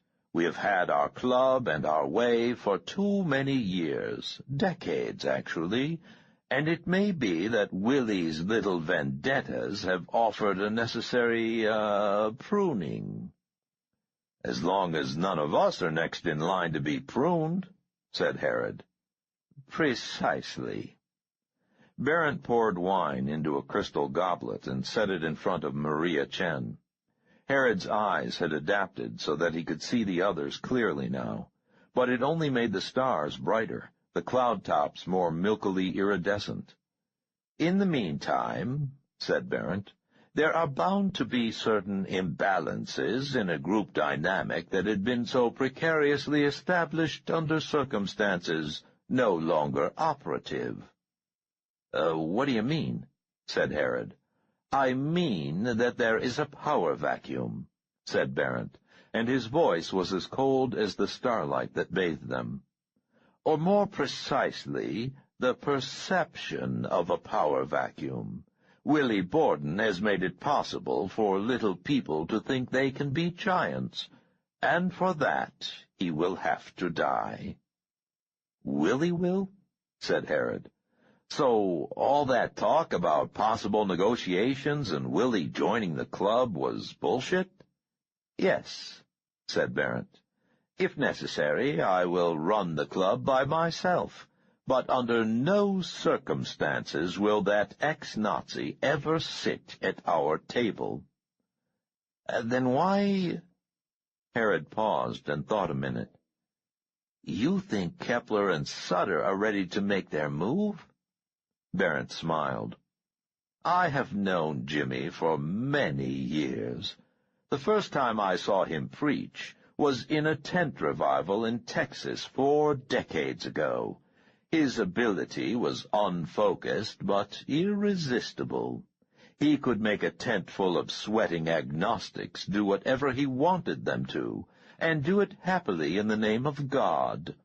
But Jimmy is getting old, and he uses his real persuasive powers less and less, while relying upon the apparatus of persuasion he's built. I know he had you out at his little fundamentalist magic kingdom last week. Barrent held up his hand to cut off Herod's explanation. That's all right. Jimmy must have told you that I would know and understand. I don't believe that Jimmy wants to upset the apple cart, but he senses a possible shift in power and wants to be on the correct side when the shifting subsides. Willie's meddling has appeared, on the surface, to have changed a very delicate equation. But not in reality? Said Herod. No, said Barrent, and the softly spoken syllable was as final as a rifle shot. They forgot essential facts. Barrent reached into a drawer of the low table in front of them and withdrew a double-action semi-automatic pistol. Pick it up, Tony. Why? Asked Herod, his skin bristling. The weapon is real, and it is loaded, said Barrent. Pick it up, please. Herod lifted the weapon and held it loosely in both hands. Okay, so what's the deal? Aim it at me, Tony. Herod blinked. Whatever demonstration Barrent had in mind, he wanted no part of it. He knew that Haines and a dozen other security people were within a critical distance. I don't want to aim it at you, said Herod. I don't like these fucking games. Aim the gun at me, Tony. Screw you, said Herod, and stood up to leave. He made a dismissive motion with his hand, and walked to where the red light showed the top step of the staircase. Tony, came Barrent's voice, come here. Herod felt as if he had walked into one of the plastic walls. His muscles cramped into tight knots, and sweat broke out all over his body. He tried to surge forward, away from Barrent, but only succeeded in dropping to his knees. Once, 4 or 5 years before, he and Willie had had a session where the old man had tried to exert power over him. It had been a friendly exercise, in answer to some question Herod had asked about the Vienna game Willie had been rambling on about. Instead of feeling the warm wave of domination that Herod knew he used on women, Willie's onslaught had been like a vague but terrible pressure in Herod's skull, white noise and a claustrophobic closeness all at once, but no loss of self-control on Herod's part. He had recognized immediately that Willie's ability was much stronger than his own. More brutal was the phrase that had come to mind. But although Herod had doubted if he could have used someone else during Willie's assault, there was no sense that Willie could have used him. Yeah, Willie had said, it is always like that. We can turn on one another, but those that use cannot be used, nicht wahr? We test our strength through third parties, eh? A pity, really. But a king cannot take a king, Tony. Remember that. Herod had remembered that. Until now. Come here, said Barrent. His voice was still soft, well modulated, but it seemed to reverberate until it filled Herod's skull, filled the room, filled the universe, so that the stars shook to the echo of it. Come here, Tony. Herod, on his knees, arms, neck, and body straining, was jerked onto his back like some stuntman being pulled off his horse by an invisible wire. Herod's body spasmed, and his booted feet beat on the carpet. His jaws clenched, and his eyes bulged in their sockets. Herod felt the scream build in his throat and knew that it could never be released, that it would grow there until it exploded, throwing shards of his flesh across the room. On his back, Legs stiff and spasming, Herod felt the muscles of his arms contract and expand, his elbows digging into the carpet, fingers hooked into claws, as he slid backward toward the seated shadow. "Come here, Tony." Like a palsied 10-month-old learning to crawl on its back, Tony Herod obeyed. When his head touched the low coffee table, Herod felt the vice of control release him. His body spasmed in such release that he almost urinated. He rolled over and got to his knees, his forearms on the black glass of the tabletop. "Aim the gun at me, Tony," Barrent said in the same conversational tone as before. Herod felt a killing rage surge through him. His hands shook wildly as he felt for the gun, found the grip, raised it. The barrel had not been leveled when the sickness struck. Years ago, his first year in Hollywood, Herod had suffered a kidney stone. The pain had been incredible, unbelievable. A friend later told Herod that he imagined it was like being knifed in the back. Herod knew otherwise. He had been knifed in the back while running with a Chicago gang as a kid. The kidney stone hurt more. It was like being knifed from the inside out, like someone dragging razor blades through your entrails and veins. And along with the incredible pain of the stone itself had come instant nausea, vomiting, cramps, and fever. This was worse, far worse. Before the barrel came level, Herod was curled on the floor, vomiting on his silk shirt and trying to wrap himself in a knot. Along with the pain and sickness and humiliation, there was the overwhelming knowledge that he had tried to hurt Mr. Barrent. The idea was insupportable. It was the saddest thought Tony had ever suffered. He wept as he vomited and groaned with pain. The pistol had fallen out of his limp fingers onto the black glass tabletop. "Oh, you don't feel well," Barrent said softly. "Perhaps Miss Chen should aim the weapon at me." "No!" gasped Herod, curling into a tighter ball. "Yes," said Barrent. "I want her to. Tell her to aim the gun at me, Tony." "Aim the gun," gasped Herod. "Aim it at him." Maria Chen moved slowly, as if underwater. She lifted the revolver, steadied it in her small hands, and aimed it at Tony Herod's head. "No, at him!" Herod doubled over as the cramp struck him again. "At him!" Barrent smiled. "She does not have to hear my orders to obey them, Tony." Maria Chen pulled the hammer back with her thumb. The black opening was aimed directly at Herod's face.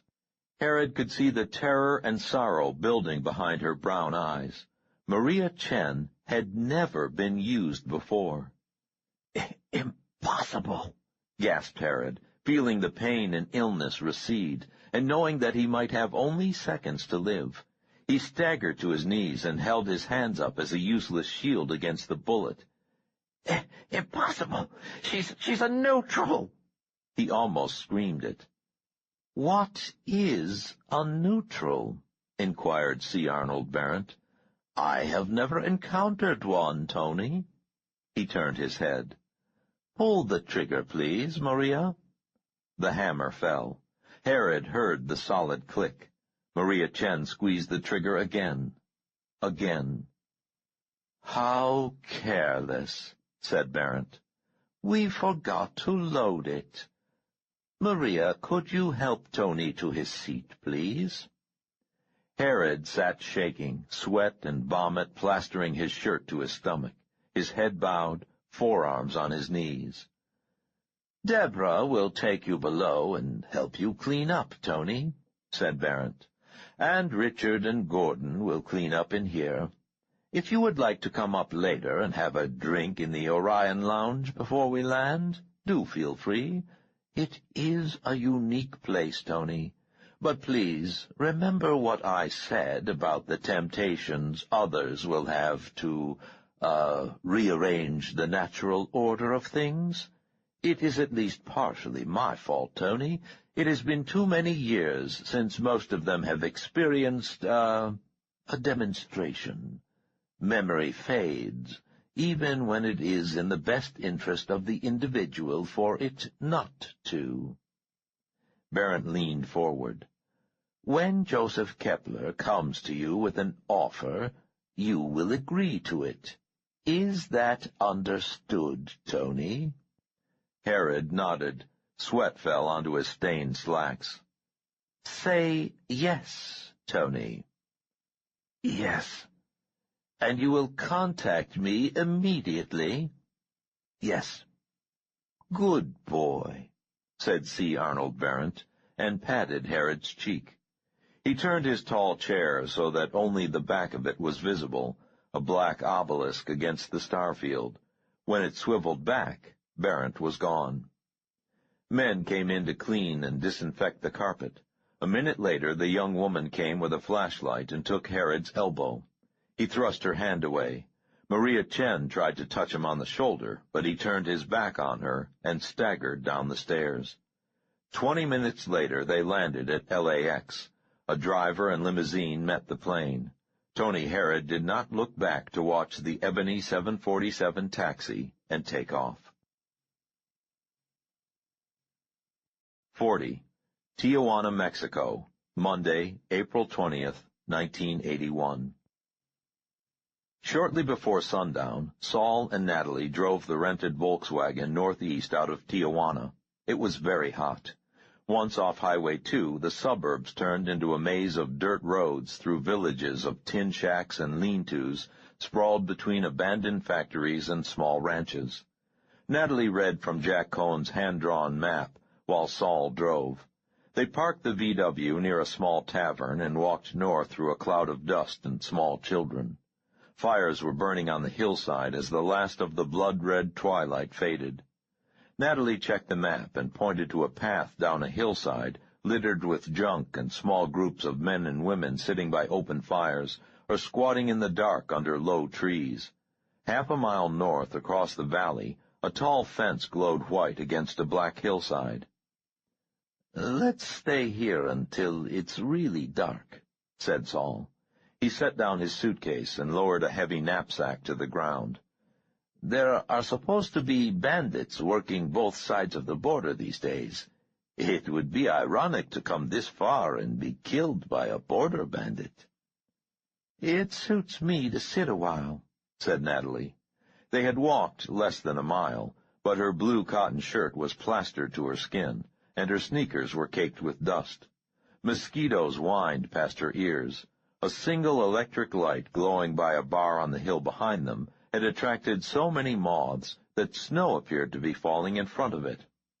They sat in exhausted silence for half an hour, worn out by 36 hours of flying by jet and commuter airline, and by the constant tension of traveling under false passports.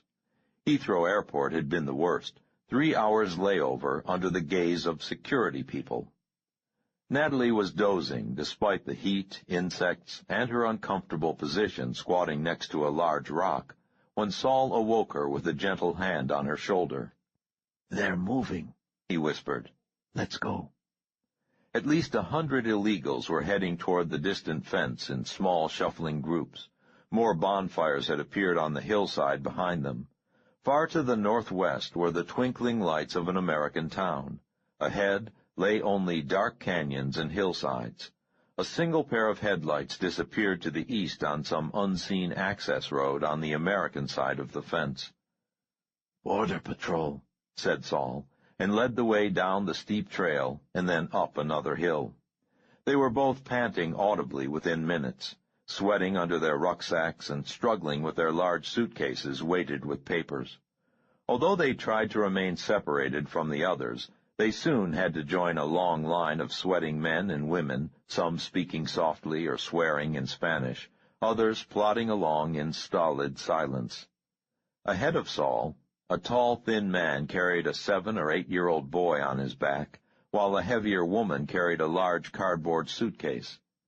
The queue came to a stop in a dry riverbed 20 yards from a culvert that ran under the border fence and the gravel road beyond. Groups of 3 or 4 would spring across the stream bed and disappear into the black circle of the culvert. There were occasional shouts from the other side, and once Natalie heard a scream that must have come from just beyond the road. Natalie realized that her heart had been pounding for minutes, and her skin was clammy with sweat. She took a grip on her suitcase and forced herself to relax.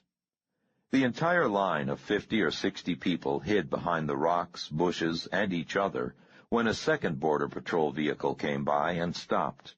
A bright spotlight swept across the arroyo and passed within 10 feet of the pitiful thorn tree Natalie and Saul were trying to use for cover.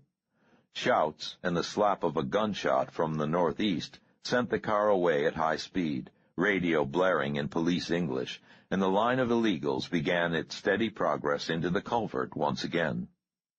Within minutes, Natalie found herself crawling on all fours behind Saul, shoving the heavy suitcase ahead of her, while her backpack banged against the corrugated roof of the tunnel.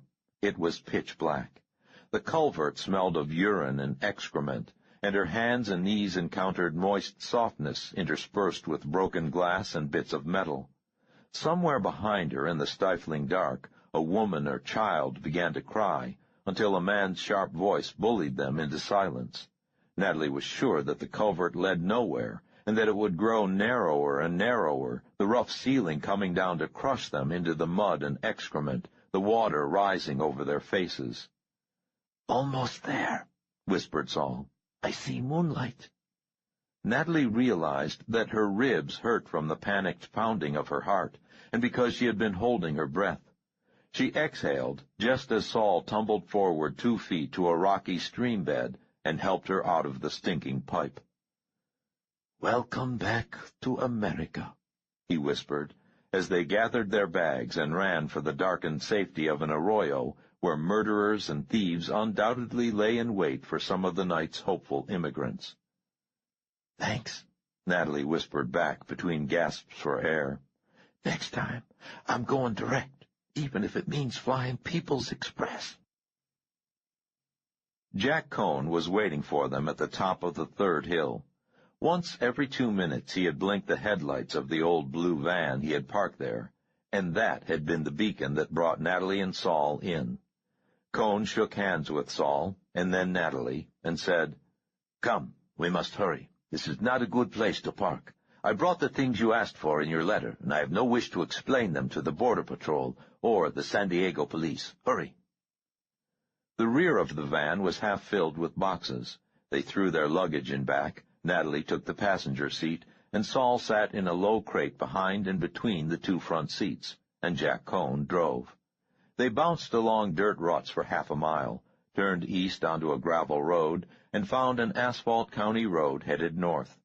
10 minutes later they were descending an access ramp to an interstate highway, and Natalie felt displaced and disoriented, as if the United States had changed in various and subtle ways during the 3 months of her absence. "No, it was more like I've never lived here at all," she thought, as she watched suburbs and small shopping malls pass her window. She stared at the streetlights and cars, and wondered at the incredible fact that thousands of people here were going about their evening business just as if nothing was happening, as if men and women and children were not crawling through shit-filled culverts 10 miles from these comfortable middle-class homes, as if sharp-eyed young Sabras were not right at that minute riding armed guard on the boundaries of their kibbutzim, while masked PLO killers, boys themselves, oiled their Kalashnikovs and waited for dark, as if Rob Gentry was not dead, murdered, dead and buried, as finally unreachable as her father, who used to come in every evening to tuck her in bed and tell her stories about Max, the inquisitive dachshund who was always— "Did you get the gun in Mexico City where I told you to?" asked Cohen. Natalie startled awake. She had been dozing with her eyes open. She felt the Novocaine high of total fatigue. There was the muted roar of jet engines in her ears. She concentrated on listening to the 2 men. "Yes," said Saul. "No problem, although I was worried about what would happen if the federales found it on me." Natalie worked to focus her eyes to better see the Mossad agent. Jack Cohn was in his early 50s, but seemed older even than Saul, especially now that Saul had shaved his beard and let his hair grow. Cohn's face was thin and pockmarked, set off by large eyes and a nose that obviously had been broken more than once. He had thin white hair that looked as if he had tried to trim it himself and given up before the job was done.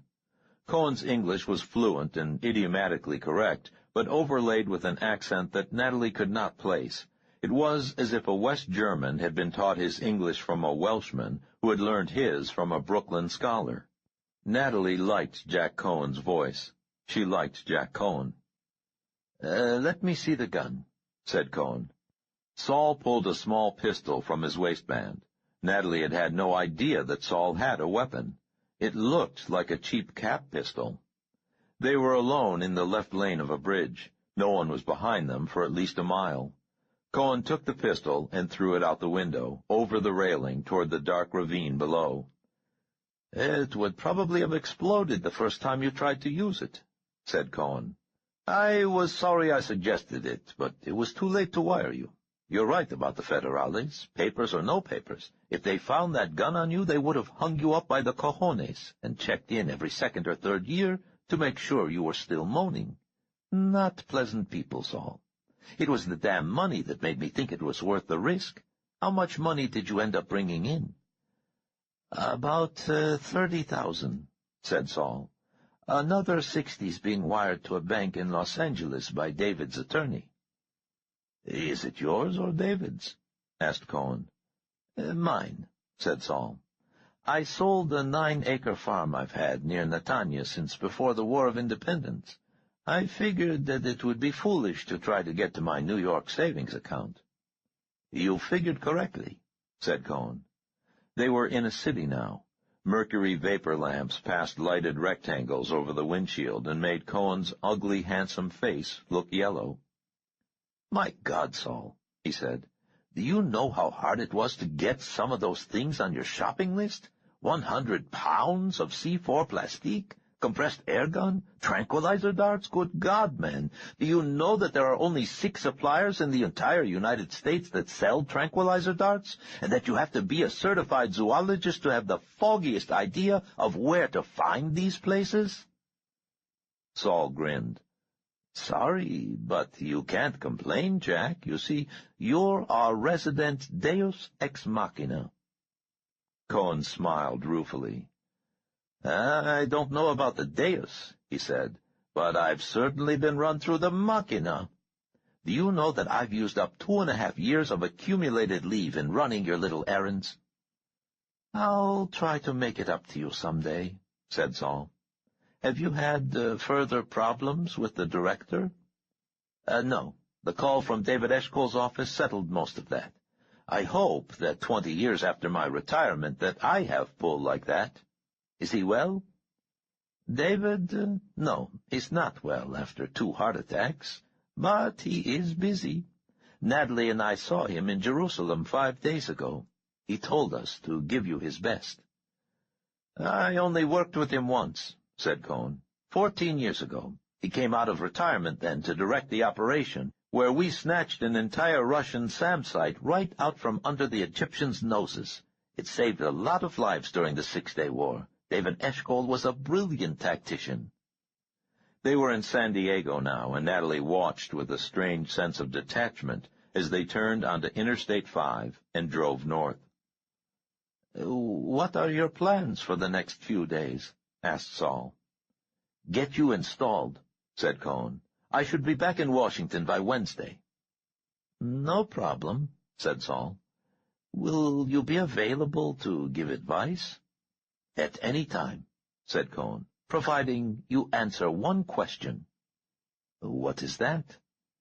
"What's really going on here, Saul? What is the bottom-line connection between your old Nazi, this group in Washington, and the old woman in Charleston? No matter which way I put it together, it makes no sense. Why would the U.S. government harbor this war criminal?" "They're not," said Saul. "Groups in the government are trying to find him as hard as we are. but for their own purposes. Believe me, Jack, I could tell you more, but it would do little to enlighten you. Much of this affair goes beyond logic." "Wonderful," Cohn said sarcastically. "If you can't tell me more, there is no hope of my getting the agency involved, no matter how much everyone respects David Eshcole." "That is probably for the best," said Saul. "You saw what happened when Aaron and your friend Levi Cole became involved. I have finally realized that there will be no trumpet blast and charge of cavalry over the hill in the nick of time. In a real sense, I have deferred action for decades while waiting for the cavalry to arrive. Now I realize that this is something I must do, and Natalie feels the same." "Bullshit," said Cohn. "Yes," agreed Saul, "but all of our lives are governed by a certain degree of faith in bullshit. Zionism was blatant bullshit a century ago, but today our border, Israel's border, is the only purely political boundary that is visible from orbit. Where the trees end and the desert begins, there ends Israel." "You're changing the subject," Cohn said flatly. "I've done these things because I liked your nephew and loved Levi Cole like a son, and I believe you're after who killed them. This is true?" "Yes." "And the woman you think has returned to Charleston, she's part of it, not a victim?" "Part of it, yes," said Saul. "And your Oberst is still killing Jews?" Saul hesitated. "He is still killing innocent people, yes." "And this Potts in Los Angeles is involved?" "Yes." "All right," said Cohn. "You will continue to have my help, but someday there will be an accounting." "If it helps," said Saul. "Natalie and I have left a sealed letter with David Eshcole. Even David does not know the details of this nightmare. If Natalie and I die or disappear, David or his executors will open the letter. They are directed to share the contents with you." "Wonderful," Cohn said again. "I can hardly wait until you are both dead or missing." They drove in silence toward Los Angeles. Natalie dreamed that she and Rob and her father were walking through the old section of Charleston. It was a beautiful spring evening. The stars burned behind palmettos and new buds. The air smelled of mimosa and hyacinth. Suddenly a dog with a light-colored head on a dark body came from out of the darkness and growled at them. Natalie was afraid, but her father told her that the dog only wanted to make friends. He knelt and extended his right hand for the dog to smell it, but the dog bit and kept chewing, growling and swallowing until the hand was gone, his arm was gone, and then her father was gone. The dog had changed then, become much larger, while Natalie realized that she had grown smaller, become a little girl. The dog turned on her then, its incongruously white head glowing in the starlight, and she was too terrified to turn or run or scream. Rob touched her cheek and stepped in front of her just as the dog leaped. It struck him in the chest and knocked him down. As they struggled, Natalie noticed that the dog's strange head was growing smaller, disappearing. Then she realized that the dog had chewed and burrowed its way through Rob's chest. She could hear the noise of its eating. Natalie sat down heavily on the sidewalk. She was wearing skates and the blue dress she had received from her favorite aunt on her 6th birthday. Rob's back was in front of her, a large gray wall. She looked at the pistol on the holster at his hip, but it was secured by a flap of leather and a snap, and she could not bring herself to reach for it. His body shook with the violence of the animal's movements, and she could hear the chewing, snapping sounds very clearly. She tried to rise, but each time she got her feet under her, the skates would fly out, and she would sprawl on her behind again. One of the skates had come loose now and hung by a green strap. She rolled to her knees and was only inches from Rob's impossibly tall gray back when the dog's head burst through. Fibers of flesh and shirt clung to the thing's cheeks and teeth. It thrashed to widen the hole, its eyes gleaming madly, its powerful jaws working like a shark's. Natalie crawled backward 2 feet, but could move no further. Her attention was riveted on the dog as it growled and snapped and burrowed to get at her. Its neck and shoulders were through the opening now. Saliva and blood splattered her. She could see the dark, matted fur of the thing's shoulders and forelegs as it fought to free itself of its fleshy burrow. It was like watching some terrible, nightmarish birth, all the while knowing that its birth meant one's own death. But it was the face that riveted Natalie, froze her into immobility, and made the weakness of terror rise in her throat like vomit. For above the dark fur of the powerful thrusting shoulders and scrabbling paws, above where the blood-streaked fur paled to blue-gray, there began the whiteness.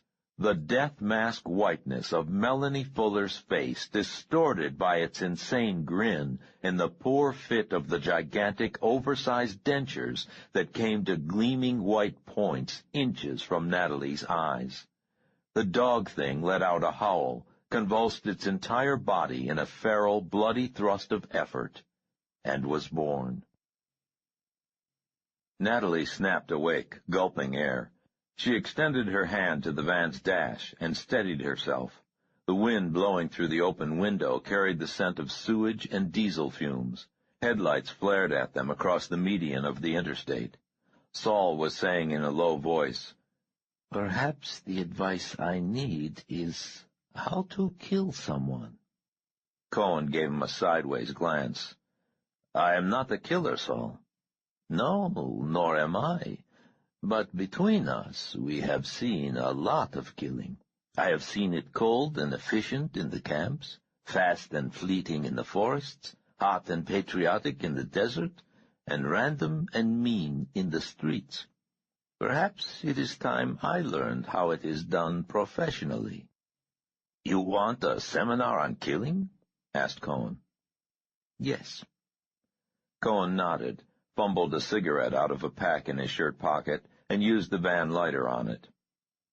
"These things will kill," he said, exhaling smoke. A semi-trailer going 75 miles per hour passed in a rush of wind. "I was thinking of something faster and less injurious to innocent people in the vicinity," said Saul. Cohen smiled and talked with the cigarette still in his mouth. "The most efficient way to kill someone is to hire someone who's good at killing." He glanced at Saul. "I'm serious. Everyone does it. KGB, CIA, all the little fish in between. Americans were upset a few years ago to discover that the CIA was hiring mafia hitmen to take out Castro. When you think about it, it makes sense.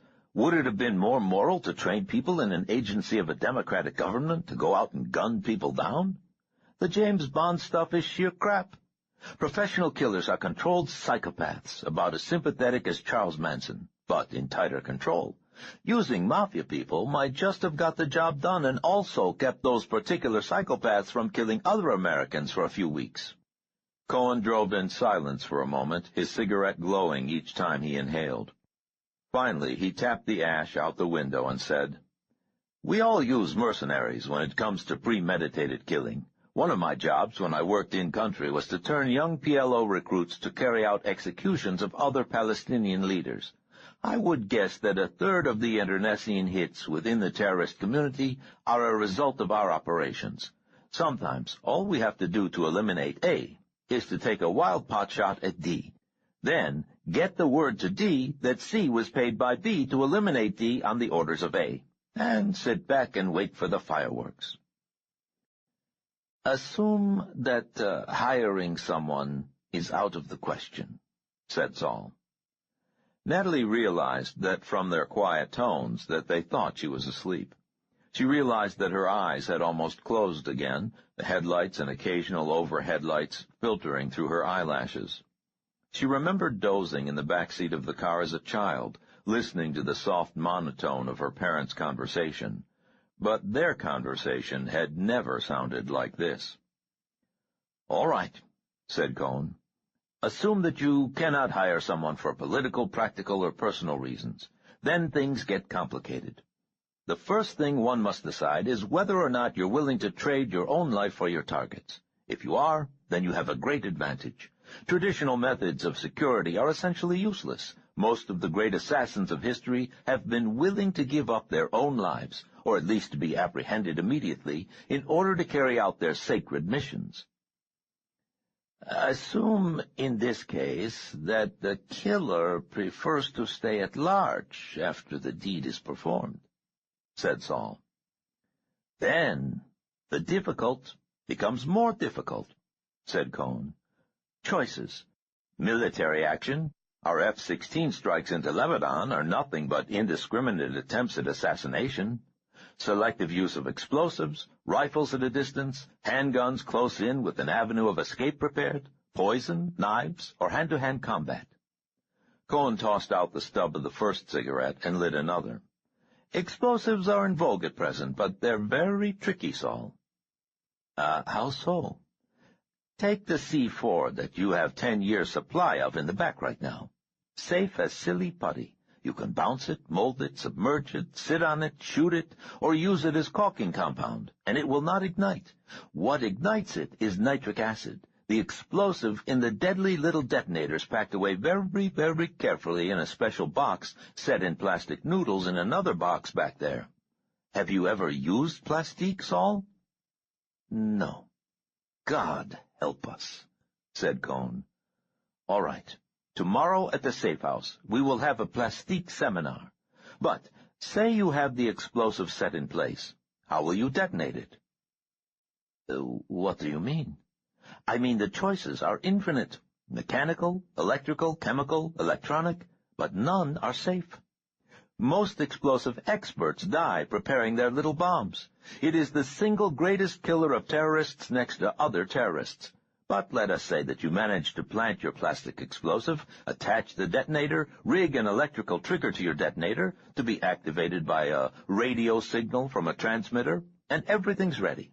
You're in a car a safe distance behind the target's vehicle. You will wait until his vehicle is in the country, away from witnesses and innocent bystanders. Instead, with your transmitter off, his car blows up while passing a school bus full of handicapped children. Why? Natalie could hear the fatigue in Saul's voice, and she realized that he must be as bone-tired as she was. Garage door openers, aircraft transmissions, children's walkie-talkies, citizen band radios, intoned Cohn. Even a television remote control device could set off such a trigger. So you work with a minimum of 2 switches on your plastique, a manual one to arm it, and a line-of-sight electronic one to trigger it. The chances of failure are still great. Other ways, said Saul. The rifle, said Cohn. The second cigarette was almost gone. It grants the safety of distance, allows time for a retreat, is selective, and almost always efficient when used correctly. The weapon of choice, endorsed by Lee Harvey Oswald and James Earl Ray and countless unsung others. A few problems, though. What? First of all, forget all that television crap about the sniper bringing his weapon somewhere in an attaché case and snapping it together while the target obligingly gets into position. A rifle and scope have to be sighted in, adjusted for distance and angle and wind velocity, and the vagaries of the weapon itself. The marksman needs to have experience with that weapon and with distance and velocity ratios. A military sniper works at distances where the target has time to walk 3 paces between the shot and the impact. Have you had experience with rifles, Saul? Not since the war, the European war, said Saul. And then, never to kill a man. That is all they are good for, said Cohn. I have things on your list back there. $18,000 of your money invested in the damnedest selection of things I've ever had to track down, but no rifle. What about security? Said Saul. Yours or theirs? Theirs. What about it? How does one deal with it? Cohen held his cigarette European style and squinted at the tunnel of light the headlights burrowed through the night. Security is, at best, a doomed attempt to postpone the inevitable if someone is intent on killing you. If the target has a public life, commitments, the best security can only make it difficult for the successful assassin to escape. You saw the result last month when an untrained punk decided he wanted to shoot the American president with a .22 caliber pop gun. Aaron told me that you train your agents to use .22 Berettas, said Saul. We have in recent years, said Cohen, but they use them close in, where knives might be expected, in situations that call for lack of noise or quick handling rather than firepower. If we sent a team in to kill someone, it would be a team, after weeks of following the target, rehearsing the operation, and testing the escape route. This boy who shot your president last month did so with no more preparation than you or I would use to go down to the corner to buy a newspaper. So, what does that prove? It proves that there is no such thing as security when one's movements are predictable, said Cohn. A good security chief will allow his client to abide by no timetables, follow no routines, and make no engagements that might become public knowledge. Unpredictability saved Hitler's life half a dozen times. It is the only reason we have not terminated the top 3 or 4 Palestinians on our official ship list. Whose security are we talking about in this hypothetical discussion? Hypothetically, said Saul. Let us hypothetically discuss the security of Mr. C. Arnold Barrent. Cohen's head snapped around. He flicked his cigarette out the window and did not light another one. This is why you asked for the files on Barrent's summer camp? We are speaking hypothetically, said Saul. Cohen ran his hand through his hair. Good God, man, you are insane. You said that security is a hopeless attempt to forestall the inevitable, said Saul. Is Mr. Barrent an exception? Listen, said Jack Cohen. When the President of the United States travels anywhere, even to visit leaders of other countries in secluded security zones, the Secret Service shits bricks. If it was up to them, the President would never leave the sub-basement of the White House, and they're not very pleased with that location. The one place where the Secret Service breathes a sigh of relief is when a president spends time with C. Arnold Barrent, which presidents have been doing for 30-some years now. In June, Barrent's Heritage West Foundation throws its annual summer camp, and 40 or 50 of the most powerful men in the world will be kicking off their shoes and letting their proverbial hair down on his island. Now, does that tell you anything about the man's security? Good. The best in the world, said Cohen. If Tel Aviv sent the word tomorrow that the future of the State of Israel depended upon C. Arnold Barrent's sudden death, I would call in the best men we have from Israel, alert the commando teams that made Entebbe look easy, pull our revenge squads in from Europe, and still not give us a 1 in 10 chance of coming close. How would you try? Asked Saul. Cohn drove in silence for several minutes. Hypothetically, he said at last, I would wait until he was dependent upon someone else's security, like the president's, and try then. My God, Saul, all this talk of killing Barrent. Where were you last March 30th? In Caesarea, said Saul, in full view of witnesses. What else would you try? Cohen chewed his lip. Barrent flies constantly. Whenever there are aircraft involved, there is vulnerability. The security on the ground would almost certainly preclude smuggling explosives aboard, but that would leave interception or ground-to-air missiles. If you knew where the aircraft was going to be ahead of time, when it was taking off, and how to identify it once airborne. Could you do that? Asked Saul. Yes, said Cohen. If we had all the resources of the Israeli Air Force tied in with electronic intelligence services and the help of American satellite and NDA intelligence, and if Mr. Barrent obliged us by flying over the Mediterranean or extreme southern Europe with a flight plan filed weeks ahead of time. He has a boat, said Saul. No, said Cohen. He has a 216-foot yacht. the Antoinette, that cost $69 million 12 years ago when it was sold to him by a certain late unnamed Greek shipping magnate, best known as the second husband of an American widow whose first husband got too close to a rifle that had been well sighted in by an ex-Marine marksman. Cohen took a breath. Barron's boat has as much security aboard and around it as one of his residential islands. No one knows where it is bound or when the man will be aboard. It has landing pads for 2 helicopters and speedboats that serve as outriders whenever there's traffic near. A torpedo or Exocet missile might sink it, but I doubt it. It has better radar, maneuverability, and damage control systems than most modern destroyers. "End of hypothetical discussion," said Saul, and Natalie guessed from his tone of voice that he had known everything Cohn had told him. "This is where we get off," said Cohn, and headed up an exit ramp. The sign had said San Juan Capistrano. They stopped at an all-night gas station, and Cohn paid with his credit card. Natalie got out and stretched her legs, still fighting sleep. The air was cool now, and she thought she could smell the sea. Cohn was getting a cup of coffee from a machine as she walked up to the station. "You're awake," he said. "Welcome back." "I was awake in the car, most of the time," said Natalie. Cohen sipped his coffee and made a face. Bizarre conversation. Have you discussed Saul's plans?" "Yes, we worked on them together." "And you know the kinds of things that are in the back of the van?" "If they're what were on our list, yes," said Natalie. Cohen began walking toward the vehicle with her. "Well, I hope you both know what you're doing." "We don't," said Natalie, and smiled at him. "But we do appreciate your help, Jack."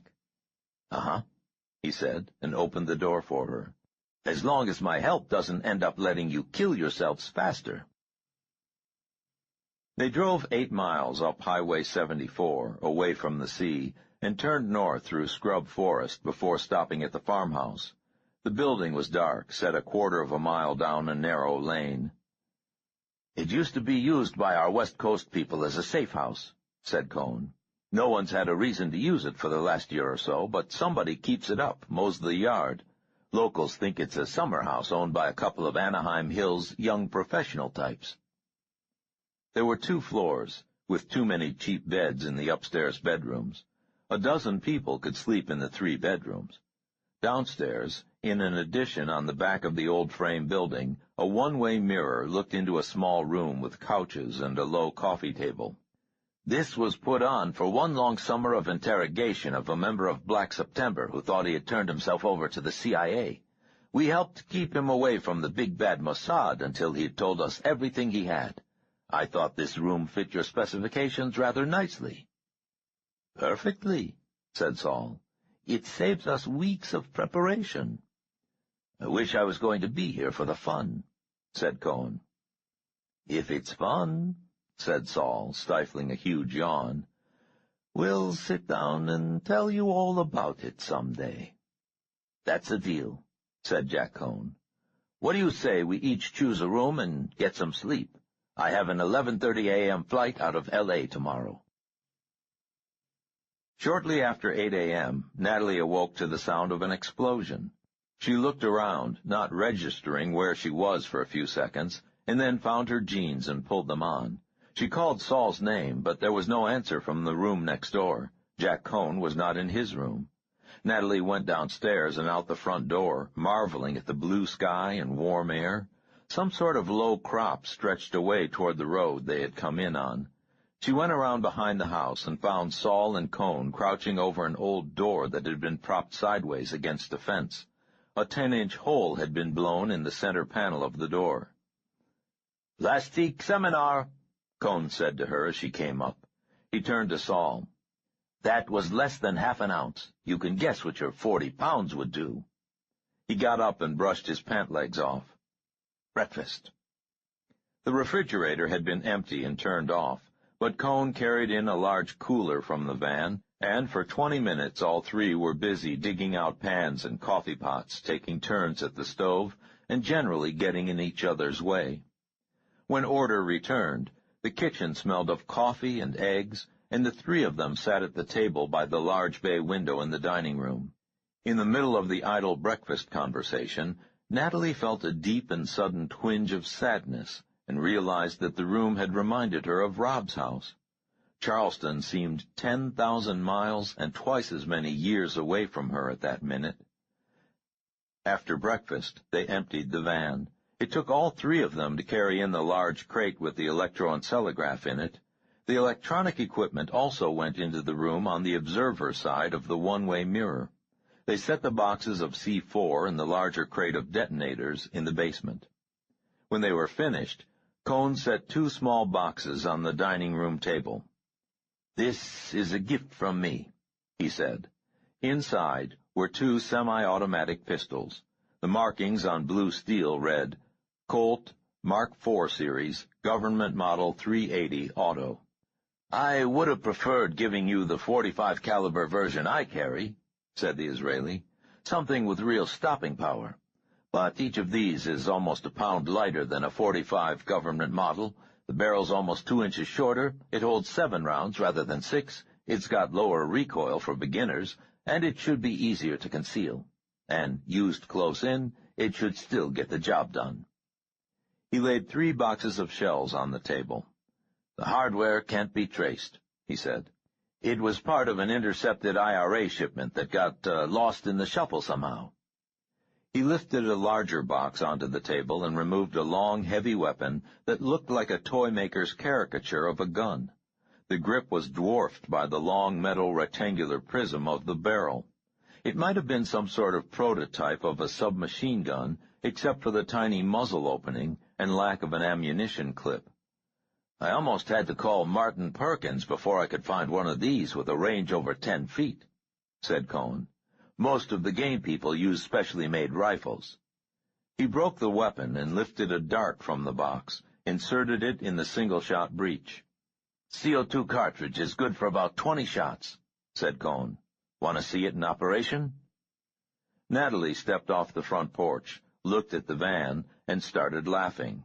The lettering was yellow on blue. Jack and Nat's Pool Installation and Repair. Hot tubs and spas, our specialty. "Did it come this way, or did you have it decorated?" Natalie asked Cone. "I did." "Won't it be a bit conspicuous?" "Perhaps, but I hope it will serve the opposite purpose." "How so?" "You're going into a definite high-rent neighborhood," said Cone. "It has one of the most security-conscious local police forces in the country. Plus, the community is paranoid.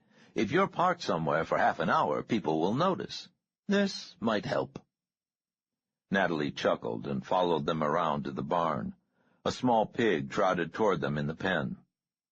"I thought the farm wasn't used anymore," said Natalie. "It's not," said Cone. "I picked this fellow up yesterday morning. It was Saul's idea." Natalie looked at Saul.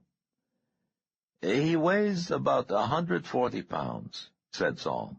"You remember the problems Itzhak discussed at the Tel Aviv Zoo?" "Oh," said Natalie. Cone lifted the air pistol. "It's awkward, but you aim it about the same as any pistol. Just pretend the barrel is your forefinger. Aim and shoot." Cone lifted the bulky pistol, and there was a loud The small dart with its blue feathered tail appeared in the center of the barn door 15 feet away. Cone broke the pistol and opened the box of darts. "The blue row on top here are the empty ones. Mix up your own solution. The red row are the 50 cc syringes, the green row are 40 cc, and the yellow 30 cc, and the orange 20 cc. Saul has the extra vials if you want to mix your own." He lifted a red dart and inserted it in the breech. "Natalie, you want to try?" "Sure." She closed the air gun and aimed it at the barn door. Said Saul. "Let's try it on our friend here." Natalie turned and looked dubiously at the pig. Its snout flared at her as he snuffled the air. "The compound is based on curare," said Cone. "Very expensive and nowhere near as safe as the wildlife specials suggest. You have to have the right amount for body weight. It doesn't really knock them all the way out. It's not a tranquilizer, really. It's more like a specific nerve toxin that paralyzes the nervous system. Too little, and the target feels a sort of Novocaine numbness but can hop away. Too much, and it inhibits breathing and heart rate, as well as the voluntary functions. Is this the right amount? Asked Natalie, looking at the dart gun. One way to find out, said Cohen. Porker here is the weight Saul specified, and the 50cc dart was recommended for animals that size. Give it a try. Natalie walked around the pen to get a clear shot. The pig poked its head through the slats as if expecting a treat from Saul and Jack Cohen. Any special spot? Asked Natalie. Try to avoid the face and eyes, said Cohen. The neck can give problems. Anywhere on the torso is fine. Natalie lifted the air pistol and shot the pig in the rump from 12 feet away. The pig jumped, squealed once, and gave Natalie a reproachful look. 8 seconds later, its hind legs gave way. It made a half circle with its front legs, and it fell over, sides heaving. All three got in the pen with it. Saul laid his palm on the pig's side. Its heart is going crazy. This amount may be a bit too concentrated. You wanted it fast-acting, said Cohen. This is as fast as it gets without killing the animal you're capturing. Saul looked into the pig's open eyes. Can it see us? Yes, said Cohen. The animal may fade in and out, but most of the time the senses are working. He can't move or make noise, but old Porker's taken down your names for future reference. Natalie patted the paralyzed pig's flank. His name isn't Porker, she said. Oh? Cohen looked at her with a smile. What is it? Herod, said Natalie. Anthony Herod. 41. Washington, D.C., Tuesday, April 21st, 1981. Jack Cohen thought about Saul and Natalie during his entire flight east. He worried about them, unsure of what they were planning or of their ability to carry it out. In his 30 years of experience in intelligence, he knew it was invariably the amateurs who ended upon the casualty list at the end of an operation. He reminded himself that this was not an operation. What was it, he wondered. Saul had been concerned, overly concerned, Cohen thought, about the agent's efforts to elicit information about Barrett and the others. Had Cohen taken every precaution not to be discovered during his computer searches? Had he been cautious enough during his trips to Charleston and Los Angeles? Cohen finally had to remind the psychiatrist that he had been carrying out this kind of work since the 1940s. As the plane approached Washington, Cohen realized that he was feeling the rising anxiety and vague guilt that he associated with running an operation where civilians were being used.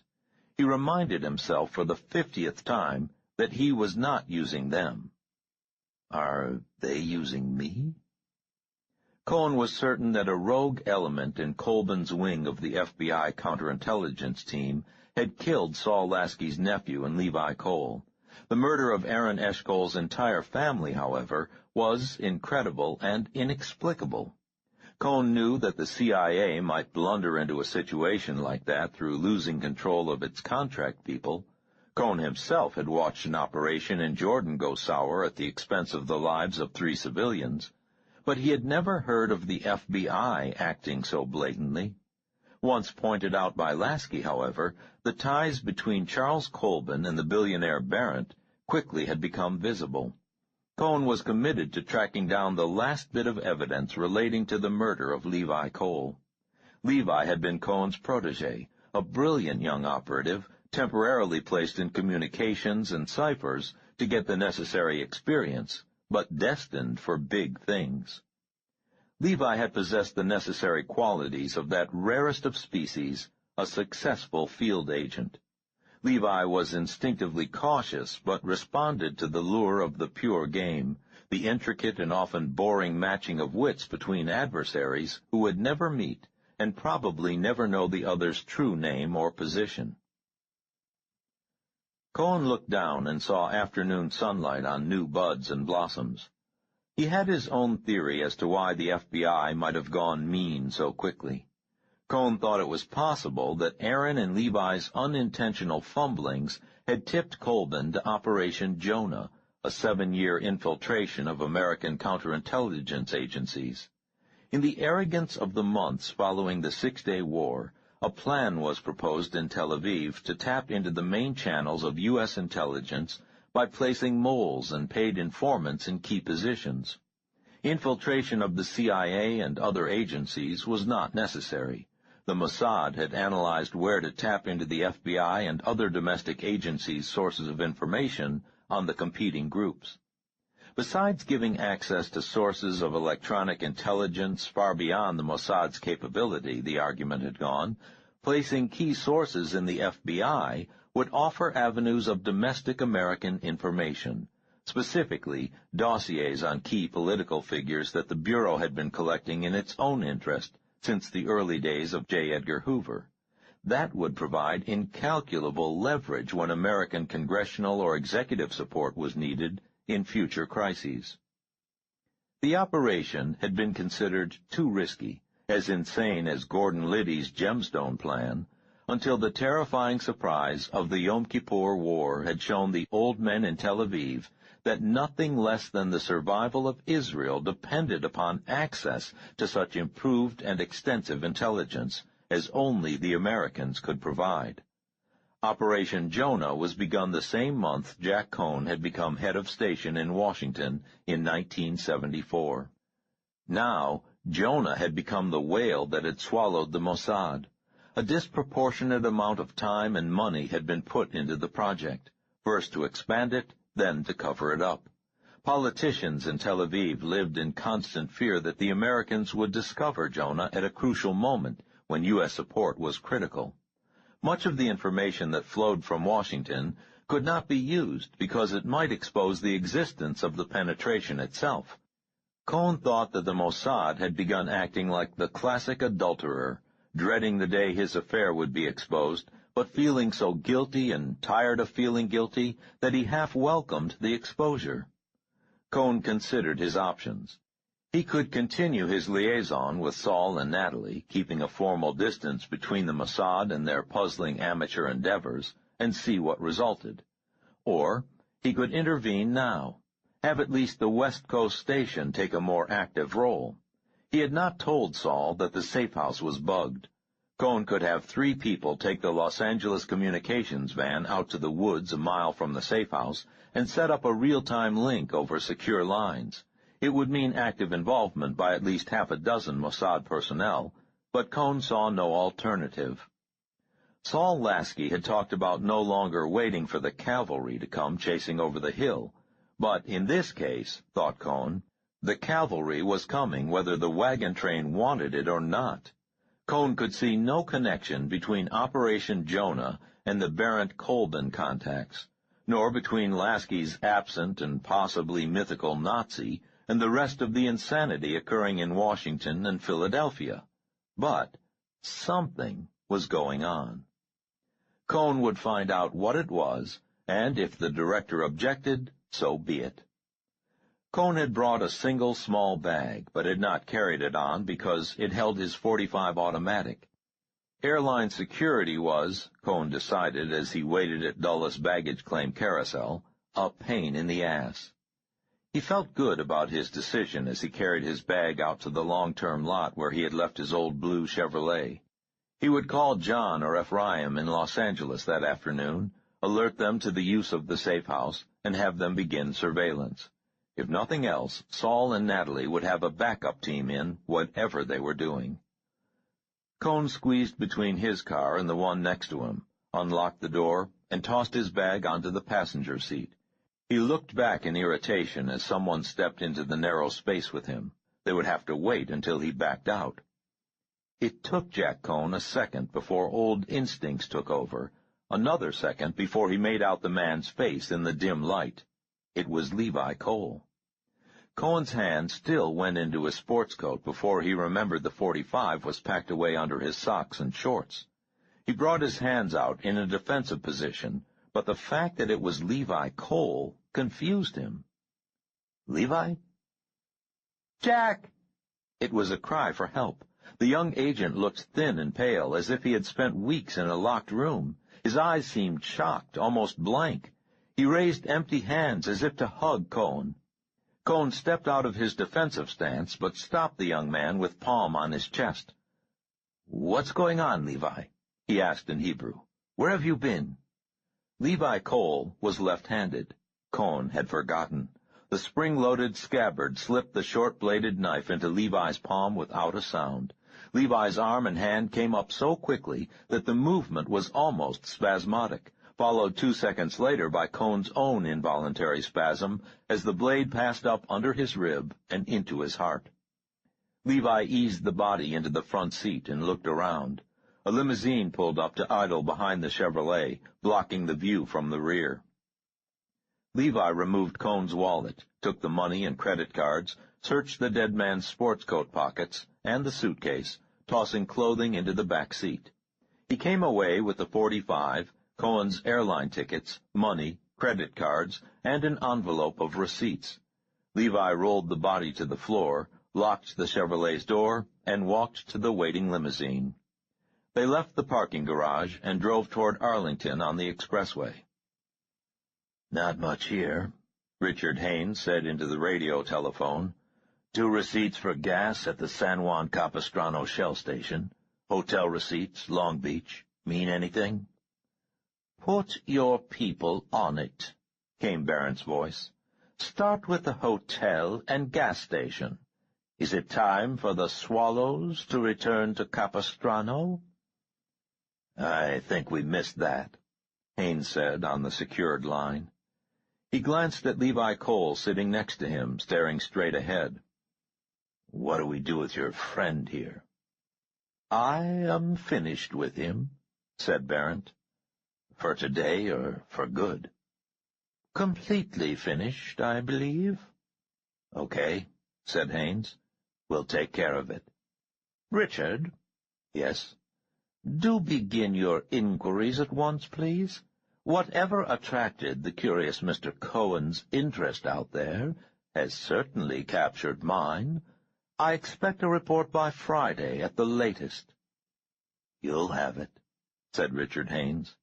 He placed the phone in its cradle and watched the Virginia countryside pass by. A large jet flashed overhead, gaining altitude, and Haynes wondered if it was Mr. Barron's aircraft on its way somewhere.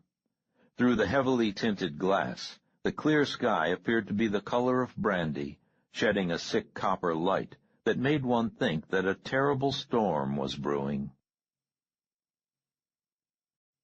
42. Near Meriden, Wyoming, Wednesday, April 22, 1981. The area northeast of Cheyenne, Wyoming, was the type of western landscape that made some people rhapsodic and gave others instant agoraphobia. Once the state road left sight of the interstate, 40 miles of driving afforded views of endless grasslands, wind-blown snow fences looking dwarfed and forgotten against great expanses of prairie, occasional ranches set back miles from the road, buttes to the north and east rising like massive keeps, an occasional stream huddled about with cottonwood and brush, hesitant clusters of antelope, and small groups of cattle looking unworthy on their millions of acres of grazing land. And the missile silos. The silos were as unprepossessing as any man-made thing could be against that expansive landscape. Small, square, hurricane-fenced plots of gravel, usually set 50 to 100 yards from the state road. The only visible indications that the fenced squares were anything but a natural gas pumping station or empty lot were the metal weather vane, the 4 pipes with reflecting mirrors, and the low, massive concrete roof set on rusted rails. The last details could be seen only if the viewer approached on the gravel ruts, close enough to see the signs that read, "No trespassing, U.S. government property. Use of deadly force authorized beyond this point." There was nothing else to see. There was no sound except the wind across the prairie and the occasional lowing of cattle in the fields beyond. The blue Air Force van left Warren Air Force Base at 6:05 a.m., returning with the last of its squadron personnel at 8:27 a.m. in the interim dropping members of the next shift at their appointed command stations. In the van that morning were 6 young lieutenants, 2 for the SAC Missile Wing Control HQ 8 miles southeast of Meriden, and 4 for the bunker 38 miles farther toward Chugwater. The 2 lieutenants in the back seat watched the passing landscape with eyes dulled by routine. They had seen satellite photographs showing the 6,000-square-mile area the way the Soviets saw it, 10 rings of silos, circles within an 8-mile diameter, each of the 16 silos in each circle loaded with an MRV'd Minuteman III missile. In recent months there had been talk of the vulnerability of these aging silos, discussions of the Soviet pin-down strategy that could keep a nuclear warhead exploding above these grasslands once a minute for hours, and whispers of hardening the silos or filling them with newer weapons. But these were policy issues of little direct interest to Lieutenant Daniel Beale or Lieutenant Tom Walters. They were simply 2 young men commuting to work on a chilly spring morning. "Tom, you with it today?" asked Beale. "Yeah," said Walters. His gaze did not shift from the distant horizon. "Out partying with those tourists till late last night, man?" Said Walters. "In by 8. Beale adjusted his sunglasses and grinned. "Yeah, I bet."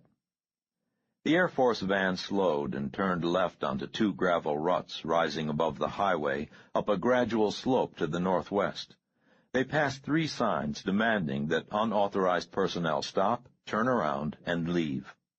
A quarter-mile from the control station, they stopped for the first gate and sentry. Each man showed his ID tag while the sentry radioed ahead. The process was repeated at the entrance to the main complex. Lieutenants Beale and Walters walked along the fenced corridor to the vertical access building, while the van turned around and parked facing downhill. Its exhaust floated upward in the cold morning air. "So, did you get in Smitty's pool?" asked Lieutenant Beale as they waited for the elevator cage. A bored security man with an M16 stifled a yawn. "No," said Lieutenant Walters. "No kiddin'. I thought you were eager to get your money in." Lieutenant Walters shook his head, and they stepped into the smaller cage and descended 3 stories to the launch command center. They passed through 2 clearance checkpoints before saluting the duty officer in the anteroom outside the missile control room. It was 0700 hours. "Lieutenant Beale reporting for duty, sir." "Lieutenant Walters reporting for duty, sir." "Your identification, gentlemen," said Captain Peter Henshaw. He carefully compared the photographs on their identification tags to the 2 men, even though he had known them for over a year. Captain Henshaw nodded, and the sergeant slipped a coded security card into the lockbox and the outer door hissed open. 20 seconds later, the inner door cycled, and 2 Air Force lieutenants stepped out. The 4 men saluted each other and grinned. "Sergeant, log it in that Lieutenants Beale and Walters relieved Lieutenants Lopez and Miller at 07:130 hours, said Captain Henshaw. "Yes, sir." The 2 tired men handed over their bolstered sidearms and 2 thick 3-ring binders. "Anything?" asked Beale. "Communications check showed some trouble with the landlines at 0350, said Lieutenant Lopez. "Gus is on it. We had to stand up at 0420, a full run at 0510. Terry had a wire alert on 6 South at 0535. Checked it out." "Rabbits again?" asked Beale. Faulty pressure sensor. That's about it. You awake, Tom?" "Yes," said Walters, and flashed a grin. "Don't take any wooden PC-380s, said Lieutenant Lopez, and the 2 men left. Beale and Walters closed both airlock doors behind them as they entered the long, narrow missile control room, each man strapped into one of the blue, heavily cushioned chairs that ran on rails along the control boards on the north and west walls. Working efficiently, occasionally talking to men in other parts of the command center through headset microphones, they ran through their first 5 checklists.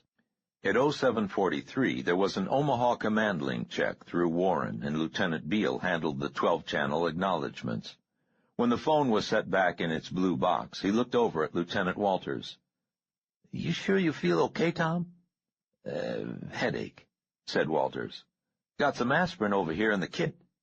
Later, said Walters. At 11:56 hours, just as Beale was breaking out the thermoses and brown bags, a full stand-up order came through Warren Air Force Base. At 11:58 hours, Beale and Walters unlocked the red safe below Console 2, took out their keys, and activated missile launch sequences. At 12:10:30, missile launch sequences were completed, except for the actual arming and launch of the 16 missiles and their 120 warheads. They received a "well done" from Warren, and Beale was beginning the 2-minute stand-down sequence when Walters undid his shoulder harness and began walking away from his console. "Tom, what are you doing? We've got to get this back to Elcon 2 before we eat," said Beale. "Headache," said Walters. His face was a sick white, his eyes glazed. Beale reached for the med kit on the shelf that held his thermos. "I think there's some extra-strength Anacin in here." Lieutenant Walters removed his .45 automatic and shot Lieutenant Beale in the back of the head, making sure that the trajectory was down and to the side, so an exiting bullet would not strike the console. The bullet did not exit. Beale spasmed once and slumped forward against his harness. Hydrostatic pressures caused blood to pour from his eyes, ears, nose, and mouth. Within seconds of the shot, 2 yellow intercom lights began blinking, and a telltale showed that the outer airlock door was cycling open. Walters walked unhurriedly to the inner door and fired 2 bullets into the electronic lockbox. He walked back to Beale's console and threw the switch that put the self-contained missile control room on 100% reserve oxygen. Then Walters returned to his own chair and studied the manual for several minutes. Frenzied pounding was just barely audible through the thick steel door as Walters stood up, took 7 paces to Beale's seat, took the long ignition switch key from the dead man's pocket, and inserted it in the proper panel. He threw the 5 switches to arm the missiles, did the same at his own console, and inserted his own key. Lieutenant Walters flicked the intercom switch on. "The hell are you doing, Lieutenant?" It was the voice of Colonel Anderson from the command center at Warren. "You know it takes 2 men on the key. Now open that door immediately." Walters turned off the intercom and watched the digital clock back through 90 seconds and continue to drop. According to the operations manual, the huge concrete silo cover explosives would be arming at this time, preparing to blow the 110-ton silo doors a quarter-mile across the grasslands and expose the slick steel pits and nose cones of the inert Minutemen. At ignition minus 60 seconds, air horns would blast at each site, ostensibly to warn any repair or inspection crews at the location. In reality, the shrieks would alarm only rabbits, nearby cattle, and the occasional rancher passing by in his pickup. The Minutemen missiles were solid-fueled, awaiting only the electronic match to light them. Targeting instructions, guidance programming, gyroscopes, and the electronic accessories to launch had been powered up during the drill segment of the launch sequence. At ignition minus 30 seconds, the computers would halt the sequence and wait for the twin-key launch activation signal. Without the turn of those 2 keys, the hold would be indefinite. Walters looked over at Beale's console. The 2 keys were 16 feet apart. They had to be turned within 1 second of each other. The Air Force had gone to great lengths to ensure that it would be impossible for one man to activate his own key and then race to the other within the necessary time interval. The corners of Tom Walters's mouth twitched up.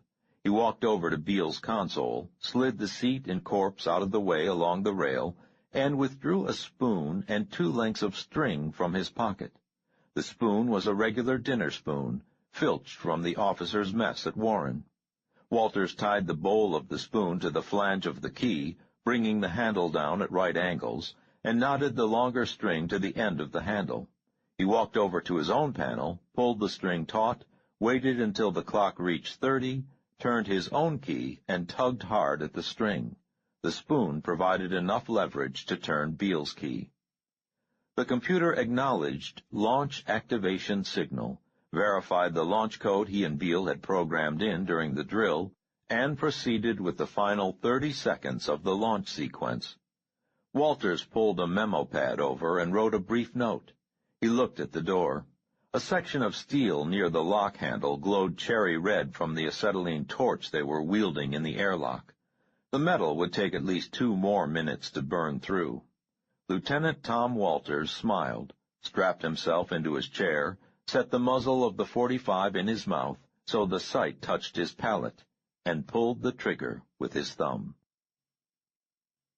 3 hours later, General Vern Ketchum, USAF, and his aide, Colonel Stephen Anderson, walked away from the control center complex to get a breath of fresh air and to view the chaos. Almost a dozen military vehicles and 3 ambulances filled the parking area and spilled down the hill beyond the inner security zone. 5 helicopters were parked in the field beyond the west perimeter, and Ketchum could see and hear 2 more throbbing in from the southwest. Colonel Anderson looked at the cloudless sky.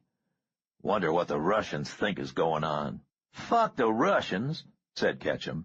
"Today I've had my ass chewed by everybody up to the vice president. When I go back in, he'll be on the line. Every one of them demands to know how it happened. What do I tell them, Steve?" "We've had a few problems before," said Anderson. "Nothing like this. You saw Walters's last psych report just 2 months ago.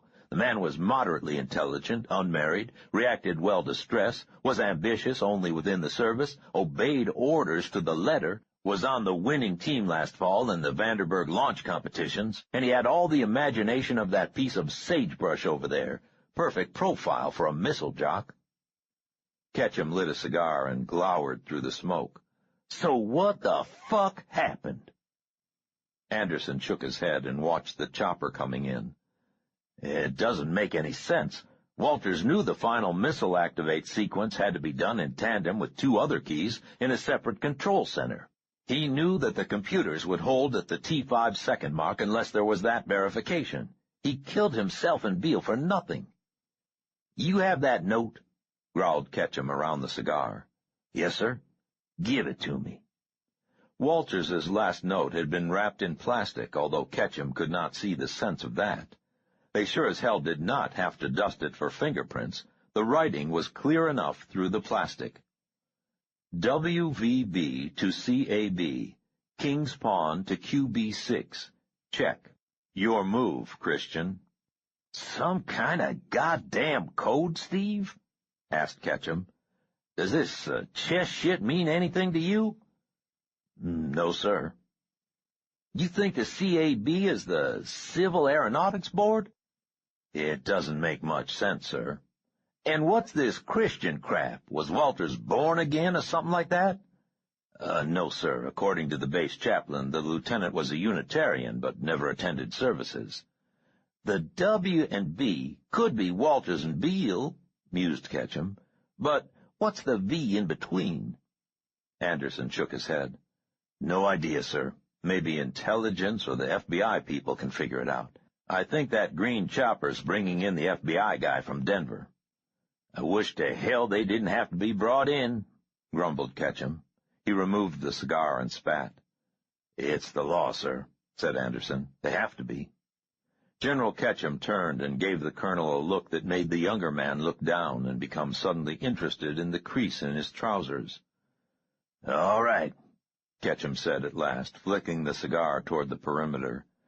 "Let's go talk to these civilian hotshots. What the hell, the day isn't going to get any worse." Ketchum swiveled on his heel and strode toward the distant delegation. Colonel Anderson ran over to where the general had thrown his cigar, made sure the stogie was out, and then hurried to catch up. 43. Melanie. Somehow the world seemed safer. The light came softly through my drapes and shutters, illuminating familiar surfaces. The dark wood of the baseboard of my bed, the tall wardrobe my parents had ordered, built the year of the centennial. My hairbrushes lined up on the dressing table just as they had always been, and my grandmother's quilt laid across the foot of my bed. It was pleasant simply being there and listening to the purposeful bustle of people in the house. Howard and Nancy occupied the guest room next to my bedroom, the room that had once been Mother's and Father's. Nurse Oldsmith slept on a rollaway near the door inside my room. Miss Sewell spent much of her time in the kitchen, preparing meals for everyone. Dr. Hartman ostensibly lived across the courtyard, but he, like the others, spent most of his time in the house, looking after my needs. Cully slept in the small room off the kitchen that had been Mr. Thorne's. He did not sleep much. At night he sat in the chair in the hall by the front door. The Negro boy slept on a cot we fixed for him on the back porch. It was still chilly out there at night, but he did not mind.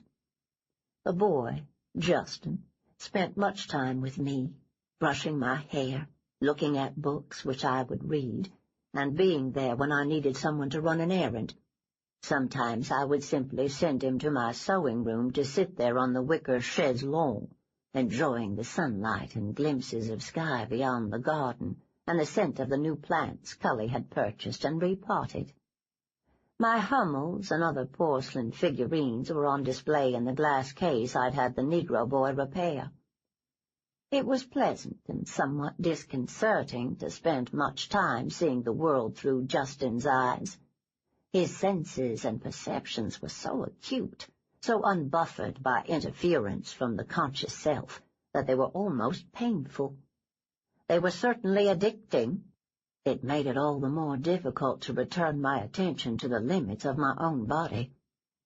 Nurse Oldsmith and Miss Sewell were optimistic about my recovery and persistent in their attempts at therapy. I allowed them, even encouraged them, to continue with this attitude because I did want to walk and speak and re-enter the world again, but I was also ambiguous about the progress they professed to see, because I was certain that it entailed a lessening of my heightened ability. Each day Dr. Hartman tested me, examined me, and talked encouragingly to me. The nurses bathed me, turned me every 2 hours, and moved my limbs to keep muscles and joints loose. Soon after our return to Charleston, they began therapy that demanded active participation on my part.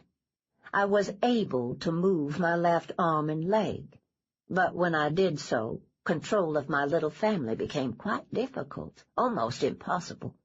So it soon became our custom during those 2 half-hours of therapy each day, for everyone except the nurses and me, to be seated or in bed, quiescent, requiring no more direct attention or control than would horses in their stalls. By late April, the vision had returned to my left eye, and I was able to move my limbs after a fashion. Sensation on my entire left side was very strange, as if I had been given shots of Novocaine in jaw, arm, side, hip, and leg. It was not unpleasant. Dr. Hartman was quite proud of me. He said that I was quite unusual in that while I had undergone major sense deprivation in those first weeks following my cerebrovascular accident, and while there was obvious left hemiparesis, there was no sign of paroxia or visual perception. I did not make paraphasic errors or perseverate. The fact that I had not spoken at all for 3 months did not mean the doctor was in error in deciding that I was free of the speech dysfunctions that so frequently afflict stroke victims. I spoke every day to Howard or Nancy or Miss Sewell or one of the others. After listening to Dr. Hartman for some time, I drew my own conclusions as to why this faculty had not been impaired. The fact that the stroke was an ischemic infarction restricted primarily to the right hemisphere of the brain was certainly a major reason, since, like most right-handed people, the language centers of my brain were located in the left and unaffected hemisphere. Nonetheless, Dr. Hartman pointed out that victims of such massive CVAs as I had frequently have some speech and perceptual problems until functions are transferred to new, undamaged areas of the brain. I realized that such transfers occur constantly with me because of my ability, and now, with my magnified ability, I was confident that I could have retained all language, speech, and personality functions even if both hemispheres of my brain had been affected. I had an unlimited supply of healthy brain tissue to use. Every person I came in contact with became a donor of neurons, synapses, language associations, and memory storage.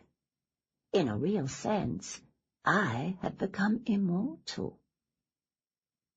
This was the point in time where I began to understand both the addictive qualities and health benefits of our game. Using our abilities, especially in the ultimate using required by the game, had made us younger. Just as patients' lives were now being renewed by organ and tissue transplants, so were our lives renewed through the use of other minds, the transplantation of energy, the borrowed use of RNA and neurons and all the other esoteric compounds to which modern science has reduced the mind. When I looked at Melanie Fuller through Justin's clear eyes, I saw an old woman sleeping in a fetal position, intravenous solutions trickling into an emaciated arm, skin pale and pulled tight over bone. But I knew now that this was completely misleading, that I was younger now than ever before, absorbing the energy of those around me the way a sunflower stores light. Soon I would be ready to rise from my sickbed, resurrected by the renewal of radiant energy I could feel flowing into me, day by day, week by week. My eyes snapped open in the middle of the night. Dear God, perhaps this is how Nina has survived death. If my ability could grow in strength and range and scope through the oxygen death of one small part of my brain, what could Nina's much greater ability have managed in that microsecond after I shot her?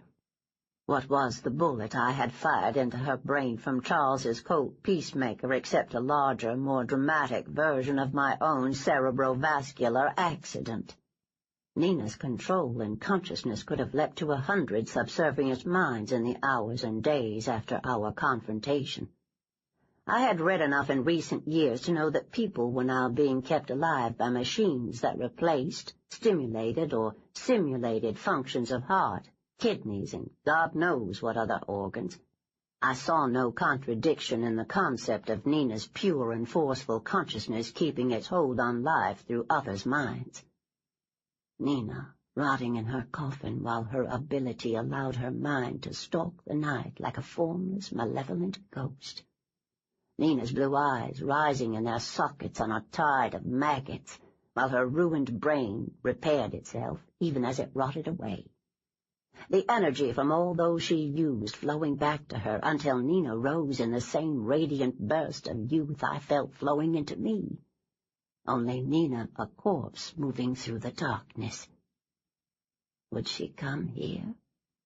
All my family stayed awake that night, some with me, some between me and the darkness. But still I did not sleep. Mrs. Hodges would not sell her house until Dr. Hartman offered and paid an outrageous sum. I could have interfered in the negotiations, but after seeing Mrs. Hodges I decided not to. It had been less than 5 months since George, her husband, had suffered his unfortunate accident, but the old woman had aged 20 years. She had always taken care to tint her hair a fake and obvious brown, but now it hung in limp white strands. Her eyes were listless. She had always been unattractive, but now she took no pains to hide the wrinkles, warts, and wattles behind a mask of makeup. We paid her outrageous price. Money would soon be no problem, and besides, as soon as I saw Mrs. Hodges again, I thought of other uses she might serve in days or weeks to come. Spring came gracefully, as it always does in my beloved South. Sometimes I allowed Cully to carry me to the sewing room, and once, just once, outside to recline in the chaise longue, while the Negro boy worked to prepare the garden. Cully, Howard, and Dr. Hartman had erected tall fences around the entire compound, 10-foot privacy fences in back, so peering eyes were not a problem. I just did not like being directly in the sunlight. It was far more enjoyable to me when I shared Justin's perceptions as he sat in the grass or joined Miss Sewell as she sunbathed naked on the patio. The days grew longer and warmer. Soft air came through my open windows. Occasionally I thought I heard the squeals and laughter of Mrs. Hodges's granddaughter and her friend coming from the courtyard. But then I realized it must be other children from down the block. The days smelled of new-mown grass and the nights of honeysuckle. I felt safe. 44. Beverly Hills, Thursday, April 23, 1981. Early on a Thursday afternoon, Tony Harrod lay on a queen-size bed in the Beverly Hilton Hotel and thought about love. He had never had much interest in the topic. For Harrod, love was the farce that had launched 1,000 banalities. It was the excuse for all of the lies, self-deceits, and hypocrisies that made up relations between the sexes. Tony Harrod took pride in the fact that he had screwed hundreds of women, perhaps thousands, and had never pretended to be in love with any of them, even though he had thought that in those final seconds of their submission, in his moment of orgasm, he had felt something approaching love. Now, Tony Harrod was in love. He found himself thinking constantly of Maria Chen. His palm and fingers could recall the precise texture of her skin. He dreamed her sweet scent. Her dark hair, dark eyes, and soft smile hovered at the edge of his consciousness like an image at the periphery of vision, elusive, vanishing at the turn of a head. Even saying her name made him feel strange inside. Harrod put his hands behind his head and stared at the ceiling. The tangled sheets still held the seashore scent of sex. In the bathroom, the shower pounded on. Harrod and Maria Chen carried out their daily lives as always. She brought the mail to him in the jacuzzi each morning, handled phone calls, took dictation, then went with him to the studio to watch some of the shooting of The White Slaver and to review the previous day's footage. The studio segments had been moved from Pinehurst to Paramount because of British Union problems, and Harrod welcomed the chance to keep watch over the production without spending weeks away from home. The day before, Harrod had been watching rushes of Janet Delacourt, the 28-year-old cow that had filled the role written for the nubile 17-year-old, and he suddenly imagined Maria Chen in the lead role, Maria Chen's subtle expressions rather than Delacourt's gross emotions, Maria Chen's alluring and sensuous nudity rather than the pale white starlet's heavy nakedness. Harrod and Maria Chen had made love only 3 times since Philadelphia, a restraint that Harrod did not understand, but which inflamed him with a desire for her that spread from the physical to the psychological. She was in his thoughts most of the day. The simple act of watching her walk across the room gave Tony Harrod pleasure. The shower went off, and Harrod heard the muffled sounds of toweling and the roar of a hairdryer. Harrod tried to imagine a life with Maria Chen. Between them, they had enough money that they could pick up and leave without being uncomfortable for 2 or 3 years. They could go anywhere. Harrod had always wanted to chuck it all, find a small island in the Bahamas or somewhere, and see if he could write anything besides formula slice-and-dice flicks. He imagined leaving a fuck you note for Berendt and Kepler and just getting the hell away from it all. Maria Chen coming back from the beach in her blue bathing suit, the 2 of them talking over croissants and fresh ground coffee as the sun rose over the lagoon. Tony Harrod enjoyed being in love. Janet Delacourt came naked out of the bathroom and shook her long blonde hair out over her shoulders. "Tony, baby doll, do you have a cigarette?" No. Harrod opened his eyes to look at her. Janet had a face of a hardened 15-year-old and breasts to fill a Russ Meyer wet dream. After 3 films, her acting ability remained mercifully undiscovered. She had married a 63-year-old Texas millionaire who had bought her her own thoroughbred, bought her the role of diva for an evening of opera that had been the laugh of Houston for months, and now was in the process of buying Hollywood for her. Shue Williams, the director of The White Slaver, had suggested to Harrod over drinks the week before that Delacourt couldn't emote falling if someone shoved her off a fucking cliff.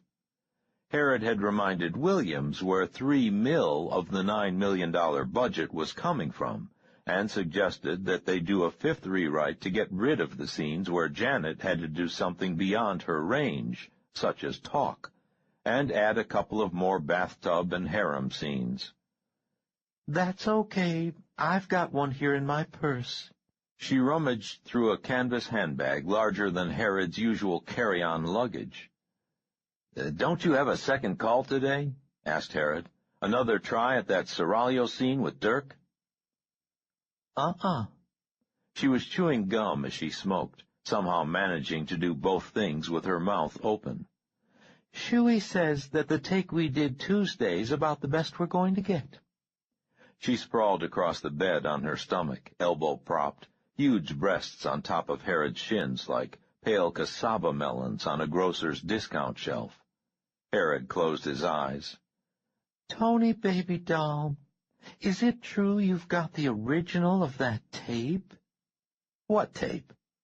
"You know, the one where little old Shayla Barrington's tugging some dude's dork." "Oh, that one." "Geez, I must have seen that 10-minute video at least 60 parties the last few months. You think people'd get tired of watching her. She's hardly got any tits at all, has she?" Said Herod. "I was at that benefit thing she was at. You know, the one for the spazzy kids with, whatchamacallit? She was up at the table with Dreyfus and Clint and Merrill. I think Shayla's so stuck up. She thinks her doo-doo doesn't smell, you know what I mean? It sort of serves her right, everybody laughing at her and looking at her funny and all." Were they doing that?" "Oh, yeah. Don's so funny. He's giving this real funny talk, you know, sort of shooting down everybody at this front table like. And he gets to Shayla, and he says something like, 'And we're graced with the presence of one of the prettiest young mermaids since Esther Williams traded in her bathing cap,' or something like that, you know, only funnier. So, do you have it?" "Have what?" "You know, the original tape." "What does it matter who has the original if copies are all over town?" "Tony, baby doll, I'm just curious is all. I mean, I think it'd be sort of a stitch if you'd made that tape after Shayla babe turned you down for the white slobber and all." "The white slobber?" "Oh, that's what Shuey calls the project. Sort of like Chris Plummer always calling The Sound of Music The Sound of Mucus, you know. We all call it that on the set." "Cute," said Herod. "Who said Barrington was ever offered the part?" "Oh, baby doll, everybody knows she was first pick. It would have got the 20 mil behind it if Little Miss Sunshine had signed up, I guess." Janet Delacourt stubbed out her cigarette and laughed. "Course, now she can't get anything. I hear the Disney people canceled that big musical thing they had planned for her, and Donnie and Marie booted her off that special they were doing in Hawaii. Her little old Mormon mama shit a couple of bricks and had a coronary or something. Too bad." She played with Herod's toes and wiggled her breasts back and forth over his legs. Tony Herod pulled his legs away and sat on the edge of the bed. "I'm going to take a shower. You going to be here when I come out?" Janet Delacourt popped her gum, rolled on her back, and gave him an upside-down smile. "You want me to be, baby doll?" Not particularly," said Herod. She rolled onto her stomach. "Well, then, fuck you," she said, with no animosity in her voice. "I'm going shopping."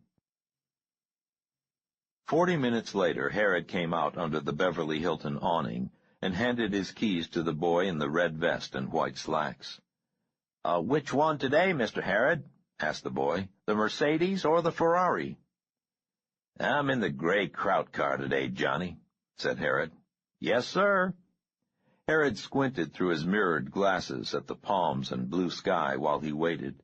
He decided that Los Angeles probably had the most boring climate in the goddamned world, except maybe the south side of Chicago where he had grown up.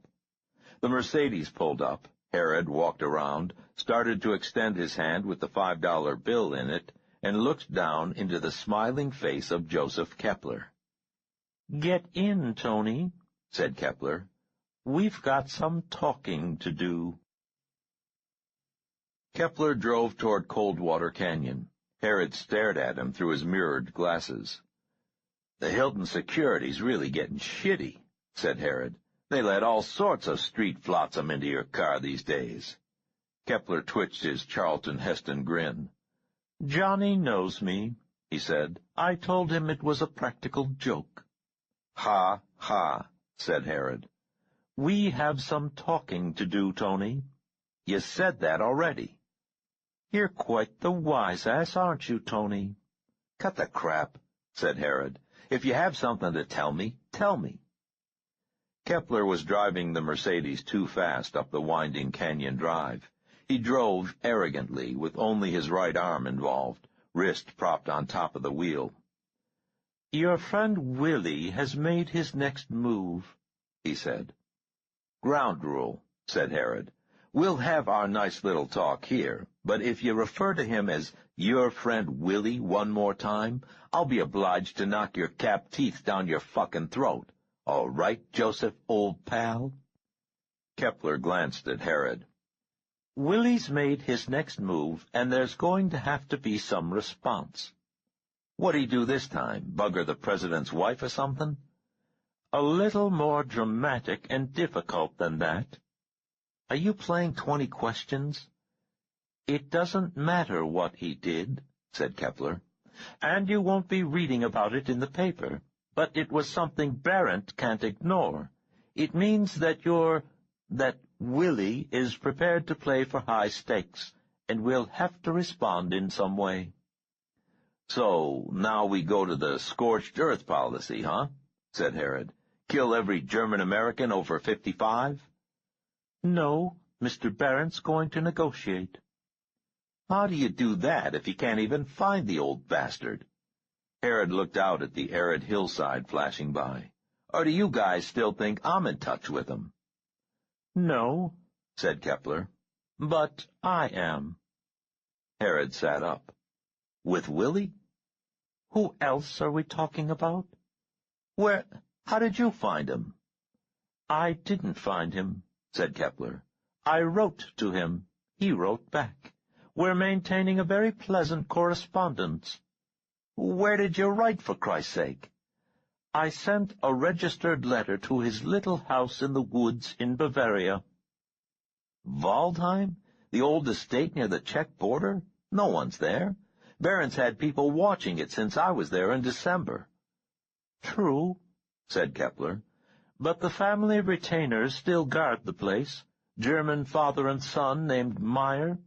My letter never came back, and a few weeks later I heard from Willie, postmarked in France. Second letter from New York."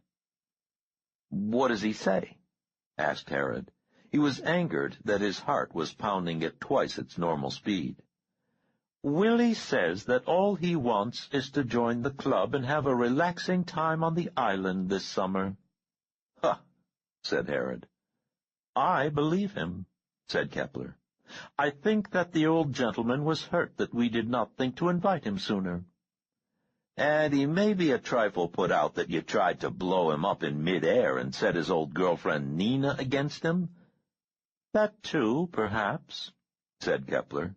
"But I think he's willing to let bygones be bygones." "What does Barrent say?" "Mr. Barrent doesn't know that I've been in touch with Willie." "Jesus," said Herod. "Aren't you taking one big fucking chance?" Kepler grinned. "He really worked you over with that conditioning session the other day, didn't he, Tony? No, it's not too much of a chance. Barrent isn't going to do anything too brash, even if he finds out. With Charles and Neiman gone, C. Arnold's coalition is getting a bit shaky. I don't think Barrent wants to have his island sport all to himself." "Are you going to tell him?" "Yes," said Kepler. "After yesterday, I think Barrent will be grateful that I found a way to contact Willie. Barrent will agree to the old man's inclusion in the summer camp follies.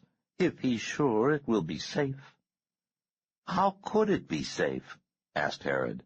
"Don't you see what Willie can do? That old son of a bitch won't stop at anything."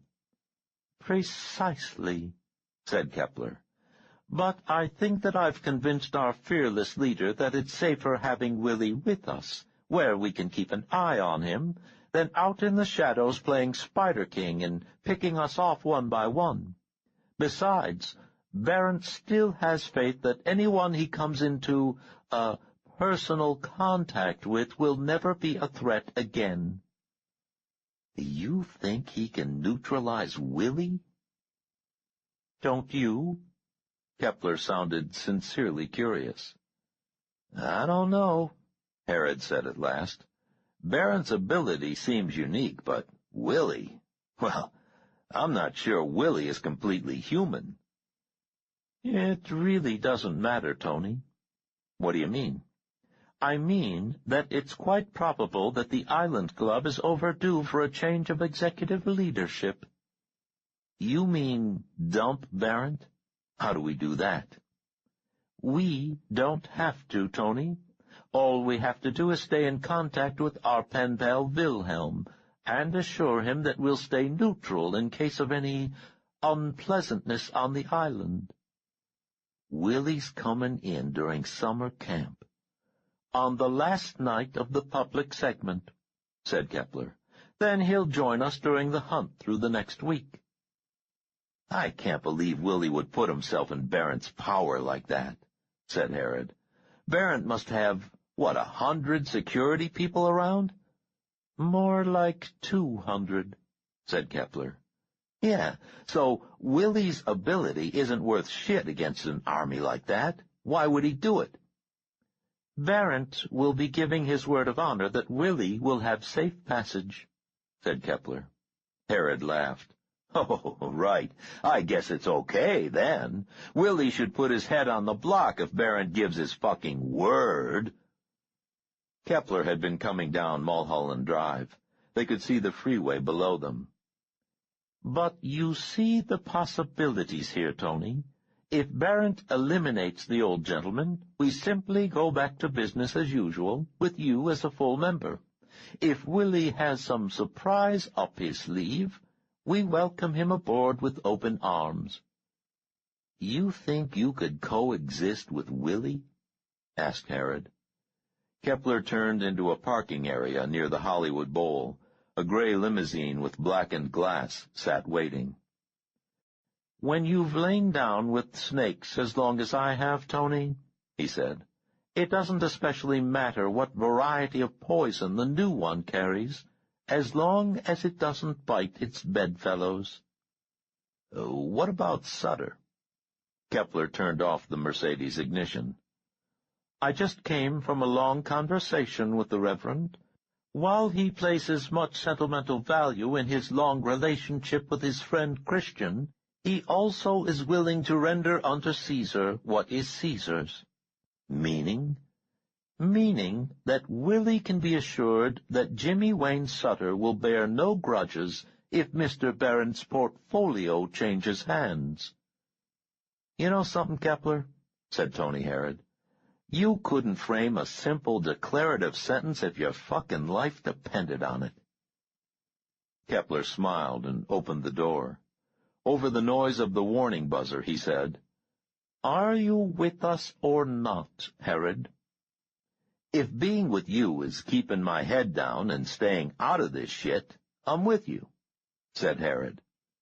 "Simple declarative sentence," snapped Kepler. "Your friend Willie needs to know where you stand, with us or not." Herod glanced out at the bright expanse of parking lot. He looked back at Kepler, and his voice was tired. "I'm with you," he said.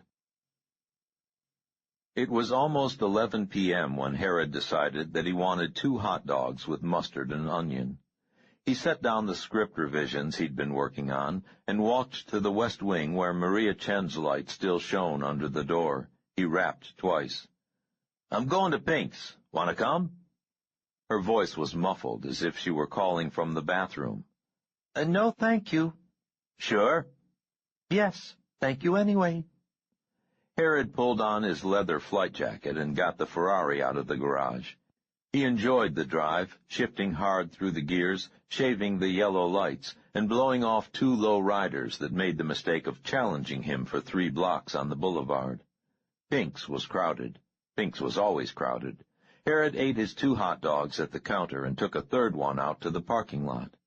2 teenage boys were standing between a dark van and his car, one of them actually leaning against the Ferrari as he talked to 2 girls. Herod walked up to him and thrust his face within inches of the others. "Move it off or kiss it goodbye, kid," he said. The boy was 6 inches taller than Herod, but he jerked away from the side of the sports car as if it were a hot stove. The 4 of them moved away slowly, glancing back at Herod, waiting to get the proper distance away before shouting snide remarks. Herod studied the 2 girls. The shorter one looked like an upscale Chicano, black hair and brown skin, the whole package wrapped in expensive shorts and a halter top that looked like it was under too much stress. Herod imagined how surprised the 2 beach boys would be if that particular piece of chocolate came over to join him in the Ferrari and decided to take some of the stress off the elastic. To hell with it, thought Herod.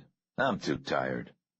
He finished off the 3rd dog sitting behind the wheel, washed it down with the last of his tab, and had switched on the ignition when a soft voice said, "Mr. Herod?"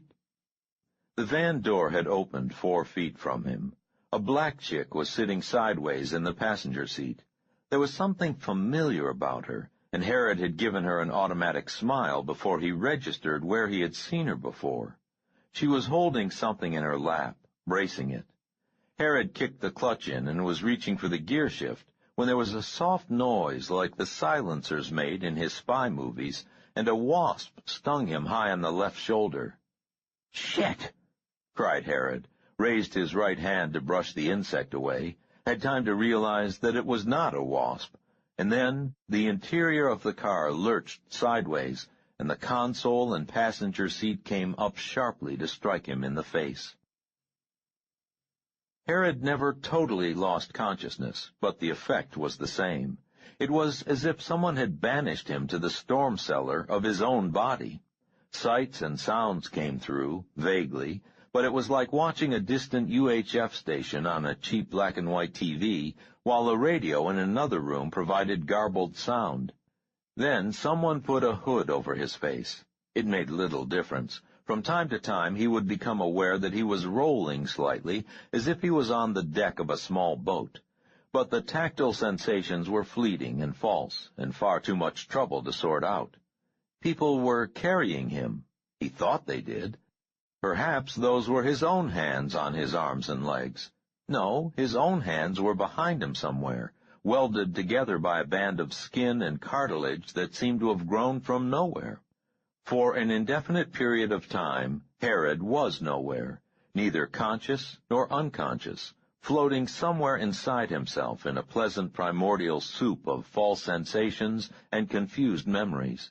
He was distantly aware of 2 voices, one of them his own, but the conversation, if that's what it was, bored him, and he soon returned to the inner darkness, the way a skin diver allows his weights and a gentle current to carry him deeper into purple depths.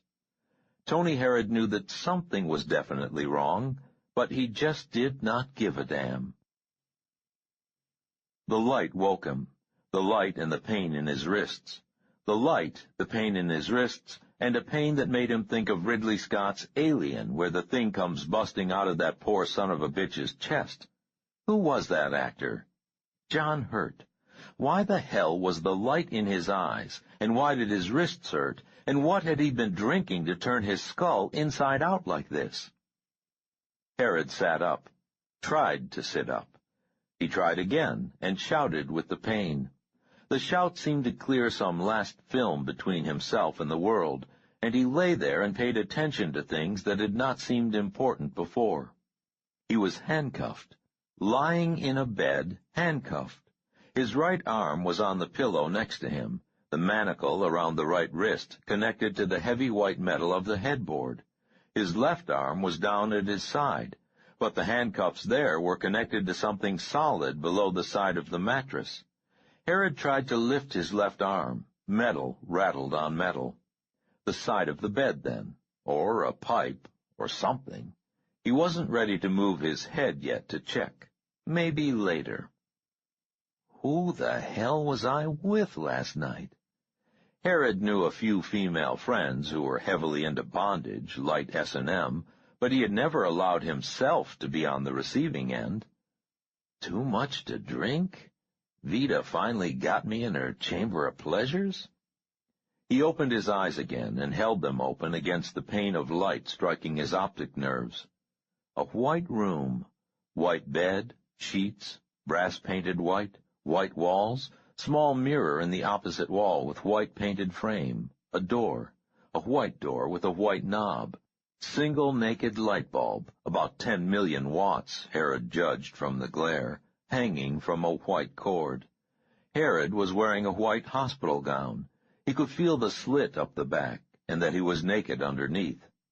Okay, not Vida. Her pleasure chamber ran to velvet and stone. Who did he know that had a hospital hang-up? No one. Herod rattled the cuffs and felt the raw skin where he had already chafed his wrists. He leaned left and looked down. White floor. Left wrist cuffed to white metal bed frame. No need to move again for a while, unless he had the urge to throw up all over the nice white floor. Let's think about this. Herod went away for a little while. When he realized where he was, sometime later, the light the same, the white room the same, the headache a little better, he thought about mental hospitals. Had someone committed him when he wasn't looking? They don't handcuff people in mental hospitals, do they? A stab of fear struck through him, hard enough to set him struggling and kicking, rattling metal against metal until he fell back, panting. Barrent, Kepler, Sutter, those low-life sons of bitches had put him away somewhere safe, where he could spend the rest of his life staring at white walls and peeing in his sheets. No, that group would just kill him and have done with it. Then Herod remembered Pinks, the kids, the van, the black chick. She'd been the one. What had Colbin said about her in Philadelphia? They thought Willie had been using her and that sheriff, but the sheriff was dead. Herod had still been there when Kepler and Haynes arranged to have the body discovered in a Baltimore bus station, so there would be no connection with the Philadelphia fiasco. Who was using her now? Willie? Possibly. Perhaps he hadn't been satisfied with the message relayed through Kepler. But why all this? Herod decided to quit thinking for a while. It hurt too much.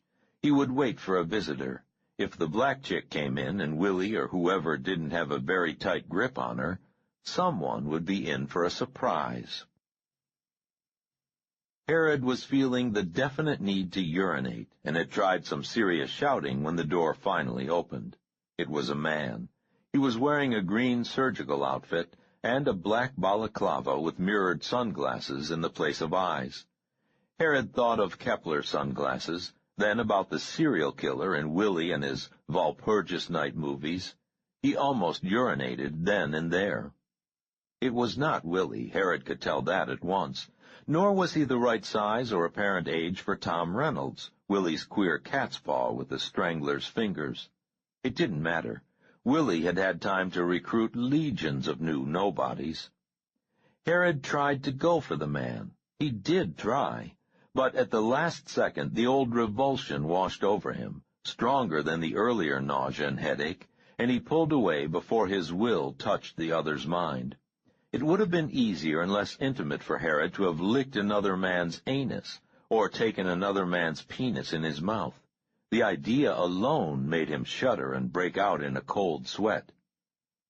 "Who are you? Where am I?" Herod's words were almost unintelligible, falling from a tongue carved from cheap wood. The man walked to the bedside and looked down at Herod. Then he reached under his surgical blouse and pulled out an automatic pistol. He aimed it at Herod's forehead. "Tony," he said in a soft accent, I'm going to count to 5 and fire. If you're going to do something, you had better do it now. Herod pulled at the cuffs hard enough to move the bed. 1, 2, 3. Herod's mind leaped, but 30 years of self-conditioning prevented him from completing the contact. 4. Herod closed his eyes. 5. The hammer fell and went click. When Herod opened his eyes, the man was standing by the door, and the gun was out of sight.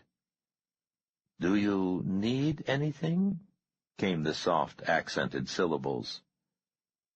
Bedpan, whispered Herod. The balaclava nodded. The nurse will bring it. Herod waited until the door was closed, and then squeezed his eyes shut in concentration. The nurse, he thought. Dear God, let it be the old-fashioned, tits on top, slit between the legs kind of nurse. He waited. The nurse was the black woman, the one from Philadelphia, the one who had shot him and brought him here. He remembered her name, Natalie. He owed her a lot. She wore no balaclava, but appeared to have white patches on her temples, wires in her hair. She carried a bedpan and set it in place professionally, stood back to wait. Herod brushed over her mind lightly as he relieved himself. No one was using her. He could not believe that they had been so stupid, whoever they were. Maybe it was just this stupid black bitch and an accomplice. Colburn had said something about the two of them being after Melanie Fuller. Obviously, they did not know what he could do. Herod waited until she had retrieved the bedpan and walked to the door. He had to make sure the door was unlocked. It would be just Willie's kind of joke to have them both locked in, to give Herod someone to use and no way to use her. What the hell were those little wires in her hair? Herod saw them in hospital movies, but on patients, not nurses. Some sort of sensors. She opened the door. He hit her so fast and so hard that she dropped the bedpan, spilling urine down the front of her white skirt. Tough titty, thought Herod, and took her out through the door, seeing through her eyes. Get the keys, he ordered. Kill that other cocksucker any way you can. Get the keys and get me out of here. There were 6 feet of corridor and another door. This one was locked. He threw Natalie against it until he felt her shoulder twist, had her claw at the wood. It did not budge. Fuck this. He brought her back into the room. Nothing that could be used as a weapon. She walked over to the bed, tugged at the cuffs. If she could dismantle the bed for him, tear the frame apart. But there was no way to do that quickly while Herod was cuffed to frame and headboard both. He looked at himself through her eyes and saw black stubble on his white cheeks, eyes wide and staring, curling hair matted. The mirror. Herod looked at it and knew that it had to be one of those one-way things. He'd have Natalie break it with her bare hands if need be. If there was no way out through it, he'd have her use shards of glass for a weapon when the fucker in the balaclava came in. If the mirror wouldn't break, he'd assume it was one way and just have her bash her pretty little face against it until it was just bones sticking out of black mush. Give whoever was on the other side a good show. Then, when they came in, she could tear their throats out with her nails and remaining teeth, get the gun, get the keys. The door opened, and the man in the balaclava came in. Natalie whirled, crouched to leap. Her snarl was something seen in a zoo when feeding time was long delayed. The man in the balaclava shot her in the hip with the dart gun in his hand. She leaped, claws extended. The man caught her and lowered her to the floor. He knelt beside her for a minute, taking her pulse, lifting an eyelid to check her pupil. Then he got up and walked over to Herod's bed. His voice was shaking. "You son of a bitch," he said. He turned and walked out of the room. When he returned, he was filling a syringe from an upended bottle. He squirted a few drops and turned to Herod. "This is going to hurt a little bit, Mr. Herod," he said in a small, tight voice. Herod tried to jerk his left arm away, but the man stabbed the syringe through the gown directly into his hip. For a second there was numbness, and then it felt to Tony Herod as if someone had poured scotch directly into his veins. Flame moved from his abdomen to his chest. He gasped as the warmth moved through his heart. "What is it?" he whispered, knowing that the man in the balaclava had killed him. A lethal injection, the tabloids called it. Herod had always been in favor of capital punishment. "What is it?" "Shut up," said the man, and turned his back even as the blackness swirled and whirled and tumbled Tony Herod away like a chip on a hurricane sea. 45. Near San Juan Capistrano, Friday, April 24th, 1981. Natalie came up out of the fog of anesthesia to the sight and soft touch of Saul cleansing her forehead with a wet cloth. She looked down, saw the straps around her arms and legs, and began to cry. There, said Saul. He bent close and kissed her hair gently. "It's all right." "How?" Natalie paused and licked her lips. They felt remote and rubbery. How long?" "About 30 minutes, said Saul. "We may have been too conservative with the mixture." Natalie shook her head. She remembered the horror of watching herself, feeling herself preparing to leap at Saul. She knew she would have killed him with her bare hands. "Had to be fast," she whispered. "Herod?" She could barely bring herself to say his name. Saul nodded. "The first interrogation went very well. The EEG recordings are extraordinary. He should be coming out of it very soon. That's why He gestured at the straps. "I know," said Natalie. She had helped set up the bed with its canvas restraints.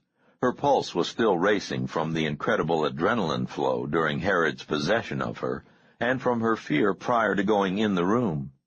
Entering that room had been the hardest thing she had ever done. "I think it looks good," said Saul. "According to the EEGs, there was no attempt to use his powers on either you or me while he was under sodium pentothal. He's been coming out of it for about 15 minutes now. His readings are almost back to the base we established this morning. And he's not trying to reestablish contact with you. I feel reasonably certain that it's a line-of-sight process for either initial contact or once after contact is broken. Certainly, it would be different for subjects he has conditioned, but I don't think he can reestablish contact with you now without seeing you." Natalie tried hard not to cry.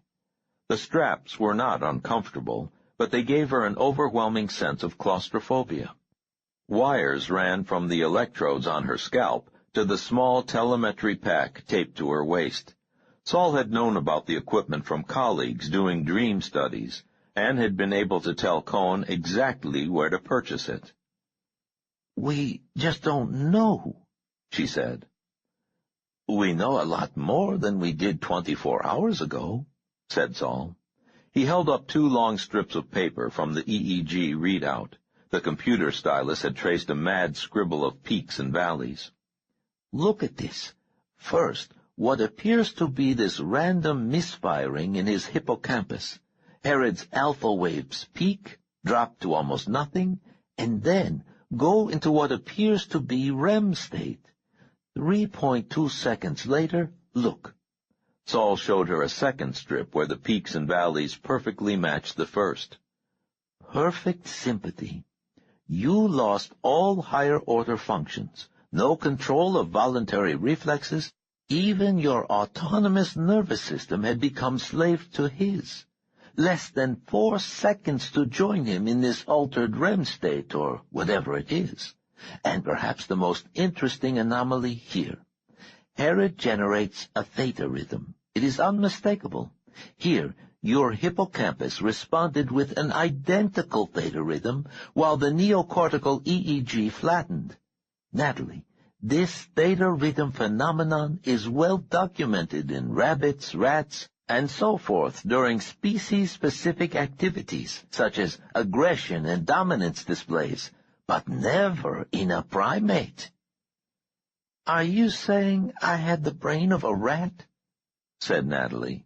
It was a weak joke and did not stop her from wanting to cry.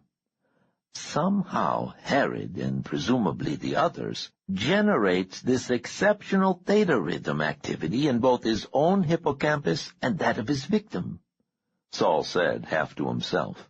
He had not noticed Natalie's attempt at humor. "The sympathetic effect on your brain was to flatten neocortical activity while generating an artificial REM state. You received sensory input, but could not act on it.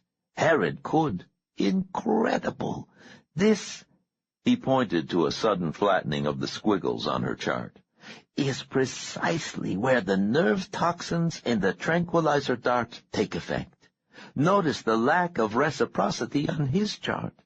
Whatever he willed evidently could be transmitted to neurochemical commands in your body, but what you experienced was only vicariously transmitted to Herod. He felt no more of your pain or paralysis than one would feel in a dream. Here, 48 seconds later, is when I injected him with the amytal pentothal mixture." Saul showed her where the various lines of brainwave functions fell out of their frenzied state. "God, what I would give to have him somewhere for a month with CAT scan equipment." "Saul, what if he does reestablish control over me?" Saul adjusted his glasses. "I'll know it at once, even if I'm not watching the readouts. I've reprogrammed the computer alarm to go off at first sign of that erratic activity of his hippocampus, the sudden drop in either of your alpha wave patterns or at the appearance of the theta rhythm." "Yes," said Natalie, and took a breath. "But what will you do then?" "We'll run the time-distance studies as planned," said Saul. "All of the data channels should be clear at 25 miles if we use the transmitter Jack bought." "But what if he can do it at 100 miles, 1,000? Natalie strained to keep her voice calm. She wanted to scream. "What if he never lets me go?" She felt as if he had agreed to a medical experiment where some loathsome parasite had been allowed to grow inside her body. Saul took her hand. 25 miles is all we need to know at this time. If it comes to that, we'll just return, and I'll put him under again. We know that he cannot control you when he's unconscious." "He never could again if he was dead," said Natalie. Saul nodded and squeezed her hand. "He's awake now. We'll wait 45 minutes, and if he makes no attempt at seizing you, you can get up. I personally do not believe our Mr. Herod can do it. Whatever the source of our monster's powers, all preliminary indications suggest that Anthony Herod is a very minor monster indeed." He went to the sink, brought back a cup of water, and held Natalie's head up while she drank it. "Saul, after you release me, you're still going to have the computer alarm hooked up, and you'll keep the dart gun, won't you?" "Yes," said Saul. "As long as we have this viper in the house, we will keep him in his cage." Second interrogation of Anthony Herod, Friday, April 24th, 1981, 7:23 p.m. Subject currently injected with sodium pentothal and meloritin C. Data also available on videotape, EEG readout, polygraph, and biosensor channels. "Tony, can you hear me?" "Yeah. How do you feel?" Okay. Funny. Tony, when were you born?" "Huh? When were you born?" "October 17th. "What year, Tony?" 1944. "And how old are you now?" 36. "Where did you grow up, Tony?" "Chicago." When was the first time you knew you had the power, Tony? What power? Your ability to control people's actions. Oh. When was the first time, Tony? When my aunt told me I had to go to bed. I didn't want to. I made her say it was all right for me to stay up. How old were you? I don't know. How old do you think you were, Tony? 6. Where were your parents? My daddy was dead. He killed himself when I was 4. Where was your mother? She didn't want me. She was mad at me. She gave me to Auntie. Why didn't she want you? She said it was my fault. What was your fault? Daddy dying. Why did she think that? Because Daddy hit me. He hurt me. He hurt me right before he jumped. Jumped? From a window? Yeah, we lived way high up on the 3rd floor. Daddy hit one of those fences with the spikes on it. Did your father hit you often, Tony? Yeah. Do you remember it? Now I do. Do you remember why he hit you on the night he killed himself? Yeah. Tell me about it, Tony. I got scared. I was sleeping in the front room where the big closet was, and the closet was dark. I woke up and I was scared. I went into Mommy's room like I always did, only Daddy was there. He wasn't usually there because he sold things and had to be gone all the time. Only he was there this time, and he was hurting Mommy. How was he hurting her? He was on top of her, and he didn't have any clothes on, and he was hurting her. And what did you do, Tony? I cried and yelled at him to stop. Did you do anything else? What happened next, Tony? Daddy stopped. He looked funny. He took me in the living room and hit me with his belt. He hit me real hard. Mommy told him to stop, but he kept hitting me. It hurt bad. And did you make him stop? No. What happened next, Tony? Daddy quit hitting me all of a sudden. He held his head and sort of walked funny. He looked at Mommy. She wasn't crying anymore. She was wearing Daddy's flannel robe. She used to wear that when he was gone because it was warmer than hers. Then Daddy went to the window and fell through it. The window was closed? Yeah, it was real cold out. The fence was new. The landlord had just put it up right before Thanksgiving. And how soon after that did you go to live with your aunt, Tony? 2 weeks. And why did you think your mother was angry at you? She told me. That she was angry? That I'd hurt Daddy. By making him jump? Yeah. Did you make him jump, Tony? No. Are you sure? Yes. Then how did your mother know you could make people do things? I don't know. Yes, you do, Tony. Think back. Are you sure the time you made your aunt let you stay up late was the first time you ever controlled someone? Yes. Are you certain, Tony? Yes. Then why did your mother think you could do such a thing, Tony? Because she could. Your mother could control people? Mommy did. She always did. She made me sit on the potty when I was too little. She made me not cry when I wanted to. She made Daddy do things for her when he was there, so he kept going away. She did it. She made him jump that night? No, she made me make him jump. Third interrogation of Anthony Herod, 8:07 p.m., Friday, April 24th. Tony, who killed Aaron Eshkol and his family? Who? The Israeli. Israeli? Mr. Colburn must have told you about it. Colburn? Oh, no, Kepler told me about it, that's right. The kid from the embassy. Yes, the kid from the embassy.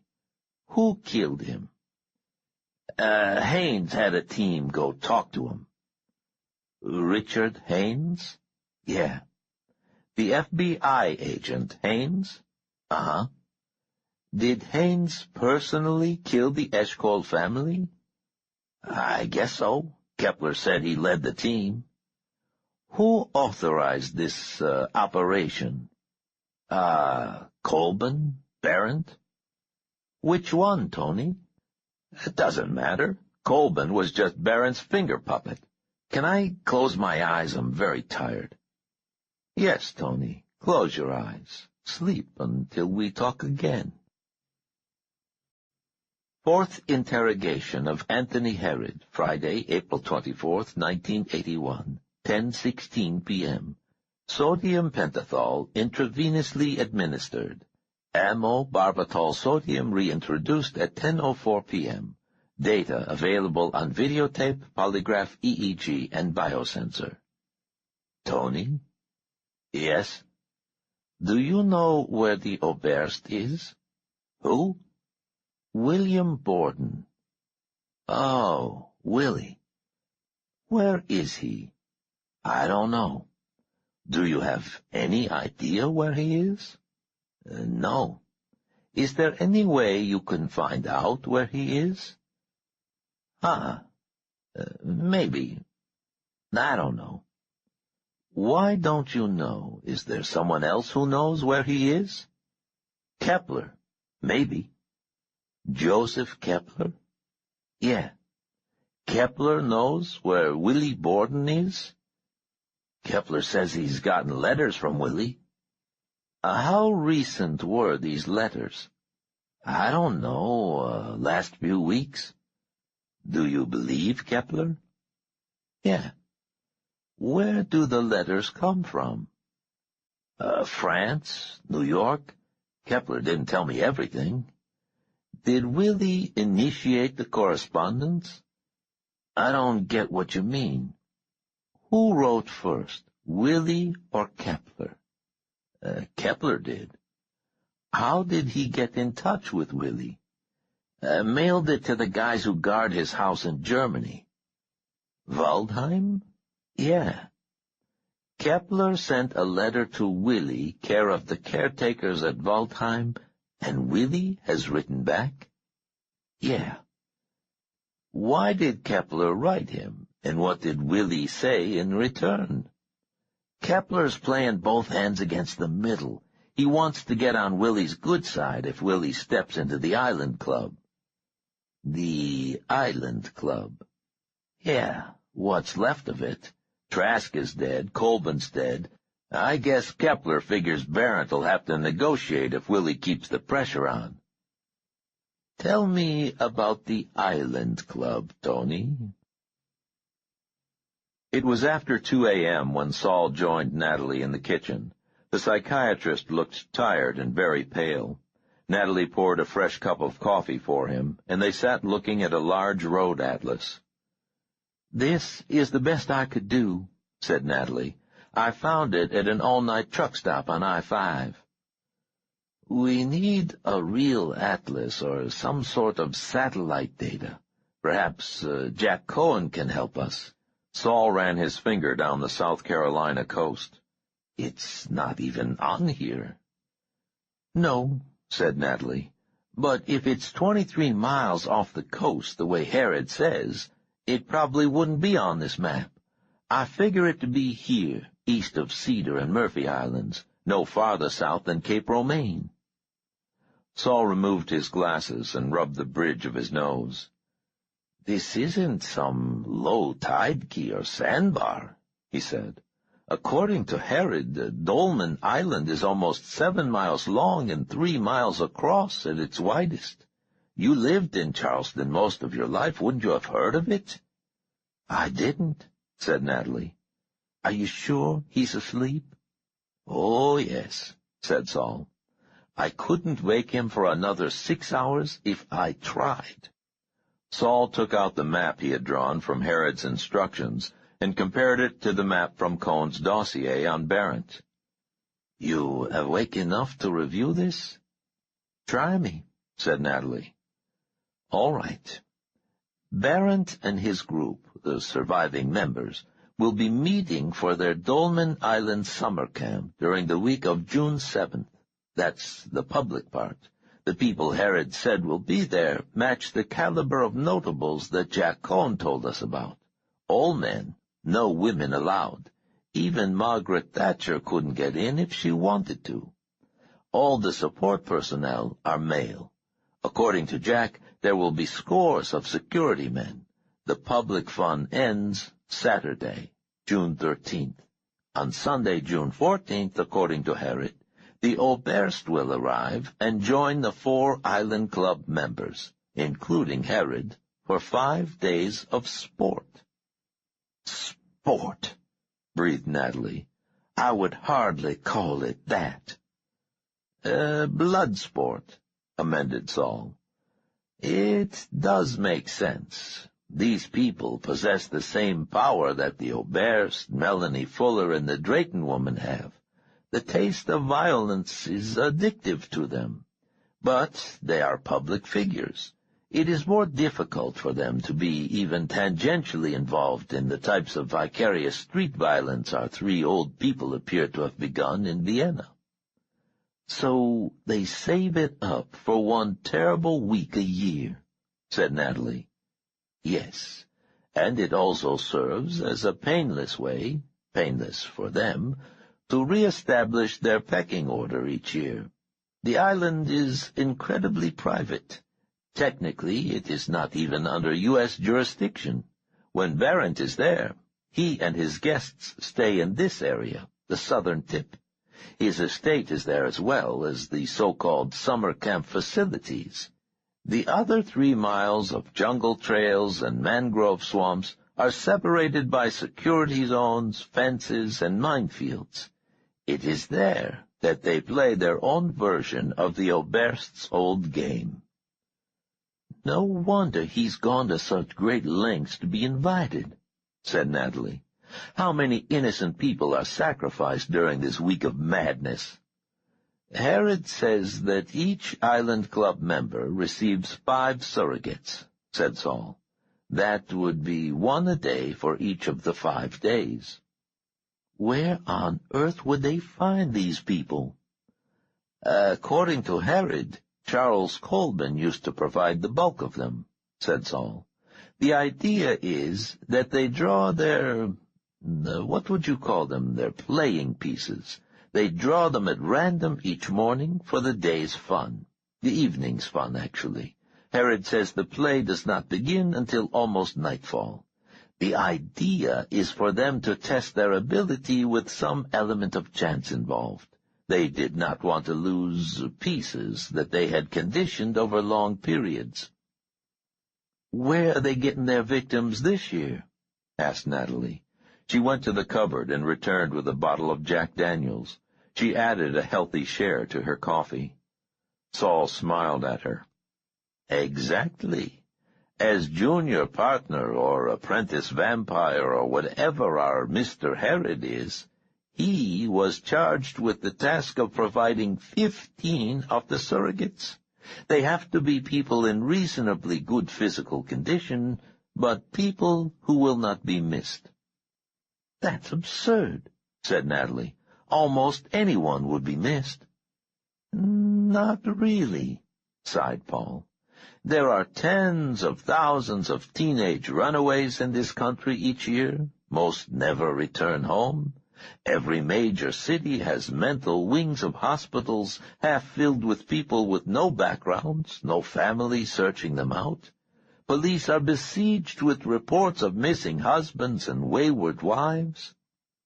So they just grab a couple of dozen people, ship them out to this goddamn island, and make them kill each other? Natalie's voice was thick with fatigue. Yes? You believe Herod? He may have been relaying faulty information, but the drugs left him in no condition to construct lies. You're going to let him stay alive, aren't you, Saul? Yes. Our best chance to find the Oberst is if this group goes ahead with their island madness. Eliminating Herod or even keeping him in captivity much longer would probably spoil the entire thing. You think that it won't be spoiled when this pig runs to Barrett and the others and tells them all about us? I think it is probable that he will not do that. Dear Christ, Saul, how can you be sure? I am not, but I am sure that Herod is very confused. One minute he is convinced that you and I are agents of the Oberst. The next he believes that we were sent by Kepler or Berendt. He simply cannot believe that we are independent actors in this melodrama. Melodrama is right, said Natalie. Dad used to let me stay up to watch this kind of crap on the Friday night creature feature. The most dangerous game. This is bullshit, Saul. Saul Lasky slammed the kitchen table with his palm so hard that the noise echoed in the tiled kitchen like a rifle shot. Natalie's coffee cup jumped and spilled its contents on the wooden tabletop. "Don't tell me it's bullshit!" shouted Saul. It was the first time in 5 months that Natalie had heard him raise his voice. "Don't tell me that this is all a bad melodrama. Tell your father, and Rob Gentry with their throats cut. Tell my nephew Aaron and his wife and children.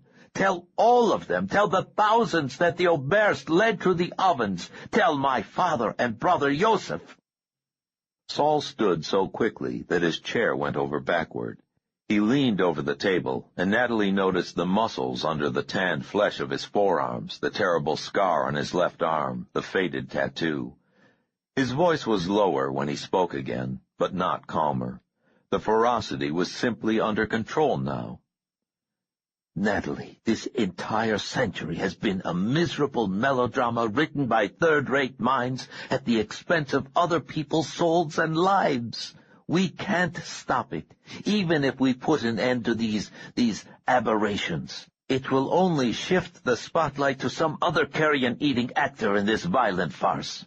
These things are done every day by people with no shred of this absurd psychic ability, people exercising power in the form of violence by right of their place, position, by bullet or ballot, or the point of their knife blade.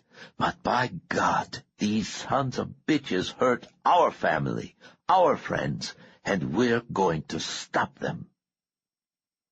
Saul stopped, leaned on his hands, and lowered his head. Sweat dripped to the table. Natalie touched his hand. "Saul," she said softly, "I know, I'm sorry. We're very tired. We need sleep." He nodded, patted her hand, and rubbed his cheeks. "You'll get a few hours' sleep. I'm going to bed down on the rollaway in the observation room. I have the sensors programmed to set off the alarm when Herod wakes. With luck, both of us can get 7 hours' sleep." Natalie flicked off the light and walked with him to the bottom of the stairs. As she started up, she paused and said, "This means that we definitely have to go ahead with the next part, don't we, Charleston?" Saul nodded tiredly. "I think so. I see no other way. I am sorry." "That's all right," said Natalie, although her skin tightened with fear at the thought of what lay ahead. "I knew it would come to that." Saul looked up at her.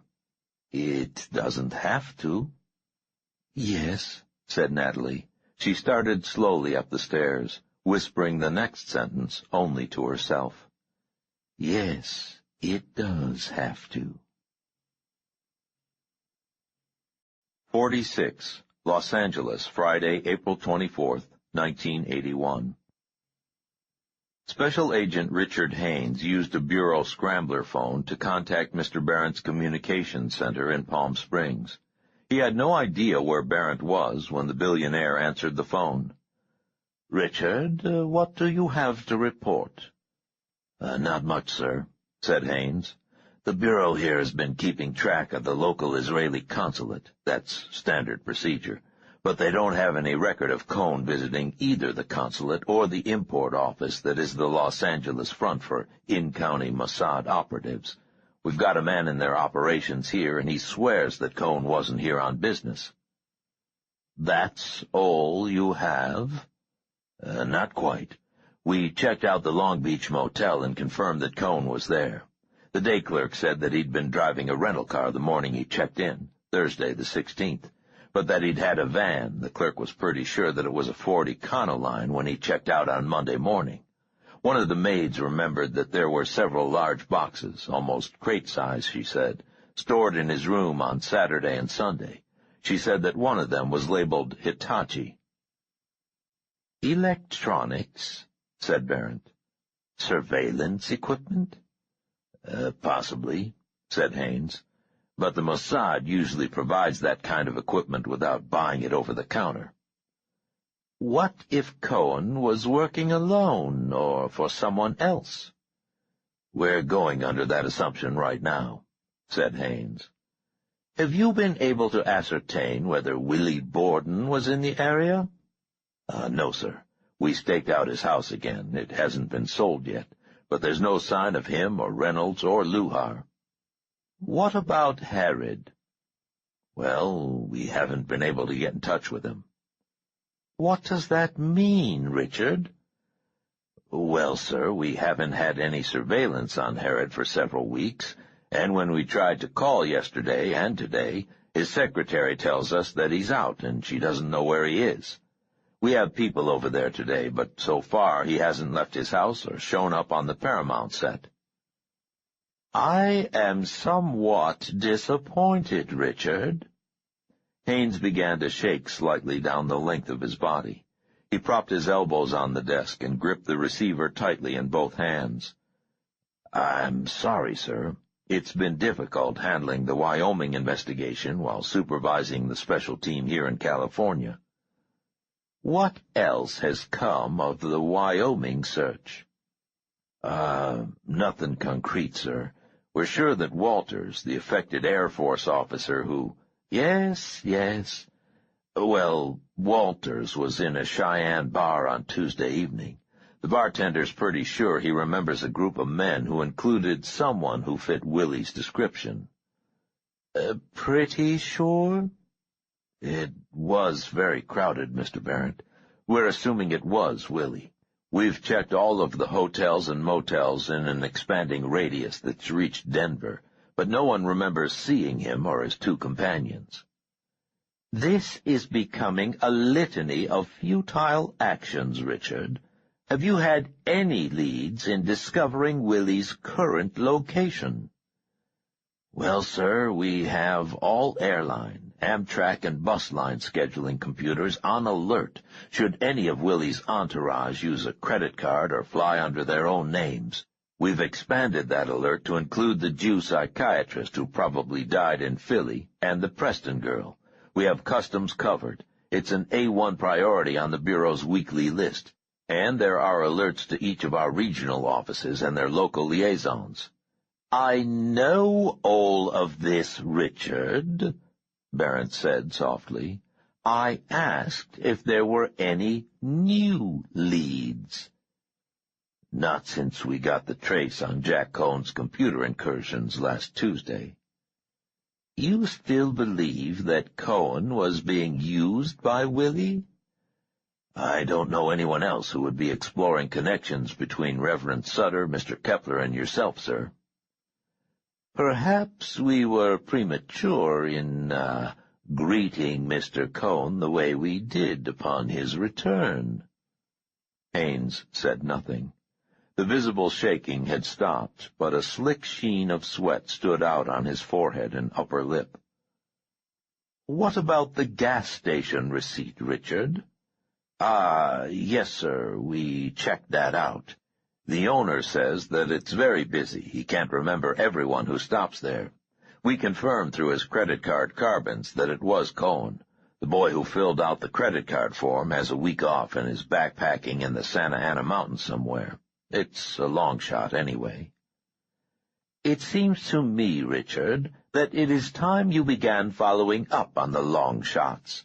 I want Willie Borden found, and I want the Cohen connection nailed down. Is that clear?" "Yes, sir. I would hate to become so disappointed that I had to call you back here for disciplinary action, Richard." Haines used the sleeve of his Joseph Banks poplin sports coat to wipe the sweat from his face. "Yes, sir. Now, did you not mention that you considered it a possibility that the Israelis had a safe house, or more than one, near Los Angeles? Ones that your bureau would not have yet discovered?" I said it was possible, Mr. Barrett. It doesn't seem very likely." "But it is possible." "Yes, sir. You see, a couple of years ago there was this middle-level Al-Fatah Palestinian who'd been the accountant for Black September. He agreed to defect to the USA, but the CIA agents he thought he was dealing with were actually Cohen's Mossad. So they brought this man to the States, let him see that he was in L.A., and then spirited him away somewhere where neither the CIA nor the Bureau could find them to. "Richard, this is irrelevant. You have reason to believe that there might be another safe house somewhere near Los Angeles." "Yes, sir. And it might be near the San Juan Capistrano gas station." "Yes, sir, but it might be anywhere." "All right, Richard. Here is what you will do. First, you will immediately go to Mr. Harrod's house and conduct a thorough interrogation. I emphasize thorough, Richard, of Miss Chen. If Harrod is there, interrogate him. If he is not there, find him. Second, you will utilize the full resources of your Los Angeles Bureau Station and whatever other local resources are necessary to find that backpacking gas station attendant and any other witnesses you may want to question. I want to know precisely what vehicle Mr. Cohen was driving, who was with him, and what direction they went from this particular gas station. Third, begin a survey of electronic supply stores in the Long Beach and surrounding areas. Find out if Jack Cohen or Willie purchased anything there. Fourth, re-interrogate the maids and clerks at the Long Beach Motel to discover the smallest bits of additional information. You may use whatever form of persuasion you deem necessary. Finally, I will offer some help from this end. A dozen of Joseph's plumbers will be sent out this afternoon to aid you in your, confidential investigations. Also, we will find out about that additional safe house. I will have that information to you within 24 hours. Haines rubbed his eyebrows. But how— He shut up. C. Arnold Barrett's chuckle sounded static-filled over the scrambled circuit. "Richard, you certainly don't believe that you and Charles were my only sources of information? If all else fails, I will telephone certain, contacts I have within the Israeli government. Because of the time difference, it may be tomorrow morning before I have a specific address for you. Do not wait that long. Begin a search of the area around San Juan Capistrano this afternoon. Check land sales records, homes that are unattended much of the year. Simply drive around and look for a dark Econoline van if nothing else occurs to you. Remember, you are looking for a private dwelling in a secure area, most probably away from residential areas." "Yes, sir," said Haines. "I will be back to you as soon as possible," said C. Arnold Barrett. "And Richard?" "Yes, sir." "Do not disappoint me again." "No, sir," said Richard Haines. 47. Los Angeles, Saturday, April 25th, 1981. Harrod was blindfolded and drugged when they dropped him off a block from Disneyland. When he returned to full consciousness, he was sitting behind the wheel of his Ferrari, fully clothed, his hands untied, his eyes covered with a simple black sleep mask. The car was parked behind a discount rug store, between a garbage dumpster and a brick wall. Herod got out of the car and leaned on the hood until most of the nausea and dizziness was gone. It was 30 minutes before he felt well enough to drive. Avoiding the freeways, heading west through Saturday traffic and then north on Long Beach Boulevard, Herod tried to sort things out. Much of the previous 40 hours was blurred or dreamlike, long conversations he could recall only fragments of, but the intravenous bruises and vestigial tingling from the final tranquilizer dart left no doubt that he had been drugged, dragged off, and put through hell. It had to be Willie. The last conversation, the only one he could remember completely, left no doubt of that. The man in the balaclava had come in and sat on the bed. Herod wanted to see the man's eyes, but there were only the mirrored lenses reflecting his own pale and stubbled face. "Tony," the man said softly in that irritatingly familiar accent, "we are going to let you go." At that second, Herod was sure that he was going to die. "I have a question for you before you leave, Tony," the man said. His mouth was the only human part of his head. "How is it that you're going to provide most of the human surrogates for the Island Club's 5-day competition this year?" Herod tried to lick his lips, but there was no saliva to wet his tongue. "I don't know anything about that." The black balaclava went back and forth, mirrored lenses reflecting white and white. "Oh, Tony, too late for that. We know you're providing the bodies, but how are you going to do that? With your preferences for using women, are they really willing to carry on the games with just women this year?" Herod shook his head. "I need to understand this before we say goodbye, Tony." "Willie?" croaked Herod. "For Christ's sakes, Willie, you don't have to do all this to me. Talk to me." The twin mirrors steadied on Herod's face. "Willie, I don't think we know anyone named Willie, do we? Now, how is it that you are supplying both sexes when we both know you can't?" Herod had strained against the handcuffs, arching his back to kick the man's balaclavaed head off his fucking shoulders. Without hurry, the man stood up and moved to the head of the bed, out of range of Herod's feet or hands. He gently grasped Herod's hair and lifted his head free of the pillow.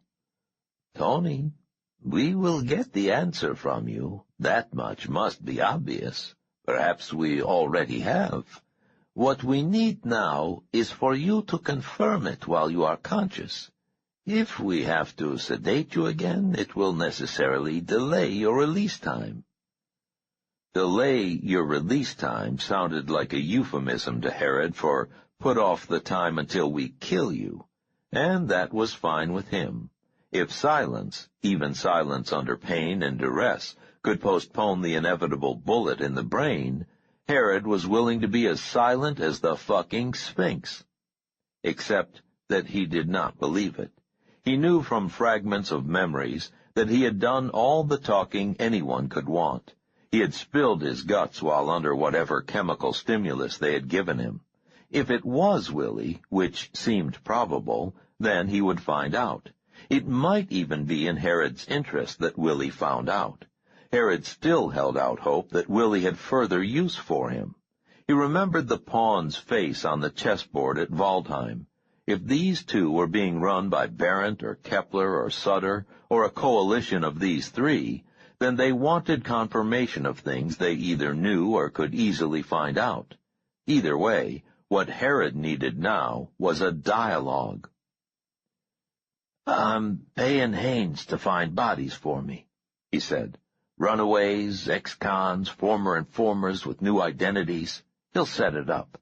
They'll be working for pay, thinking they're involved in some sort of government scam. By the time they realize that the only pay they'll get is a shallow grave, they'll be on the island and in one of the holding pens." The man in the balaclava chuckled. "Paying Agent Haynes. How does his real master feel about that?" Herod tried to shrug, realized that it was impossible in his handcuffed position, and shook his head. "I don't really give a damn, and I don't think Barrent does either. It was Kepler's idea to give this shitty assignment to me. It's basically an IQ test, not a test of my ability." The mirrored lenses went up and down. "Tell me more about the island, Tony. The layout, the holding pens, the camp area, the security, everything. Then, we have a favor to ask." That was the instant that Herod had been certain that he was dealing with Willie. So he had talked for an hour, and he had lived. By the time Herod reached Beverly Hills, he had decided to tell Barrent and Kepler about it. He couldn't keep straddling the fence forever.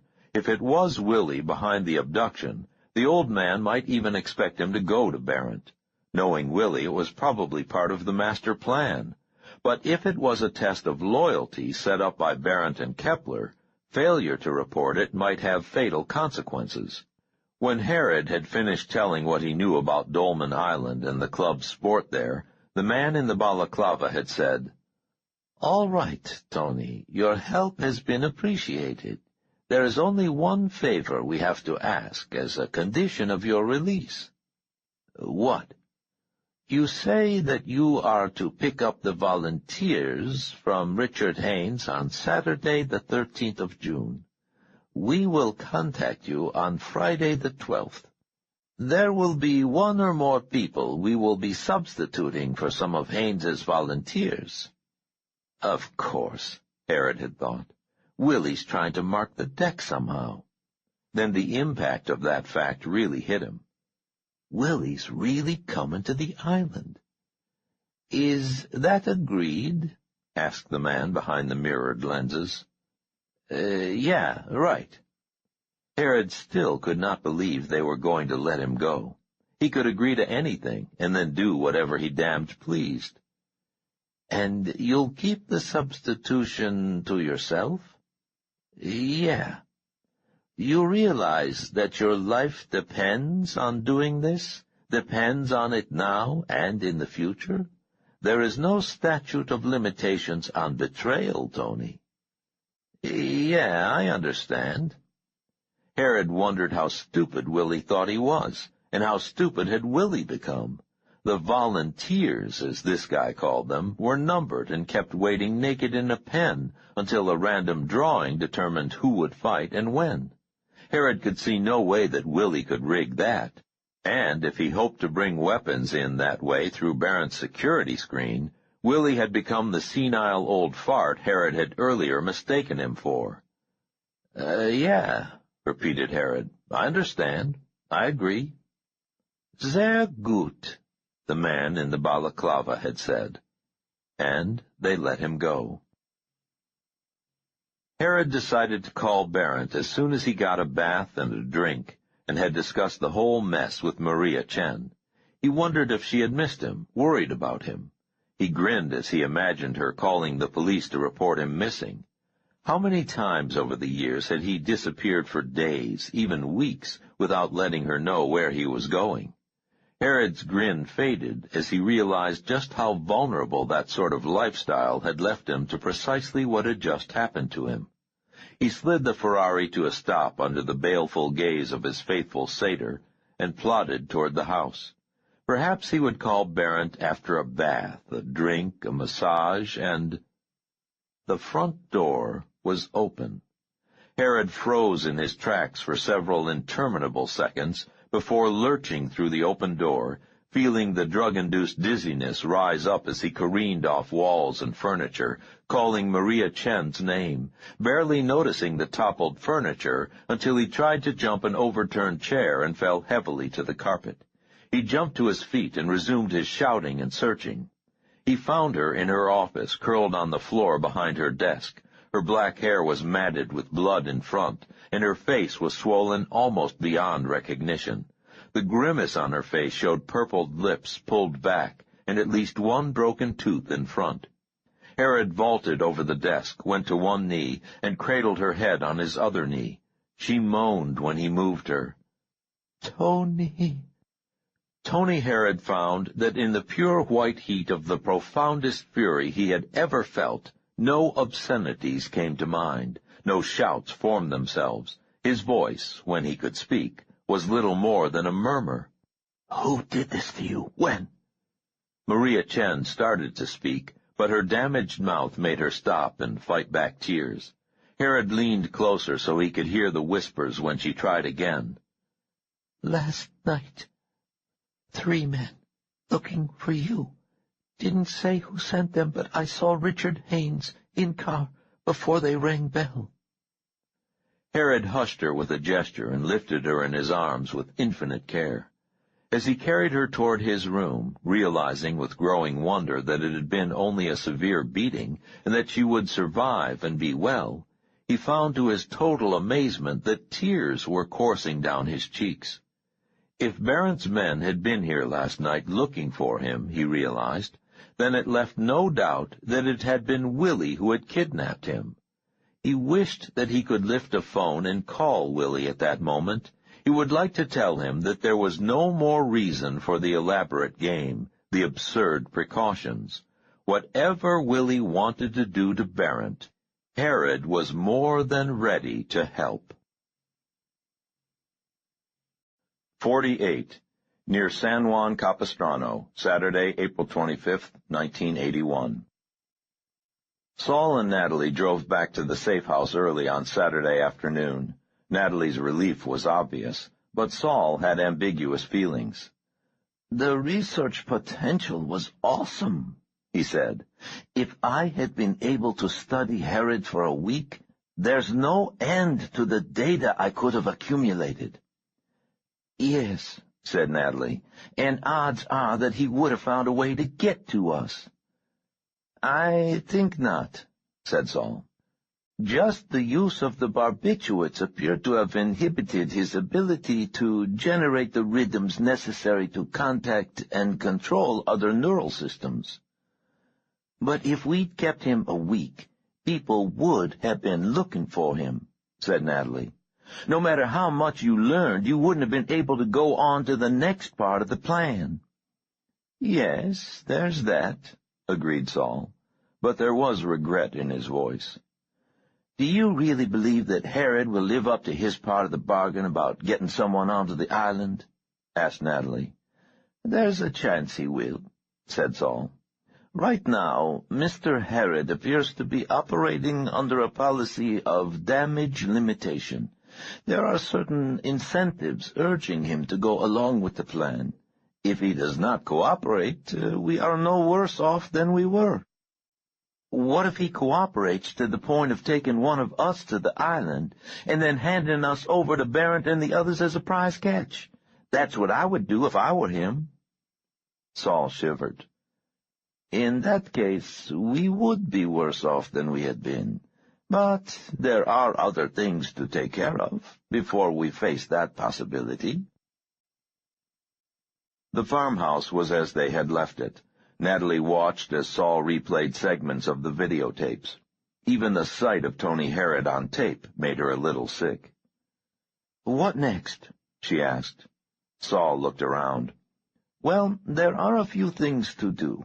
Transcribe and evaluate the interrogations, go through and relabel the EEG and med sensor tapes, begin the computer analysis and integration of all that data. Then we can begin the biofeedback experiments using the information we've gained. You need to practice the hypnosis techniques we started and to study your files on the Vienna years and Nina Drayton. We both need to take a critical look at our plans now in light of the Dolmond Island data, possibly reassess the role Jack Cohn should play in them." Natalie sighed. "Great. What do you want me to start on first?" Nothing," Saul grinned. "In case you didn't notice during your stay in Israel, today is my people's Sabbath. Today we rest.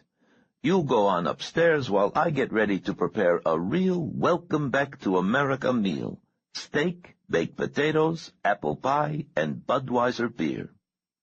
"Saul, We don't have any of that. Jack's stocked up with canned goods and freeze-dried stuff. I know that. That is why, while you take a nap, I will be shopping in that little store down the canyon. But nothing, my dear." Saul turned her around and gave her a pat on the small of the back. "I'll call you when the steaks are cooking, and we can have a celebration drink of that Jack Daniels you've been hoarding." "I want to help make the pie," Natalie said sleepily. "Deal," said Saul. "We will drink Jack Daniels and bake an apple pie." Saul took his time shopping, pushing the cart down brightly lighted aisles, listening to featureless music, and thinking about theta rhythms and aggression. He had long ago discovered that American supermarkets offered one of the easiest possible avenues to successful self-hypnosis.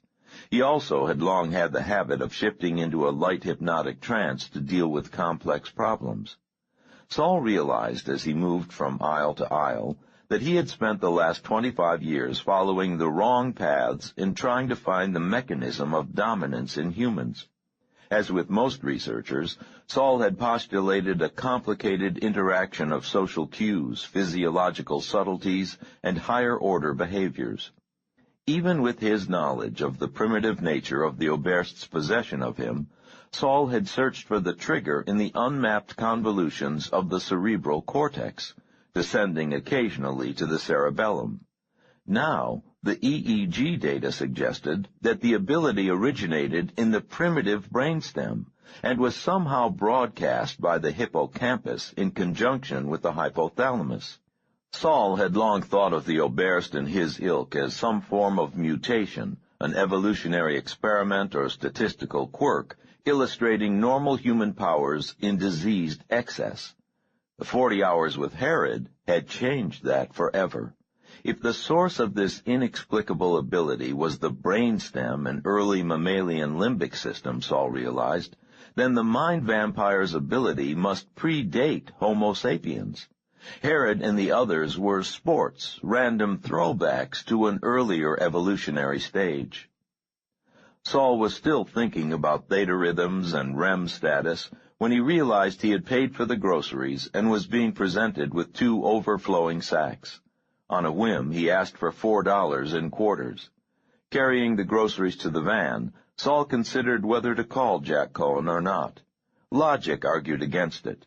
Saul was still resolved not to involve the Israeli more than was absolutely necessary, so he could share none of the details of the past few days, and he had no other requests of the agent, not yet. Calling Jack would be sheer self-indulgence. Saul stowed the groceries in the van and trotted over to a stand of payphones near the supermarket entrance. Perhaps it was time for a little self-indulgence. Saul was in a triumphant mood and wanted to share his good feelings with someone. He would be circumspect, but Jack would get the message that his time and effort had paid off for them.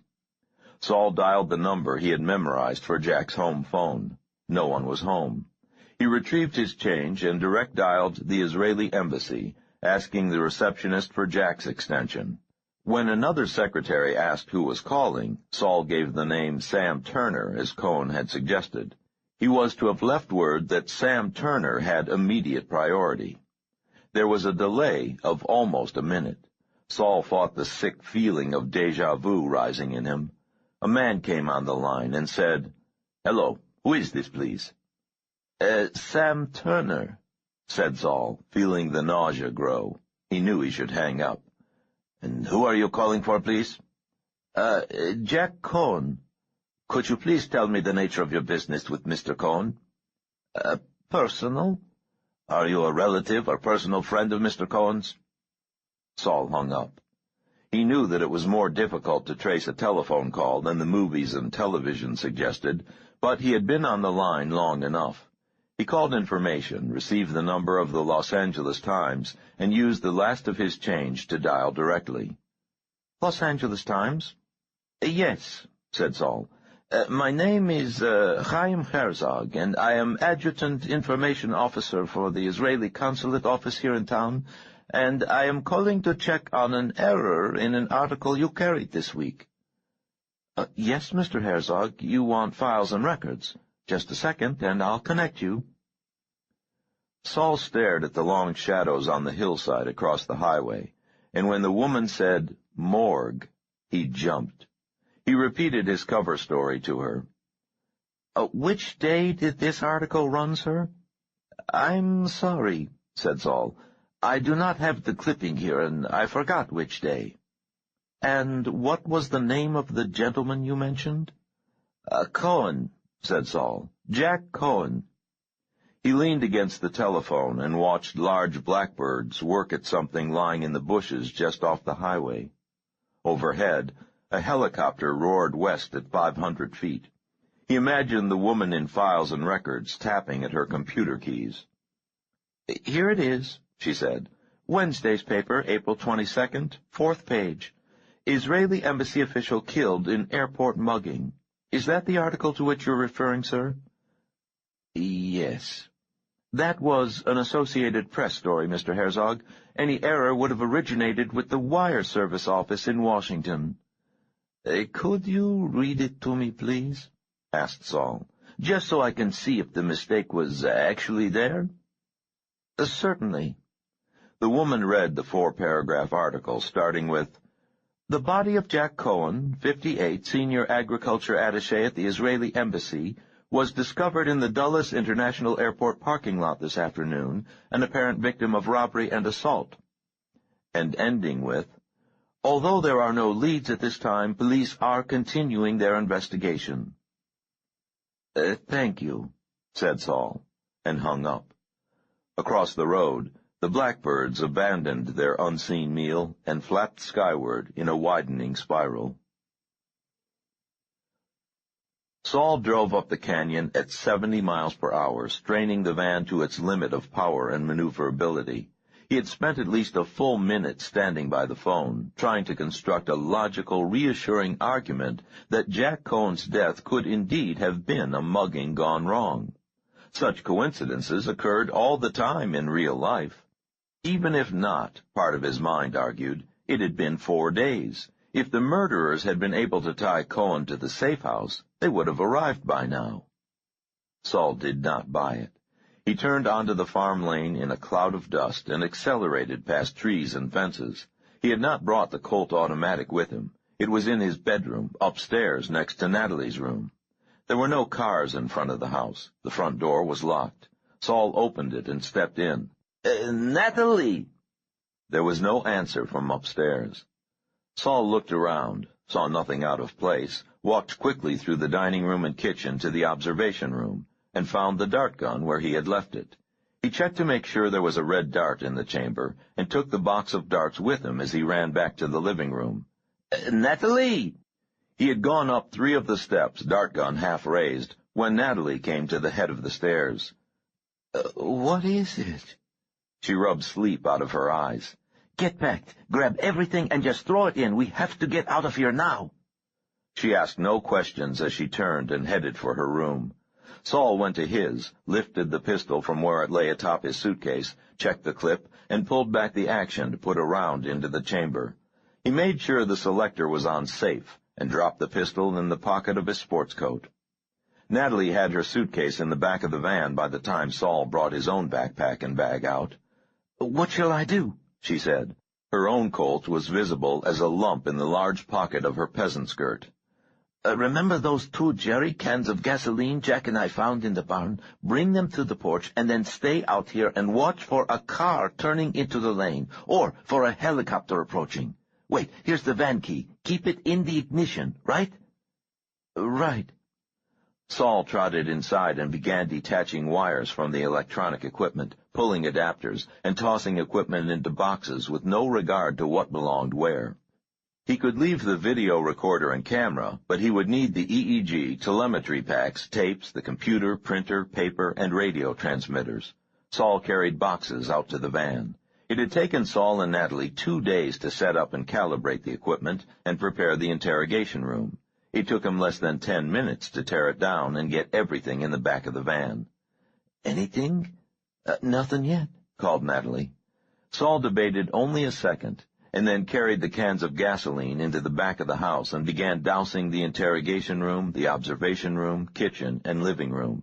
It struck him as a barbaric and ungrateful act somehow, but he had no idea what Haynes's or Barron's people could surmise from what was left behind.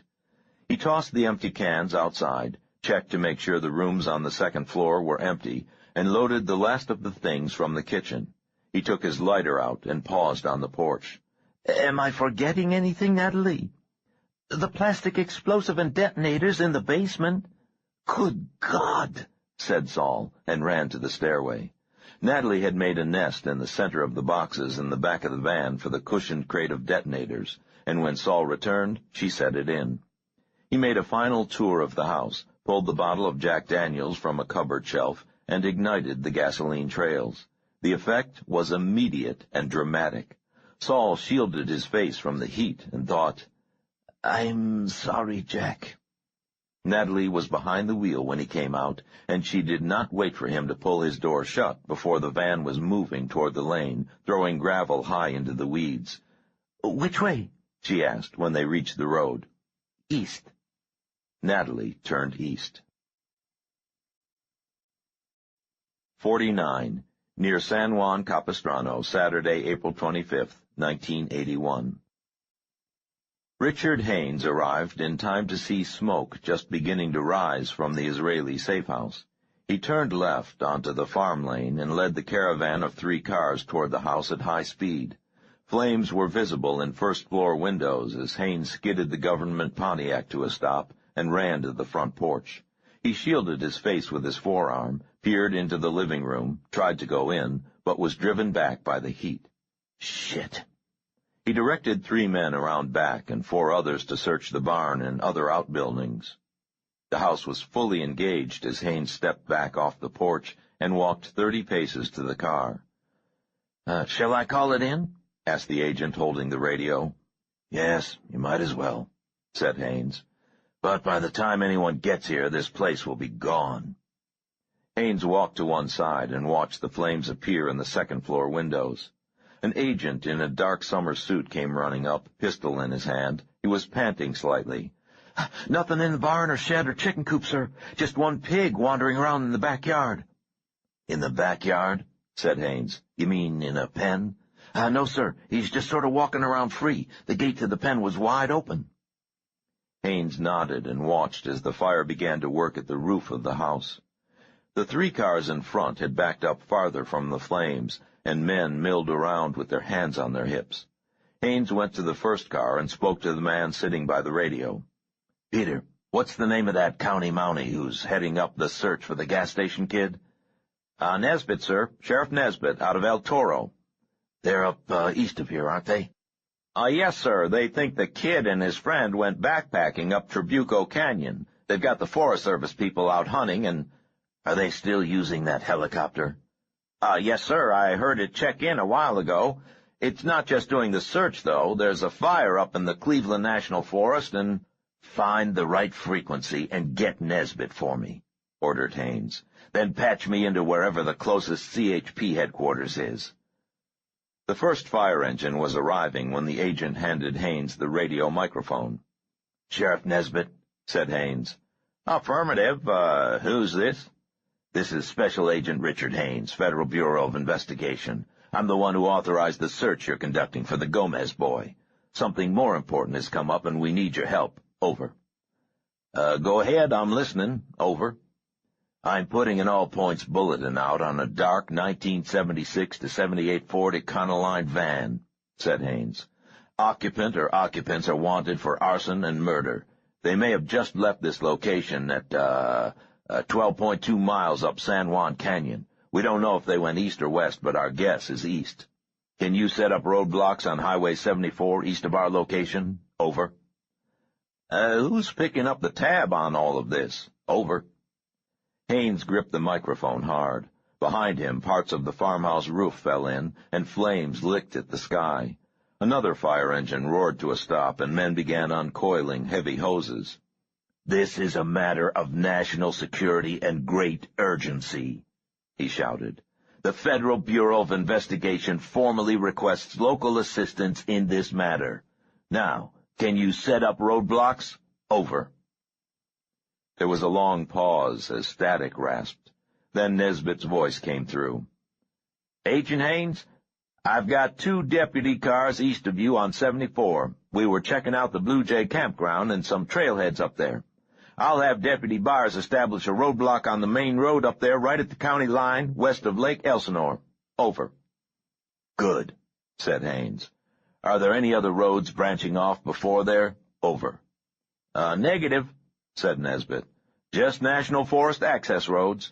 I'll have Dusty take the 2nd unit and block those where they intersect. We'll need a better description of the vehicle's occupants, unless you just want us to arrest the Econoline. Over.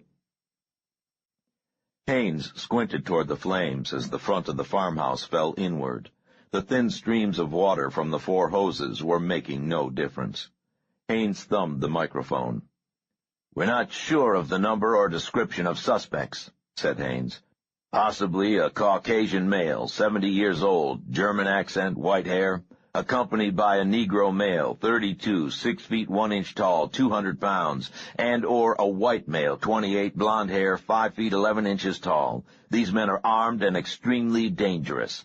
However, the van may be driven by others at this time. Locate and stop the van. Take great caution in approaching any of the vehicle's occupants. Over. You copy that, Byers? Roger. Dusty? Affirmative, Carl. Okay, Special Agent Haines, you got your roadblocks. Anything else? Over. Yes, Sheriff. Is your search helicopter still airborne? Over. Yeah. Steve's just finishing his search up around Santiago Peak. Steve, you hearing this? Over? Yes, Carl, I've been listening. Over. Haines, you want our chopper, too? He's on special contract to the Forest Service and us right now. Over. Steve, said Haines, as of this moment, you are under contract to the United States government on a matter of national security. Do you copy?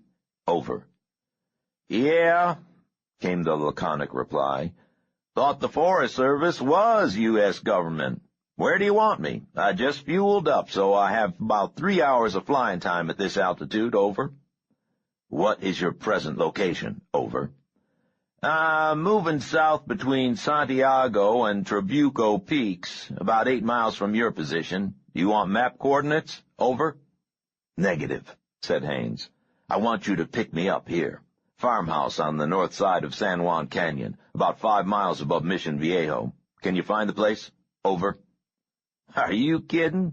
Said the helicopter pilot. I can see the smoke from here. Hell of an LZ you feds prepare. Be there in 2 minutes. NL 167-B, out.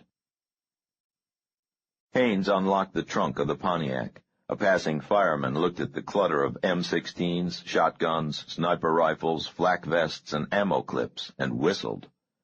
Holy shit, he said to no one in particular. Haines extracted an M16, tapped a magazine against the rim of the trunk to settle the loads, and slapped the clip in. He took off his suit coat, folded it carefully, set it in the trunk, and pulled on a flak vest, loading the oversized pockets with extra clips. He pulled a blue baseball cap from atop the spare tire and tugged it on. The agent at the radio called to him. I have the CHP commander online, sir. Give him the same information for the APB, said Haines. See if he can extend it from Orange County to all the highway cops. Roadblock, sir? Haines stared at the young agent. On Interstate 5, Tyler? Are you as stupid as that remark suggests, or just prone to lapses? Tell him we want the bulletin put out on that Econoline. Officers should get tag numbers, carry out surveillance, and get in touch with me through the Bureau's L.A. Communications Center. Agent Barry Metcalf of the L.A. branch came up to Haines. Dick, I confess I don't understand any of this. What are a bunch of Libyan terrorists doing using an Israeli safe house, and why did they torch it? Who said they were Libyan terrorists, Barry? Well, you said in the briefing that they were Mideast terrorists. Haven't you ever heard of Israeli terrorists? Metcalf blinked and said nothing. Behind him, the front of the farmhouse collapsed inward, sending sparks flying. The firefighters contented themselves with pouring water onto the nearby outbuildings. A small plexiglass-bubbled Bell helicopter throbbed in from the northeast, circled once, and set down in the field south of the house. Metcalf said, "Want me to come with you?" Haines gestured at the helicopter. "Looks like there's just room for one passenger in that old thing, Barry." "Yeah, it does look like something out of MASH. Hold down the fort here. When they get the fire out, we're going to have to sift through the ashes with a fine-tooth comb. There may even be bodies in there." "Oh, boy," Metcalf said without enthusiasm, and walked toward his men. As Haines jogged toward the helicopter, the man known as Swanson approached. He was the oldest of the 6 Kepler's plumbers Haines had brought along. He gave the FBI man a quizzical look. "It's all a long shot," Haines shouted over the noise of the rotors, "but I have a hunch that this is Willie's operation. Probably not the old man himself, but maybe Luhar or Reynolds. If I can flush them, kill them." "What about the paperwork?" said Swanson, nodding toward Metcalf and his group. "I'll take care of it," said Haines. "Just do the job." Swanson's head went slowly up and down. Haines was barely airborne, the small chopper spiraling upward through the smoke from the burning house, when the first radio report came in. "This is Deputy Byers in Unit 3 at the 74 East Road block to Agent Haines. Over." "Go ahead, Byers." The mountainous countryside was rising under the helicopter, the canyon road winding through it like a pale gray ribbon. Traffic was light. "Mr. Haines, this may not be anything, but I think a few minutes ago I saw a dark van, may have been a Ford, make a U-turn about 200 yards from my position. Over." "Which way is it headed now? Over." "Coming your way, sir, back down 74, unless it takes one of the forest roads. Over." "Could it get around you on those roads?" Over. "Negative, Mr. Haines. They're all either dead-end or turn into goat trails, except for the Forest Service fire road that Dusty's on. Over." Haines turned to the pilot, a short, heavy-set man in an L.A. Dodgers windbreaker and Cleveland Indians baseball cap. "Steve, can you get Dusty on here?" "He fades in and out," the pilot said over the intercom. "Depends on which side of the hill he's on." "I want him on the line," Haines said, and watched the countryside flash by 300 feet below. Scrub brush and pinon pines flickered past in a blur of light and shadow. Larger pines and cottonwood trees lined the dried creek beds and lower areas. Haines estimated that there was an hour and a half of daylight remaining. They reached the summit of the pass, and the helicopter gained altitude and circled. Haines could see the blue haze of the Pacific to the west, and the orange-brown haze of the smog above Los Angeles to the northwest. "Roadblocks just over the hill here," said the pilot. "I didn't see any dark van on the highway. Want to go south toward Dusty's area?" "Yes," said Haines. "Have you got him yet?" "He hasn't been answering his— Oh, here he is." He threw a switch on the console. "On 2-5, Mr. Haines." "Deputy, this is Special Agent Haines. Do you copy? Over." Yes, sir. Read your 5-by. I've got something you might want to look at here, Mr. Haines. Over." "What's that, Deputy?" Dark blue 1978 Ford van. I was driving up to get closer to the hard road and found it abandoned here. Over." Haines touched his headphone mic and grinned. "Anyone in it? Over." Negative. Bunch of stuff in the back, though. Over." "God damn it, Deputy, be specific. What kind of stuff?" Electronic stuff, sir. Not sure. You better come and take a look yourself. I'm going to check out the woods." "Negative, Deputy," snapped Haines. "Secure the van and sit tight. What are your coordinates? Over." "Coordinates? Tell Steve that I'm half a mile down the main fire road from Coot Lake. Over." Haines looked at the pilot. Steve nodded. "Roger," said Haines. "Just stay there, Deputy. Keep your revolver ready and stay alert. These are international terrorists we're dealing with." The helicopter banked steeply to the right and dropped toward wooded hillsides. "Taylor, Metcalf, you getting this?" Roger, Dick, came Metcalf's voice. We're ready to roll. Negative that, said Haines. Stay at the farmhouse. Repeat, stay at the farmhouse. I want Swanson and his men to meet me at the van. Got that? Swanson? Metcalf's voice sounded puzzled. Dick, this is our jurisdiction. I want Swanson, snapped Haines. Don't make me repeat myself. Over. Richard, we copy that, and we're on our way, came Swanson's voice. Haines leaned out the open door as they flew 600 feet above Coot Lake and dropped into a small valley. He cradled the M16 and smiled. He was pleased that he was going to make Mr. Barrent happy, and he was looking forward to the next few minutes. He knew now that it almost certainly was not Willie himself.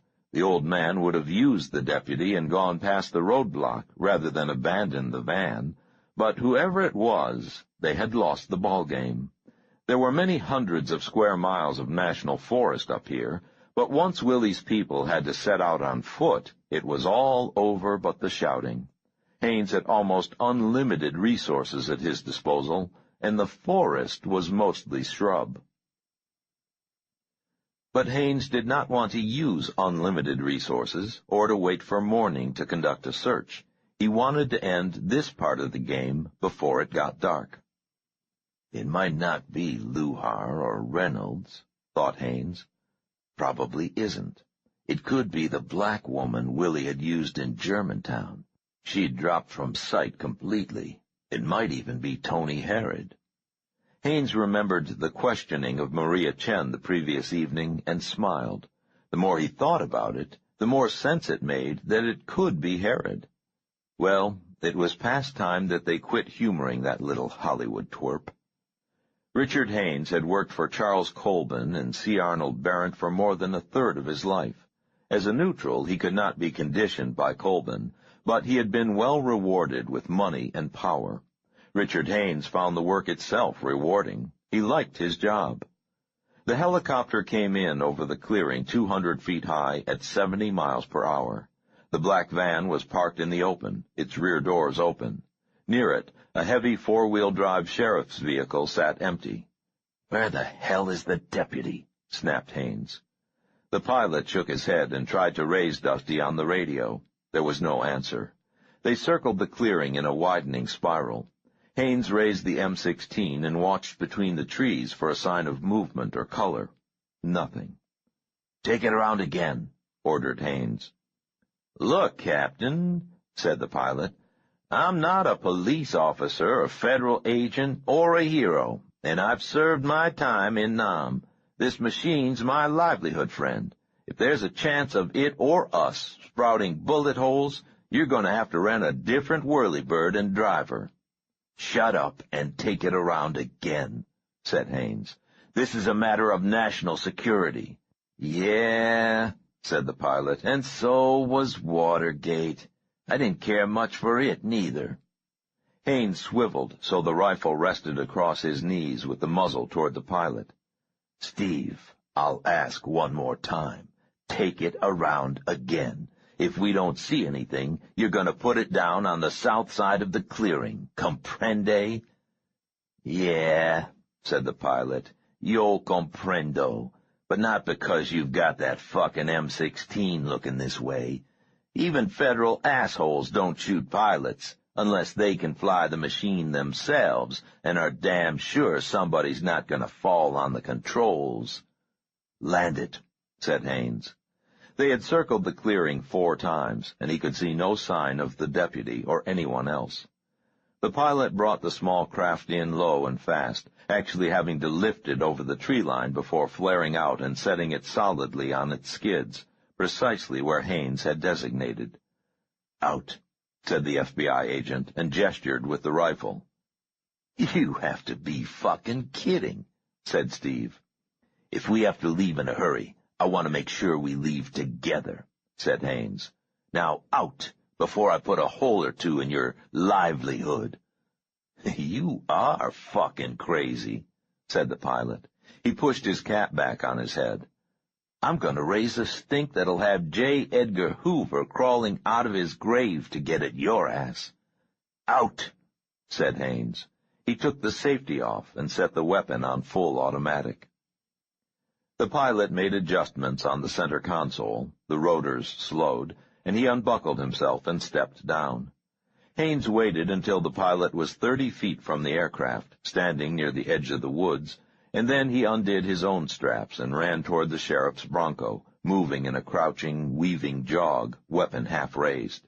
He crouched behind the Bronco's left rear quarter panel, scanning the hillsides for a flicker of movement or a glint of sunlight on metal or glass. There was nothing. Haines carefully raised his head. He checked out the back seat, and then slid along the driver's side until he could see that the front seat was empty. There were brackets for 2 rifles on the metal screen between front and back seats. Both racks were empty. Haines tried the front door. It was locked. He dropped to one knee and inspected the hillsides in the 120 degrees of arc he could see. If the stupid deputy had gone traipsing into the woods against orders, it made sense he would take the rifle and lock the doors behind him. If there had been only one rifle racked, if there had been any rifle, if the deputy was still alive.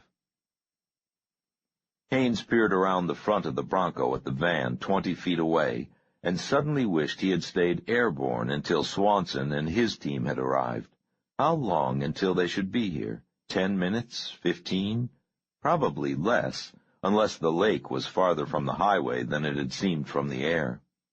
Haines had a sudden literal image of Tony Harrod's head on a platter. He smiled and ran the 20 feet to the side of the van. The back doors were wide open. Haines slid along the hot metal of the van's side until he could peer in. He knew he was a perfect target to anybody with a rifle in the hills on the south side of the clearing, but there was little he could do about that. He had chosen to come from that direction because, with the exception of the fringe of woods where the pilot still stood, the hillside was mostly grass and small rocks, with little opportunity for concealment. Haines had seen nothing in the trees during their 4 passes. He held the M16 at his hip and stepped around behind the van. Boxes, a litter of cables, and electronic equipment. Haines recognized a radio transmitter and an Epson computer. There was no place large enough for a man to hide. Haines stepped into the interior of the van and poked through the equipment and boxes. The box in the center held what appeared to be 60 or 70 pounds of gray modeling clay, carefully wrapped in separate plastic packets. "Oh, shit," whispered Haines. He no longer wanted to be in the truck. "Hey, Captain, can we get going now?" called the pilot from 30 yards away. "Yeah, warm it up," shouted Haines. He let the pilot walk back toward the machine before he began his crouching, dodging run to the open door on the right side of the plexiglass bubble. He was halfway there when a voice too loud to be human bellowed, "Haines!" from the north slope. The first shots came a second later. 50, near San Juan Capistrano, Saturday, April 25, 1981. Saul and Natalie had not driven 15 minutes when they saw the first roadblock. It was a single police car pulled broadside across the highway with flares marking narrow lanes on either side. 4 cars were stopped on the eastbound lane, 3 in the westbound lane facing Saul and Natalie. Natalie pulled the van to the shoulder at the top of a hill a quarter of a mile from the tie-up. "Accident?" she said. "I don't think so," said Saul. "Turn around quickly." They drove back over the summit of the pass they had just traversed. "Back down the canyon the way we came?" said Natalie. "No, there was a gravel road about 2 miles back this way." "Where the campground sign was?" "No, a mile or so past that, on the south side of the road. We may be able to bypass the roadblock to the south." "Do you think that policeman saw us?" I don't know," said Saul. He pulled a cardboard box out from behind the passenger seat, extracted the Colt automatic pistol, and made sure it was loaded. Natalie found the gravel road, and they turned left, passing through thick pine forests and a few grassy meadows. Once they had to pull to one side to let a pickup pulling a small trailer pass. Several side roads left the main track, but they appeared too narrow and unused to go anywhere, and Natalie kept the van on the fire road as it degraded from gravel to dirt and wound south and then east and then south again. They saw the police vehicle parked in the clearing 200 yards below them as they descended a wooded hill on a series of steep switchbacks. Natalie stopped the van as soon as she was sure they were out of sight. "Damn," she said. "He didn't see us," said Saul. "I caught a glimpse of the sheriff, or whatever he was, out of the vehicle, looking the other way through binoculars."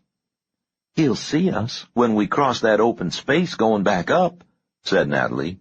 "It's so narrow here that I'll have to back up the hill until we get to that wide area 2 turns back. Damn!" Saul thought a minute. "Don't back up," he said. "Go on down and see if he stops you." "But he'll arrest us," said Natalie. Saul rummaged around in the back until he came up with the balaclava and dart gun they had used with Herod. "I won't be in the truck," he said. "If they're not hunting for us, I'll rejoin you on the other side of the clearing where the road turns east to go over that saddle." "And what if they are looking for us?" "Then I'll rejoin you sooner. I'm pretty sure this guy is all alone down there. Maybe we can find out what's going on." "Saul, what if he wants to search the truck?" "Let him. I'll get as close as I can, but keep him occupied so I can get across that last bit of clearing. I'll come from the south side, behind the van, on the passenger side if I can." "Saul, he can't be one of them, can he?" "I don't see how he could be. They must have the local authorities involved." "So he's just sort of an innocent bystander?" Saul nodded. "So we have to make sure that he doesn't get hurt, and that we don't get hurt." He looked down the wooded slope. "Give me about 5 minutes to get in position." Natalie touched his hand. "Be careful, Saul. We only have each other now." He patted her cool, thin fingers, nodded, took his gear, and moved quietly into the trees. Natalie waited 6 minutes, started the van, and drove slowly downhill. The man leaning against the Bronco with county markings seemed startled when she pulled into the clearing. He pulled his pistol from its holster and braced it by laying his right arm across the hood. When she was 20 feet away, he called to her through an electric bullhorn he held in his left hand. "Stop right there!" Natalie shifted into park and left her hands in clear view on the top of the steering wheel. "Shut it off! Get out of the vehicle! Keep your hands in the air!" She could feel her pulse in her throat as she killed the engine and opened the van door. The sheriff or deputy or whatever he was seemed very nervous. As she stood by the van with her hands up, he glanced into his Bronco as if he wanted to use the radio but did not want to relinquish either gun or bullhorn. "What's going on, Sheriff?" she called. It felt funny to use the word sheriff again. This man looked nothing like Rob. He was tall, thin, in his early 50s perhaps, with a face etched in wrinkles and lines, as if he had spent his life squinting into the sun. "Quiet! Move away from the vehicle. That's it. Keep your hands behind your head. Now lie down, all the way down on your stomach." Lying in the brown grass, Natalie called out, "What's the matter? What did I do?" "Shut up! You in the van! Out! Now!" Natalie tried to smile. "There's no one but me. Look, this is some mistake, officer. I've never even gotten a parking." "Quiet!" The law officer hesitated a second, and then set the bullhorn down on the hood. Natalie thought that he seemed a little sheepish. He glanced toward his radio again, seemed to make up his mind, and came quickly around the Bronco, keeping his revolver trained on Natalie, while he nervously watched the van. "Don't move a muscle," he shouted at her as he stood behind the open driver's door. "If anybody's in there, you'd better tell them to get the hell out now." I'm all alone," said Natalie. "What's going on? I haven't done anything." "Shut up," said the deputy. In a sudden and awkward movement, he lunged into the driver's seat, swept his pistol toward the interior of the van, and visibly relaxed. Still half in the vehicle, he aimed his gun at Natalie again. "You make one move, Missy, and I'll blow you in half." Natalie lay uncomfortably with her elbows in the dust, hands behind her neck, trying to look over her shoulder at the rangy deputy. The pistol he was pointing at her seemed impossibly large. A place on her back between her shoulders physically ached with the tension and the thought of a bullet striking her there. What if he was one of them? "Hands behind your back, now!" As soon as Natalie's hands touched above the small of her back, he loped over and slapped handcuffs on her. Natalie's cheek went into the dust and she tasted dirt. "Aren't you going to read me my rights?" she said, feeling adrenaline and anger beginning to burn away the semi-paralysis of fear. "To hell with your rights, Missy," said the deputy, as he straightened up with an obvious release of tension. He holstered the long-barreled pistol. "Get up. We're going to get the FBI up here and see just what the hell's going on." "Good idea," said a muffled voice behind them. Natalie twisted sideways to see Saul in the balaclava and reflecting glasses come around the front of the van. The Colt automatic was extended in his right hand, and the blocky-looking dart gun hung at his left side. "Don't even think about it," snapped Saul, and the deputy froze in mid-motion. Natalie looked at the pointed weapon, the black mask, and the silver reflecting glasses, and felt fear herself. "On your face in the dirt, now!" commanded Saul. The deputy seemed to hesitate, and Natalie knew that his pride was warring with his sense of self-preservation. Saul racked the slide of the automatic back, cocking it with an audible click. The deputy got to his knees and dropped to his stomach. Natalie rolled away and watched. It was a tricky moment. The deputy's pistol was still in his holster. Saul should have had him throw it away before having him lie down. Now Saul would have to get within grabbing distance to remove it. "We're amateurs at all this," she thought. She wished Saul would just shoot the deputy in the butt with a tranquilizer dart and be done with it. Instead, Saul moved quickly forward and dropped onto the thin man's back with one knee, forcing the wind out of him, and pressing his face forward with the muzzle of the Colt. Saul tossed the deputy's pistol 10 feet away, and then threw a ring of keys to Natalie. "One of them will undo those handcuffs," he called to her. "Thanks a lot," said Natalie, as she struggled to get her hands under her behind and to pull her legs through one at a time. "Time to talk," Saul said to the deputy, and pressed harder with the pistol. "Who organized these roadblocks?" "Go to hell," said the deputy. Saul stood up quickly, took 4 steps backward, and fired the automatic into the dirt 4 inches from the man's face. The noise made Natalie drop the keys. "Wrong answer," said Saul. "I'm not asking you to reveal state secrets. I'm asking who authorized these roadblocks. If I don't get an answer in 5 seconds, I'm going to put a bullet in your left foot and start working my way up your left leg until I hear what I want to hear. 1, 2, you son of a bitch," said the deputy. 3, 4, the FBI, said the deputy. "Who in the FBI?" "I don't know." 1, 2, 3. "Haynes!" shouted the deputy. "Some agent named Haynes out of Washington. He came on the radio about 20 minutes ago." "Where is Haynes now?" "I don't know, I swear." The second shot kicked up dust between the deputy's long legs. Natalie got the smallest key in, and the cuffs fell away. She chafed her wrists and scrambled to retrieve the deputy's gun from the dust where it lay. "He's in Steve Gorman's helicopter flying along the highway," said the deputy. "Did Haynes put out descriptions of people, or just the van?" snapped Saul. The deputy raised his head and squinted at them. "People," he said. "Black girl in her 20s, accompanied by male Caucasian." "You're lying," said Saul. "You would never have approached that van if you knew there were 2 people wanted. What did Haynes say we did?" The deputy mumbled something. "Louder!" snapped Saul." repeated the deputy in a surly tone. "International terrorists." Saul laughed behind the black cloth of the balaclava. How right he is. Put your hands behind you, deputy. The mirror lenses turned toward Natalie. Handcuff him. Give me the other gun. Stay to one side. If he makes any move toward you at all, I'm going to have to kill him. Natalie snapped the handcuffs on and backed away. Saul handed her the long gun. Deputy, he said, we're going over to the radio and make a call. I'll tell you what to say. You have a choice right now of dying or calling in the cavalry and getting a chance to be rescued. After the charade on the radio, Natalie and Saul led the deputy up the hill and handcuffed him with his arms around the bole of a small fallen pine 60 yards up the south-facing slope.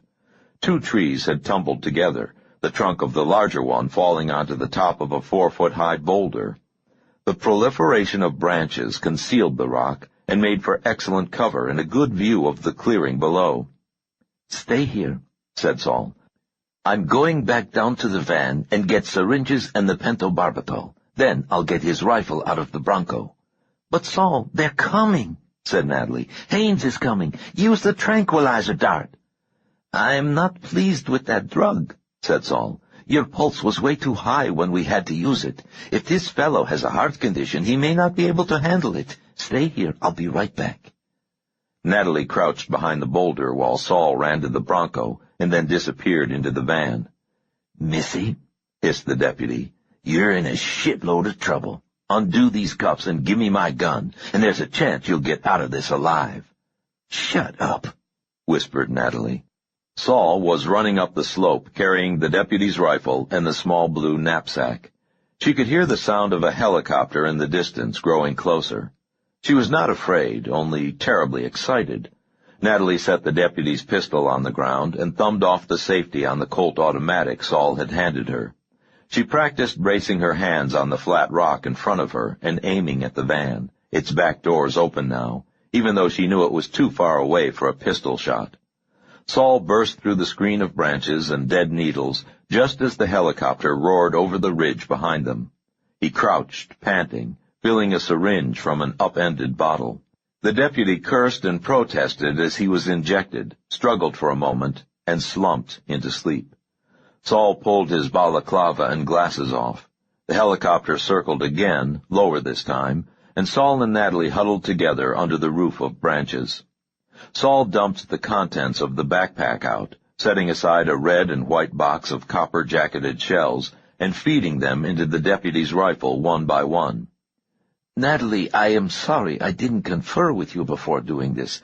I could not pass up the opportunity. Haynes is so close. Hey, it's okay, said Natalie.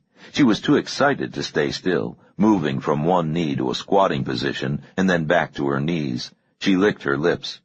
Saul, this is fun. Saul looked at her. I mean, I know it's scary and all, but it's exciting. We're going to get this guy and get out of here and... Ouch! Saul had grasped her shoulder and squeezed very hard. He set the rifle against the rock and put his right hand on her other shoulder. Natalie, he said, at this moment our systems are full of adrenaline. It seems very exciting, but this is not television. The actors will not stand up and go out for coffee after the shooting is over. Someone will be hurt in the next few minutes, and it will be no more exciting than the aftermath of an automobile accident. Concentrate. Let the accident occur to someone else. Natalie nodded.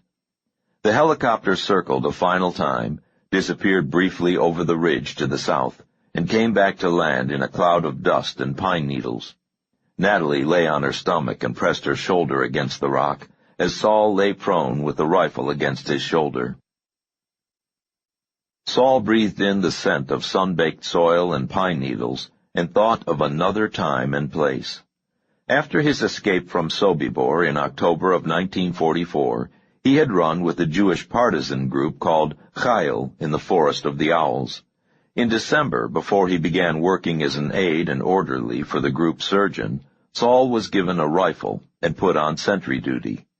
It had been a cold, clear night, the snow blued by light from the full moon, when the German soldier staggered into the clearing where Saul lay in ambush.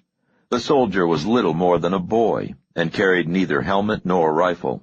His hands and ears were wrapped about with rags, his cheeks white from frostbite. Saul knew instantly from his regiment insignia that the youth was a deserter.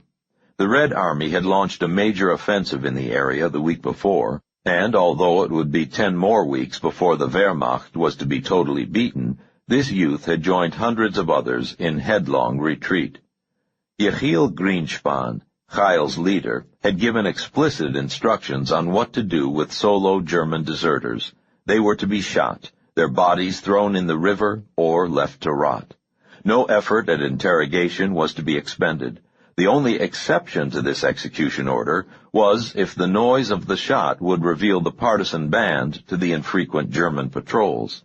Then the sentries were to use knives or let the deserter pass. Saul had called out a challenge. He could have fired. The band he was with lay concealed in a cave hundreds of meters away. There was no German activity in the area, but he had challenged the German instead of firing immediately. The boy had dropped to his knees in the snow and begun weeping, imploring Saul in German. Saul had worked around behind the boy so that the muzzle of the ancient Mauser was less than 3 feet from the back of the blond head.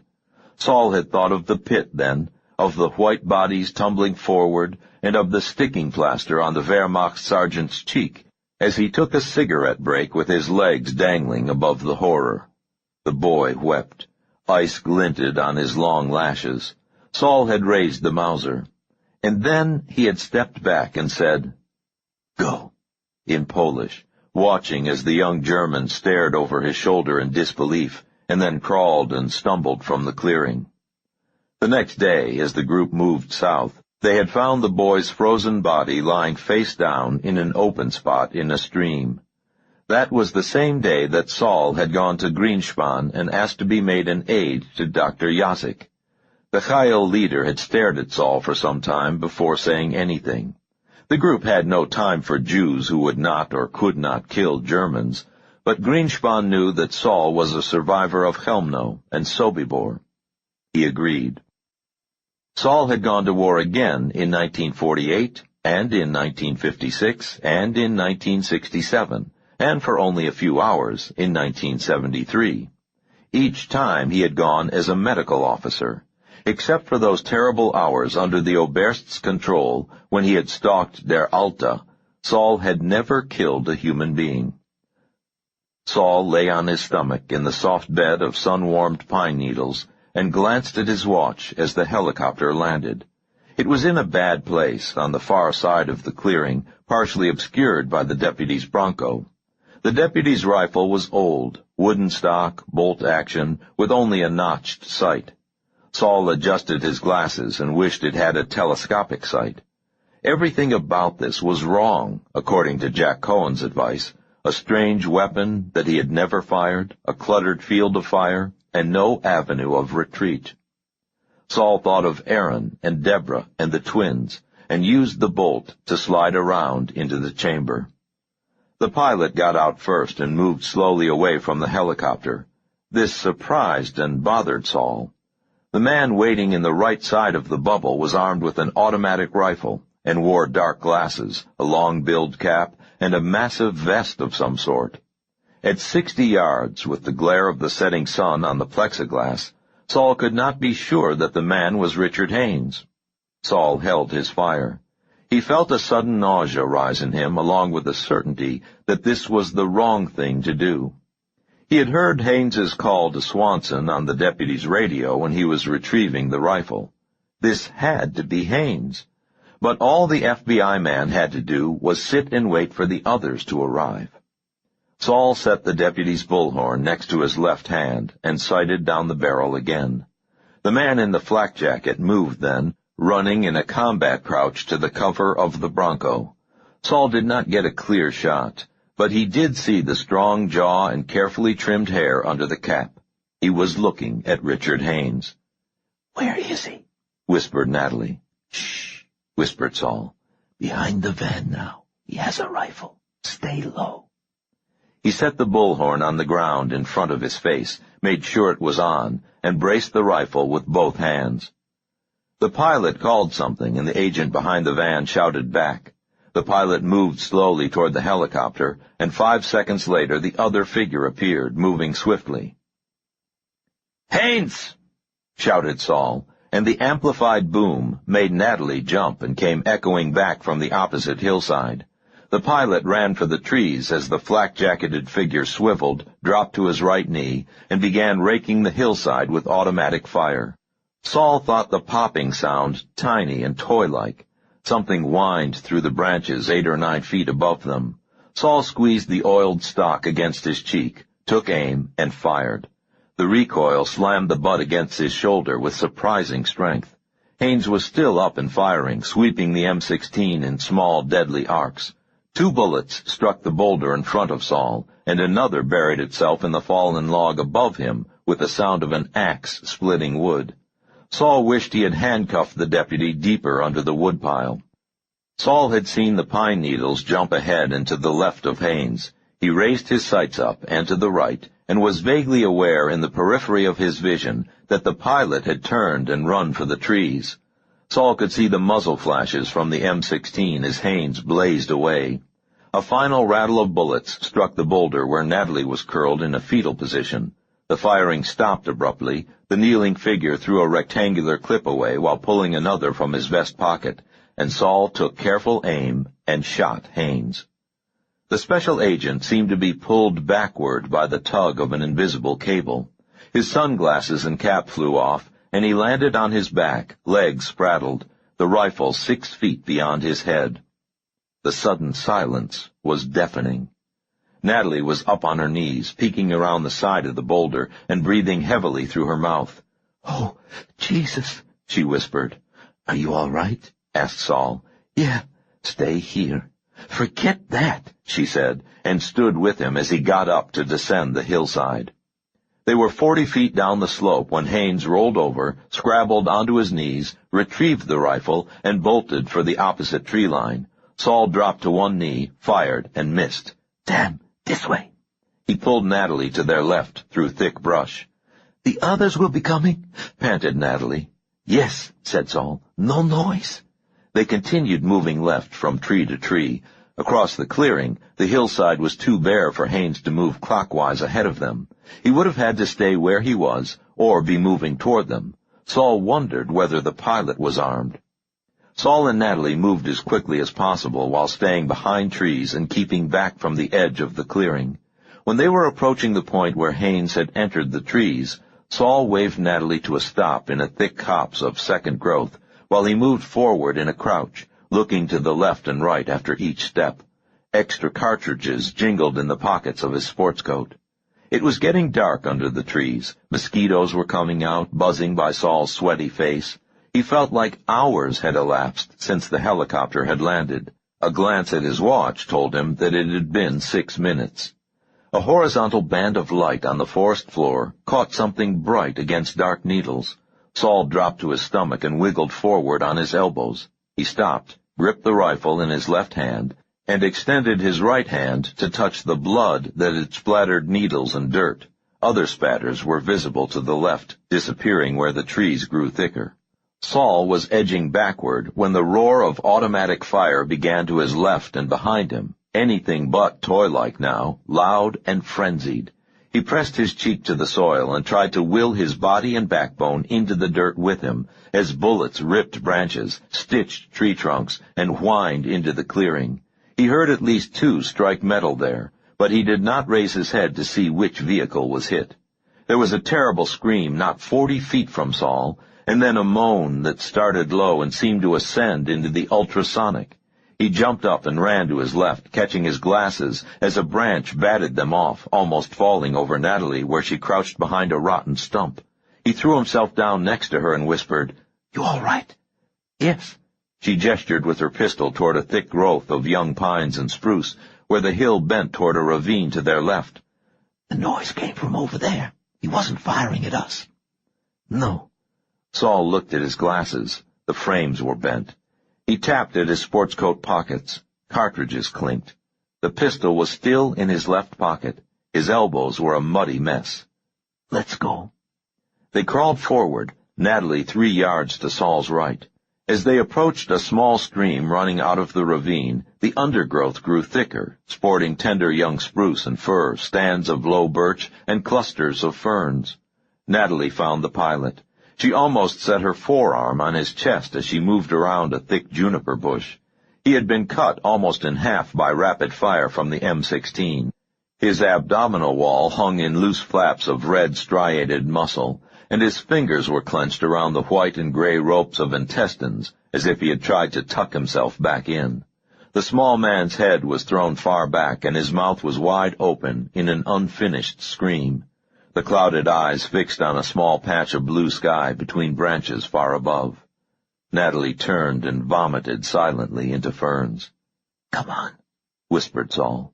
The noise of the stream was loud enough to cover soft sounds. There were tiny asterisks of blood on a fallen log behind a wall of spruce saplings. Haines must have crouched there minutes before until he heard the sound of the pilot moving through the bushes, seeking his own shelter. Saul peered through the spruce. Which way had Haines gone? To the left, across 25 feet of open space, the mature forest began again, filling the valley and rising over the low saddle to the southeast. To the right, the ravine was filled with young trees, narrowing 40 yards above to a narrow gap filled with 3-foot-high juniper. Saul had to decide. A movement either way would expose him to view to someone who had gone the other way. It was the psychological barrier of the clearing to the left that made him decide that Haines had gone to the right. Saul slid backward and handed the rifle to Natalie, putting his mouth almost against her ear as he whispered to her, "Going up there. Tuck in right under the log. Give me exactly 4 minutes, then fire the rifle into the air. Stay low.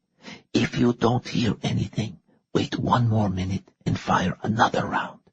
If I'm not back in 10 minutes, get back into the van and get the hell out of here. He can't see the road from up here. Do you understand?" "Yes." "You still have the passport," whispered Saul. "If things go bad, use it to get to Israel." Natalie said nothing. She was very tense, but the line of her lips was thin and firm. Saul nodded at her and crawled through the barrier of soft firs, staying close to the stream as he moved uphill. He could smell the blood. There was more of it now as he crawled through tunnels of low juniper. He was moving too slowly. 3 minutes had passed, and he was not far enough up the ravine. His right hand was sweaty around the grip of the Colt, and his glasses kept slipping down his nose. His elbows and knees were very sore, and his breath rattled in his chest. Flies buzzed up from another bright spattering of blood and batted against his face. 1/2 a minute left. Haines could not have gone much farther unless he had been running. He could have run. 10 yards would make all the difference. The M16 had 20 times the range of Saul's pistol, including the extra bullet he had loaded after racking around into the chamber. Saul had 8 shots. His pockets were filled with the heavy cartridges for the deputy's rifle, but he had left the extra 3 magazines for the pistol neatly arrayed back where the deputy was handcuffed. It didn't matter. 20 seconds until Natalie fired. Nothing would matter unless he got close enough. Saul lunged forward on his elbows and knees, panting audibly now, knowing he was making too much noise. He fell forward under an overhanging branch of juniper and gasped through his open mouth, trying to regulate his breathing. Natalie's shot echoed up the ravine. Saul rolled onto his back, holding his forearm to his mouth so the sound of his panting would be muffled. Nothing. No answering shots or movement from above. Saul lay on his back, pistol alongside his face, knowing that he should move forward, get farther uphill. He did not move. The sky was darkening. A ripple of cirrus caught the last pink light of evening, and a single star gleamed near the edge of the ravine. Saul raised his left wrist and looked at his watch. 12 minutes had passed since the helicopter had landed. Saul breathed in the cooling air. He smelled blood. Too much time had passed since Natalie's first shot. Saul had raised his wrist again to check the time when Natalie's second shot rang out, closer this time, the ricochet tearing at rock 30 feet up the side of the ravine. Richard Haines rose out of the shrubbery not 8 feet from Saul and poured automatic fire down the ravine. Saul could see the muzzle flashes above him and smell the cordite. Bullets ripped apart the shrubbery he had just crawled through. Young trees 2 inches thick were sliced off as if harvested by an invisible scythe. Bullets struck rock on the east side of the ravine, screamed again on the west side, and kicked up dirt far below on the east wall. The air filled with the scent of sap and cordite. The firing seemed to go on and on and on. When it paused, Saul was too numbed to move for 2 or 3 seconds. He heard the metal click of one clip being ejected from the M16 and the tap of another one going in.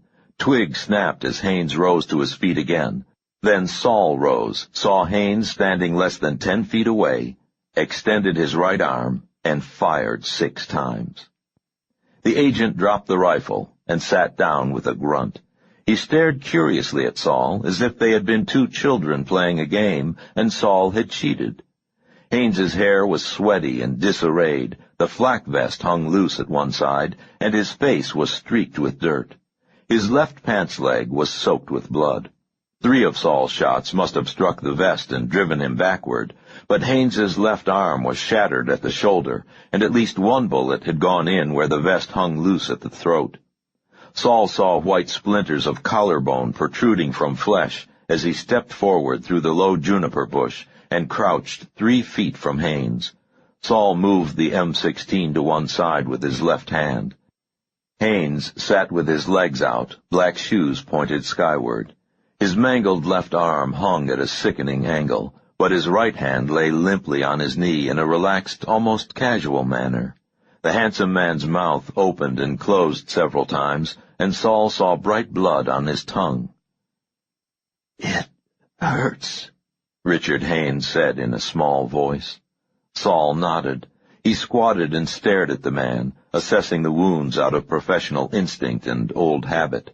Haines would almost certainly lose the left arm, but with immediate attention, ample plasma, and an airlift in the next 20 or 30 minutes, his life could be saved. Saul thought of the last time he had seen Aaron, Deborah, and the twins. Yom Kippur. The children had fallen asleep on the couch between them, as he and Aaron had talked. "Help me," whispered Haines. "Please." "No, I think not," said Saul, and shot him twice in the head. Natalie was working her way uphill with the rifle when Saul descended the ravine. She looked at the M16 in his hands and the extra clips in his pockets and raised her eyebrows. "Dead," said Saul. "We have to hurry." 17 minutes had elapsed from the time the helicopter landed when Natalie started the van again. "Wait," said Saul. "Did you check the deputy after the first shooting?" "Yes," said Natalie. "He was asleep, but okay." "Just a minute," said Saul. He jumped out of the van with the M16 and looked at the helicopter 40 feet away. 2 teardrop gas tanks were visible behind the bubble. Saul set the selector on single shot and fired the rifle. There came a sound like a crowbar striking a boiler, but no explosion. He fired again. The air suddenly filled with the strong reek of aviation fuel. The 3rd shot started a fire that engulfed the engine and bloomed skyward. "Go," said Saul, as he jumped in the van. They bounced forward past the Bronco. They had just reached the trees on the southeast side of the clearing when the 2nd fuel tank exploded, throwing the bubble cockpit cover into the trees and scorching the left side of the Bronco. 2 dark cars flashed through the open switchback on the hill a quarter of a mile behind them. "Quickly," said Saul, as they drove into the darkness of the forest. "There's not much chance for us, is there?" said Natalie. "No," said Saul. "They'll have every cop in Orange and Riverside counties after us. They'll seal off the highway between here and the other side, close all routes to I-15, and send helicopters and 4-wheel-drive vehicles into the hills even before first light." They rocketed across a stream and roared over the saddle at 70 miles per hour in a shower of gravel. Natalie slid the van around a corner, countersteered perfectly, and said, "Was it worth it, Saul?" He looked up from trying to adjust his bent glasses. "Yes," he said. "it was." Natalie nodded and drove down a long slope toward an even darker stretch of forest ahead. 51. Dothan, Alabama, Sunday, April 26, 1981. On Sunday morning, before a live in-person audience of 8,000 and a live television audience of perhaps 2.5 million, the Reverend Jimmy Wayne Sutter preached a fire and brimstone sermon so bone-rattling that members of the audience in the Palace of Worship were on their feet and speaking in tongues, while those at home were on their phones and giving their Visa and MasterCharge numbers to waiting pledge takers. The televised worship service lasted 90 minutes, and 72 minutes of it consisted of the Reverend Sutter's sermon. Jimmy Wayne read excerpts from the letters to the Corinthians to the faithful, and then followed that with a much longer segment where he imagined Paul writing updated letters to the Corinthians in which he reported on the moral tone and prospects in the United States. To hear the Reverend Jimmy Wayne put words in Paul's mouth, the current climate in the U.S. was one of prayerlessness, pornography, creeping secular humanism, inculcating defenseless youth in the secret rites of sinful socialism, permissiveness, promiscuity, demonic possession, advanced by rock videos and by Dungeons and Dragons games, and a general and pervasive rottenness manifested most visibly by the sinful's refusal to accept Christ as their personal Savior, while giving generously to such urgent Christian causes as Bible Outreach 1-800-555-6444. When the Outreach Gospel Choir had sung their final triumphant chord and the red lights were out on the 9 massive cameras, the Reverend Jimmy Wayne swept through the private corridors to his office, accompanied only by his 3 bodyguards, his accountant, and his media consultant. Sutter left all 5 in his outer office and shed clothes as he moved across the carpeted expanse of his sanctum sanctorum, leaving a trail of sweat-soaked garments on the floor until he stood naked by the bar. As he poured himself a tall bourbon, the high-backed leather chair behind his desk swiveled around, and an old man with a flushed face and pale eyes said, "A very stimulating sermon, James." Sutter jumped, spilling bourbon on his wrist and arm. "Gosh darn it, Willie. I thought you were coming this afternoon." "Yeah, but I decided to arrive early," said Wilhelm von Borchert. He steepled his fingers and smiled at Sutter's nakedness. "You come in the private way?" "Of course," said Willie. "Would you prefer that I came in with the tourists and said good morning to Barent's and Kepler's men?" Jimmy Wayne Sutter grunted, finished his drink, and went into his private bathroom to turn on the shower. He called over the running water, "I got a call from Brother Christian about you this morning." "Oh, really?" said Willie, still smiling slightly. "What did our dear old friend want?" "Just letting me know that you'd been busy," called Sutter. "Yeah, how so?" "Haynes," said Sutter. His voice echoed on the tile walls as he stepped into the shower. Willie walked to the bathroom door. He was wearing a white linen suit with a lavender shirt open at the neck. "Haynes, the FBI person?" he said. "What about him?" "As if you didn't know," said Sutter, scrubbing his broad stomach and soaping his genitals. His body was very pink and devoid of hair, somewhat like a huge newborn rat. "Pretend I do not know, and tell me," said Willie. He took his coat off and hung it on a hook. "Barron's been following up on the Israeli connection after Trask's death," said Sutter, spluttering as he dunked his head under the stream of water. "They found that someone in the Israeli embassy's been doing computer searches through limited access files, searches on Brother C and the rest of us. But this isn't news, is it?" "Go on," said Willie. He pulled off his shirt and set it on the hook with the sports coat. He slipped off his $300 Italian loafers. "So Barron eliminates the meddler, and Haynes traces the connections out to the West Coast, where you were playing whatever game you were playing. Last night, Haines almost catches your people, but has an accident himself. Someone lured him to the forest and shot him. Who were you using, Luhar?" "Did they not catch the perpetrators?" asked Willie. He carefully folded his slacks across the back of the commode. He was wearing pressed blue boxer shorts. "Nope," said the Reverend Jimmy Wayne.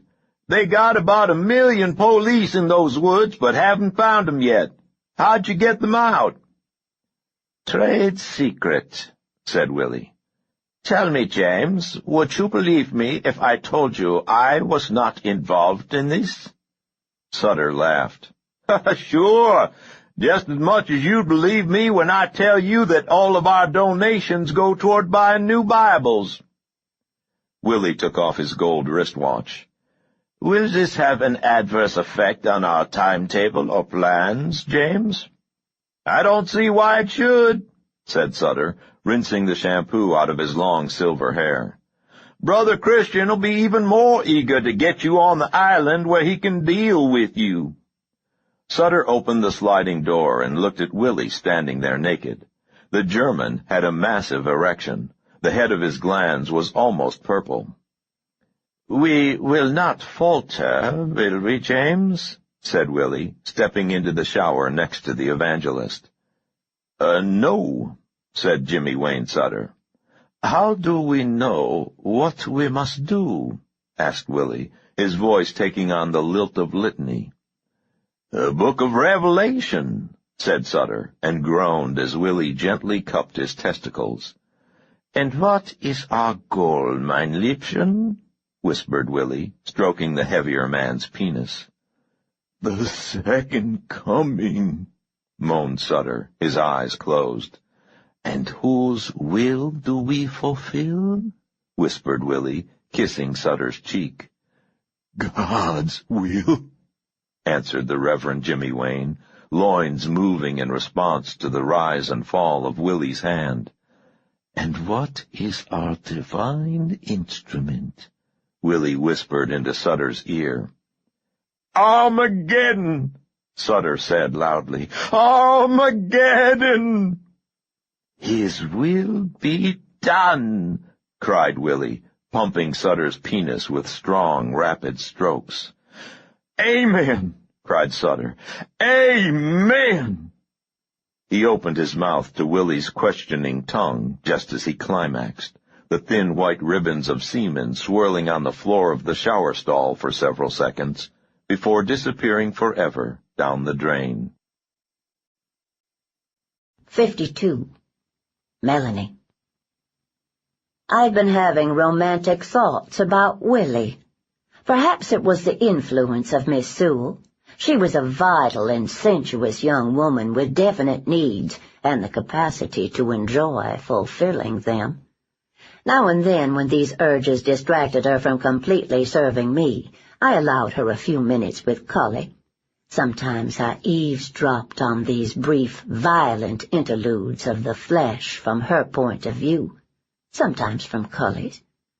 Once I indulged myself by experiencing it through both of them, but always it was Willie I thought of when the tides of passion flowed through them to me. Willie was so handsome in those halcyon days before the war, the Second War. His thin aristocrat's face and pale blonde hair proclaimed his Aryan heritage to all who saw him. Nina and I enjoyed being seen with him, and I believe he took pride in sharing the company of these two attractive and playful American women, the stunning blonde with the cornflower blue eyes, and the shyer, quieter, yet somehow beguiling young belle with brown curls and long lashes. I remember a walk in Bad Ischl, before the bad times began, when Willie had made some joke and, as I laughed, had taken my hand in his. The effect was immediate and electric. My laughter had stopped at once. We leaned closer, his beautiful blue eyes so aware of me, our faces close enough to reflect the other's heat. But we did not kiss, not then. Denial was part of the dance of courtship in those days, a sort of fasting before the gourmet meal so as to sharpen the appetite. Today's young gluttons know nothing of such subtleties and restraint. Any appetite to them is something to sate at once. No wonder that all pleasures hold the flat taste of long-opened champagne to them, all conquests the hollow core of disappointment. I think now that Willie would have fallen in love with me that summer if it had not been for Nina's crass seduction. After that terrible day in Bad Ischl, I refused to play our Vienna game for more than a year, refusing even to meet them in Europe the following summer, and when I did resume social intercourse with both of them, it was in our new and more formal relationship. I realize now that Willie's brief affair with Nina was long over by that point. Nina's flame burned brightly, but briefly. During our final summers in Vienna, Willie was all but consumed by his obsession for his party and his Führer. I remember he wore his brown shirt and ugly armband to the premiere of Das Lied von der Elde, when Bruno Walter conducted it in 1934. That was the terribly hot summer that we stayed with Willie in a gloomy old house he had rented on Hohe Farte, near where that stuck-up Alma Mahler lived. The pretentious woman never invited us to any of her parties, and we reciprocated. More than once I was tempted to focus my attention on her during the game, but we did very little playing in those days because of Willie's silly political preoccupations. Now, as I lay recuperating in my own bed in my own home in Charleston, I frequently recalled those days and thoughts of Willie, and wondered how things might have turned out differently if, by the smallest sigh or smile or glance, I had encouraged him earlier and helped him to avoid Nina's destructive advances. Perhaps these thoughts were subconscious preparation for the event soon to come. During my illness, time had come to mean less and less to me, so that perhaps by this point I had become able to roam forward through the corridor of events as easily as I had gone backward. It is hard to say. By May I had grown so accustomed to the ministerings of Dr. Hartman and Nurse Oldsmith, the gentle therapies of Miss Sewell, the services of Howard and Nancy and Cully and the Negro boy, and the constant and tender care of young Justin, that I might have stayed in that comfortable status quo for more months or years, if someone had not come knocking at the iron front gate one warm spring evening. It was the messenger I had met before, the one named Natalie. Nina had sent her. 53. Charleston, Monday, May 4th, 1981. Later, Natalie would remember it as the 3,000-mile dream. It began with the miracle of the truck. All night they had driven through the blackness of the Cleveland National Forest, backtracking and getting off the main fire road after they had seen lights ahead from a hilltop bend in the road, creeping southward along lanes little better than trails. Then the trails had given out, and only the openness of that particular stretch of wooded valley had allowed them to continue onward, first following a dry stream bed for 4 miles, the van bouncing and clattering with only its parking lights showing the way, then up and across another low ridge, striking hidden logs and rocks in the concealing grass. Hours passed. Inevitably, it happened. Saul was driving by then, Natalie half asleep despite the lurching, bouncing, grinding washboard ride. The final unseen boulder was halfway up a steep slope the van was clawing at in second gear. Somehow, the front axle had bounced over it, but the jagged rock tore out the oil pan, ripped loose part of the drive shaft, and left them teetering on what was left of the rear axle. Saul crawled under the vehicle with a flashlight and wiggled out in 30 seconds. "That's it," he said. "We walk."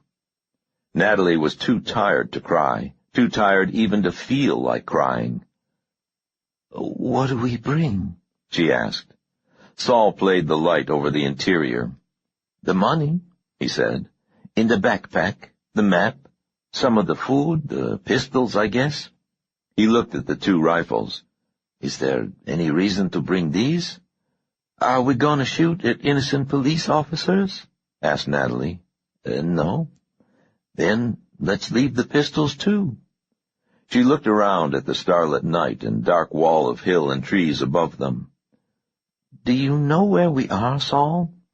We were headed toward Murrieta," he said, "but we've taken so many zigs and zags that I don't have the foggiest idea anymore."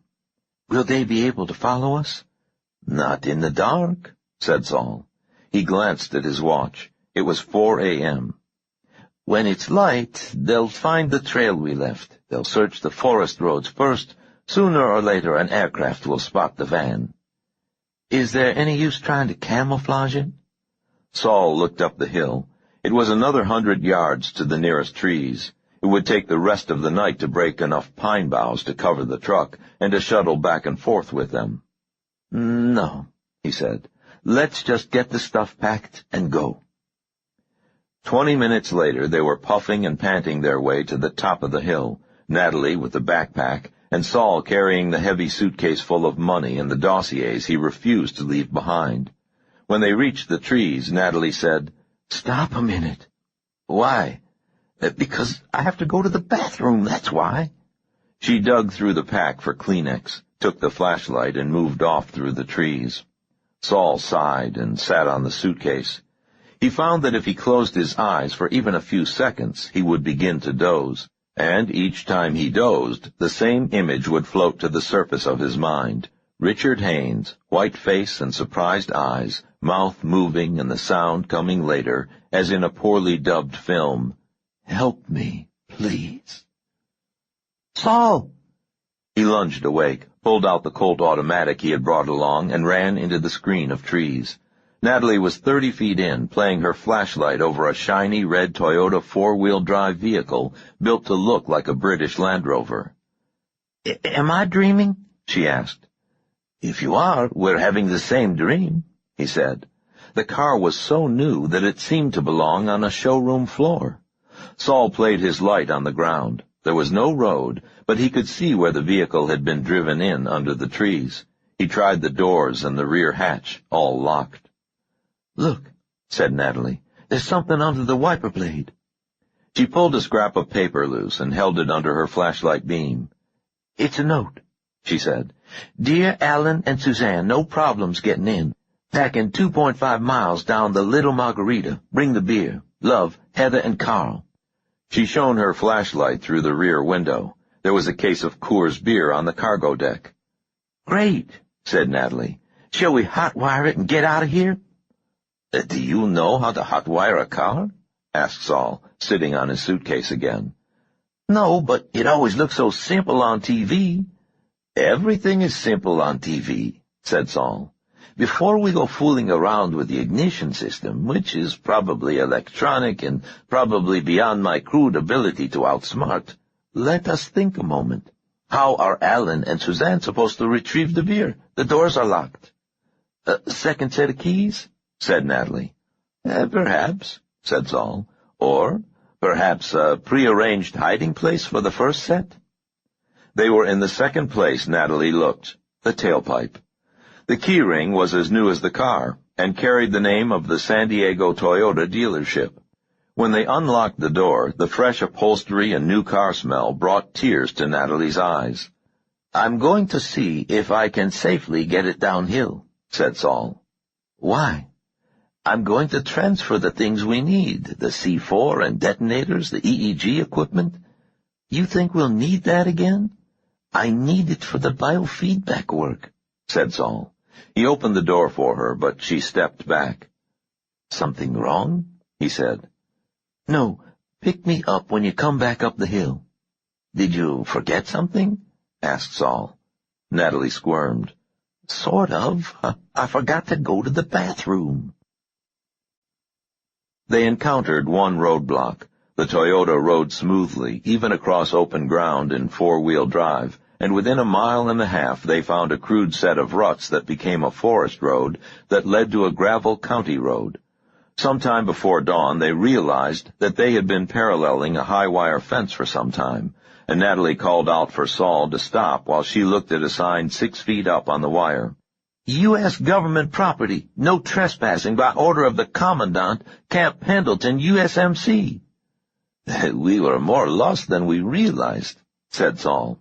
Amen, said Natalie. Want another beer? Not yet, said Saul. They ran into the roadblock a mile onto the asphalt road, just short of the small community of Fallbrook. As soon as they hit the paved road, Natalie had curled into the space between the seats and the rear deck, pulling a navy blanket over herself and trying to get comfortable on the transmission hump. It shouldn't be for long, said Saul, arranging gear and the case of beer over her breathing space. They're looking for a young black woman and an unidentified male accomplice in a dark van. I hope that a good old boy alone in his new Toyota will throw them off. What do you think? Natalie's snore answered him. He woke her 5 minutes later when the police roadblock came into sight. A single highway patrol car sat astride the road, 2 sleepy-looking officers drinking coffee out of a metal thermos as they stood near the rear of their vehicle. Saul pulled the Toyota into the narrow lane and stopped. One officer stayed behind the police car, while the other shifted his cup to his left hand and walked slowly over to the car. "Good morning." Saul nodded. Good morning, officer. What's up?" The patrolman leaned over to look in the window. He peered at the stack of gear in back. "You coming out the National Forest?" "Yep," said Saul. The tendency of the guilty, he knew, was to babble, to offer too many explanations for everything. When Saul had worked briefly with the NYPD as a consultant on the Son of Sam killings, a police lieutenant who was an expert on interrogations had told him that he always caught on to the smart guilty ones because they were too quick with the fluent, plausible stories. Innocent people tended toward guilty incoherence, the lieutenant had said. "Up there just one night?" asked the officer, moving back a bit to peer in the space where Natalie lay under a blanket, backpack, and stack of beer cans. 2, said Saul. He looked at the other policeman as he moved around behind his partner. What's going on?" "Camping?" asked the first officer. He took a sip of coffee. "Yes," said Saul, "and trying out the new 4-wheel drive." "It's a beauty," said the state trooper. "Brand new?" Saul nodded. "Where'd you buy it?"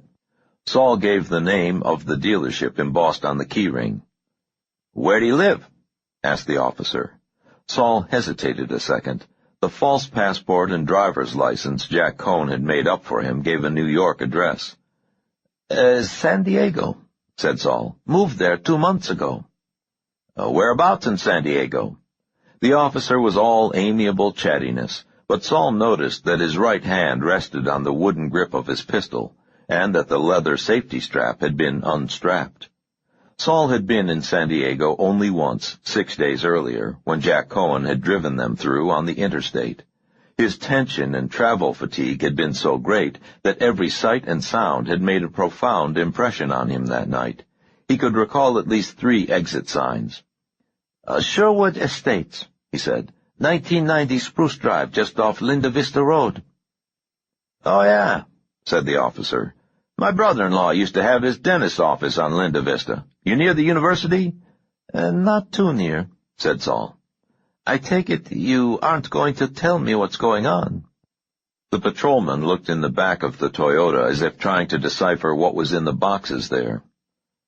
Some trouble up toward Lake Elsinore," he said. "Where'd you say you were camping?" "I didn't say," said Saul, "but I was on the Little Margarita, and if I don't get home soon, my wife's going to miss church, and I'm going to be in big trouble." The officer nodded. "You didn't happen to see a blue or black van up that way, did you?" Nope. "Didn't think so. Aren't any connecting roads between here and the Coot Lake area. How about folks on foot? Black woman in her 20s, older guy, maybe a Palestinian?" Palestinian?" said Saul. "No, I didn't see anybody but a young white couple named Heather and Carl. They're up there on their honeymoon. I tried to stay out of their way. Is there some sort of Mideast terrorist stuff going on?"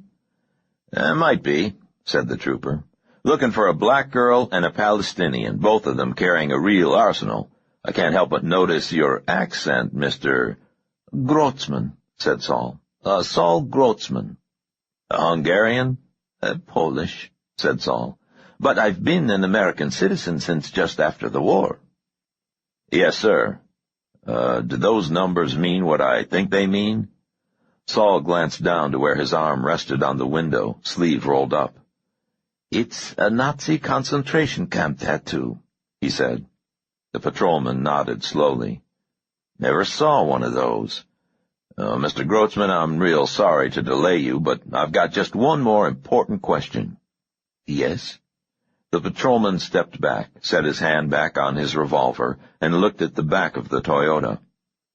How much does one of these Jap jeeps set a fellow back, anyway? Saul laughed. According to my wife, too much, officer. Way too much. He nodded at both men and drove on. They drove through San Diego, west on I-8 to Yuma, where they parked the Toyota on a side street and had lunch at a McDonald's. "Time to get a new car," said Saul as he sipped at his milkshake. He sometimes wondered what his kosher grandmother would say if she was watching him. "So soon?" said Natalie. "Is this where we learn how to hotwire?" "You can if you wish," said Saul, "but I was thinking of an easier way." He nodded at a used car lot across the street. "We can spare some of the $30,000 that's burning a hole in my suitcase." "All right," said Natalie, "but let's get something with air conditioning. We have a lot of desert to cross in the next day or two." They left Yuma in a 3-year-old Chevrolet station wagon with air conditioning, power steering, power brakes, and power windows. Saul disconcerted the salesman twice, first when he inquired whether it had power ashtrays, and second when he paid the asking price with no haggling. It was good they did not spend time bargaining. When they returned to the side street where they had left the Toyota, a group of brown-skinned pre-teens were in the process of breaking the side window with a rock. They ran away laughing and giving the finger to Saul and Natalie. "That would have been cute," said Saul. "I wonder what they would have done with the plastic explosive and the M16. Natalie gave him a look. "You didn't tell me you brought the M16 along." Saul adjusted his glasses and looked around. "We need a little more lead time than this neighborhood will give us. Follow me." They drove to the nearest shopping mall, where Saul transferred all of the gear and left the keys in the car with the windows rolled down. "I don't want it vandalized," he explained. "Just stolen." After the first day, they traveled at night, and Natalie, who had always wanted to tour the southwestern United States, retained the images only of bright star fields above the sameness of interstate highways, incredible desert sunrises bleeding pinks and oranges and indigos into a gray world, and the thump and throb of laboring air conditioners in the small motel rooms that smelled of old cigar smoke and disinfectant. Saul retreated farther into himself, allowing Natalie to do most of the driving, stopping earlier each morning so that he could spend time with his dossiers and machines. By the time they reached East Texas, Saul spent the night in the back of the station wagon, sitting cross-legged in front of the computer monitor and EEG machine connected to the battery pack he had purchased at a Radio Shack in Fort Worth. Natalie could not even play the car radio for fear of disturbing him. "You see, the theta rhythm is the key," he would say during the few times he spoke to her about it. "It's the perfect signal, an infallible indicator. I cannot generate it myself, but I can play it back through the biofeedback loop, so I know the indications. By training myself to react to that initial alpha peak, I can condition my own triggering mechanism for the post-hypnotic suggestions." "Is that a way to counteract their powers?" asked Natalie. Saul adjusted his glasses and frowned.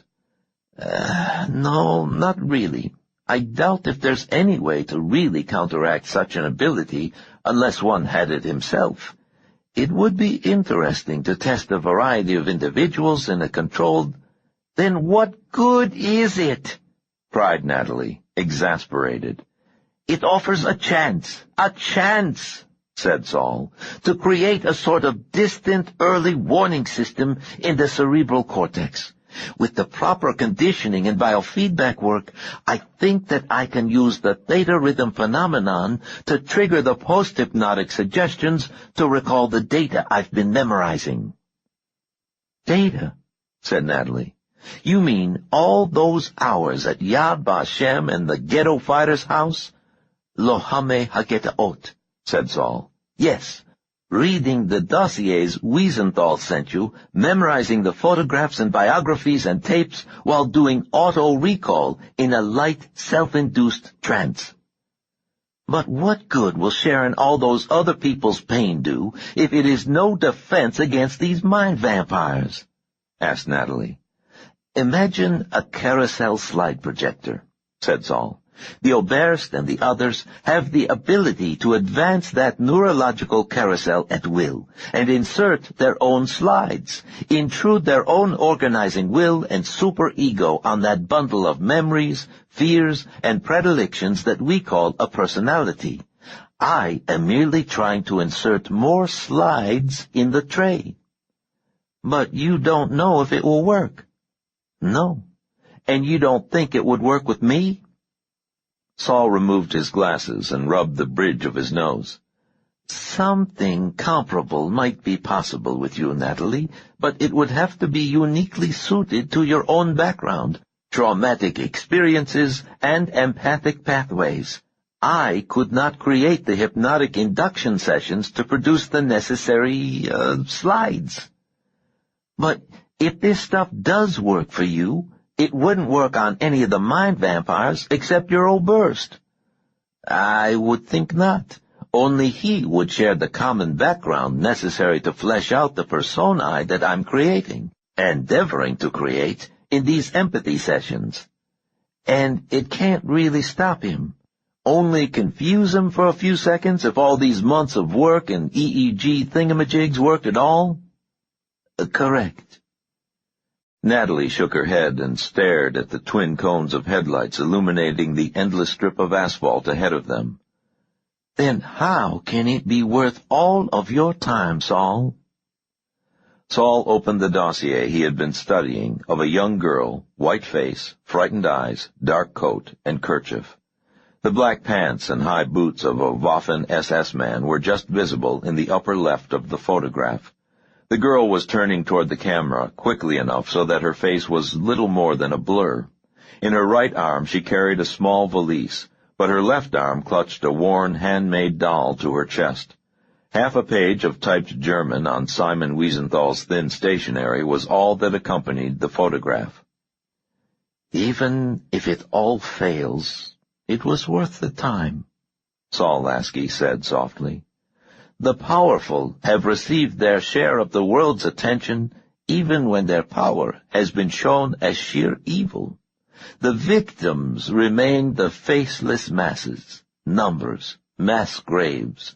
These monsters have fertilized our century with the mass graves of their victims, and it is time that the powerless had names and faces and voices. Saul turned off the flashlight and sat back.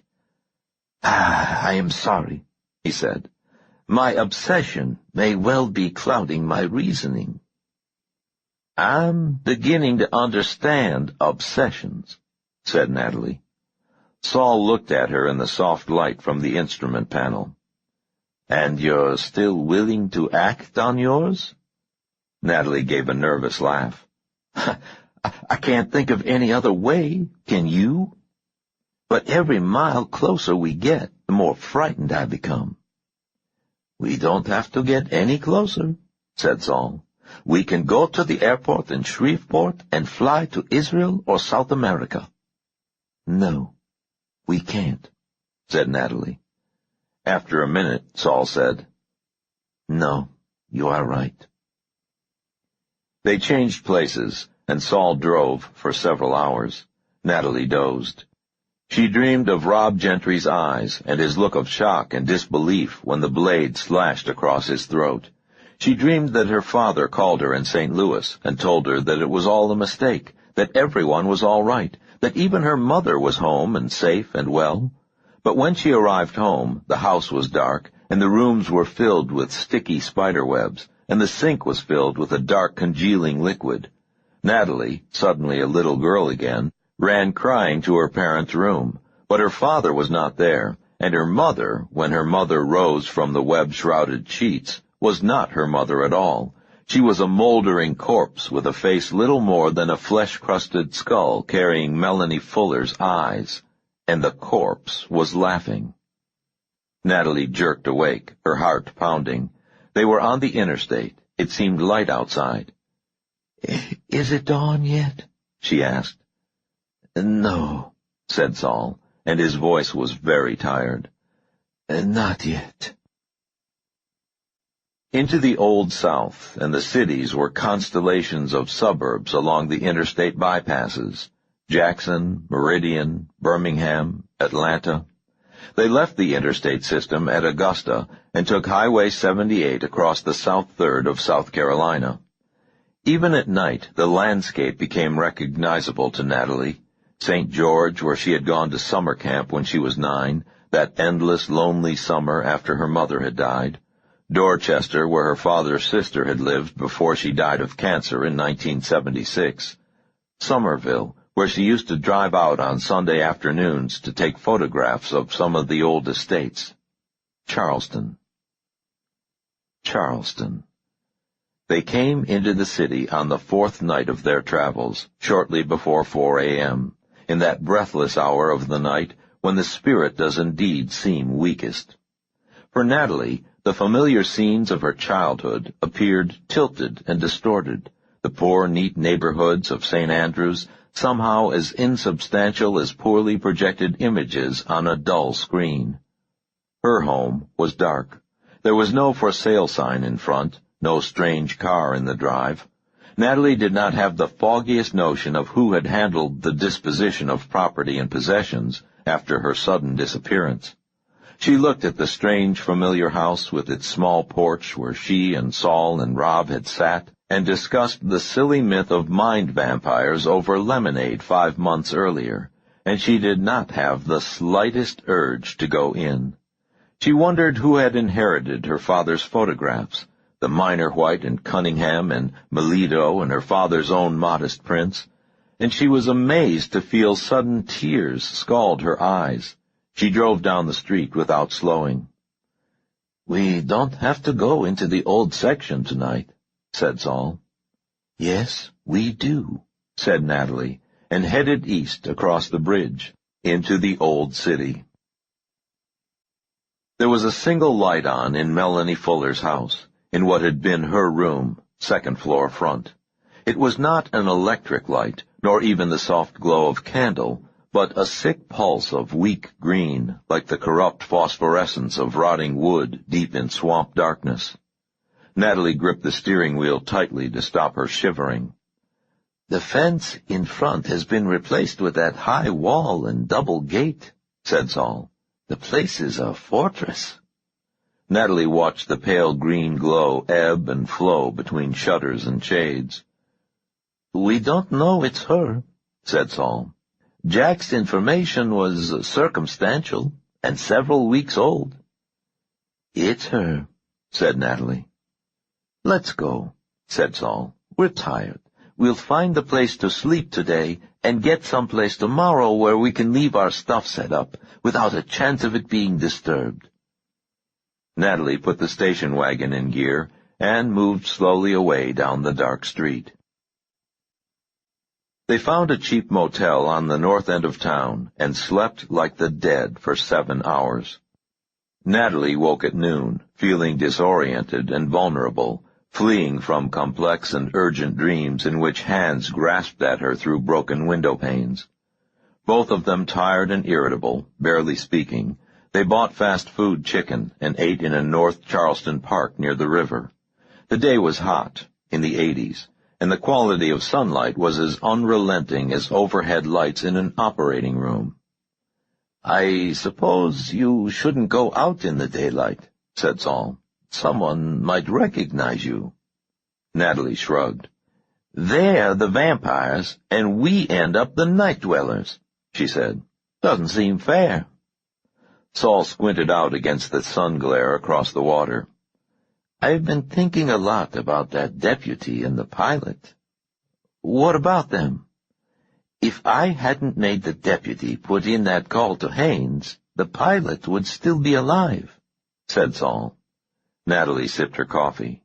So would Haynes. Yes, but I realized at the time that if I had had to sacrifice both the pilot and the deputy, I would have done it, just to get at one man. He killed your family, said Natalie. Tried to kill you. Saul shook his head. But these were non-combatants, he said. Don't you see where this leads? For 25 years, I've despised the Palestinian terrorists in their checkered keffiyehs, striking out blindly at innocents because they are too weak to stand up and fight openly. Now, we have adopted the same tactics because we are too weak to face these monsters. Nonsense, said Natalie. She watched a family of 5 picnicking near the water. The mother was warning the preschooler to stay away from the riverbank. You're not dynamiting aircraft or machine-gunning buses, said Natalie. We didn't kill that pilot. Haynes did. We caused him to die, said Saul. Think a minute, Natalie. Assume that all of them, Berendt, Herod, the Fuller woman, the Oberst, all of them were aboard the same commercial airliner with 100 uninvolved civilians. Would you be tempted to end it with a single bomb? No, said Natalie. Think, said Saul. These monsters have been responsible for hundreds, thousands of deaths. The death of another 100 innocents brings it all to a close forever. Would it not be worth it? No, Natalie said firmly. It doesn't work like that. Saul nodded. You're right, it does not work like that. In thinking that way, we would become one of them. But in expending the life of the pilot, we have started down that road. Natalie stood up angrily. What are you trying to do, Saul? We talked about this in Tel Aviv, Jerusalem, and Caesarea. We knew the risks. Look, my father was an innocent bystander. So was Rob, and Aaron, and Deborah, and the twins, and Jack, and... She stopped, folded her arms, and looked out at the water.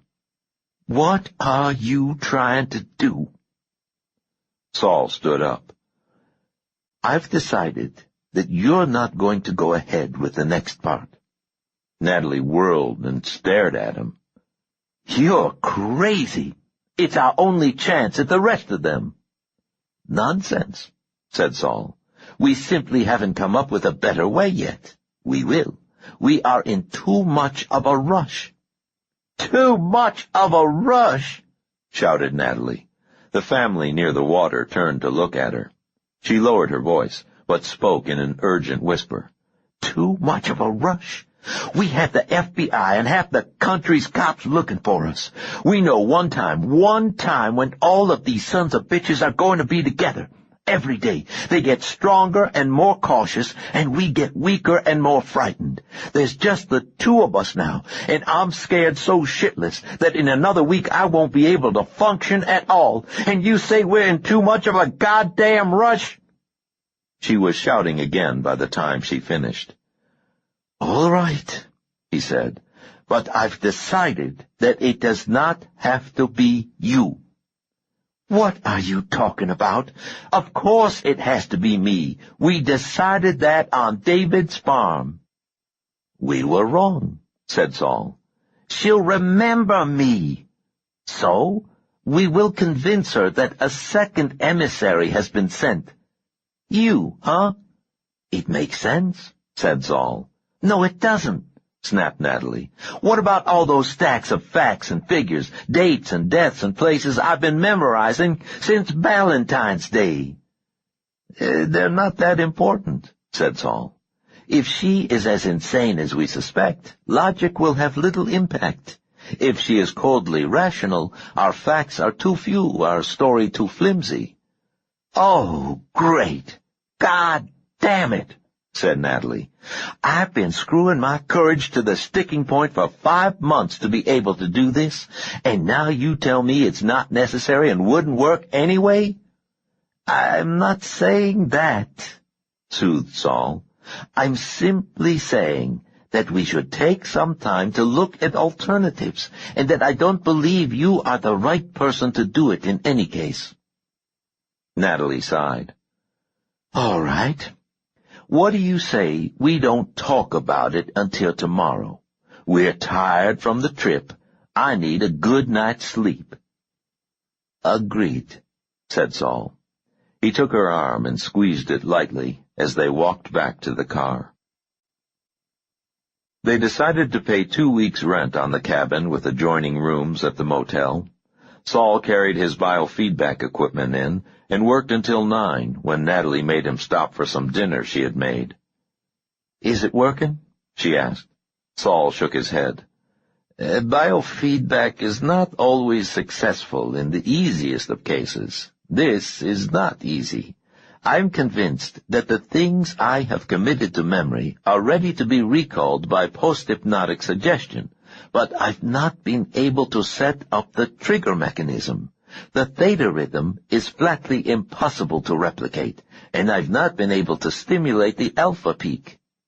So all of your work's been for nothing, said Natalie. So far, yes, agreed Saul. Are you going to get some sleep? She asked. Later, said Saul. I'm going to work on this for a few more hours. All right, said Natalie. I'll make us some coffee before I go back to my room. Fine. Natalie went to the small kitchen area, boiled water on a hot plate, poured an extra half-spoonful in each cup of coffee to make it extra strong, and carefully mixed in the precise amount of phenithiazine Saul had shown her in California in case she had had to sedate Tony Herod. Saul grimaced a bit when he first tasted it. How is it? Asked Natalie, sipping at her own cup. Nice and strong, said Saul, just the way I like it. You'd best go to bed. I may be up late with this. All right, said Natalie. She gave him a kiss on the cheek and went through the door to her adjoining room.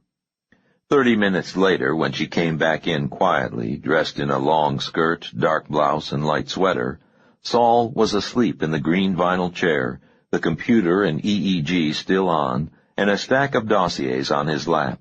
Natalie switched off the equipment, set the folders on the table with her brief note on top, removed Saul's glasses, and covered him with a light blanket. She gently touched his shoulder for a few seconds before she left. Natalie made sure nothing of value was in the station wagon. The C4 had been stored in the closet of her room, the detonators in Saul's. She remembered the motel key and carried it into her room. She carried neither purse nor passport, nothing that might reveal any additional information. Natalie drove carefully to the old section, obeying traffic lights and speed limits. She parked the station wagon near Henry's restaurant, right where she had told Saul in the note that it would be, and walked the few blocks to Melanie Fuller's home. The night was dark and humid, the heavy foliage seeming to come together overhead to shut off starlight and soak up oxygen. When she arrived at the Fuller house, Natalie did not hesitate. The tall gate was locked, but it had an ornamental knocker. Natalie banged metal against metal and waited in the darkness. No lights were on in either building, except for the green glow from Melanie Fuller's room. No lights came on, but after a minute, 2 men approached in the darkness. The taller of the two shuffled forward, a hairless mountain of flesh with the small eyes, unfocused gaze, and microcephalic skull of the terminally retarded. "What do you want?" he mumbled, each word enunciated as if it had been formed by a faulty speech synthesizer. "I want to talk to Melanie," Natalie said loudly. "Tell her that Nina is here." Neither man moved a muscle for over a minute.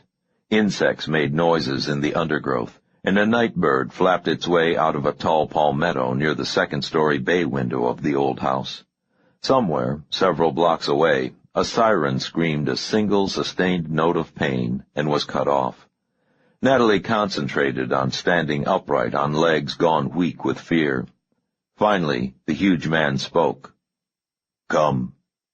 He opened the gate with a turn of a key and a jerk, pulled Natalie inside the courtyard, and locked the gate behind her.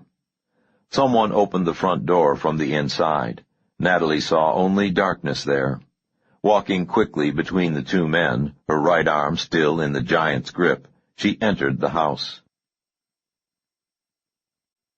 54. Melanie. She said she was from Nina. For a minute I was so frightened that I escaped into myself, tried to crawl from my bed, my right arm and leg flailing, dragging the dead side of my body along like so much wasted meat. Tubes pulled out of my arms, stands toppled. For a second I lost control of all of them, Howard, Nancy, Cully, the doctor and nurses, the Negro boy still standing in the darkness of the side yard with the butcher knife. And then I relaxed, let my body slide into curled stillness, and I was in control again. My first thought was to let Cully, Howard, and the colored boy finish her in the courtyard. They could use water from the fountain to wash away any stains on the courtyard bricks. Howard would take her around to the garage, wrap the remains in a shower curtain to keep the interior of Dr. Hartman's Cadillac clean, and Cully would be down the alley and off to the dump in 5 minutes. But I did not know enough. Not yet. If she was from Nina, I had to learn more. If she was not from Nina, I wanted to find out who had sent her before we did anything. Cully and Howard led her into the house. Dr. Hartman, Nurse Oldsmith, Nancy, and Miss Sewell gathered around while Marvin stood guard outside. Justin kept me company upstairs. The Negro girl who said she was from Nina looked around my parlor at my family. "It's dark," she said in a strange, small voice. "I rarely use the lights anymore. I know the house so well that I could make my way through it blindfolded, and the family members have no real use for electric lights except when they are tending me, and up here the soft, pleasant glow from the medical monitors is usually adequate. If this colored girl was speaking for Nina, I found it odd that Nina was not used to the dark yet. Her coffin certainly must be dark enough. If the girl was lying, she would be familiar with the dark soon enough. Dr. Hartman spoke for me. "What do you want, girl?" The negress licked her lips. Cully had helped her into her seat on the divan. My family members were all standing. Faint lines of light fell across a white face or arm here or there, but the rest of us must have looked like dark masses to her as she stared up at us. "I've come to talk to you, Melanie," said the girl. Her voice held a soft quaver unlike anything I had ever heard in Nina's speech. "There's no one here by that name," said Dr. Hartman in the darkness. The Negro girl laughed. Had there been a hint of Nina's husky laugh in that sound? The thought of it chilled me. "I know you're here," she said, "just like I knew where to find you in Philadelphia." How had she found me?